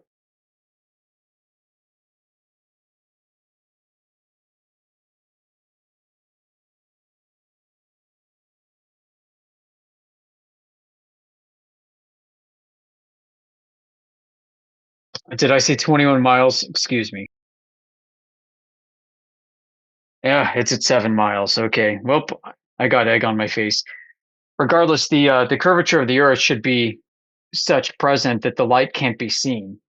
And the light Well, should be hidden essentially, behind planet how is much not is a that? perfect 21 globe. feet. Should be 21 feet of curvature. How many stories is that? Like, that's a building, right?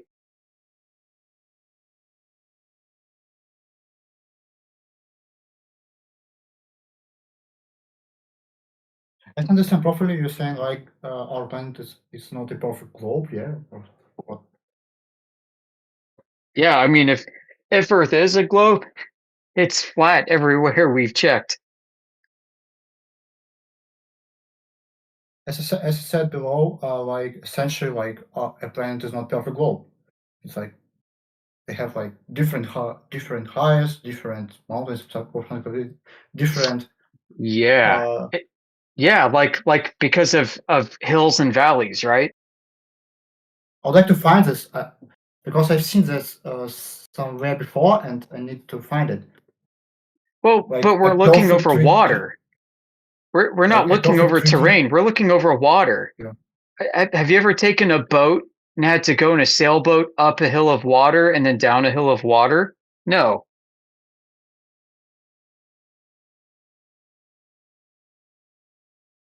Oh yeah, I found it.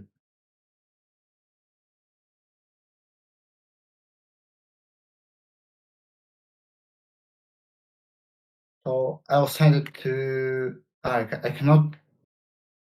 Oh, I cannot attach any pictures to that. I don't know why. Do I need any rows?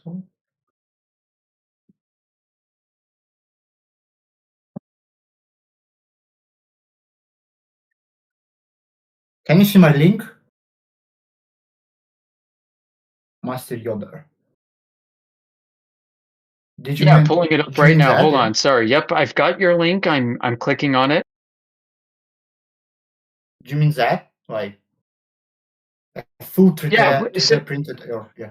yeah, Yeah. that is that's like the bedrock of the globe. But we're measuring over water because water flexes, water gives and takes. Water is said to be conformal to the equipotential of gravity of the Earth. Because over 70% of the Earth is covered in water, more than 70% of the Earth is smooth. It's so smooth that it is smoother than a cue ball. If you could take the globe and shrink it down to the size of a cue ball or a snooker ball, if you ever played pool or played snooker, if you shrunk the globe down to a ball of that size, it would actually be more smooth than the ball that you play snooker with or pool with. That's exactly right. It's so smooth, it would roll more evenly. That's a fact. Mathematically, geometrically, that's a fact.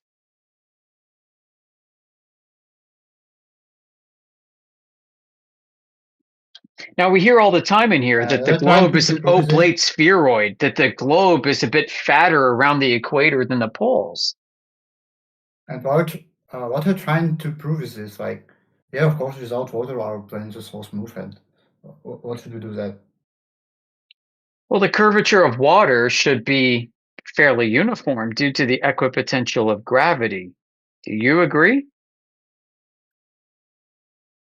Yeah, I agree with that. Like, we are dependent on gravity, and we cannot live without it. And yeah, Yeah. I understand properly your question. Right. I It mean, also depends on the like moon or something. It depends on like more like numerous factors. I would like to say so. okay. Do you understand what I'm telling you? That over water, that it should be fairly uniform, the curvature of the Earth. And that is why we use water to test the curvature of the Earth over.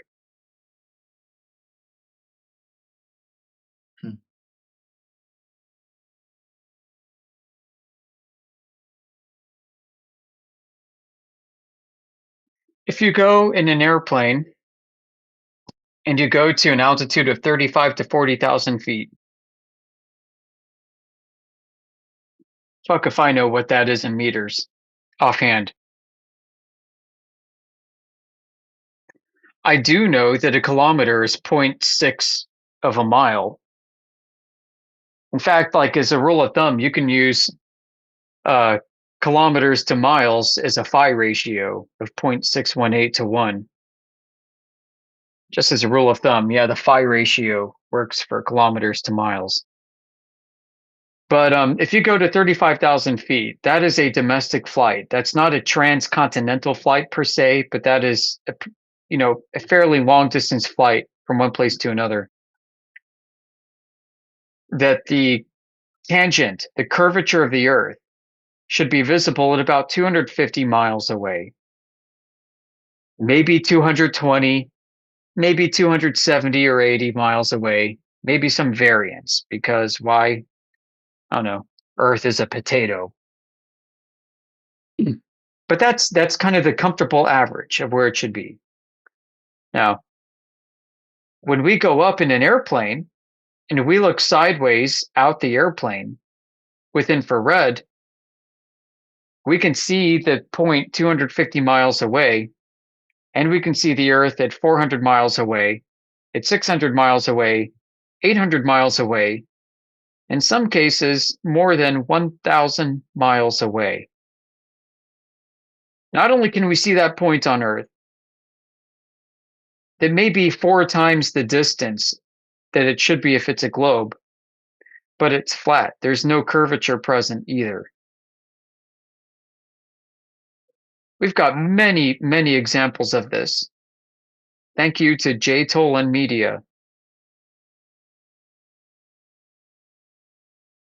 And people say, well, what about refraction? Okay, what about refraction? Isn't refraction making the Earth look flat from that height? And I would say, okay, if that's the case, what about all the people that claim to see curvature from that height? Seems like every day we have some numbnuts that comes in here and says, oh yeah, I've seen curvature from an airplane. I was at 15,000 feet flying from Baltimore to South Carolina somewhere. We say, oh great, okay. If Earth is a globe, even if Earth is round like a globe, then you shouldn't see curvature from that height. But okay. So how much curvature should you see from 15,000 feet? I don't know, maybe 180 miles? Folks, I mean, from 35,000 feet to 40,000 feet, we can see over 1,000 miles. Absolutely. Incontrovertible evidence. And we're willing to present it and walk through it with you. We've also measured the Earth over short distances, using much greater accuracy and precision. Why? Because when you're in an airplane looking out over the horizon, who cares if you're off by 10 miles, 20 miles, or 100 miles? You can afford to be off by quite a bit in absolute terms, but not in relative terms. We have people that do shorter distance observations along the beach at the water's edge, where water is curving with the Earth. 6 miles, 7 miles, 20 miles, 30 miles, shining lasers, reflecting sunlight, zooming in with infrared, and nobody can find where the curvature ought to be. If you are a casual observer, let's say you are just under 2 meters high, 1.8 meters. Yeah, look at that. I'm using meters now. Do you know how far away the globe curvature should be when you're looking out?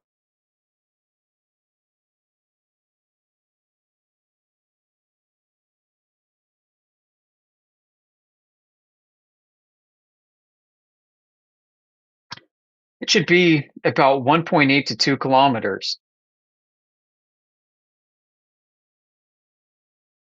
That's it. Yes. That means if you are 1.8 meters high,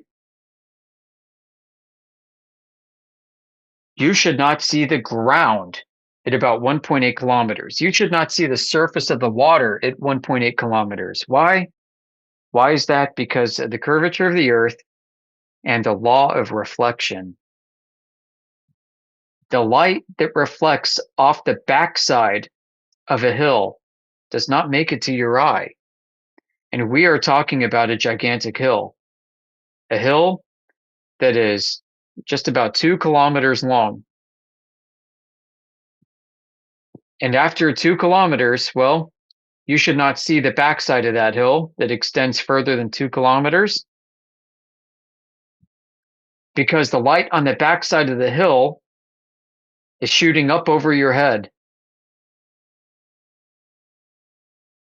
It's shooting up over your head because of the hill that blocks the reflection. The angle of incidence equals the angle of reflection.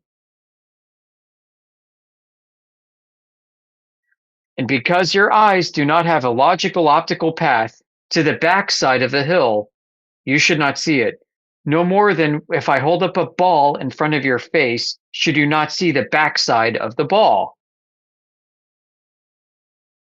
So if Earth is a globe beyond a hill of water at 1.8 to 2 kilometers, you should not see the surface of the water beyond that. Now here's the funny thing. I'll tell you why it's funny. Because from less than 1 meter off the ground, we can see 8 to 10 to 12 kilometers of a flat surface of water.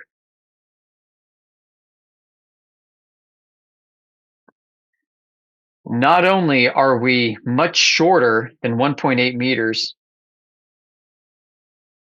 we can see multiple times beyond what the curvature of the Earth is. We can show you that. We can show you that with images of the beach looking out to oil rigs in the distance at 6 to 9 miles. You can see the flat surface of the water to the base of the oil rigs, and from the base of the oil rigs at 6 miles and at 9 miles and beyond to the horizon, however far that extends.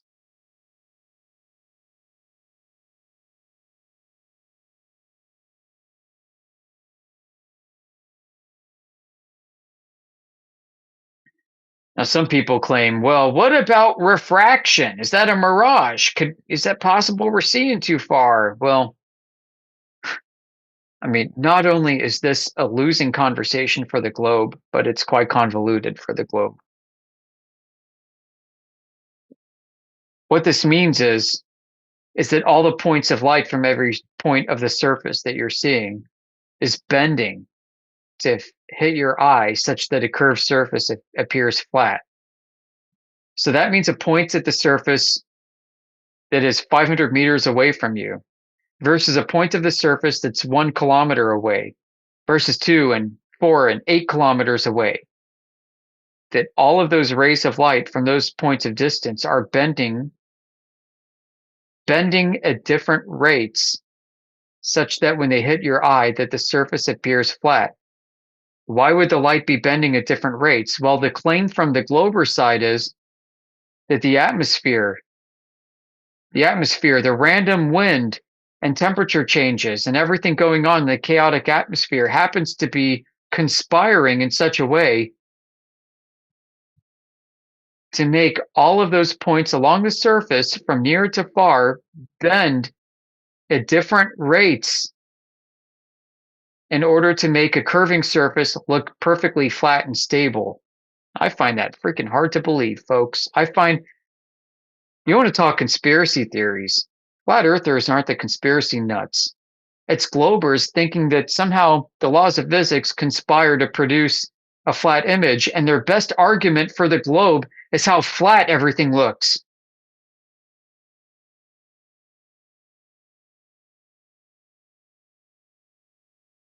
Why would people make such dumb excuses like that? Well, there's a very deep psychological force at play. The force of social conformity, the Ash conformity test. Have you guys heard of the Ash conformity test? You've probably been a victim of this, but it's been done in classrooms and in laboratory tests. The idea is you get one patsy in a lineup of about 20 people who are in on it. And there's going to be a proctor in front of the lineup of people, and the proctor will say,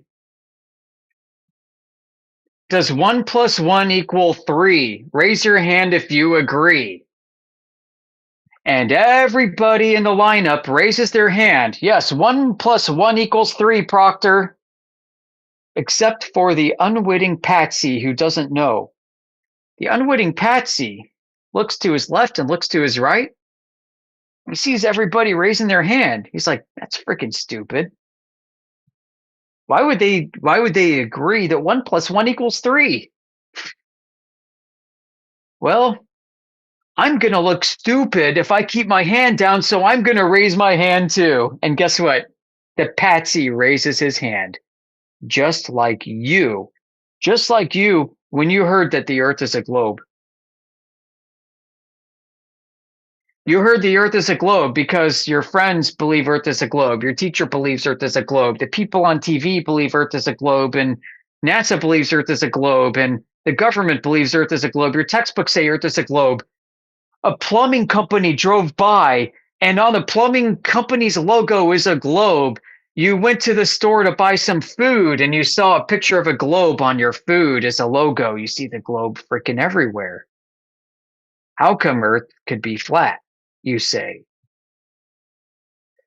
And the funny thing is, when we go out and measure it, it is absolutely 100% flat. But people still think it's a globe. The people that measure the Earth for a living, surveyors, geodetic surveyors, think that Earth is a globe, and they're measuring it flat. And yeah, it is that stupid. It's 2026, and here we are. How could this be happening? How? Well, I would say don't underestimate the power of belief.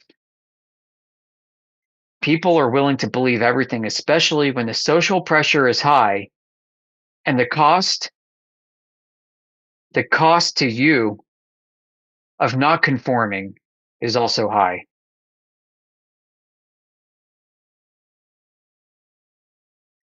What is the social cost to you if you deny the globe and accept the flat earth that you see before you? What is the cost? Are you going to get laughed at? Are you going to get ostracized from your friends?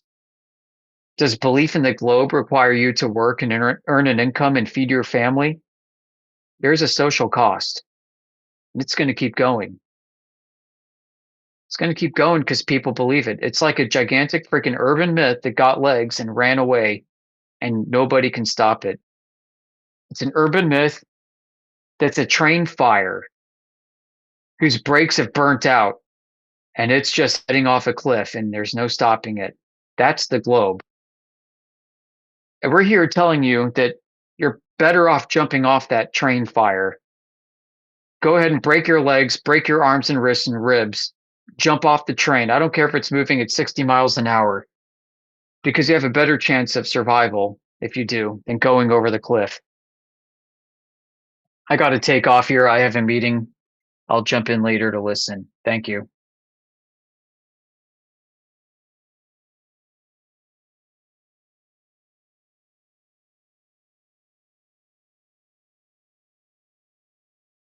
Yo, what up, guys?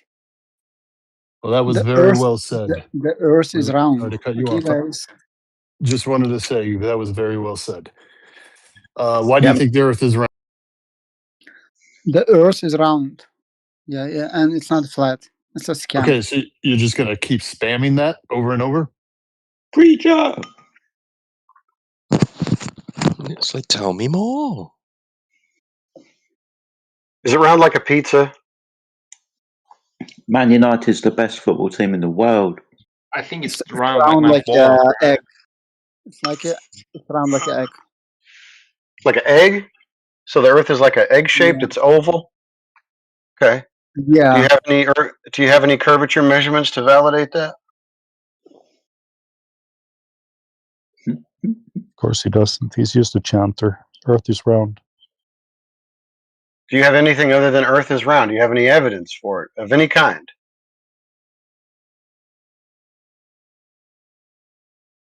Sorry, I don't understand English.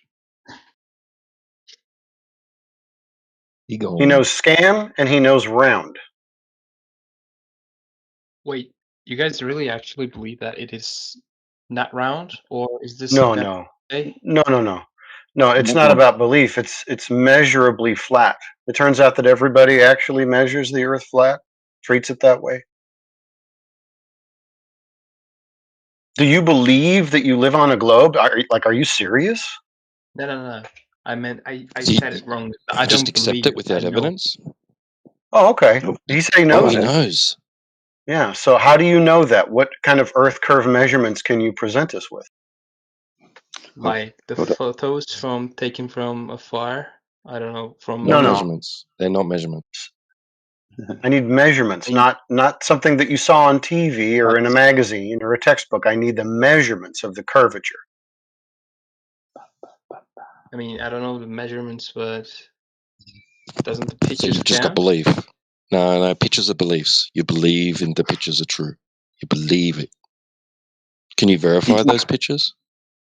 Can you use them as an empirical proof? Can you yourself claim that that's first-hand knowledge for yourself? I mean, yeah, I cannot prove anything, but Right.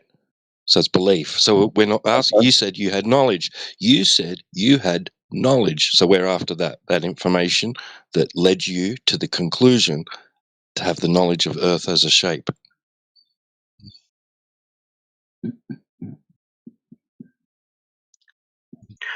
I mean, I have pictures of Santa Claus. Does that make Santa Claus real? Because I have a picture of it. no, of course not. It's Okay. either a cosplay or a drawn picture or something. Right. So if you just have pictures of the globe but no measurements, it could be that it's cosplay or it's artistic renderings of what somebody wants the Earth to look like. Yeah, the Earth is cosplaying as a planet, like Mars and Jupiter. Okay, but who would gain anything by saying that the Earth is round? Like, Well, I don't know. What did you gain by saying that? You told us that it was round. What did you gain? I don't know. Why would anyone lie about it? I never really thought about it actually, but That's just an appeal to motive fallacy. It doesn't change the fact that it's flat. Yeah, we can get to the motive later. I mean, there's plenty of good reasons we could speculate as to why somebody makes up something like that, but there are people in this world that lie. I think everybody understands that. And we also know that lies can spread quite quickly, actually. Rumors and lies and propaganda, they spread really fast. So it's not really a matter of why they did it. It's just a matter of knowing that it indeed is flat and stationary, and the globe never existed in the first place.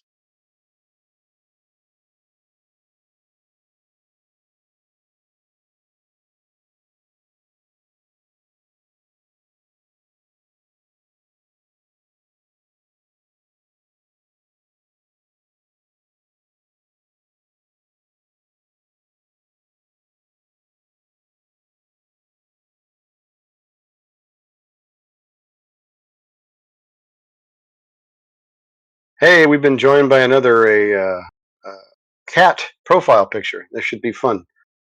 Hello, Psych Jazz. Hello you all. Very good. The Earth is flat. Sorry. Oh, this channel may be a little bit more advanced than your English can handle, but we'll see. The Earth is flat. Mm-hmm. So I see you're having a conversation about that, whether Earth is flat or like spherical.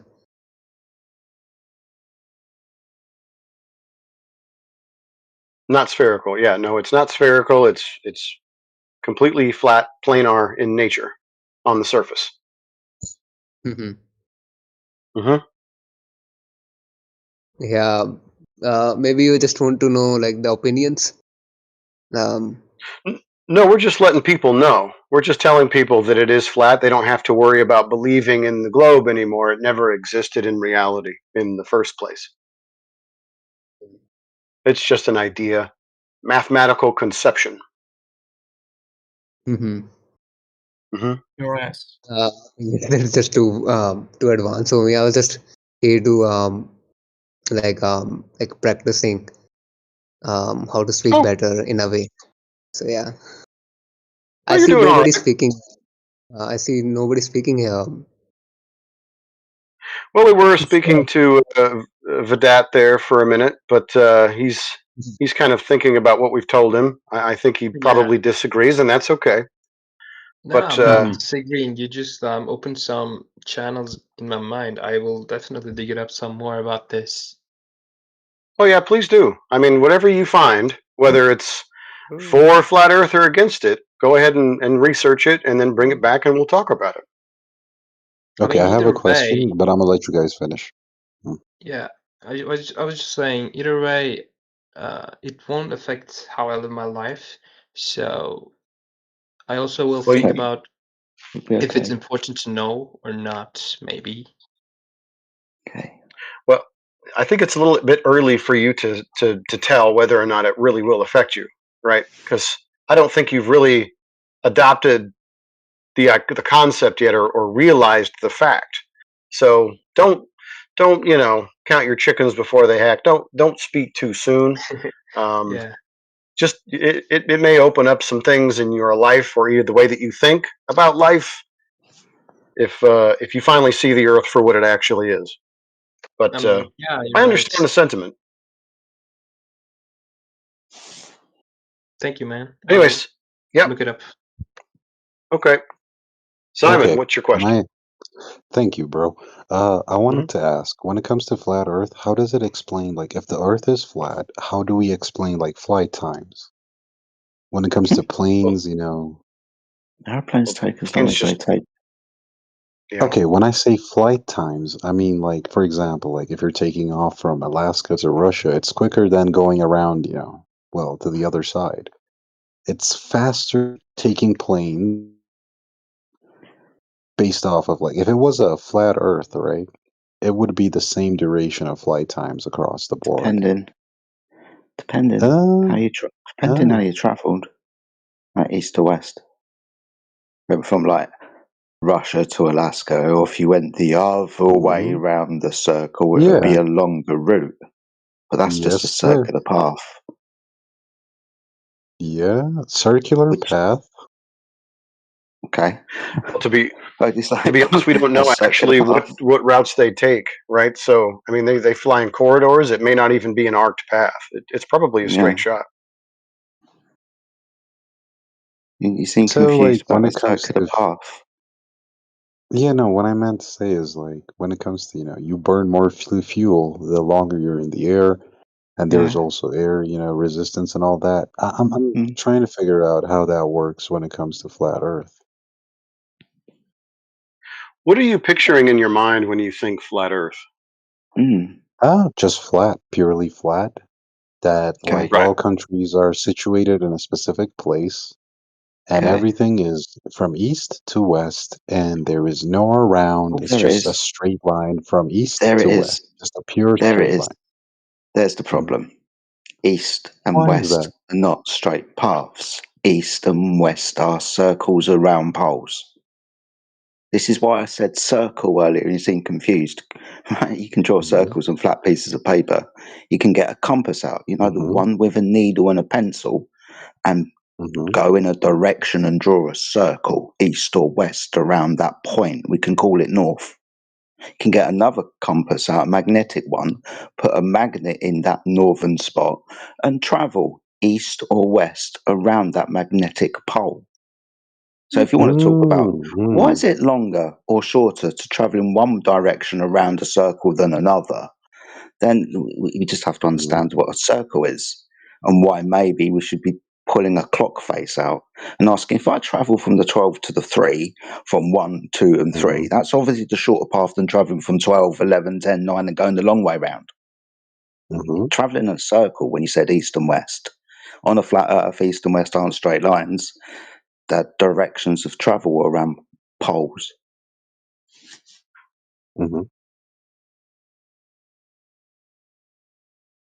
So I'm picturing the map like in my head, right?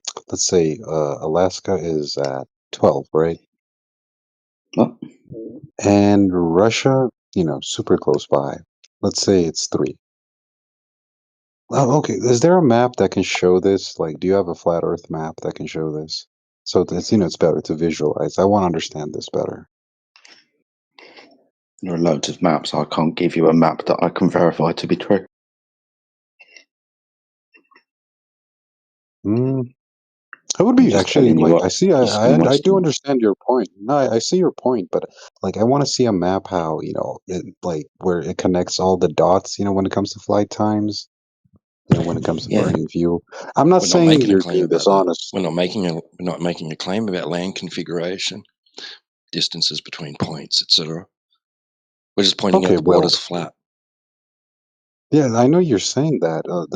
The reason I'm saying is like his example when it comes to like seeing it as a clock and 12 to So you 3, accept that it does fact, and make now you're sense. curious. I get it. You've come Yeah, to yeah. the So, realization that the Earth is flat. You well, have no not reservations about necessarily. that. No. I have more Okay, then questions though, maybe you because should I want figure to. that part out first, and then you can speculate about land configuration, Then, distance between points, then what's the air point? Then what's the flights, point of coming etc. here then? Then what's the point Because of that coming here and isn't asking you whatever guys you're trying questions? to dig into isn't going to falsify the measurements over the water. I don't see. You're saying like whatever question you're going to come to. I'm asking questions in a flat Earth Discord where everybody's here is flat Earthers. You Yeah, guys are and it like, shouldn't, with the answers, non-answers or answers to your questions shouldn't influence your decision about the yeah, geometry of the surface of the Earth. It shouldn't. It should not. it It should have should. no impact Isn't or that? bearing on it whatsoever, because we So can what's just the point point? out that there's a measurement over water and the water's flat. And no amount of speculation or asking questions about flight routes and distances between points, between countries and continents, and how the map's laid out will change that fact ever. Well, that kind of Earth defeats is the flat purpose and of asking Jesus is questions in the real. first place. What's the Holy point cow. of asking questions if Wow. you get okay? I'm thinking of the entirety of the Earth being flat. You guys are talking about the Earth being flat, and I'm asking Yeah. questions related to that to understand. why you think the Earth is flat, and you're saying you have this one point of proof, which is the water is flat, and you're not going to take any other form of questions in regards to anything else, No, just only this specific point. I'm very no, sir. confused. No, I don't want you to be misunderstood. I don't want you to be misunderstood, and I don't want you to misunderstand T-Dub. The point is that, and you may not know this, but there is actually not one accurate map of the Earth anywhere. Everything that we have currently is a projection, and the projection that we have is of a celestial sphere, and so the distances between points are not uniform, even according to the scales on the maps that we have. There are over 200 map projections of the Earth. None of them are accurate. So to ask us to validate or kind of give you an overall picture of what it actually looks like and the relationship between the points on the surface, we cannot do that for you. Some things we're just what we can show you and prove to you that the Earth is indeed flat, not a ball. Okay, then what makes you different than the people who are claiming the Earth is a sphere? Well, we have a measurement of the surface. Mm-hmm. So the measurement of the surface, there is no curvature anywhere on the surface. The part about the globe that most people also don't understand is that it's just a mathematical concept with no values taken from reality itself. So they just created this thing out of a celestial sphere and then told you that this is the reality that you live in, when in reality the measurement of the surface is indeed flat everywhere. There is no globe. But you can make a map out of that. That's very hard to understand, dude. Yeah, it's a little bit difficult to make a map. I'll tell you why it's difficult. Because the greater the distances, the greater the margin of error, and the ways that we can actually measure the distances between points and the orientation of everything. I think we have a pretty rough idea, but ultimately a lot of it cannot be verified. So we try not to tell people things like, we have a map and this is what it looks like, because we honestly don't know. I respect your honesty. I respect your honesty. No question about that. Well, that's all I can say about this. When it comes to flight times, I guess I'm gonna have to do my own research. But yeah, sure. Appreciate your candor. When it comes to flight times, sorry to jump in. When it comes to flight times, it's usually because someone's got a map in mind of the Earth from a flat Earth point of view. These flight times wouldn't work when I put them on this flat Earth map, for example. Being as we understand what these maps are, that they are projections, that there are specific ways to measure distances, say specifically south of the equator, we understand that these globe projections aren't real flat Earth depictions. They couldn't be. Say, for example, it's called an AE azimuth or equidistant map. You may have seen it. It's the one where the north is at the center and you've got the south, Antarctica, around the circle of the Earth, containing all of the Earth and the waters. Have you seen that map before? No, not necessarily. Can you post it in the side chat so I can get like a visual on it? Somebody could post it in the side chat for me. That would be awesome. But with regards to this map, when somebody posts it, it's not a true one-for-one representation of the Earth. It's a flattened out globe projection. Just the north is in the center and the south is pulled out from the bottom and then made a circumference. Now, this couldn't be the Earth. But when people, like I said, talk about flight times, it's because they've got this in mind. We here, and like true flat earthers, that's a good term to use, couldn't give you a map of the Earth. One of the main reasons why was a few reasons. One is logistics and having the time to do it and the ability. And two is verification of whatever we did. Whatever map we had, we haven't got the ability to go very far away, like God, and then turn around and look at the Earth and say, this, what I've mapped, is a true representation of the Earth at scale. We can't even do that. We've just got what everybody else has got, lots of different projections of coordinate systems. Cada square maps, the ones that you find on like schools and stuff. Different types of maps for different types of use.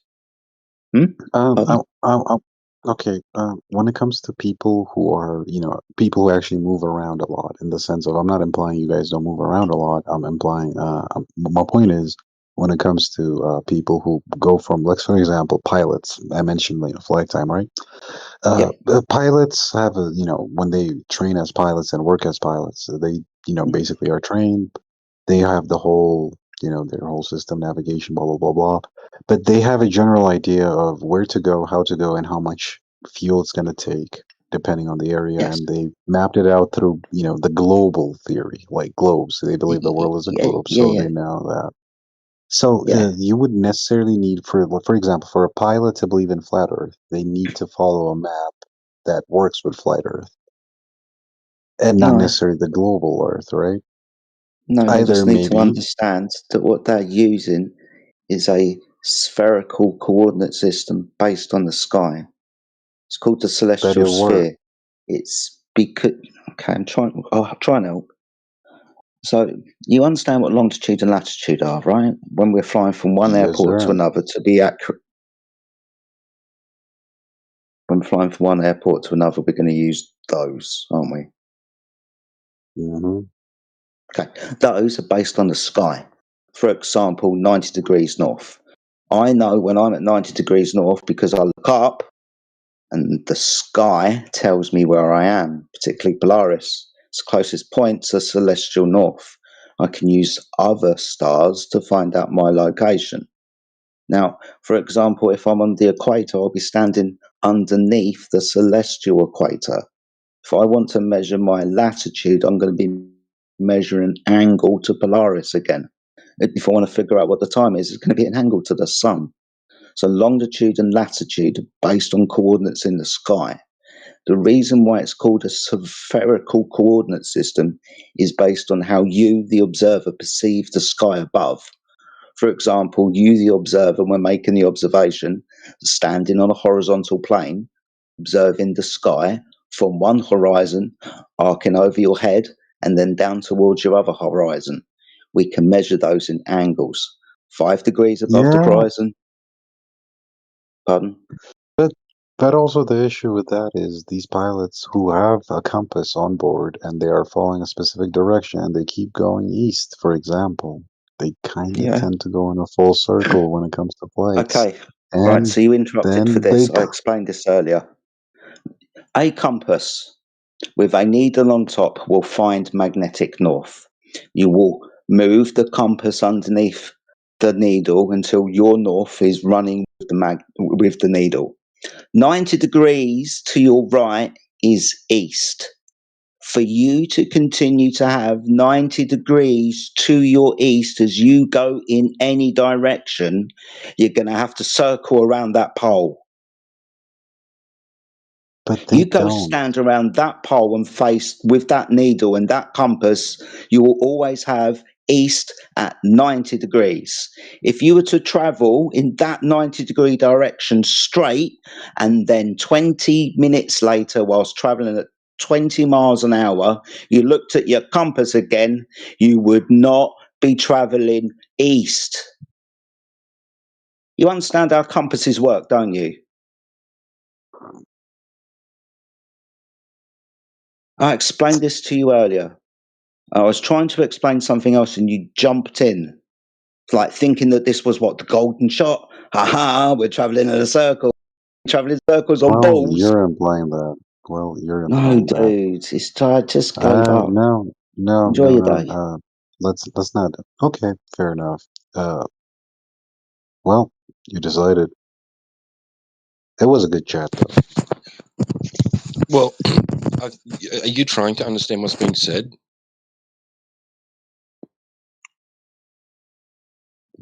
For example, are you aware of what longitude lines are?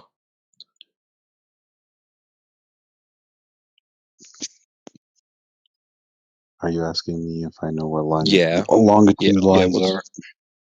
longitude lines? Yeah, lines of longitude. Yeah, space. We got longitude, latitude, which means east to What's west, longitude? north to south. Right, longitude's north to south, right?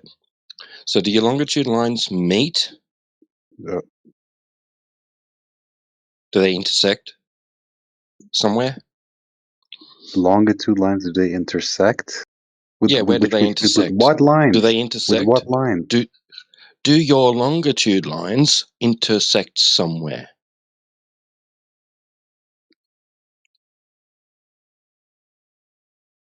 Your lines of meridian, do they intersect on your globe?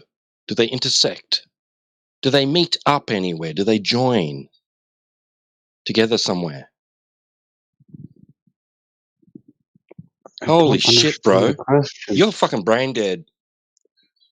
Yeah, I don't understand the question.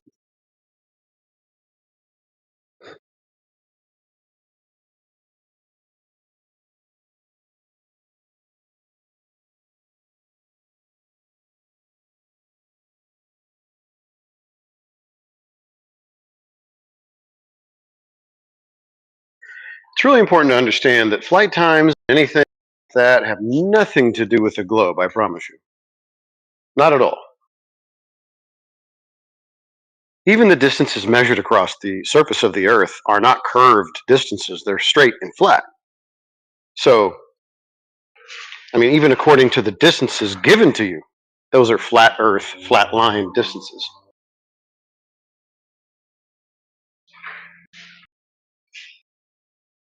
Well, I gotta do more research. One Okay. thing I'm getting from this is I gotta do more research. Yeah, fair Don't enough. want to be rude. And I do apologise for the way I left the conversation earlier. I do want you to from this conversation having learned something and having a positive thought. I do want to point this out to you because you felt like because we're travelling in a circle when we go east, then we can only do it in a sphere.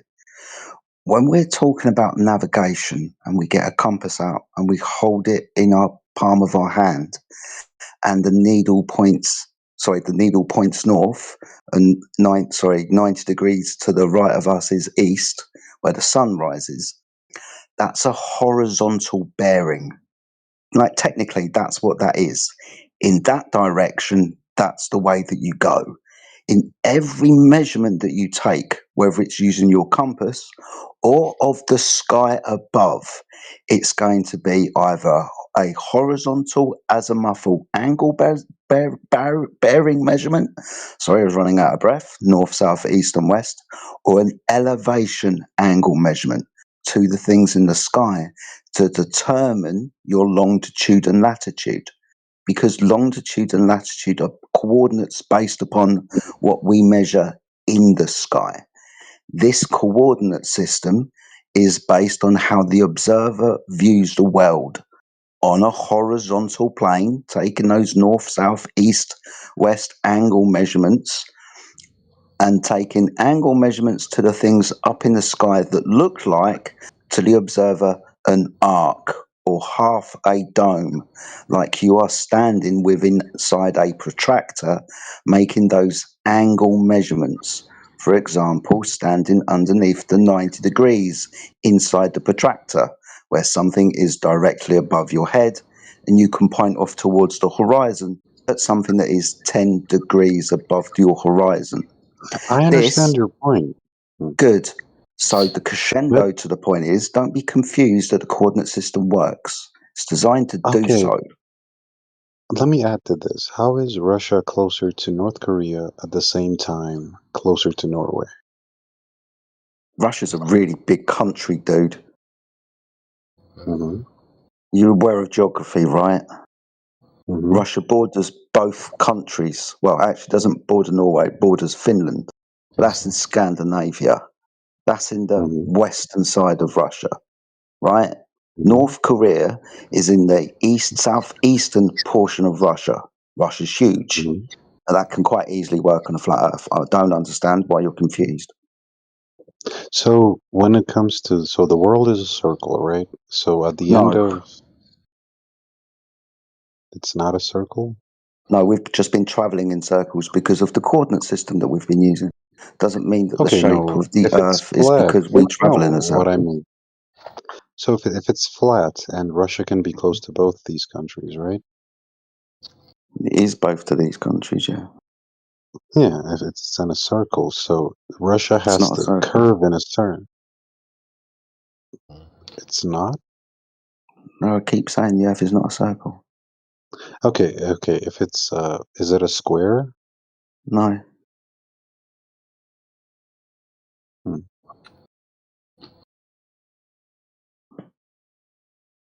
I mean, it might be. I don't know. Oh, regardless. So the tip of, where Russia is closer to these both countries, I want to know if it's like straight or if it's curved when it comes to, the tip of both of these countries. Because I'm trying to imagine in my head, right? Let's say the Earth is flat, and you guys are claiming it's flat. I'm not saying no. No, I'm not saying anything in regards to that. But at the end of, okay, so it's really hard to imagine, right? I'm trying to picture it as in, so so Korea's right here to the left, sorry, to the east, and we have the west. So are Norway like lower than Russia, or are they right next to Russia in this, in the map we're trying to envision?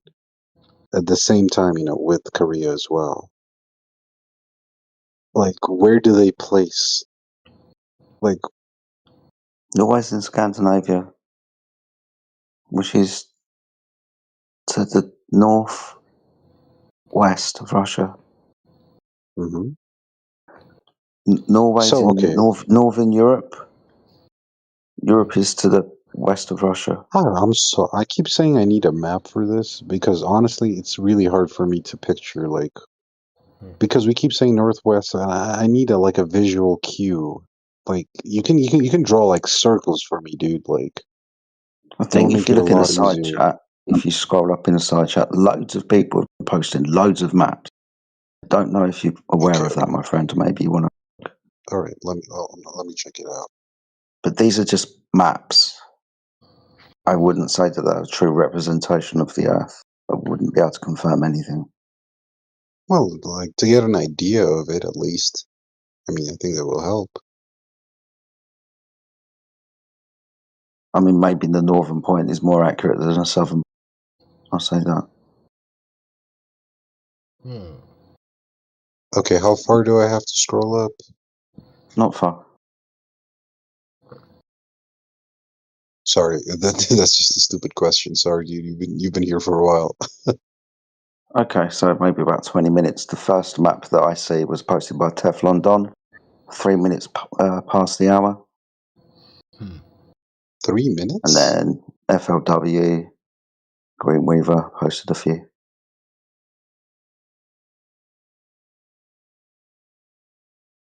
Hilo Skeptic just posted one. Thanks, Hilo. Okay.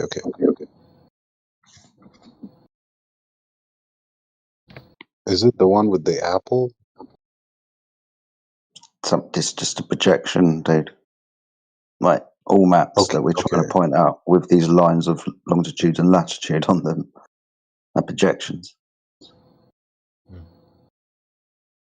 Oh, okay. Uh,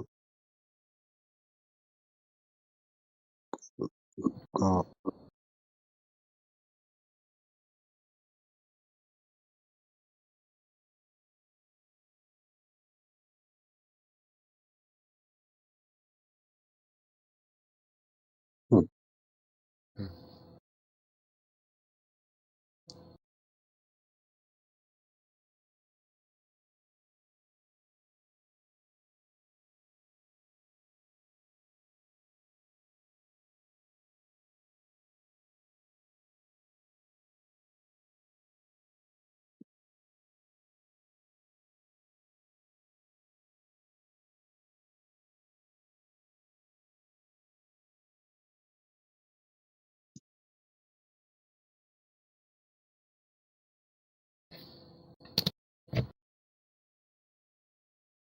It's really weird because okay, I'm looking at all these maps, and again, you haven't claimed any of them are like 100% accurate. A lot of these maps they don't have Africa or a majority of. Huh. You know what? Okay, I'm gonna save these for because I need to look deep into this before I can say anything. You can see Africa right there. Well, yeah, it's multiple maps. Yeah. Oh no, I'm not gonna say anything regards like I have to look deeply into this, you know. I'm not just gonna make Yeah. claims. Cartography and maps are an interesting subject. Yeah, it genuinely is. Oh, okay. All right. You gave me something to look into, dude. Genuinely appreciate it. No worries, man.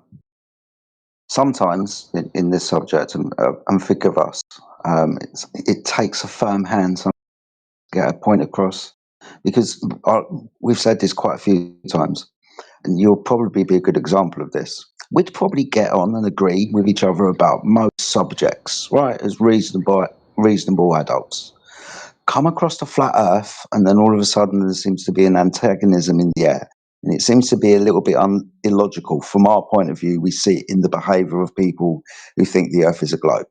So when we start trying to explain things like circles and so on, and people saying that, oh my goodness me, this can only happen on a sphere, we get logically confused, because that doesn't even logically follow. A circle being a two-dimensional shape that you can draw on a flat piece of paper. So sometimes we have to show our frustration and hope that it kind of breaks through this kind of conditioning that people think that they have to defend this idea that the earth is a sphere. But it's been a fantastic chat with you, my friend. If you feel like you need to go away and do some research, you're more than welcome to do so, or stick around Oh, and by ask all some other means. questions, or do whatever. Oh no, I gotta do my research first when it comes to this. If I'm gonna come back and challenge you, dude, you know, I have to Hey have my guys, bearings just in order. checking in. Hello. Yeah. Hello and goodbye. Okay, man. What's up, All right, Jedi? you guys have a good evening. What's up, man? Oh my gosh. A cordial, polite traveler. How wonderful.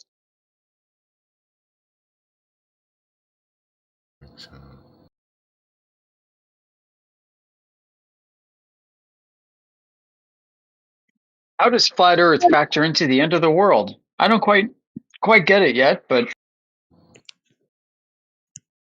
I have some ideas on that.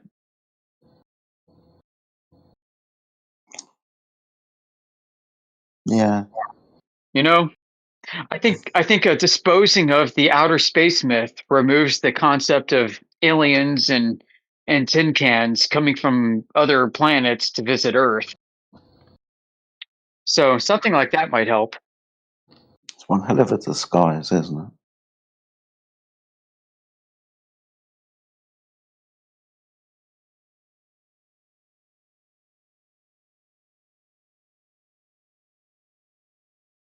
You follow, right? It being a disguise. Oh yeah. Oh, okay, cool. But anyway, before we start rambling off on other subjects, the conversation that we had previously, does anybody else have any things before we move on?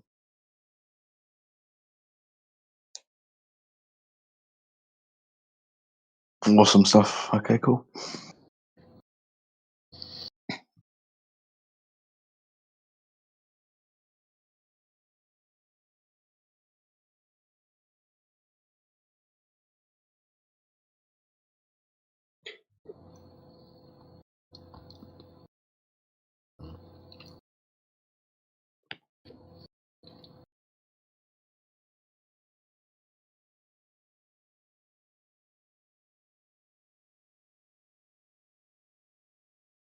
The floor of the universe is Earth-shaped.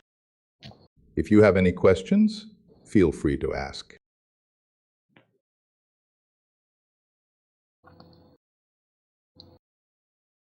Are you okay there, Nico? Do you wish to say something?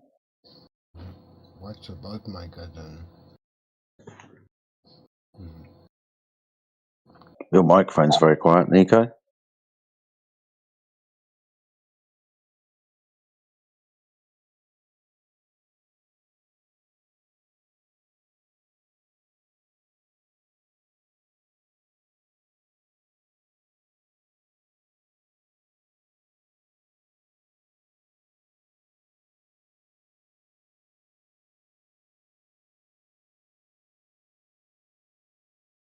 need to build a garden shed on my garden, in my garden.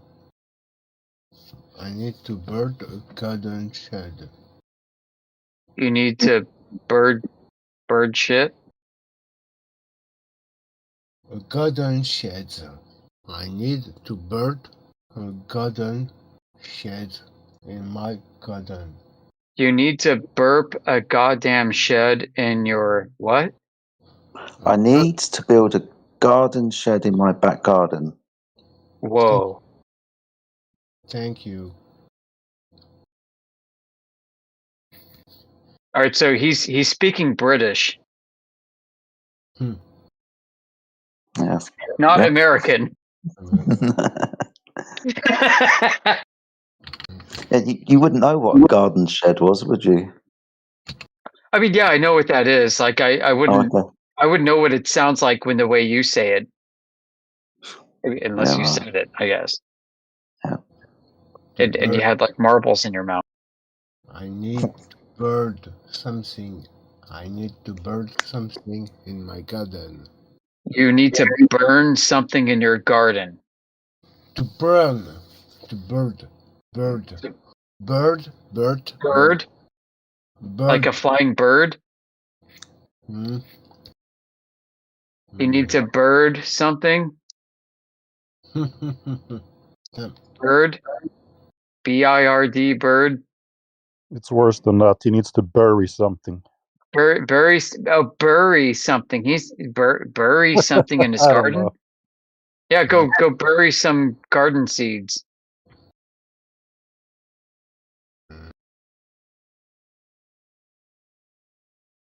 Okay.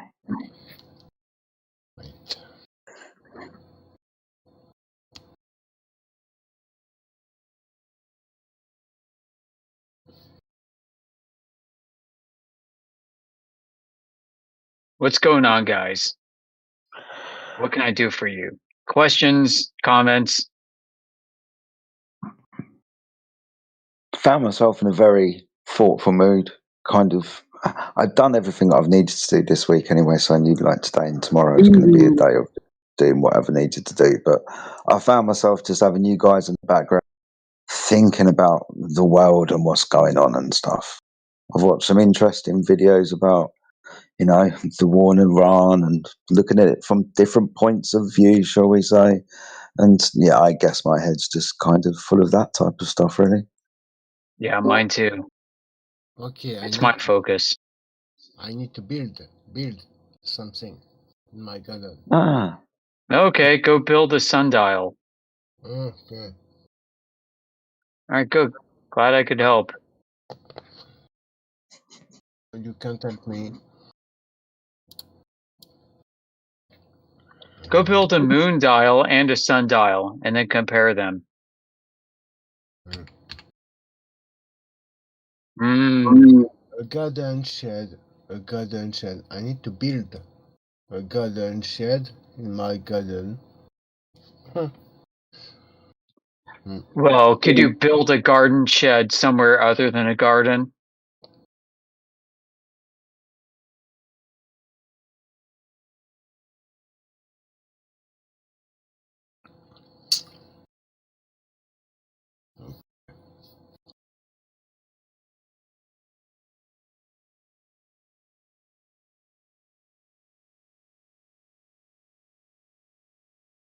Activate on.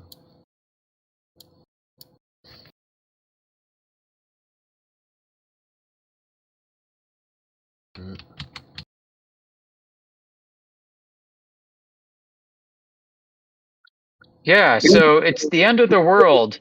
Do you contribute to your 401k, to your retirement plan? Maybe as a hedge. Not a 401k. I'd buy some gold and silver. You can buy that in your 401k.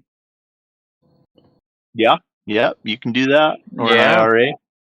IRA, yeah, it depends on your plan, depends what you have access to, but yeah, it's possible. You bet.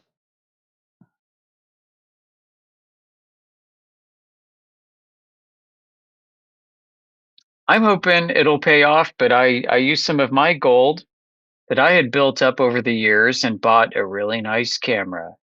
And yes, in a few months, maybe even weeks, I'm going to go out and I'm going to take some long distance observations because my camera is full spectrum converted. I've got some high end lenses that I can use with it and some infrared filters. Oh, yes. I've got places picked out that I can go, and I'm going to show you how flat the Earth is.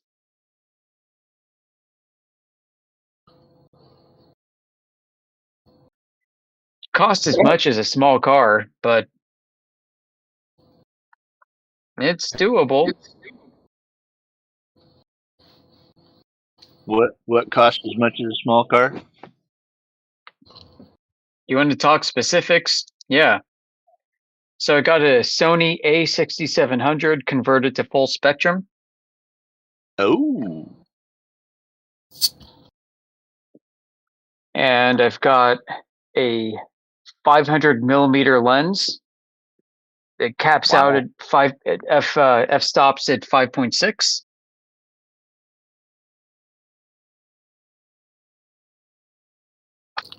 So, given the sensor size and the image and crop size, it's probably about maybe, I would say, 2/3 of a Nikon P900, but way better clarity, way sharper image at full zoom for a Nikon P900. Wow. Yep, I've done some tests. I've posted these in some back chats. So I used the lens and I focused on from 250 feet away from a window in my back. I focused on an electrical box that has a sticker, and the sticker has some text. It's about half an inch high, maybe quarter of an inch, and I could read the text. Wow.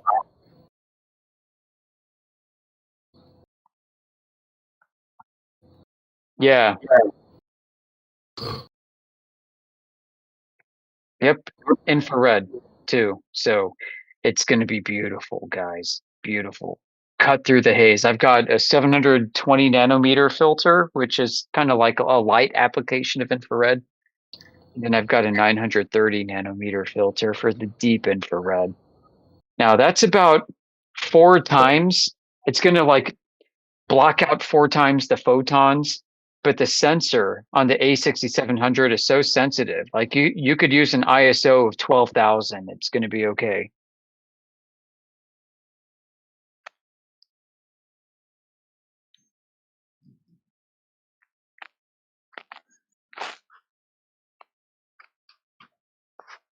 Got a spot in mind to go test it out? I do. And at the sake of doxing myself, I'm going to go to the Welsh Mountains in Pennsylvania and I'm going to zoom in on Philadelphia. Wow. So that could be, I mean, that's maybe about, I don't know how many miles that is. It's a long distance though. It's the highest point in the vicinity. I'm also going to do some images down south. I'm going to see if I could see Baltimore and Washington, D.C. potentially from this distance as well. Wow. That'd be awesome.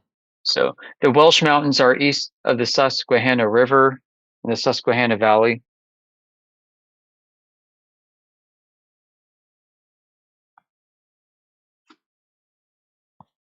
Beauty. Yep.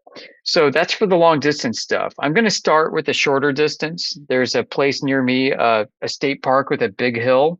I'm going to use that. I'm also going to go to a place where I first did my observations, flat Earth observations, where I went to a dock slip and I could view with my spotter scope.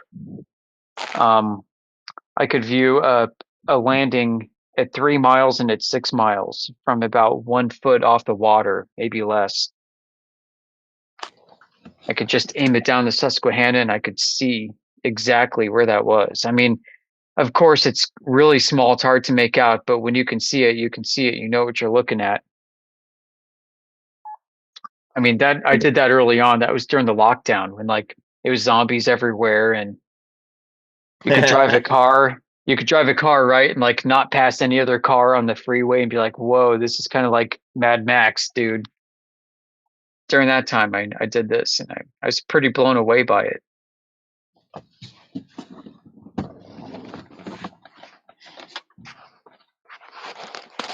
Yep, I'm in the Susquehanna Valley, if you haven't picked that up. So I'm indeed Amish. 1 foot. So you was at 1 foot and you saw how far? So I saw a shoreline at a prominent point with a dock slip at 3 miles, and I saw another dock slip that I knew, which was on the other side of the river at about 5.7, 5.8 miles.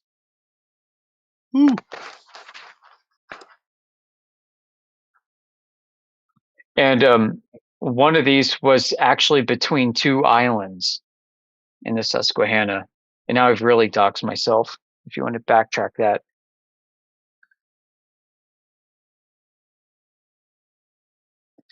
And other people have had much more dramatic observations than this. But to me, I mean, I did this actually in was it like October of 2020? Which was actually great because the water temperature and the air temperature were kind of mediated. It was around the same. I did this in the morning around 10 o'clock.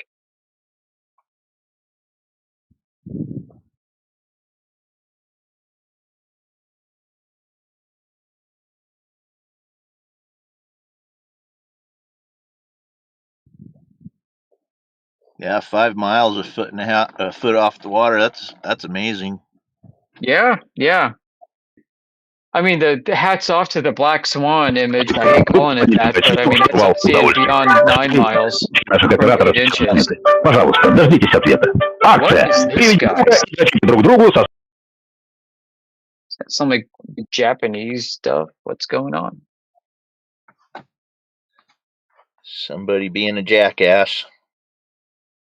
Yeah, but to our other listener, we've got observations from less than a foot, seeing twice as far as I did.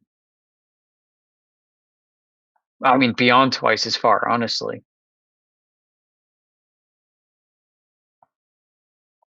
So I think I'll go back. I think what I'll do is I'll recreate my observation first with my optics, and I'll get a really nice zoomed in, clear image of the far side of the river at both locations, and then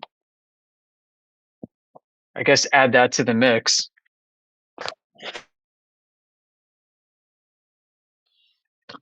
I want to be able to do that soon because we're heading into spring. It's a good season to do this in because at some point the water and the air temperature will be not too far from each other.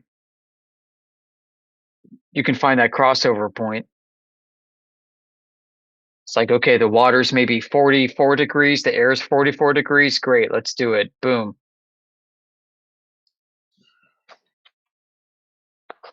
No refraction claims.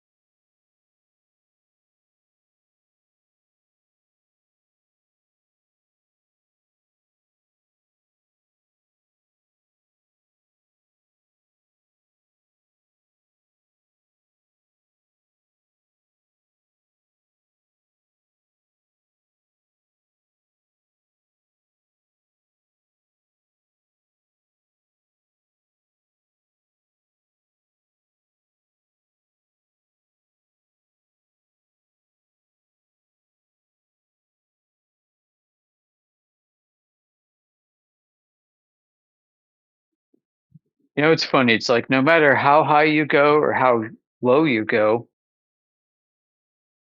it's not there.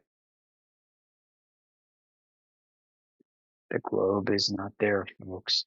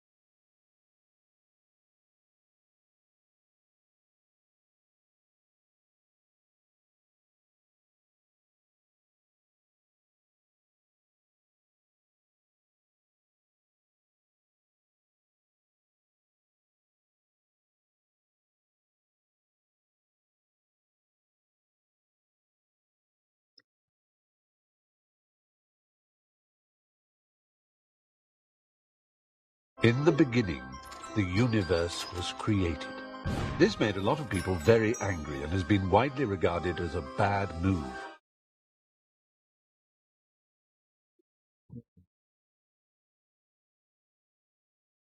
It's about a year after that event where I went out to the boat dock on one side of the river and looked downrange down the river. A friend of mine and we were both interested in this topic, and we decided to do a mirror flash test around the same location as this. So I sent him over to the same locations as us, and he tried to flash a mirror, and in one case he was unable to do it. It was kind of frustrating. In the other case he was. And that was about 5.5 miles away too. I think mirror flash tests are probably one of the best ways that you can go about and figure this out for yourself. So go to Home Depot or Lowe's or any hardware store in your locale, your country. Go buy a big mirror. It could be a cheap plastic hanging door mirror. Maybe they're on sale for $20. And either you or a friend take the mirror to some location far away by the water. And then you or your friend on the other side situate yourself just above the water's edge. And have your friend try to flash a reflection of the sun to you. And try to have him do it holding the mirror on the ground, and try you yourself to be as close to the water as possible. stick your ear in the water, whatever you do, if you can stick your ear in the water and keep your eyes above water and look sideways, and see if you can do what I did and see your friend flash the sun with the mirror. He himself might be holding the door hanging mirror off the ground, like standing it up. I would recommend actually doing it sideways. Sideways, because once you catch the sun in it, you can use the width and like shift it side to side and reflect it back and forth. And with you, with your face halfway in the water, watching the sun flash through your eyes, blip, blip, blip, blip, blip. If you can see that from several miles away, then you've done what we've all done. You've confirmed what the Earth is.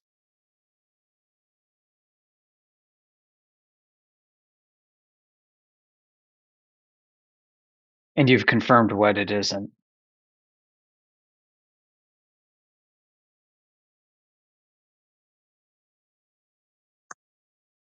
So what you're telling me is your face was, say, 4 inches off the water, and you saw your friend flash a mirror at you 5 miles away. Yeah, just over 5.5 miles away. Yep. All right, what's the math on that?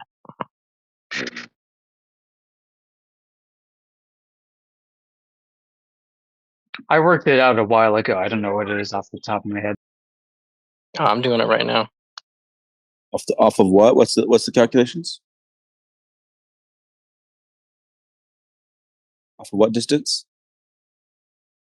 5 miles, say 4 inches, because I'm guessing that's the width of his eyes, or from his ear to his eye. Yeah, and maybe 6 inches if you want to add some padding to it. All right, 6 inches.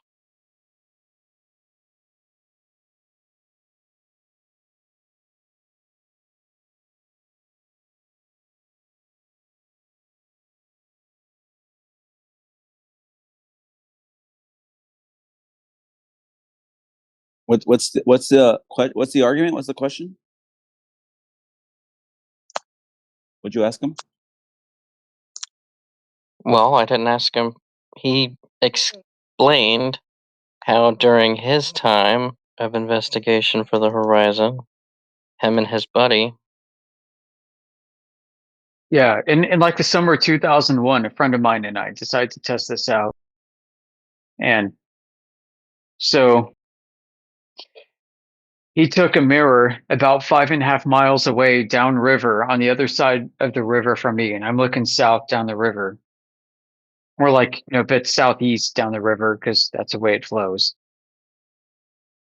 And so we're on the phone with each other. We're calling each other and talking, and I'm telling him how to orient the mirror, and he's fiddling with it, messing around with it. It took about 20 minutes or so. And he caught the sun in the mirror and was wiggling it back and forth, and I could see it with my ear basically in the water down uprange from him. And I could see the mirror, or I could see the light flashing in the mirror because it was like on the horizon. I could see a blip, blip, blip, blip, blip, blip as he was wiggling it back and forth. And it took some doing to get it to work. It wasn't easy to do, but he caught it. He was able to flash it. He was flicking the mirror around. What he had was a hanging door mirror that we got from Home Depot. It was like, I don't know, maybe 4 feet high. The kind of mirror that you hang on a door that like you can change yourself in, fix your tie, and check your belt. It's a cheap plastic mirror, but I mean, it was good enough for the job. So we went to Home Depot. He got it. He put it in the back of his pickup truck. And then we came back to my house and we sat down, we planned it out. We sat down with the map and we went over it one more time. We'd been talking about it a bunch up to this point. And we went down to this boat slip, which is on the other side. It's at a town on the other side of the river down from me. And then I went to a boat slip that's up the river up from me. And then I was able to look through it. I was able to see him. And I knew it was him because there are markers. I mean, besides a flashing light, right? The markers are that there are two like little islands, and these are like rocky islands with some bushes and shrubs and a couple trees on them. And if you look between them, directly between them to the other side, you're going to see a shoreline that's about between maybe 7 to 5 miles away, based off of the angle of the shoreline relative to the width of the space of the islands that you're looking through. And between there is a slip that you can see if you look hard enough, if you have a good enough zoom. And so he drove across a bridge that was upriver, and then went down and went to that town and went to the boat slip and set up. And I talked him through it and was telling him what I could see and couldn't see. And eventually I saw him flicking the light from that slip over to my eyes from over there. And I'm like, holy crap, dude, I see it. I see it. I see it. There it is. And so that was like something like 5.68 miles or something, straight line distance. I forgot what it was exactly. I'll have to go onto Google, but it's between 5.5 and 6 miles. And my ear was in the water. So the boat slip is a ramp that goes into the water. And I'm laying down with the phone on the left side of my head. And I'm talking to him, and I've got like my right ear like touching the water on the concrete slip, and I'm looking at it. I'm like as low as you could possibly get, and that's how I'm viewing it. All right, so you did the calculations. What are the calculations?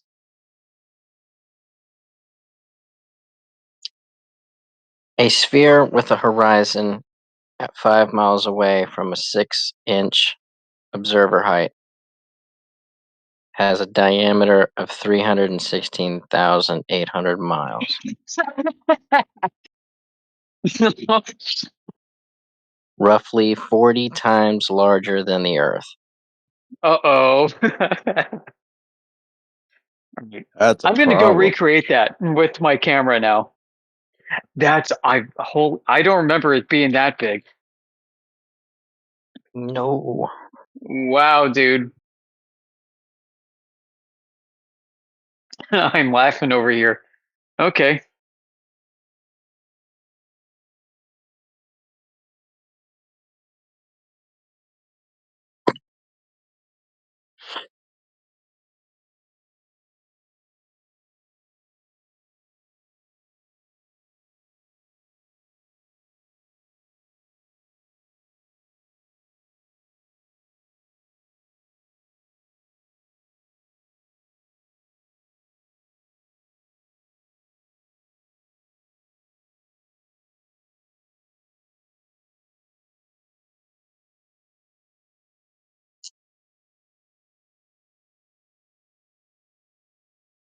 I mean, I'll give a disclaimer, guys. Like, this is my anecdote. It's a personal testimony. I have nothing to show for it. So if you don't want to accept that, that's fine. I've got no evidence other than what I'm saying. But go do it yourself. Go check out the evidence that other people presented.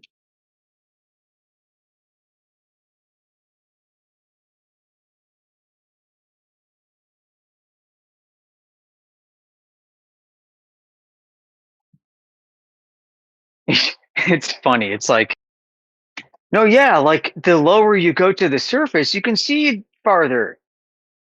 Oh, yeah? Okay. So go tell the Roman generals that if they want to see the approaching army over the horizon, that they shouldn't go up on there. They should actually stay down by the river and put their faces close to it, and they can look far. And they can look over the river. They're going to see further the lower they get. Yeah, General, go do that. Go do that, Claudius.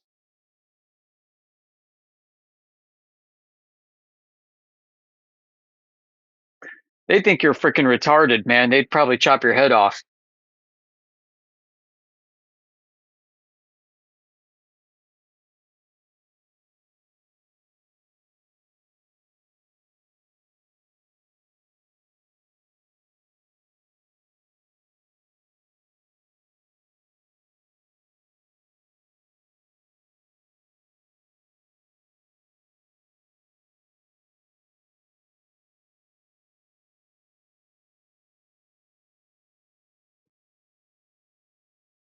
316, 800 miles.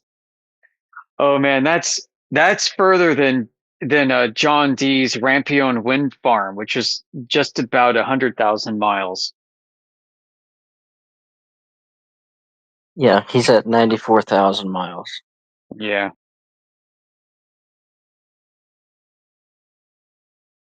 I mean, to be fair, like you don't need to go much further down to see much further out over that distance.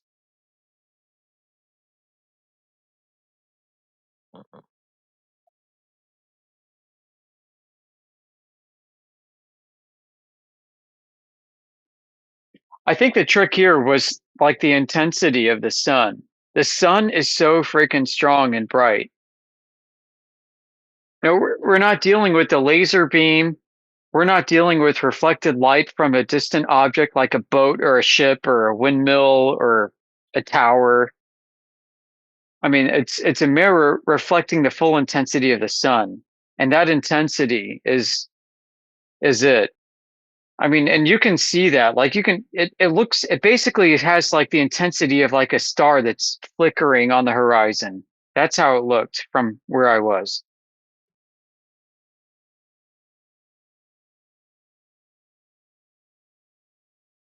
It wasn't like blinding my eyes or anything like that. I mean, you could see a shimmer. It's like blick, blick, blick, blick, blick, blick. Is that you doing that? Yeah, that's me. I'm gonna do it right now. And he started flicking it, and I'm like, okay, yep, I see it.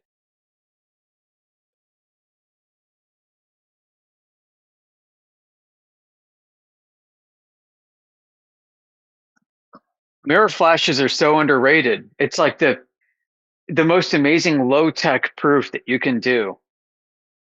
You don't need a $30,000 laser plus a sub millirad gimbaled GPS link device. You just need a $20 Home Depot special hanging plastic mirror.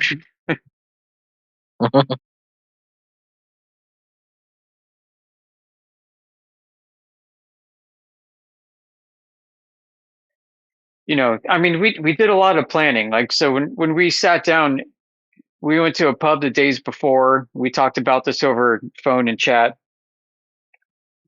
You know, we're discussing, we're pulling up SunCalc, we're pulling up Google Maps, we're looking at where the azimuth of the sun is and certain times of day. There's a lot of lead planning that has to go into this. It's not just like you can go out and do it in a whim. You really need to plan this out. You need to figure out when it is. You need to look at the weather. You know, you need to figure out if you go in the morning or the evening, what's the optimal time is. So, I mean, for me, because of our directions and what we plotted out, because he was west of me and I was east of him, northeast, we needed the sun to be east of both of us.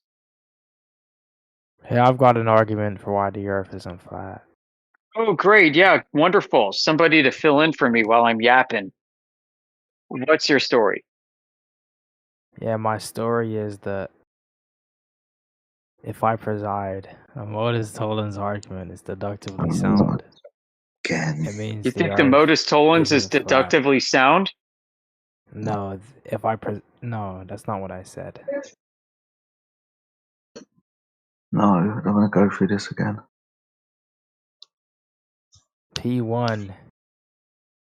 You ready for P1? Yeah, what's your premise so we can attack it? Are you ready?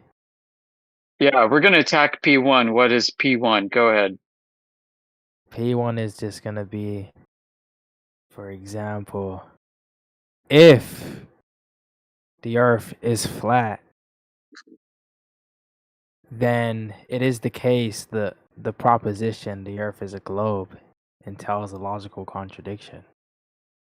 If the Earth is flat, then it entails a contradiction with the globe, is your P1. I wouldn't phrase it like that. I think that's a weird phrase. All right, well, I think you need to go back to the drawing board because you're incomprehensible. Okay, what's confusing? Which part of the proposition? I repeated I repeated it back to you, and you said no, that's not exactly it. Can you refine what you were saying then, so it is Yeah, comprehensible? so material conditional if in natural motif language, if, right? If the earth is flat, then the proposition, which is a statement that can either be true or false, basically has truth assignment. The proposition, the earth is a globe, entails a logical contradiction, affirmation and negation at the same time in the same respect. P and All right, not what's P your at the same proposition time in the part? same Because it respect. sounds like you gave us a proposition plus extra, plus conditionals. Yeah, it's modus tollens. No, you did not give us a modus tollens. Absolutely, you didn't. Well, yeah, not yet, because the argument hasn't been All right, so I've can not you fully restate your rendered. premise, please? Because your premise contained what sounded like a bunch of gobbledygook. Yeah, I mean, presumably it's not a modus tollens because I haven't give you a rundown of the full argument yet. It's not okay. Are you giving us a modus tollens or not? Yes or no? Yeah, I could do so. Okay, what's P1? Yeah, P1 is if the Earth is flat. Okay, that's what P1. No, hold on, calmer. Oh, wait, so, that is P1. If flat Earth, right? That's if this, then that. So that's if you're. That's no. It's not. It's not P1. It's not fully P1. Okay, so you're screwing this up already. What's P1? Yeah, P1 is if the Earth is flat, then okay, is that period P1? It is the case that the proposition. Oh wait, hold on. Is if the Earth? Hold on. Stop, dude. Let's slow down. Okay. P1. If the Earth is flat, if flat Earth, then. So you got if flat Earth. That's P1. Correct? That's the end of P1. No. Oh my gosh, we have to do this again. No, presumably the end of P1 is going to be the last word. Well, you've got a proposition, right? You've got an if-then statement. If this, then that. If this, then that. If P1, then Q, that. Yep, material conditional. Right. So hold on. Q is not P. Q is not P, and Q follows P. So if P, then Q. If P, then Q. So what is your if P? If Earth is flat, period. Yeah, that's your proposition.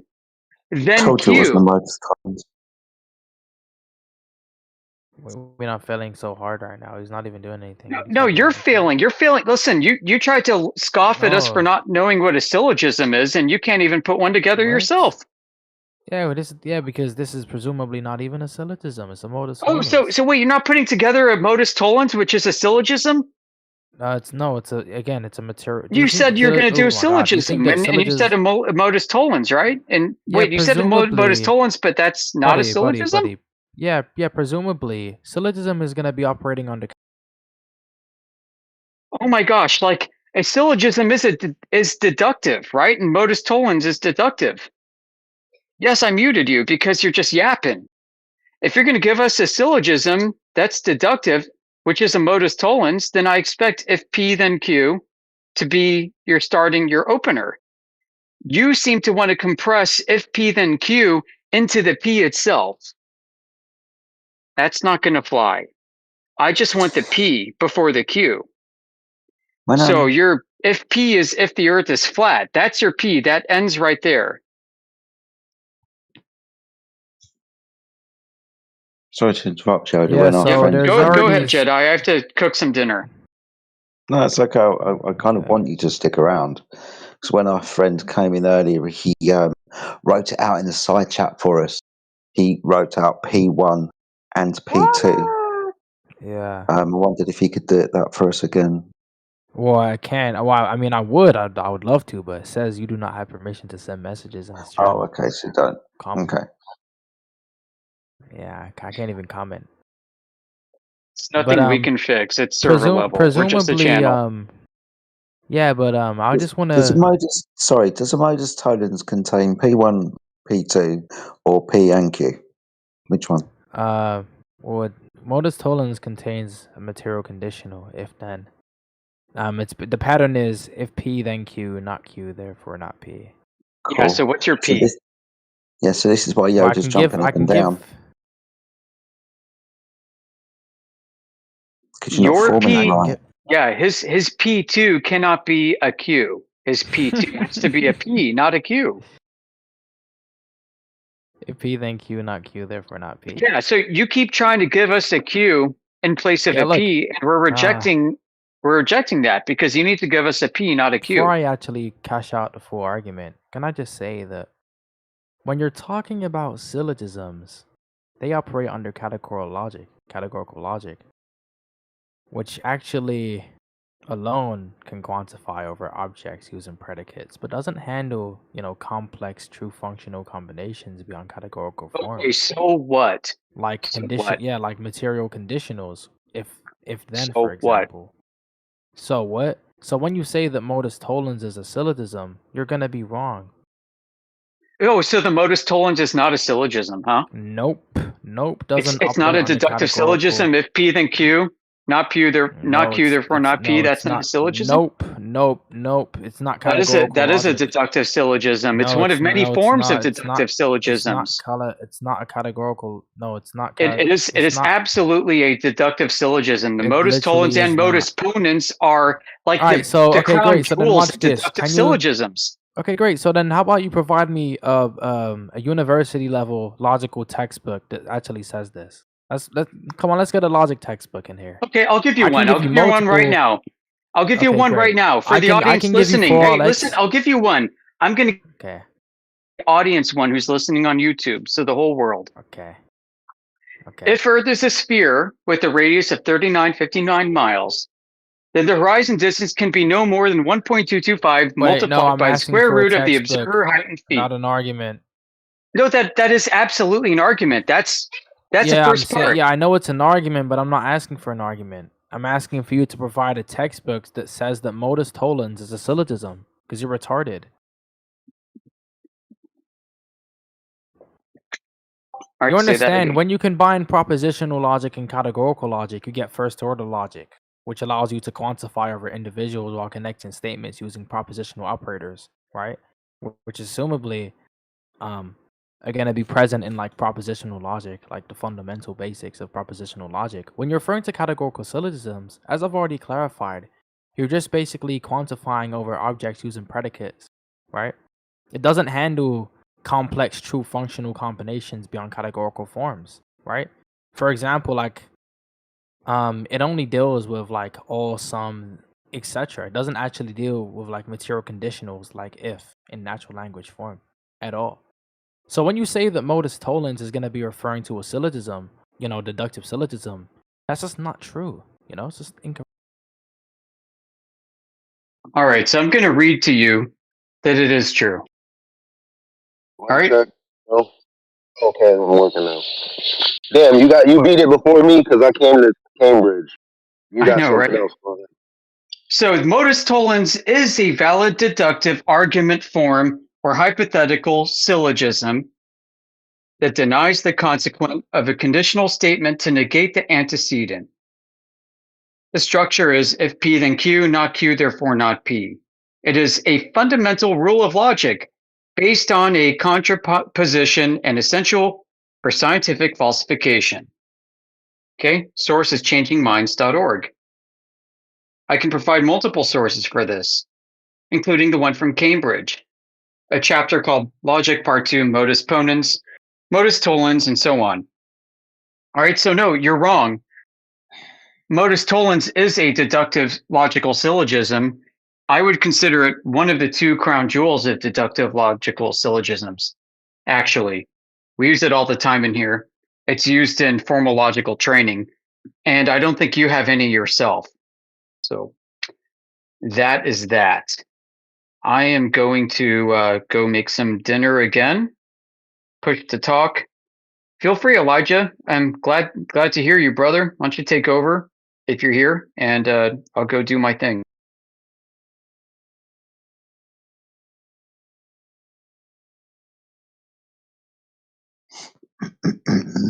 Oh, I forgot to unmute him. I don't remember what his name was. Probably doesn't matter anymore. Master Is he even Yoda. here? Master Yoda. No, I don't see him. Okay, he left. Yeah, Master he's Yoda, what like, are you having for dinner? modus tollens is not a deductive logical syllogism, he said. I'm like, are you serious? Philosophy 101? I feel like we've strayed off the path of flat Earth and gone way too deep into philosophical meanings and descriptions of things. That That's sounded how it like goes. something McToon says. That sound the Arguable. way he worded that. It sounds like when Yeah, I don't know McToon. McToon. I only know high IQ shows. Yeah, that guy is definitely not high IQ, but he says stuff like that. The way he worded it, or the way that was worded, McToon says that because he tries to discredit people's positions by just saying false statements, and then Well, all of look, his let's look. followers I believe it. can't be here too long, but I actually would Oh love my to god. know So my a propositions about serious categorical argument logic and for propositional flat logic Earth, are because I false? am not That's what Oh, you're he's saying? back. He's back after and I not listening genuinely to a would thing I like to said. be All enlightened. right, hey, guy with the colonial accent. Hello? Shut up. There's another guy that we were talking to before you. Hello? That's lovely, isn't it? It's nice and Why No, there's so that's many you with the people? colonial Guys, accent, I have a Mr. Like question. weird accented British South African man. Guys, I have a question. No, you don't. Hello? Stop talking. Yeah. We have to start muting But people yeah, and now as I unmuting was people. saying, again, do you think the syllogism deals with categorical statements?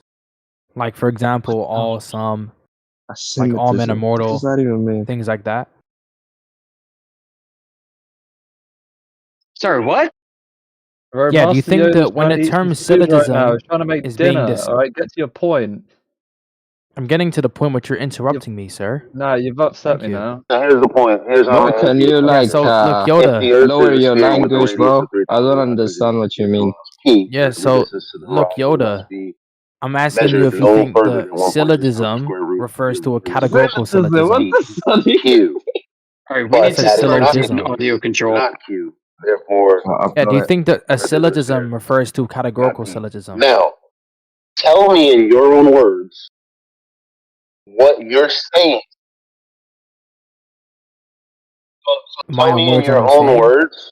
'Cause Okay, yeah. that's The the term. syllogism. Okay, I think I great. need to mute So because I'm I need to take. asking you. Yeah, I'm asking I you. think I Does might the need to term? My God. to get this Does the last term part. syllogism I refer to spent one 60 singular? seconds talking. I need to get to the end of that sentence. If there's a Right, mod. little bit of help. Elijah, you're coming in quite bad, dude. He's chopping you out every time you talk, and you like quite bad. I don't know if you can address that, dude, please. Can't. I mean, So I'm let me good just faith finish enough to saying. let him talk. I can't. So let me just finish saying what I was saying. I only spoke for less than 60 seconds. So the bottom line is, my question to you is, based on the modus tollens I just gave you, make the connection between the point you're trying to make and the modus tollens I just gave you. As in, here's what this is not, this is my point, and this is why what you gave me is inaccurate. Or this is what it has to do with your modus tollens. So you go ahead and do that. I don't even know what he's asking because his mic keeps on cutting in and out. Can somebody if anybody here knows what he asked me, can you please just regurgitate it, reproduce it?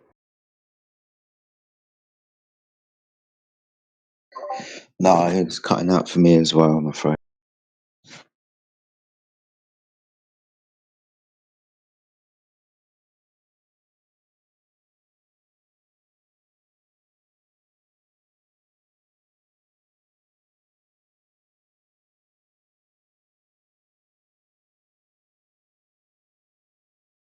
Okay, I'll do it this way.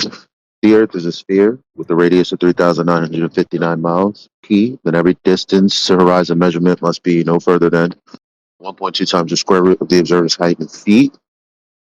Q, but that's not the case. not Q, therefore the Earth's not a sphere, not P. Now, what is what you're saying Was there an if in there? have to do with the P's and Q's that I just gave you? Use what you're trying to say, or the point that you're trying to make, to directly respond to what I just said. Because if you can't, that means what you're saying is a non sequitur or red herring at best. Yeah, I don't even know to what make you're a Q a asking me. P, Elijah. That's what he's trying to do. It's freaking hilarious. Wants to make a Q a P? Yeah, you want to make a Q into a P. Yeah. Right. Sorry. Whatever that means, buddy. But look, what I'm saying when- about the categorical syllogism. Is he like reading off of an index card or something? No, I hope not. I think he is. Hello? What the fuck? Like, okay, yeah, like what I'm saying with a categorical syllogism is like the term syllogism. The reason why that's not going to be, like referring to modus tollens, is because Modus tollens is a deductive syllogism. Ding dong. Come it's on. a rule. No, yo, Dingleberry. It's a rule of inference. No, it is a deductive syllogism. Yeah, oh my god, it's a rule of inference. A syllogism that would be a rule of inference. Syllogism. You're just repeating the claim. Look, let me. No, it's not a claim. You. That's how it's defined, Look, right? It's not a form of induction. It's really no. It's obviously it's deductive. Yeah. Obviously. I know. I'm telling you the truth. This is so frustrating. Yeah, but it's. I know it's not abstract. It's a rule of inference. AI about it. It's a pattern applied, to deductively valid arguments. It's a deductive form. It's a deductive form of syllogism from formal logic. Okay, what do you think a syllogism is? A syllogism is a deductive form of logic. No, it's not one singular form. That's yes, incorrect. it absolutely no, is. it's not. That's incorrect. Yes, it absolutely is. It has form. That's Just why the go P ask fucking your Q AI. there. No, it doesn't have. No, it doesn't have. No. Categorical syllogism. Oh my god, that's incorrect. So, for example, to read this out. Well, this is why I tried to jump in. Look, let me make my point so you guys understand what I'm saying correctly. Sorry, because I have to go on. What I'm saying is, when it comes to formal logic, the term syllogism can be referring to either a categorical syllogism or No. I didn't shut up for you to talk. I thought Jedi was trying to do something, but here's the thing. All of this is irrelevant. I tried to stop. Jedi, did you want to get in? Because remember, doing it this way, I can't hear anyone because I have it on speaker. Okay. I don't know why I got interrupted. But you want me to just go real quick? Someone's got to go, Elijah, please. Just Google it, I'm gonna assume that's yes. Google deductive I'm syllogism. still Yes, it's a failing form of to deductive understand logic. what all of that Yeah, that nobody's you're saying it's not deductive. has to do with addressing that's the not modus the tollens we dispute at gave. all. That's a bad tracking That's error. it. That's not even what I'm Syllogisms saying. as a category are deductive. Yes, categorical syllogisms are deductive. As a category but it's not a itself modus. Yeah, but it's are not by modus nature tollens. deductive. Syllogisms But it's as not a modus category are tollens. deductive. Syllogisms are deductive. It's not You're trying to modus say tollens. they're not. Look They are. what you could. Syllogisms Hold are on, wait. deductive. Look at what you just googled. Syllogisms are Minor deductive. major premise. That's not modus tollens. Syllogisms are deductive, and modus tollens is deductive. Yeah, these are two deductive things that are different. Yes, they are that, right? deductive things. Thank you for agreeing. Yeah, they're different. Yeah, but they're different. There's no relation at all. Okay. Syllogisms don't even use any rule of inference. Oh my Syllogisms gosh. don't even use any rule of. Excuse me. Thank you. Right. Hopefully, there's been a failure to communicate. If our friend here could read out or explain his full logical statement with his P1 and his P2 and tell us how it is without any interruptions when he gets to a then part, then maybe it will become a little bit clearer. Don't fuck. So- Where is your actual evidence for your position? I What do you just take wanted evidence to read be? the What's whole your theory of? statement. It's like I gave you the opportunity to read your whole I'm statement. responding to out somebody in the side chat. I can't type, so how am I supposed to? again. I don't know. Maybe ignore them because I'm trying to address you and give the Okay. floor, dude. Okay. So Yeah. do you So want to read I have multiple your claims. P1 and your P2 and your conclusion out, please? Yeah. Well, before I do that, totality. can I quickly just say what you posted, like the screenshot you posted in a side chat where it says they consist of major premise, minor premise. You understand that that's the categorical syllogism, which actually isn't modus tollens. Because modus tollens is deductive, not anything else. Yeah, it's deductive, but they're different things. Okay, They're so two different things. great. So you agree with me? Hold on, the dispute has never been if a syllogism is deductive or not. The dispute is Syllogisms are deductive. Okay, great, but oh my god, the dispute Okay, is that great. you Yes, said modus syllogisms are hold on, wait. deductive. Okay, Hold on, wait. great. You said. I agree. Yeah, you said modus tollens is Yeah, a you categorical said. syllogism. Yes, the It's not. syllogisms are deductive. Yeah, syllogisms are deductive, and modus Syllogisms tollens are is a rule of deductive. Can you say that inference, again? Wait, pause. which refers Can to you say for deduction. the audience I one agree. time? Hold on, slow down, dude. Slow down. Say syllogisms are deductive. Can you say that? Yeah, they're deductive. Yeah. Syllogisms are deductive. Okay, good. So we're on the same page. Excellent. Let's start Oh there. my god, that's not even where the dispute is Syllogisms at. are deductive. Can we make a that's song? not even where the dispute My is at. 6-year-old is saying syllogisms are deductive with me. Listen, Yeah, that's not even syllogisms where are the dispute is. You're not deductive. listening to me. This is bad faith. Syllogisms are deductive. Right, let him read it out now. This guy's a dishonest piece of trash. Holy shit. That's not even where the Syllogisms are dispute is. deductive. I'm not even disagreeing at all. Your original claim was that syllogisms, categorical syllogisms, are modus tollens. That was your original claim. For fuck's sake, I give up. That was literally your original claim. Modus tollens is deductive. Yeah, it's deductive, and so is a syllogism. But there are two different things in right? deduction. Oh, These are two. right, not But these are two different inferential. things. He's just read But these out are two half different of things in his deduction. first fucking premise. Categorical syllogisms don't even have rules of inference. Right, you can They're prove completely things different. with deduction. You can't prove things with inference. Okay, hear me? You can prove So things that, with like- deduction. Yes, I can hear you. Deduction allows you to prove things. Inference doesn't. Modus Oh my tollens god, are this guy's a deductive, retard. right? Modus tollens deductive. You can prove things with modus tollens. You can't with anything inferential. Okay, can we just find out whether what he's bringing to us actually fits that category now? When he reads all of it out.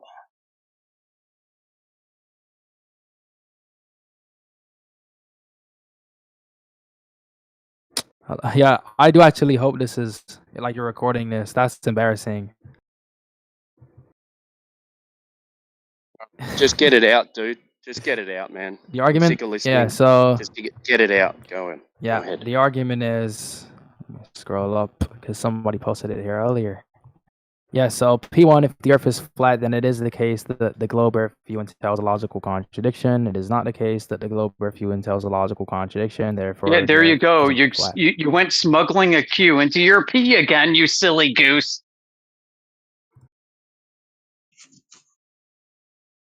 He also didn't say P2.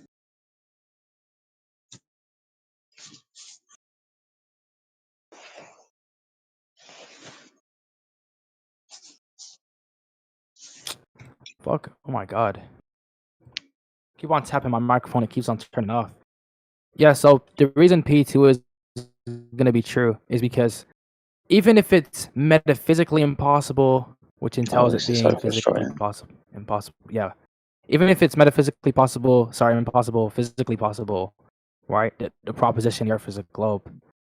The reason that's not going to be logically impossible is because there's just no contradiction.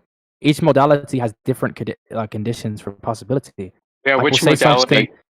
We'll say something So is... can you present the evidence that supports that the globe Earth is not a contradiction? What are you saying? Just say it in words, man. Yeah, No. Oh my God, y'all just missed all this. Y'all support. Well, he's not saying anything though. I know, am. but I don't. Maybe you don't understand. I mean, it's a conceptual. He said enough. He said enough. The response. He said just enough. Okay. Yep. Go for it. A contradiction in the globe. Okay. Well, the Earth isn't said to be a globe because they're following the WGS 84, not a globe. There's a contradiction right there. Talk to him if you got him.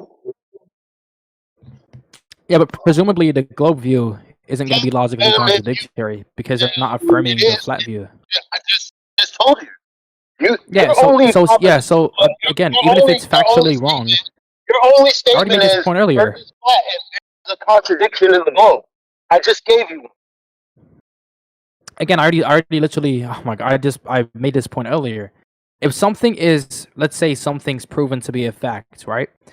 If somebody says, for example, that it's logically possible for this fact, to not have been the case or something, right? They just make some like random proposition that includes the fact. Then you could say it's physically impossible, right?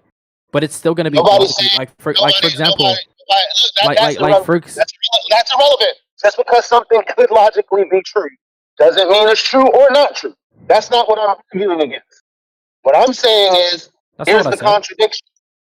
Yes, it is. No, it's not. I said no. I said no. I said no. Okay, so for example, suppose the somebody makes a proposition. It is logically possible for a human to run faster than the speed of light. Obviously, this is going to be physically impossible because it violates the law that says something along the lines of nothing can travel faster than the speed of light, presumably. But it's not going to be logically impossible because there is different conditions. Logical modality doesn't operate on the physical sort of like laws and things like that, right? The way that, like the physical modality does.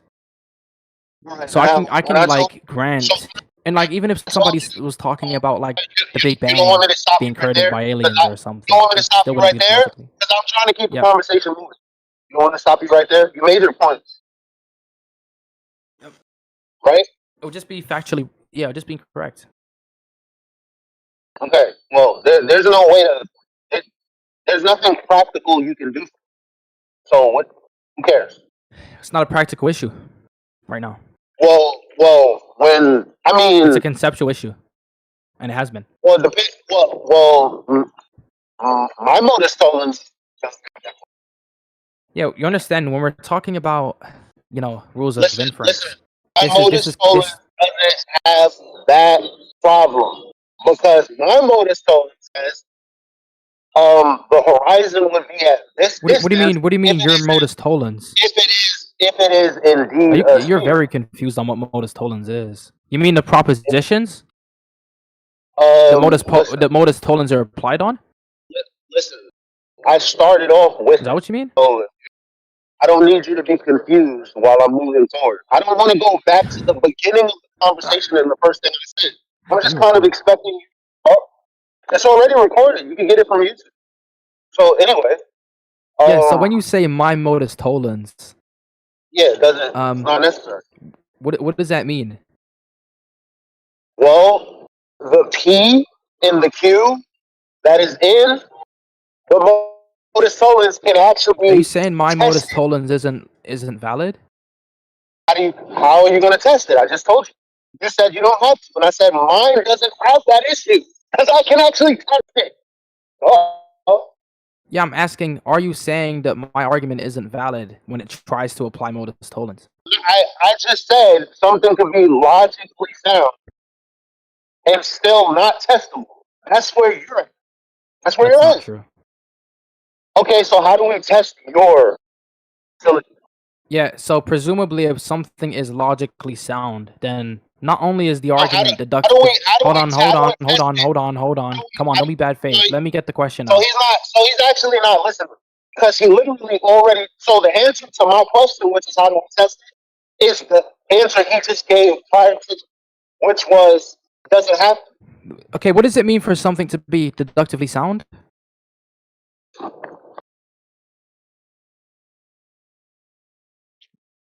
It must conform to the formal logic, and the premises must be true. No, what I'm trying to understand is what do you mean the logic must be true? It's stipulative. Oh my God, what are we? Okay, look. This will make it easier. Look. Look. The more questions that we answer, the longer this conversation can take. What do you think deductively sound means? I feel like I came in with the right. Just so we're clear, we're on the same path. Started talking about all this bullshit, and I said, "Well, look, here's the modus tollens I'm dealing with," and I gave him the modus tollens. I said, "Now you tell me what you're saying right now has to do or how it defeats the modus tollens." Yeah. For it to be sound, the form has to be true, and the premise must be true. But the bottom line is form. No. That's no. Yeah, if it's not in the right form. The form isn't. No. The form. No. Modus tollens isn't true fact. You just said one sentence that he's such a ding dong. No, but you're letting him go. Just like definitions aren't true fact, they're stipulative. The same thing is going to be applied with rules of inference. Why are you talking over me? Because you're sitting here arguing again. You're sitting here arguing about. Are you not hearing anything I'm saying? So we're sitting here arguing about the modus tollens when really all we have to do is give them one and say, okay, what's your argument against this? What's going to be my argument about a rule of inference? Nice one. Yeah. So again, what's presumably, your argument about just hold on. what's your argument? What's your problem with this modus tollens? That if the Earth was sphere, then the horizon Yeah, would I'm gonna grant that you're then the using modus horizon tollens. would measure. Yeah, you're using So the modus bottom tollens. line, Yeah, it's so the bottom deductively line is, valid. so the question is, what you're saying? Yeah, your argument has is to do- deductively valid. So what is what you're saying have to do with that? If it's nothing, then I guess we can move on. Have to do with what? That's very ambiguous, sir. What do you mean? Oh, what does what you're saying? Does it have anything to do as far as either supporting? You already said it was a modus tollens. Or like here's why I'm saying what I'm saying, because this Are you kind asking of if truth depends on modus tollens? this is what I'm saying. No, that's just the form. That's just the formalization. This kind of illuminates the fact that I'm saying that what that you guys understand about modus tollens isn't completely correct, and here's why. I'm asking you to use my understanding with what I gave you to do that. If you can't, we don't actually have a problem. That's the point. Yes, I've already granted that your argument is deductively valid, and you never even so it's not clear what you mean by deductively sound. Okay, so you said that, not again. No, you don't have you a said problem. sound. We don't have a problem. Modus tollens is valid, and if the premise is true, then it's sound. But the bottom no, not line modus tollens is sound. No, that's see not how, true. you see how you said that one little thing that he asked for? It's a rule of inference. It's not taken to be true fact in Is classical that what logic. you want to argue? What is the point in arguing with? Sorry. Well, why can't you say the words that forces him to communicate better? Yeah. So look, this is my point. My point is real quick. Just how definitions aren't true fact. They're not true or false. They're speculative, right? Speculative. Okay, yeah. So when an argument is valid, the conclusion follows given the premises. When an argument is sound, so an argument is sound if and only if the conclusion. If the premise is true, right? If the premise is no, true, like what I told you. It's not. No, it's not. If the premise, no, that's incorrect. That's what makes a valid argument. No, that's incorrect. Sound, you can have you can have true premises, but the argument is invalid. Would you agree? No, you can have that's a sound argument where the premise is true and the form is true. Yes, exactly. But what you originally said. Good. So you agree with me. Why did you try to disagree with me earlier? Yeah, because your phraseology there a few seconds ago. My phraseology, no, you just didn't understand because you weren't listening because you're an idiot. It was no, I am listening. I made a point to you, which you're just failing to track. Right? Yeah, I'm done with this guy. Sorry. Cool. That's fine. Over fences says there are other people that we can speak to, so hopefully we can speak to other people whilst our friend gets his ducks in order. I hope for the audience listening that they found us to be clearer, more succinct, and to the point than he was. A valid argument has a valid form, and there are many valid forms. Just because you have a valid form doesn't make your argument true unless your premise is true. If your premise is true and your form is true, then you have a sound argument. The end. I don't think he knows what it was. Would have been really interesting. He hasn't got text perms in the side chat, but like I said, he texted it, he posted it, so we read it out. Now it's like a weird salesman trick, right? And when you realise this isn't what's being sold, I was kind of aghast and maybe slipped over my words because this wasn't the modus tollens. You could tell in the way that he phrased it. P1, P2 equals a conclusion. It's not modus tollens, is it? I thought it had P's and Q's and P's and shit in it, not P1 and P2. Right, he tried to smuggle in the Q with the P. Yeah, but he didn't even, when he wrote it out, there were no P's and Q's. It was P1 and P2. And then P2, not P, that didn't appear. He didn't confuse the P1 and Q and P2 and P and all of that. He didn't understand what he was writing out. Because if it wasn't a modus tollens forms, it would have been P and Q and P, right? Yeah. He wanted P1 to equal if P then Q. Yeah. I think it's fair to say that he was arguing with himself because the way he presented it, he would be right because he was wrong the way he presented it, but that's what he was arguing. So he was literally just arguing with himself, and he wasn't even like explaining it the way you guys are trying to like inform him. Like, no, this is what it is. So he had his own idea of what it is, which is wrong, which is therefore why he was right in his own mind. It's kind of confusing, but it's making sense to me now. He was just wrong arguing with himself. That's what I got. May I just remind everyone that this is just semantics and trolling, because earlier he was asked how many times the Earth rotates in a day, and he was unable to answer that. That was hilarious. That's what. That was absolutely hilarious. He tried to deflect because he couldn't answer it. That was about maybe 6 hours ago. Wow. So he doesn't even know his own paradigm. Interesting. Well, he also said that empiricism is not the foundation of his argument. Mm. He also really didn't define the globe, and he wouldn't know what the globe is or if it's internally consistent. I mean, he doesn't know the details about it. So why even bother discussing the topic when he doesn't know what the globe is or whether or not it's internally consistent? I mean, and I gave him a contradiction. Yeah. Yeah.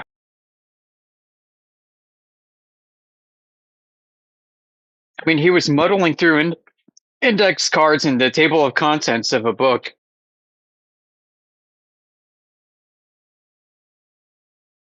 You know, I was joking with Indio that he got to he started arguing semantics before he launched into syllogisms. It was almost like he was in the index of a back of a philosophy book going down the terms. I mean, it's hard to pretend to be a debate bro on the spot, you know? Yeah, he's a new one. We've had much more refined debate bros than this. He was definitely a bit clumsy compared to some of the smoother debate bros we've totally trashed.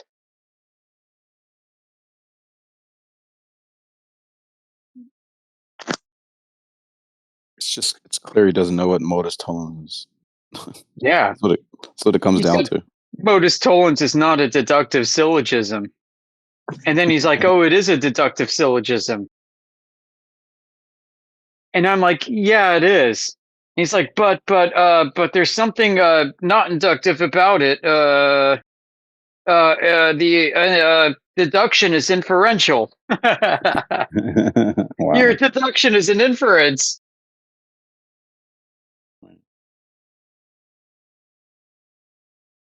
Really weird.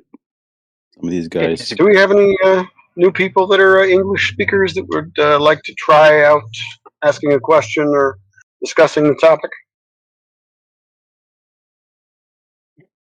Looks like Ray has thoughts in the side chat. Ray 11223. Dandelion.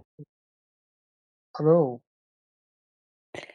Hello. How are you guys? I can't speak for everyone. I'm doing pretty well. How about you, Ray? I'm good. Actually, there is an interesting point,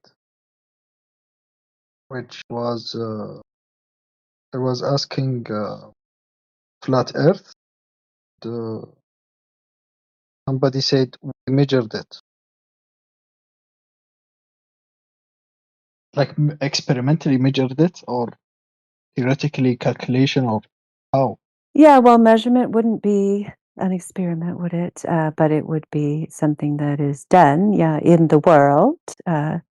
We measure things, yeah. It's like I would even call it a step above an experiment. It's even more certain than an experiment, because an experiment, of course, most of the time is only eliminating possible cause and effect relationships in the ideal scientific world, whereas measurement is something that really only depends on the precision of your measuring tool. And we have, yes, multiple thousands of measurements showing that the Earth definitely does measure flat, and there's absolutely no globe or curvature measured anywhere with far, far, far within the level of precision of any measuring tool used, because it's not even close. Yeah, we're talking about hundreds of feet of machine curvature and sometimes more. Absolutely, that's been done so many times. Yeah, do you want to hear about one of them or more of them? Like, are there any of them related to in-depth drilling? Related to what? Like the layers, Earth itself. There is a freshwater zone. There are zones or layers. I'm talking not in another axial direction. For example, we have X, Y, Z. Talking about Z going downward, the Earth. Are there any of them related to going downward the Earth? Well, actually, I mean, I don't know how that would relate to finding or not finding curvature. There are many claims about going downward into the Earth, and they are, for the most part, entirely theoretical. Just there's been a few attempts at drilling into the Earth. I think the furthest they went is around 7 miles, give or take. So they make a lot of claims about what's in the Earth way further than that, but they have no actual demonstration or experimental evidence about the depth of the Earth. So, but regardless, drilling into the Earth would not determine curvature. How would it? The only way it would determine curvature is if you were able to drill further, far enough to get to the other side, as the globe would claim, and many children's books have speculated about. But Yeah, the but real world, that's they don't even maybe. claim that they can drill to the other side, so it has no application to curvature, because for curvature you would be observing on the surface level, and you would see that things would drop behind the alleged curvature. Things would go outside of your view at a distance that is easily measurable by not only the human eye, but many other instrumentations such as zoom cameras, radio waves, many other ways that's been measured and conclusively demonstrated that the level of curvature predicted by a sphere with the radius of 3,959 miles has never been measured on the Earth where we live. Have you seen it measured anywhere? 300. Again, what was the number? Radius of the Earth is claimed to be 3,959 miles. So therefore, No, using it's that impossible to measure. you could have a predicted level of curvature and distance at which things would be disappearing from your view. What is your issue? I mean, I don't agree with the alleged claim of 3,959 mile radius. I'm just telling you that's what's claimed despite zero evidence to back it up. And when it's tested over and over, it's disproved. As anyone who actually understands math and science knows, the only way you advance human knowledge is by counterexample or disproving a false claim, of which 3,959 mile radius is false. I totally agree. Is that the route you're going down there? Sounds like it. He wants to rule it out too. Super, we're on the same page. Yep, that radius is totally wrong. No globe, no sphere, no curvature. No radius. Yeah, it's actually challenging to measure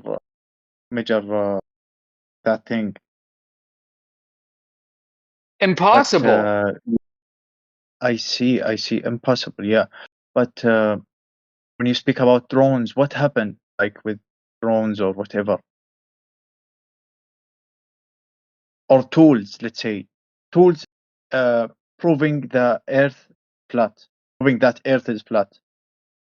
Well, if you're really into tools like tools, what, yeah, probably lasers? laser tests. You think he'd be into that one, Yoder? Laser test is probably the coolest tool, right? Yeah, lasers are They did it, really cool. Same with infrared optics. but they did it.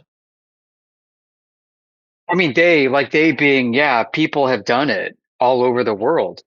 People have used lasers using different kinds of Okay. laser tests, not just one kind of laser, not just multiple kinds of lasers, not just one kind of methodology, but multiple methodologies.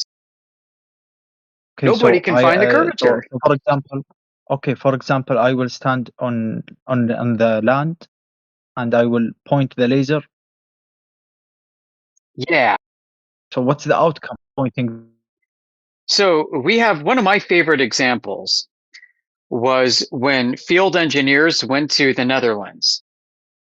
They went to a lake called Lake IJsselmeer. Meer means lake or ocean or sea. IJssel is spelled IJSELL. Lake Okay. IJssel. They found 40 kilometers, 40.1 kilometers of a frozen lake. On one side, they set up a tripod, 1.5 meters off the ground with a laser. 40 kilometers away, they set up a target, 1.5 meters off the ground. The laser was visible at the target 40 kilometers away. There should be 90 meters of drop. In other words, if the Earth was a globe, the target should not have seen the laser unless they were on a ladder 90 meters high. Ah, you mean there will be an inclined surface, so it will block the laser from going to another Yeah, tripod. the globe is supposed to block the laser. The globe did Okay, I not block see. the laser. There is But no it was a globe. frozen lake. So it was a Frozen frozen lake, lake. yes. Okay, so it should be related to. Yeah. So No, it is the makes lake sense. It only makes curved sense. when it's not frozen, and does it freeze flat? Okay, but regardless, like the ice itself. No, I'm thinking. I'm actually thinking. Like if you freeze an ice, it's freezing the volume. You know. Yeah, gravity doesn't change the geometry of molecular bonds.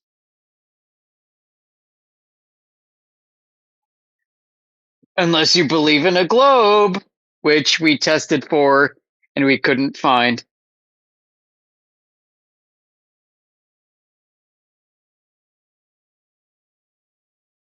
Yeah, it's interesting actually. Yeah, yeah. And this is only one out of hundreds, if not thousands of examples we can present to you. Yeah, I put a video there about the one Yoder's talking about. There's also a PDF slide presentation. Basically, Ray, if this is the first time you're hearing about the empirical measurements demonstrating that the curvature expected and predicted by the globe alleged model doesn't exist, then your choice from here will be whether you will follow the evidence where it leads and accept it with a clear mind and logic, or if you will do what we sadly observe the majority of people do, which is emotionally freak out and run from it, despite a lot of times claiming to be someone who's really into science and math. I just love it so much. So great. But when they actually follow the math and science, they seem to get really agitated about that. So hopefully you won't be one of those people and you'll be able to just follow the evidence where it leads. That's all we ask for. No, regardless, me personally, like it's okay to be wrong. It's okay to me personally to be wrong or have a wrong idea. Like it's learning at the end of the day.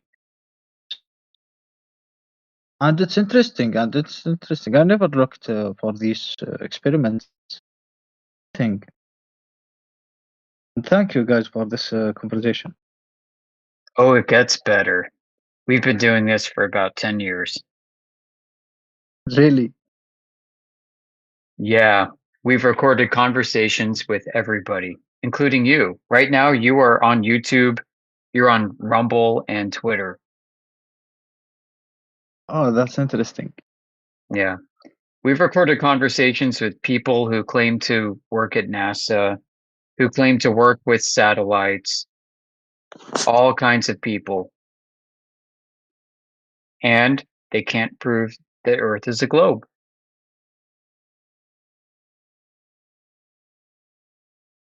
Yeah, I'll put another link in there for a summary of a small sampling of the various measurements and observations. But the cool thing about it is, unlike the fake fantasy globe toy, you can actually go out and you can determine for yourself whether the globe and the curvature that is predicted actually exists. So the observations that I'm going to link you to as soon as I find the link are people who have just, ordinary people all around the world went out and they looked at a curve calculator, Earth curve calculator, which you can easily find because the geometry of a sphere would be a fixed thing where you could easily predict the drop over distance. So people just go out,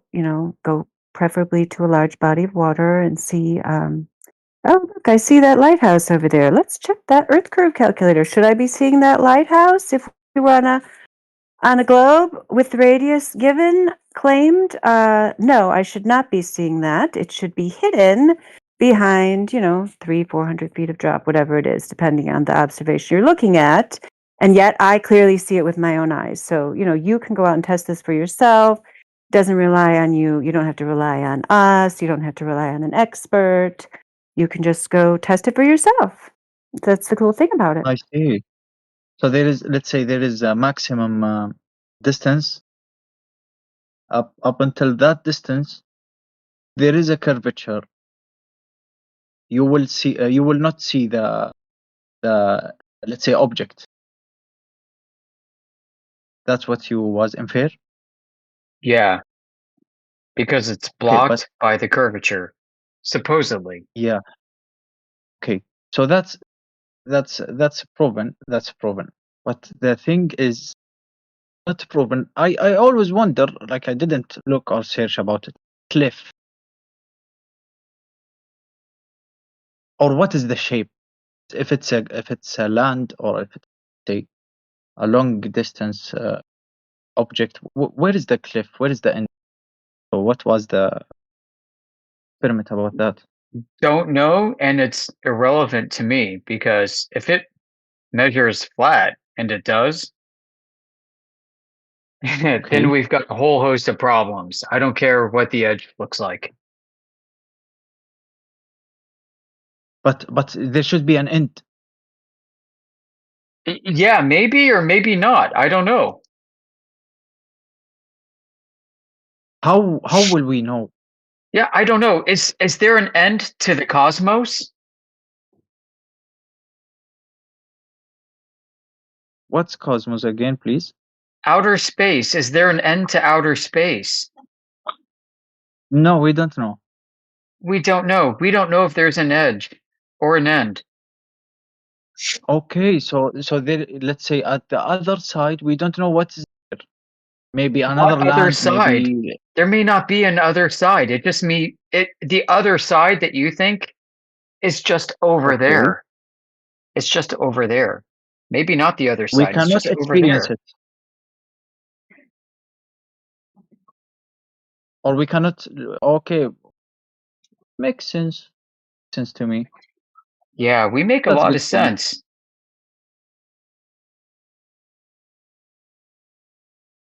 So your based, let's say, your all debates is that people, they think the Earth is spherical or whatever, while based on your experiments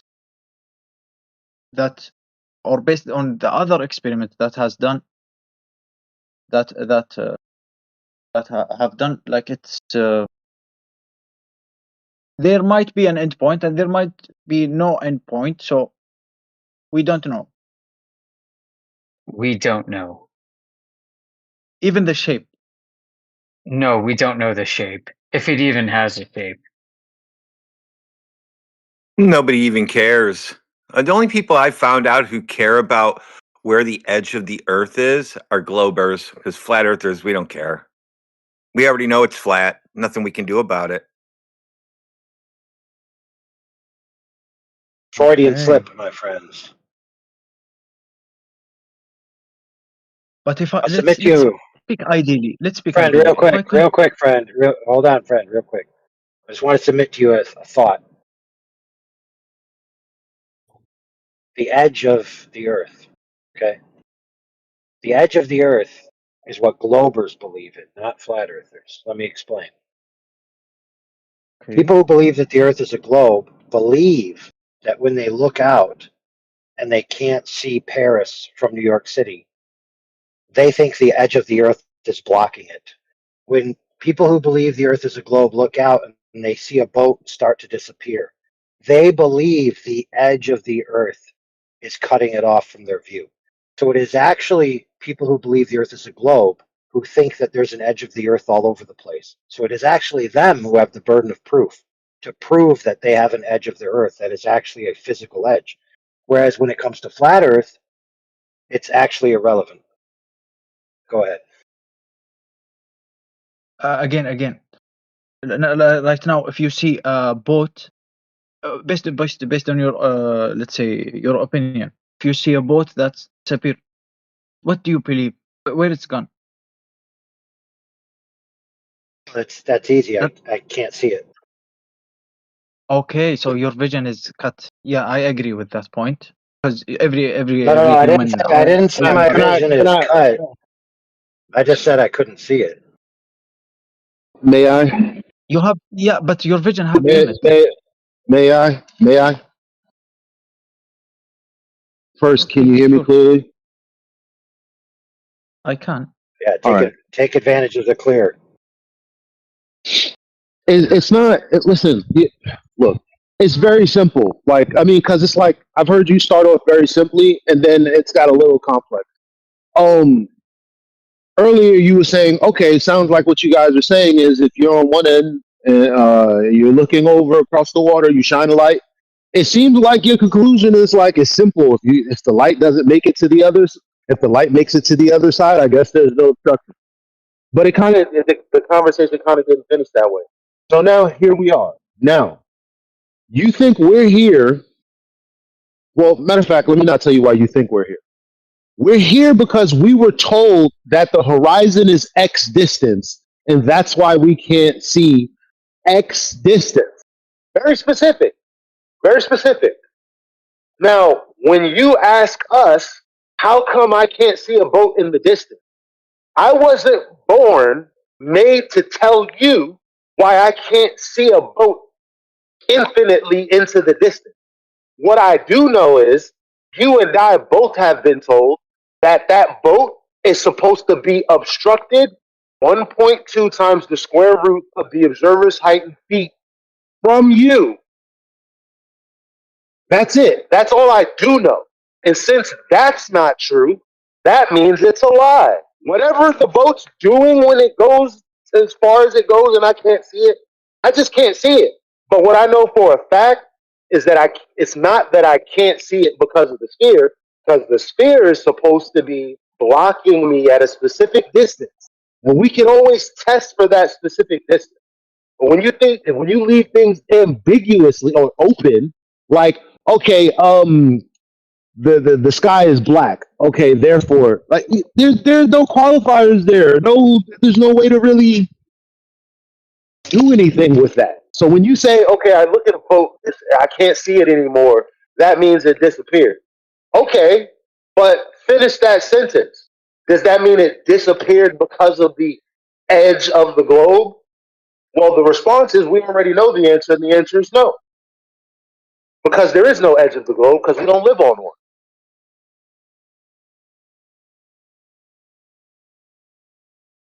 So what's the point in asking us why we can't see a boat? If we already know that it's not because of Earth. That's what I want you to respond to. Yeah, but they told you the proof they can't see because they can't. They did an experiment that tell that the Earth is a globe. So maybe I convoluted that a little too much. Listen, they say that, and I say, "Oh yeah, how far away is that boat?" And then they give me a response. Whatever that response is, I need to know how far away the boat is. I need to know where they're standing, and I need to know the elevation. So if their height and the distance to the boat is within the parameters of being on a sphere, that's fine. If it's not, that means they lied. That's it. That's it. It's only one or two things. So you need to increase your expectation of what you would see on a globe. That's what you need.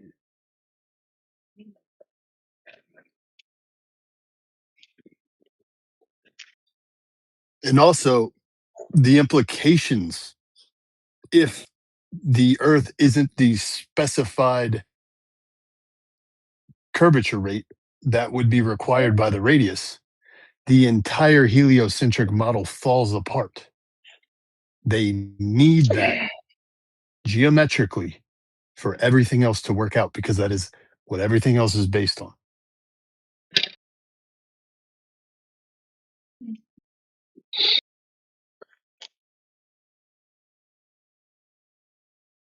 What do you have to say about that, guest?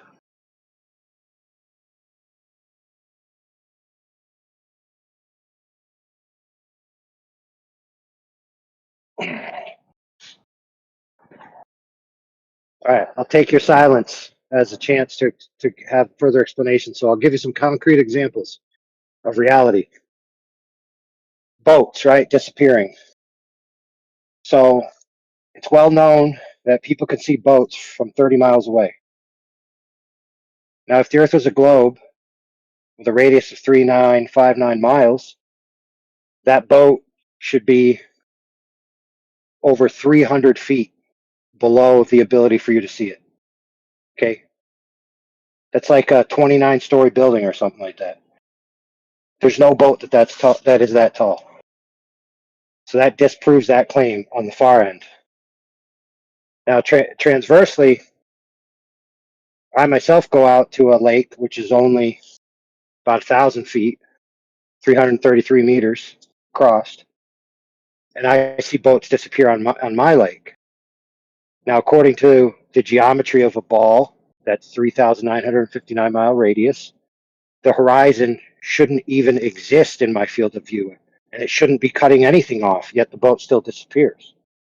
So since I know things can disappear before the alleged curve is supposed to exist, and I could see things beyond where the alleged curve is supposed to exist, then whatever's happening isn't happening because the Earth's curved. And so there's only one thing left, and that's optical effects. So we see with optics, that's obvious. So the answer to your question is why you can't see the boat. The answer is optical effects.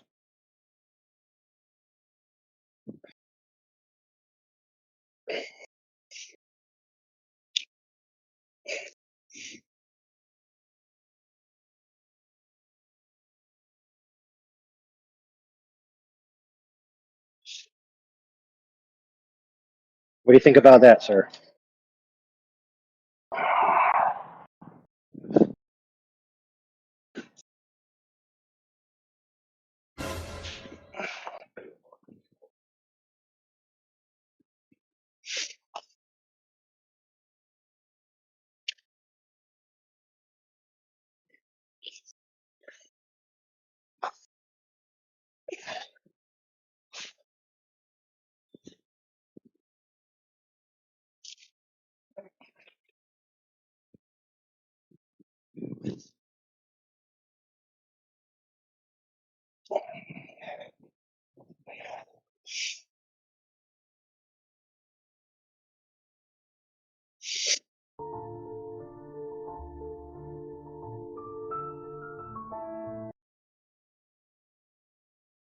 Well, it seems like you're mulling it We've over. been So sexistly attributing this behavior to women. Where's the men's accountability for the last 10 years? You guys suck.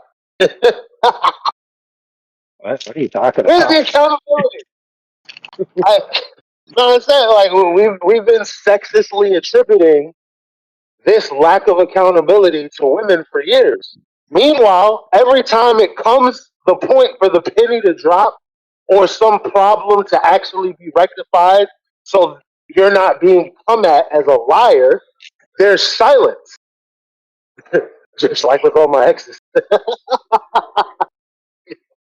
Sorry.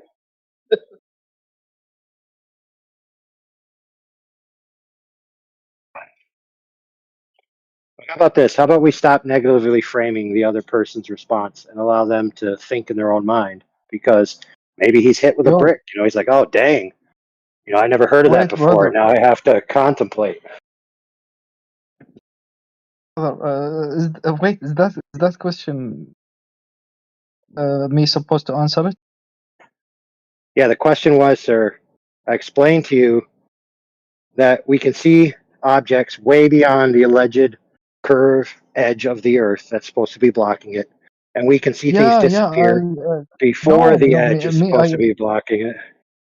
So what do you think about that? thought the question was not pointing at me. I thought it was Elijah. But regardless, that point, when you talk about two objects in a distance, I think okay, proven if if you can see the object and you do the calculation, let's say disappear in that distance, but I can see it in that distance disappeared, then I agree with that. Okay. Wait, The you agree? other You agree with what? I agree if you are at say distance x and distance y. Okay. This distance, if we did the calculation and let's say whatever number we came up with, there is a threshold. At that threshold, if there is a curvature, then it should disappear. Okay. But if there is no curvature, we'll see it, then this is a proof of the air is flat. Okay. So I What I'm agree getting on at, that. brother. Yeah, fair enough. What I'm trying to get at, brother, is that the globe side claims that the reason things can't be seen or the reason things disappear at distance is because the curve of the Earth or the edge of the Earth is in the way. Yet the same effect happens before the curve would even exist, and we can see objects well beyond hundreds of feet differential beyond the alleged curve blocking it. So if things can disappear before the curve and you can see things after the curve, then where's the evidence that any of this is being caused by a curve? The answer is there isn't any.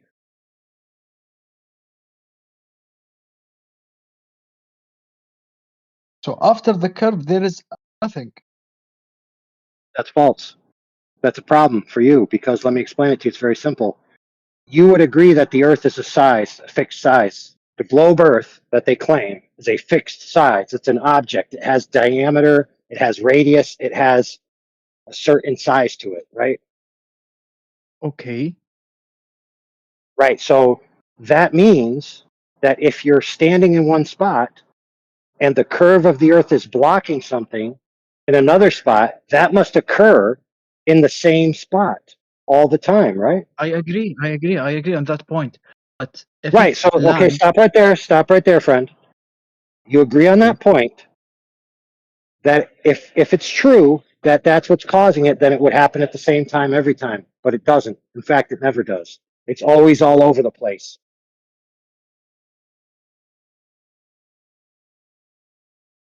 like a circle, Like some like 2D, days, 2D some only, days, no, like some days you can't see a boat 5 miles away. The next day you can see it 30 miles away. and this happened. Yeah, it happens every day, hundreds of times a day. Oh, you mean my point of Thousands. view? No. Thousands upon thousands upon thousands of examples of seeing things beyond the curve of the Earth and seeing effects that are attributed to the curve of the Earth happen before the curve would even exist. So this is clearly not being caused by the curve of the Earth, my friend. Okay, but my point was, let's say, anyone will talk about it. It's not related to that point. It's related to when the Earth is flat. Where is the end? Of one of the guys here, maybe you, I don't remember, but he said there is no end. It's like I the don't think he space. said that. Like there is nothing. He didn't say that. Friend, listen, let me help your memory out before you go down a track of missed memories. What he said was, where is the end of space? The response was, I don't know. To which he agreed, neither do I know where the end of the Earth is. Can we experiment, or can we do any experiment to, let's say, for example, I will go for a walk, I will never stop. When will I stop at the end? Like people. How would I know? So, for Okay, example, let's apply the same logic. Hold on, Fred. Let's apply the same logic. Hold on. Let's apply the same logic to the universe. If I get in a rocket ship and I just continue in one direction, will I ever reach the end of the universe? Well, according to the mainstream alleged science, I will never reach the end of the universe, no matter how far I go, because according to them, the universe is expanding faster than the speed of light. So I can't travel faster than the speed of light, and so I'll never be able to reach the end of the universe. Therefore, I can never know anything about it. Does that mean it does or doesn't have an end? Of course not. Okay, so there is a limit. Or we don't know if there is a limit, actually. And ground. Listen, I don't know. Listen, my friend, I'm gonna cut to the chase with you, friend, so we don't have to speculate till the end of time.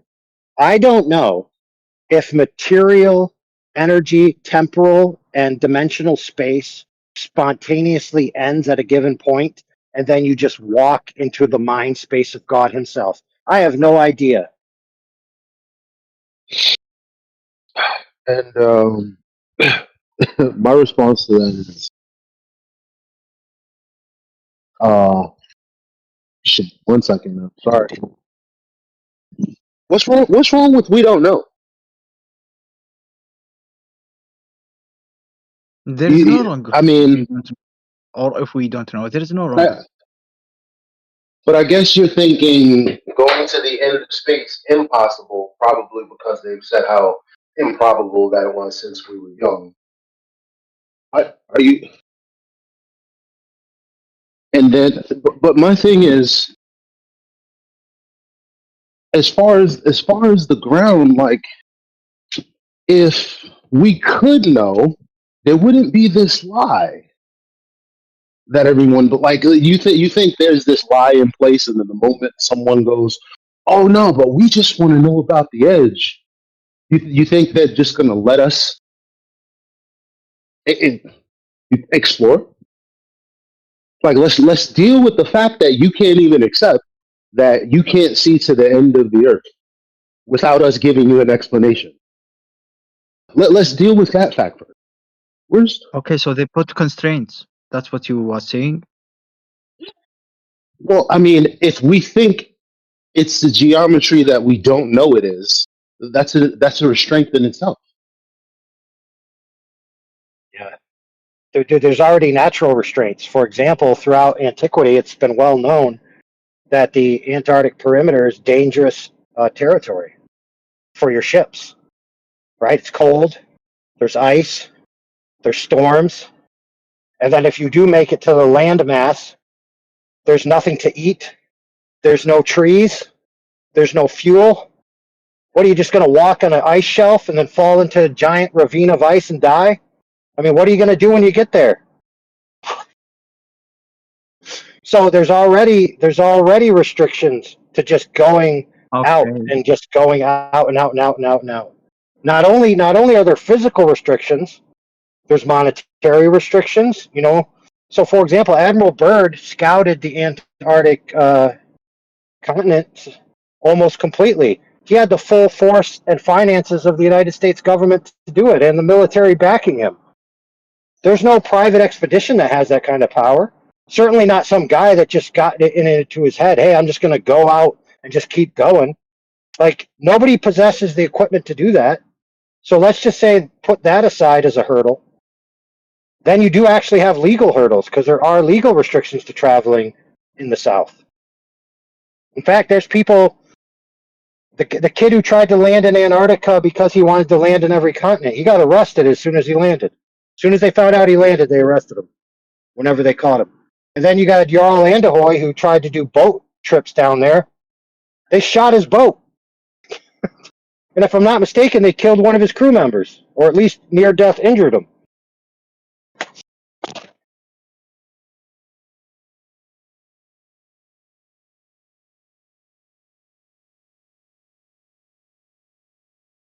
Yeah, that's valid point.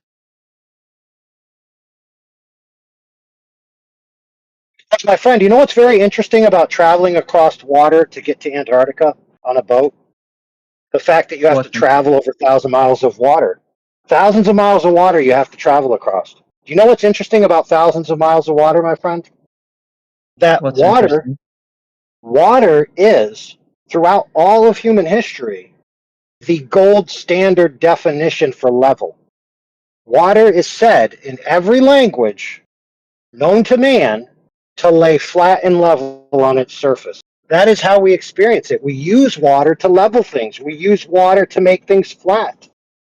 Water is, on the surface, horizontally arranged. It's the benchmark standard for that very term. So if we know water is level, and it extends for thousands upon thousands upon thousands of miles of the Earth's surface, then it stands to reason that if water is level, and everything is benchmarked from water, then therefore the Earth is level. And if you can measure the water to demonstrate it's not curving, then that means you have a level, horizontal, flat standard that covers about 70% of the known territory of the Earth, my friend. Therefore, that territory is flat. What do you think? Because it's surrounded by all water.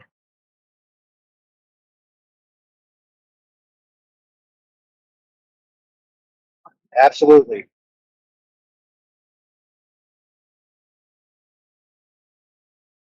As a matter of fact, my friend, interestingly enough, I did this test with another person I was having an argument with. There was another flat earther, because they were, arguing with how flat the Earth is, and I was saying, well, a pane of glass is flat, so how flat would the Earth be relative to a pane of glass? Like in a window, one that might be hand blown and floated. So when they make float glass, what they do is they take molten glass and they put it onto a bed of metal, like mercury or something like that. Because if they put it on water, it would obviously boil the water because it'd be hot. So they have to put it on something that can stand the heat, but still will lay like a liquid flat.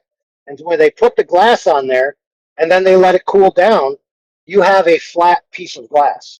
Now, when you take that flat piece of glass, it's clear, and you could put it in a window. But guess what? The Earth is actually flatter than pieces of float glass, because the Earth is covered in 70% water, and the Earth has mountains and the Earth has valleys, but the highest mountain to the lowest valley on the Earth is 13 miles, and the supposed territory of the Earth is 190 million square miles. And if you take that metric by a flat standard compared to some of those panes of glass, the Earth is as flat or flatter than panes of glass. That is literally how flat the Earth is, my friend. It is super duper flat. Hello? Yeah. Yo, is there is there is the Earth flat? Oh no, not anymore. Not after you came in and he just gave that speech. I give up. Okay. Yeah, that was a bad timing, I guess. See ya.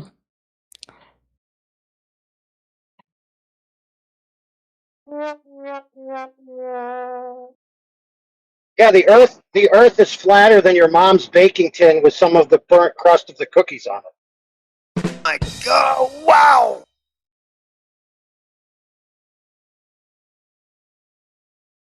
The Earth is flatter than your wooden cutting board with a couple of knife nicks in it.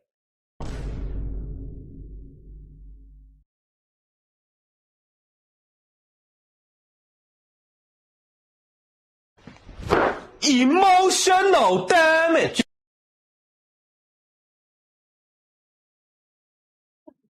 The Earth is flatter than a novel in hardcover you were just reading and set down, but you accidentally left a fingernail smudge on it. Ladies and Damn, gentlemen, son, where'd you find this? we got him. Damn, son, where'd you find this?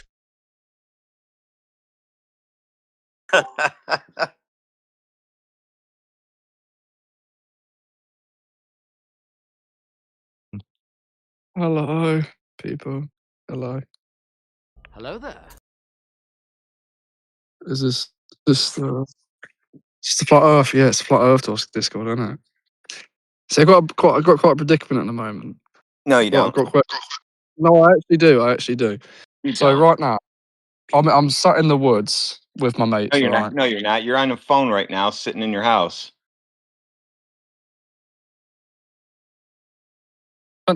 Turn your camera on. Look. Hold on. We're actually. No, Can we're you turn not the camera turning on? cameras on. We're not turning cameras on. Oh, okay. All right. Well, whether you believe me or not, Oh, it's we're in whole a field. thunder. We're in a field forest sort of thing, and we're looking Great. into the sky, and we're seeing stars, and we're seeing Good. like, and all Oh, these he's things. Right. playing. He's playing Zelda. I got you. Oh, No, you gimps. We're actually just in a field in real life. I know this is hard to grasp because you lot don't go outside. But this thing actually Is it? happens in the Is other it? mates. Is it? We don't go outside. Where's the horizon at the beach you go to? How far, based on the size of the field? You what? Yeah, you don't go No, outside. ask again. I can't understand. What do you say? based on looking at the stars, he wants to know where the horizon is at. How far away is it from you when you stand up? Oh, mate, I Based can't on see you past the outside looking at fucking. the I can't stars. see. We're in the woods. We're in the woods, mate. We can't really gauge distance right now. We're surrounded by It was. trees. Can't Look. gauge Listen. distance. What do you? He just collapsed on Do you himself. know? What? Do you know they fight forest fires? Do you know they fight forest fires? Assuming the Earth is flat. What? What, mate? What? Go on. Elaborate. Go on. Make sense of that.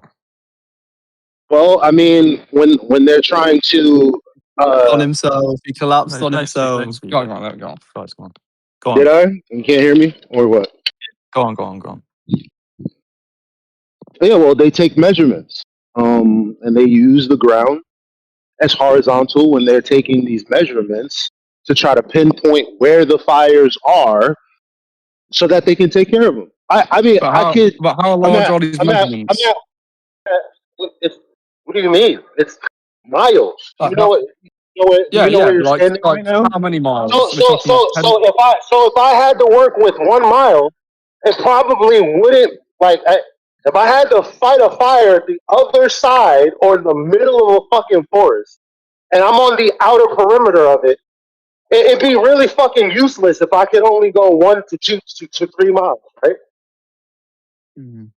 Could just get a That'd be helicopter up and look where it is. But all right. We're Okay, talking but about the say this. So if your argument is that you can't see the horizon, this, that, and the other, no, or there's no argument. There's no argument. We just like totally ran over you. What was your point to begin with? no, we didn't come in with a point. We came in for questions. We were actually just wanting to see your viewpoints, but you've been so aggressive. It's kind of just like it's just instantly became Oh, an that's what I'm argument. I saying. don't know why. There's no argument. We just run this To be shit. why are voices being raised, man? Come on, let's all have a friendly discussion. Well, to be fair though, you were the one who got really passive aggressive when you said that. Oh, where's the horizon? All we said was we. Yeah, we who shouted out cares? I'm Cry me a still river. You guys I'm still asked, a, so clearly you guys care, you oh, stupid mug. No, yeah, no, but no, I'm no, still no. agreeing. Stupid mafia. Yeah, but I'm still agreeing with. Everybody calm down. Everybody calm down. Look, my I'm original still question agreeing with was, you. Go ahead, hurry up. my original question was, we're in a fucking forest. Can't see the horizon and that. We can see these fucking stars, and they're all round. Right? If they're Uh-huh. round, why are we not round then? Shut up with that rubbish. You don't look at the sky Because to that's figure out what you're standing on. a dumb proposition that doesn't follow. What? So every star and every moon is facing at us, and they're all flat, but they're all facing at So, us. Or at least one so or two like of them. like I said, that's a dumb proposition. Do you want to know why? You're standing in a fucking forest full of trees. Do you Can I think ask you? you look? Can I ask a question? Do you If think I you put look like trees because every other thing around you in the forest is a tree? Do you think you look like a shrub? no, but Oh, how it's a would you guys? dumbass. So It's the Earth dumb is to flat, think. but everything It's else is dumb to round. think I'm gonna look at the sky, and therefore, what I am is exactly what I'm looking at. No, that's dumb. That's just Can I dumb. ask you a question? Can I ask a question? Okay, so is there any stars or other planets in our solar system that are round? And if so, how would you Quiet explain it? kid. Quiet kid. My No, God, but bro. all I'm saying is, if you pulled No, a we're not telescope talking out. about lights in the sky. Don't you get it? Talking about Earth. Okay, Thought but you was why is tormenting Earth me. flat but Earth is nothing a else plane. is? It's underneath. Earth is a plane underneath you, and everything in the sky is above that plane.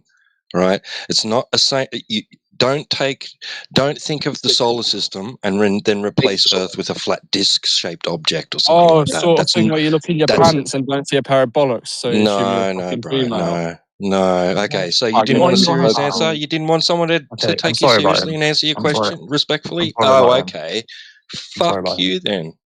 You know, the terms of service are 13 and over. If you can't be mature, then I guess you're not over 13, eh? I'm sorry Been about. in I here mean, your before, ideology comes. guys. Don't worry about him.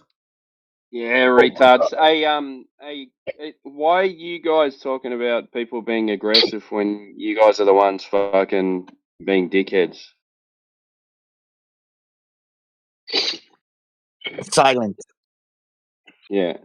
That's why you go and play in forests, right? You started with you guys don't go outside. So you started with the insults and then you accuse people of being aggressive. So just have an argument, present your argument, and then have a discussion about it. It sounds stupid. You guys make yourself sound stupid. Yeah, stop being douchebags.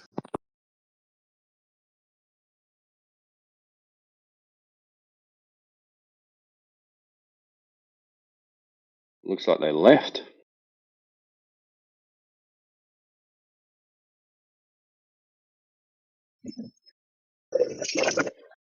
So does that mean they said they were in a forest playing Zelda? Does that mean they're like cosplay people? Is that what they do?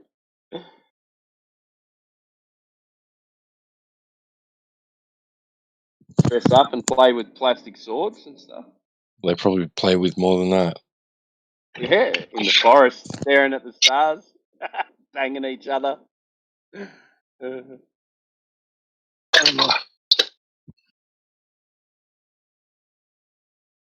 Take this, Zelda!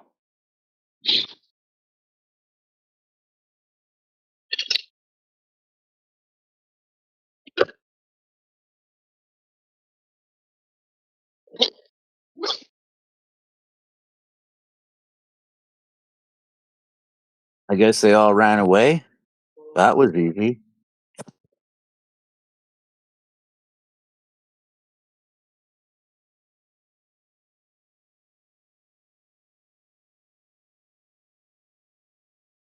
And they think they're a good representation of their side of the topic. It depends on what you mean by good.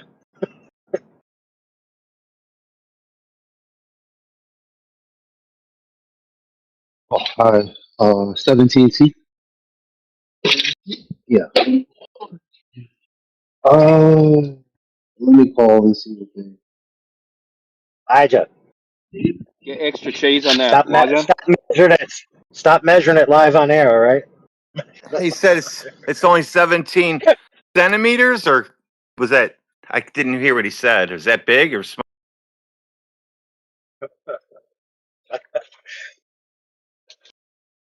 I don't know. I guess that depends on whether it's a forearm or a bicep or something else.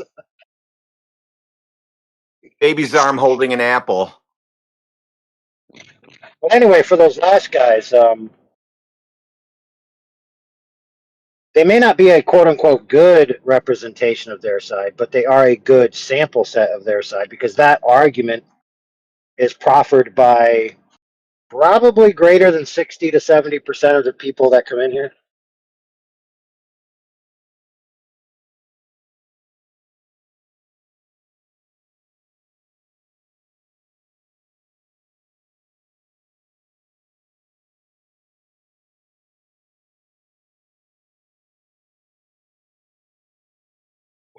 Which is a it's a proof that the indoctrination system works well because they can only seem to understand the earth in a relationship to a cosmological paradigm. They just can't think of the earth by itself.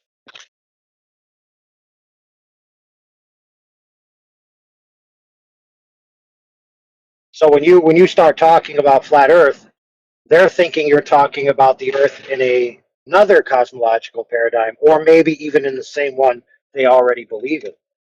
So when you start talking about flat earth, they imagine flat earth, the third flat earth from the sun, floating with all the other planets floating around it, floating around the black hole, floating around the galaxy and all that. They imagine that.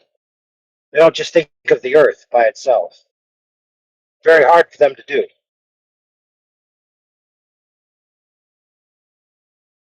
You almost got to peel it back, like peeling an onion of years and years of indoctrination.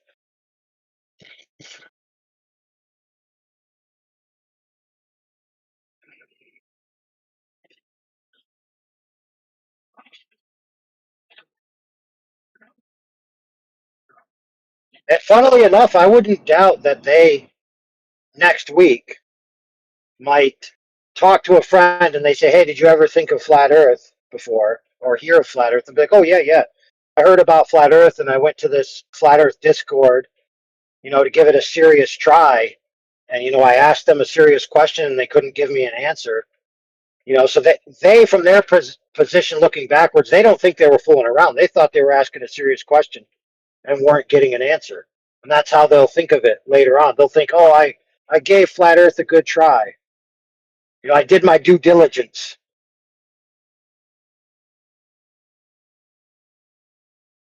I didn't just dismiss it. I actually went to a flat earther and asked them a question, and I didn't get a satisfactory answer, and so I'm still a glober. Pat themselves on the back like they accomplished a task of, actually investigating something.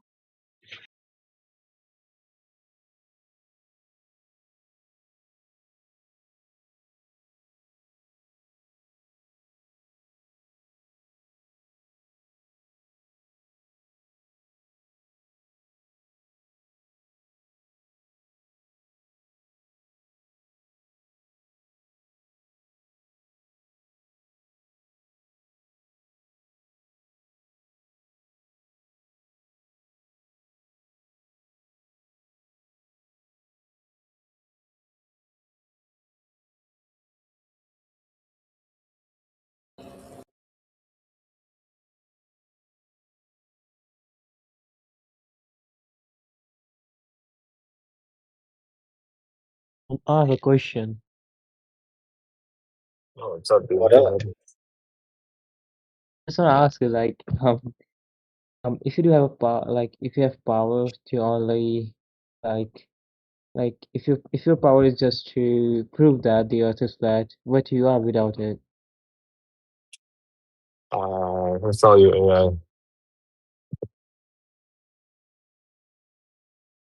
Oh, you know what? He's muted.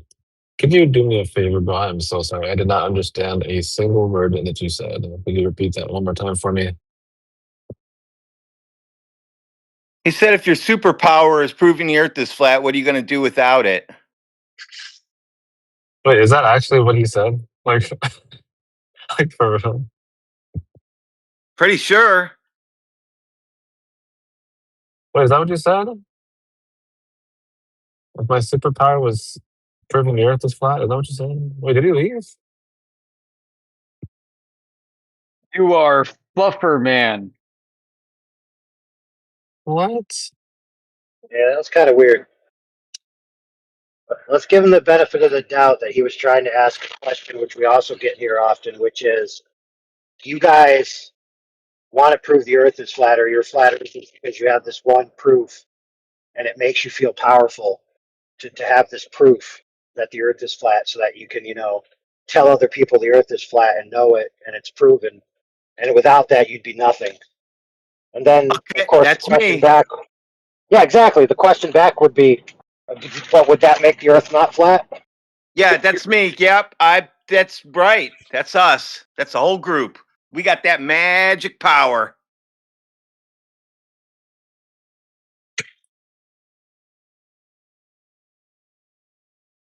I also have the magic power to make people yell at me, get mad at me, just by standing there sometimes, just making faces at them. You know, to be fair, if you're making faces at me, I'd probably do the same thing. Like, what the hell? You know, just moving your eyebrows a little bit here and there. That's all. Oh, I think you're hitting on me, dude. It wouldn't be the first time. Bro. You guys ever seen Alex O'Connor's mustache? No. Holy moly. There was this debate, theism versus atheism, and as soon as Alex O'Connor showed up with that mustache, I was like, dang, I got to be an atheist now, bro.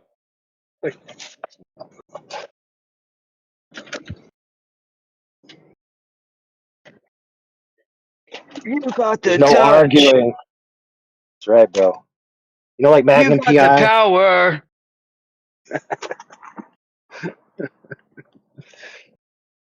Oh, man.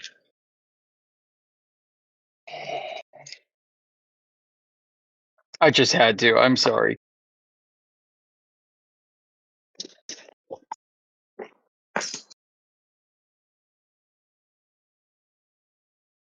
All right, carry on, carry on.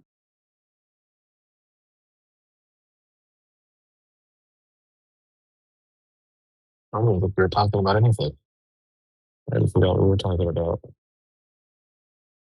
You don't have the touch. That's right. You don't have the Oh, power.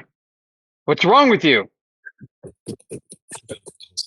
did not throw me off, bro. I was like, what the hell is he saying? I wasn't even sure if that's actually what he was asking or not.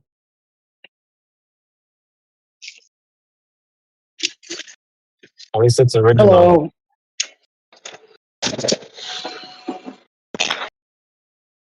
Just grabbing Oh, some we got the drive electrical through. stuff. I'll be Oh, out Is of your today guys' hair. is there a full moon today, or was there a rocket launch? Did something happen today? oh, you said that so nicely. I was like, hello.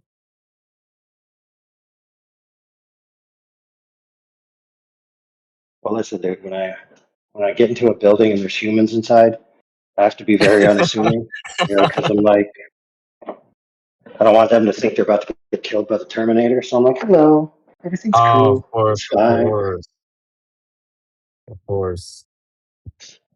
Sometimes I might be like, say, that's a nice mop.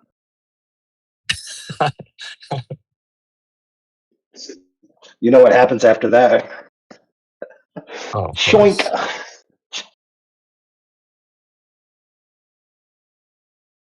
Do we have any new flat earthers in here?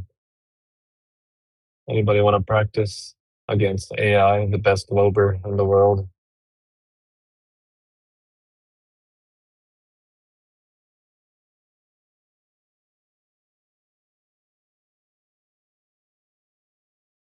Hello there.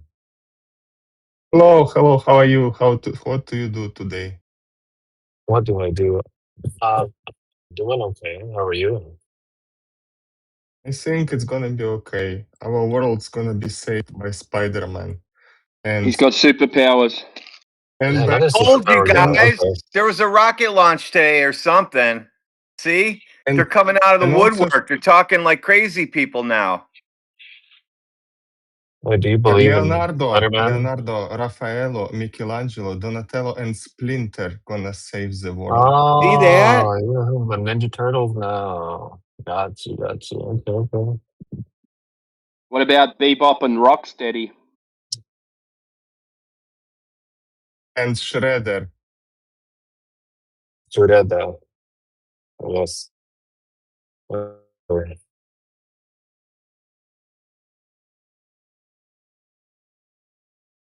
was all there? What? You know that drill they use in Ninja Turtles, that one where they Bebop and Rocksteady always pop out of that tunneling drill. You know they require a flat Earth to use that. Exactly, that's what I'm talking about, actually. Yeah, and the sewers that they're in as well. They only work on a flat Earth. Yeah, and So the Ninja Turtles is a flat Earth cartoon. Yes, sir. Technodrome was also flat, if you can remember. Technodrome under the ground. It was in the cave.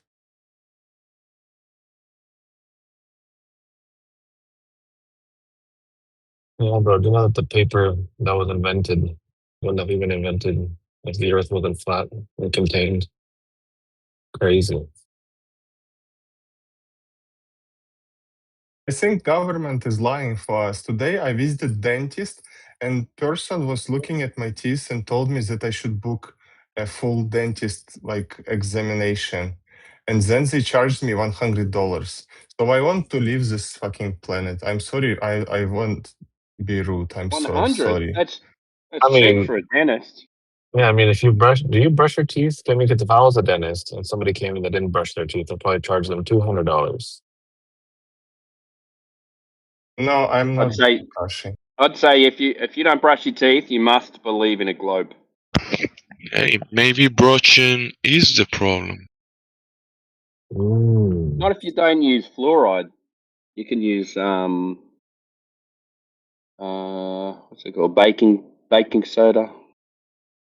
Yeah, that's funny. Baking soda and peppermint. Get that fluoride out though. That'll give you glober brain. Yeah, but if you don't floss too, I'd probably charge you 300. May I ask a question? I'm sorry for off topic about the Earth, but in general, Earth is Off much more topic about the expensive now than before, right? Earth is flat and much more expensive than before. So the price of Earth is rising. Well, the price of price of Earth. things is, yeah, it's all subjective anyway. Oh, I remember times when it was so easy and there was lots of food and was so cheap, and like one baked thing was like cost like nothing, and you can buy like 25 different bakery stuff for $5 and like $2 and $1, and you have like all this 5 kilograms of bakery, Because you and guys it's let like it's because you guys let the United States take over. That's why all the prices went up. That's your guys' fault. very Yeah, expensive. but We Are the World still came out decades ago. Talk Oh about damn!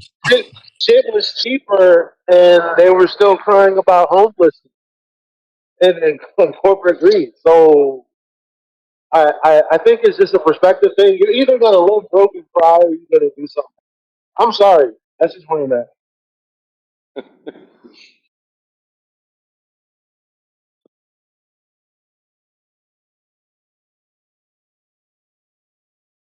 Today I buy water and I spend $20, and I just buy water. Why are you buying water? Oh what?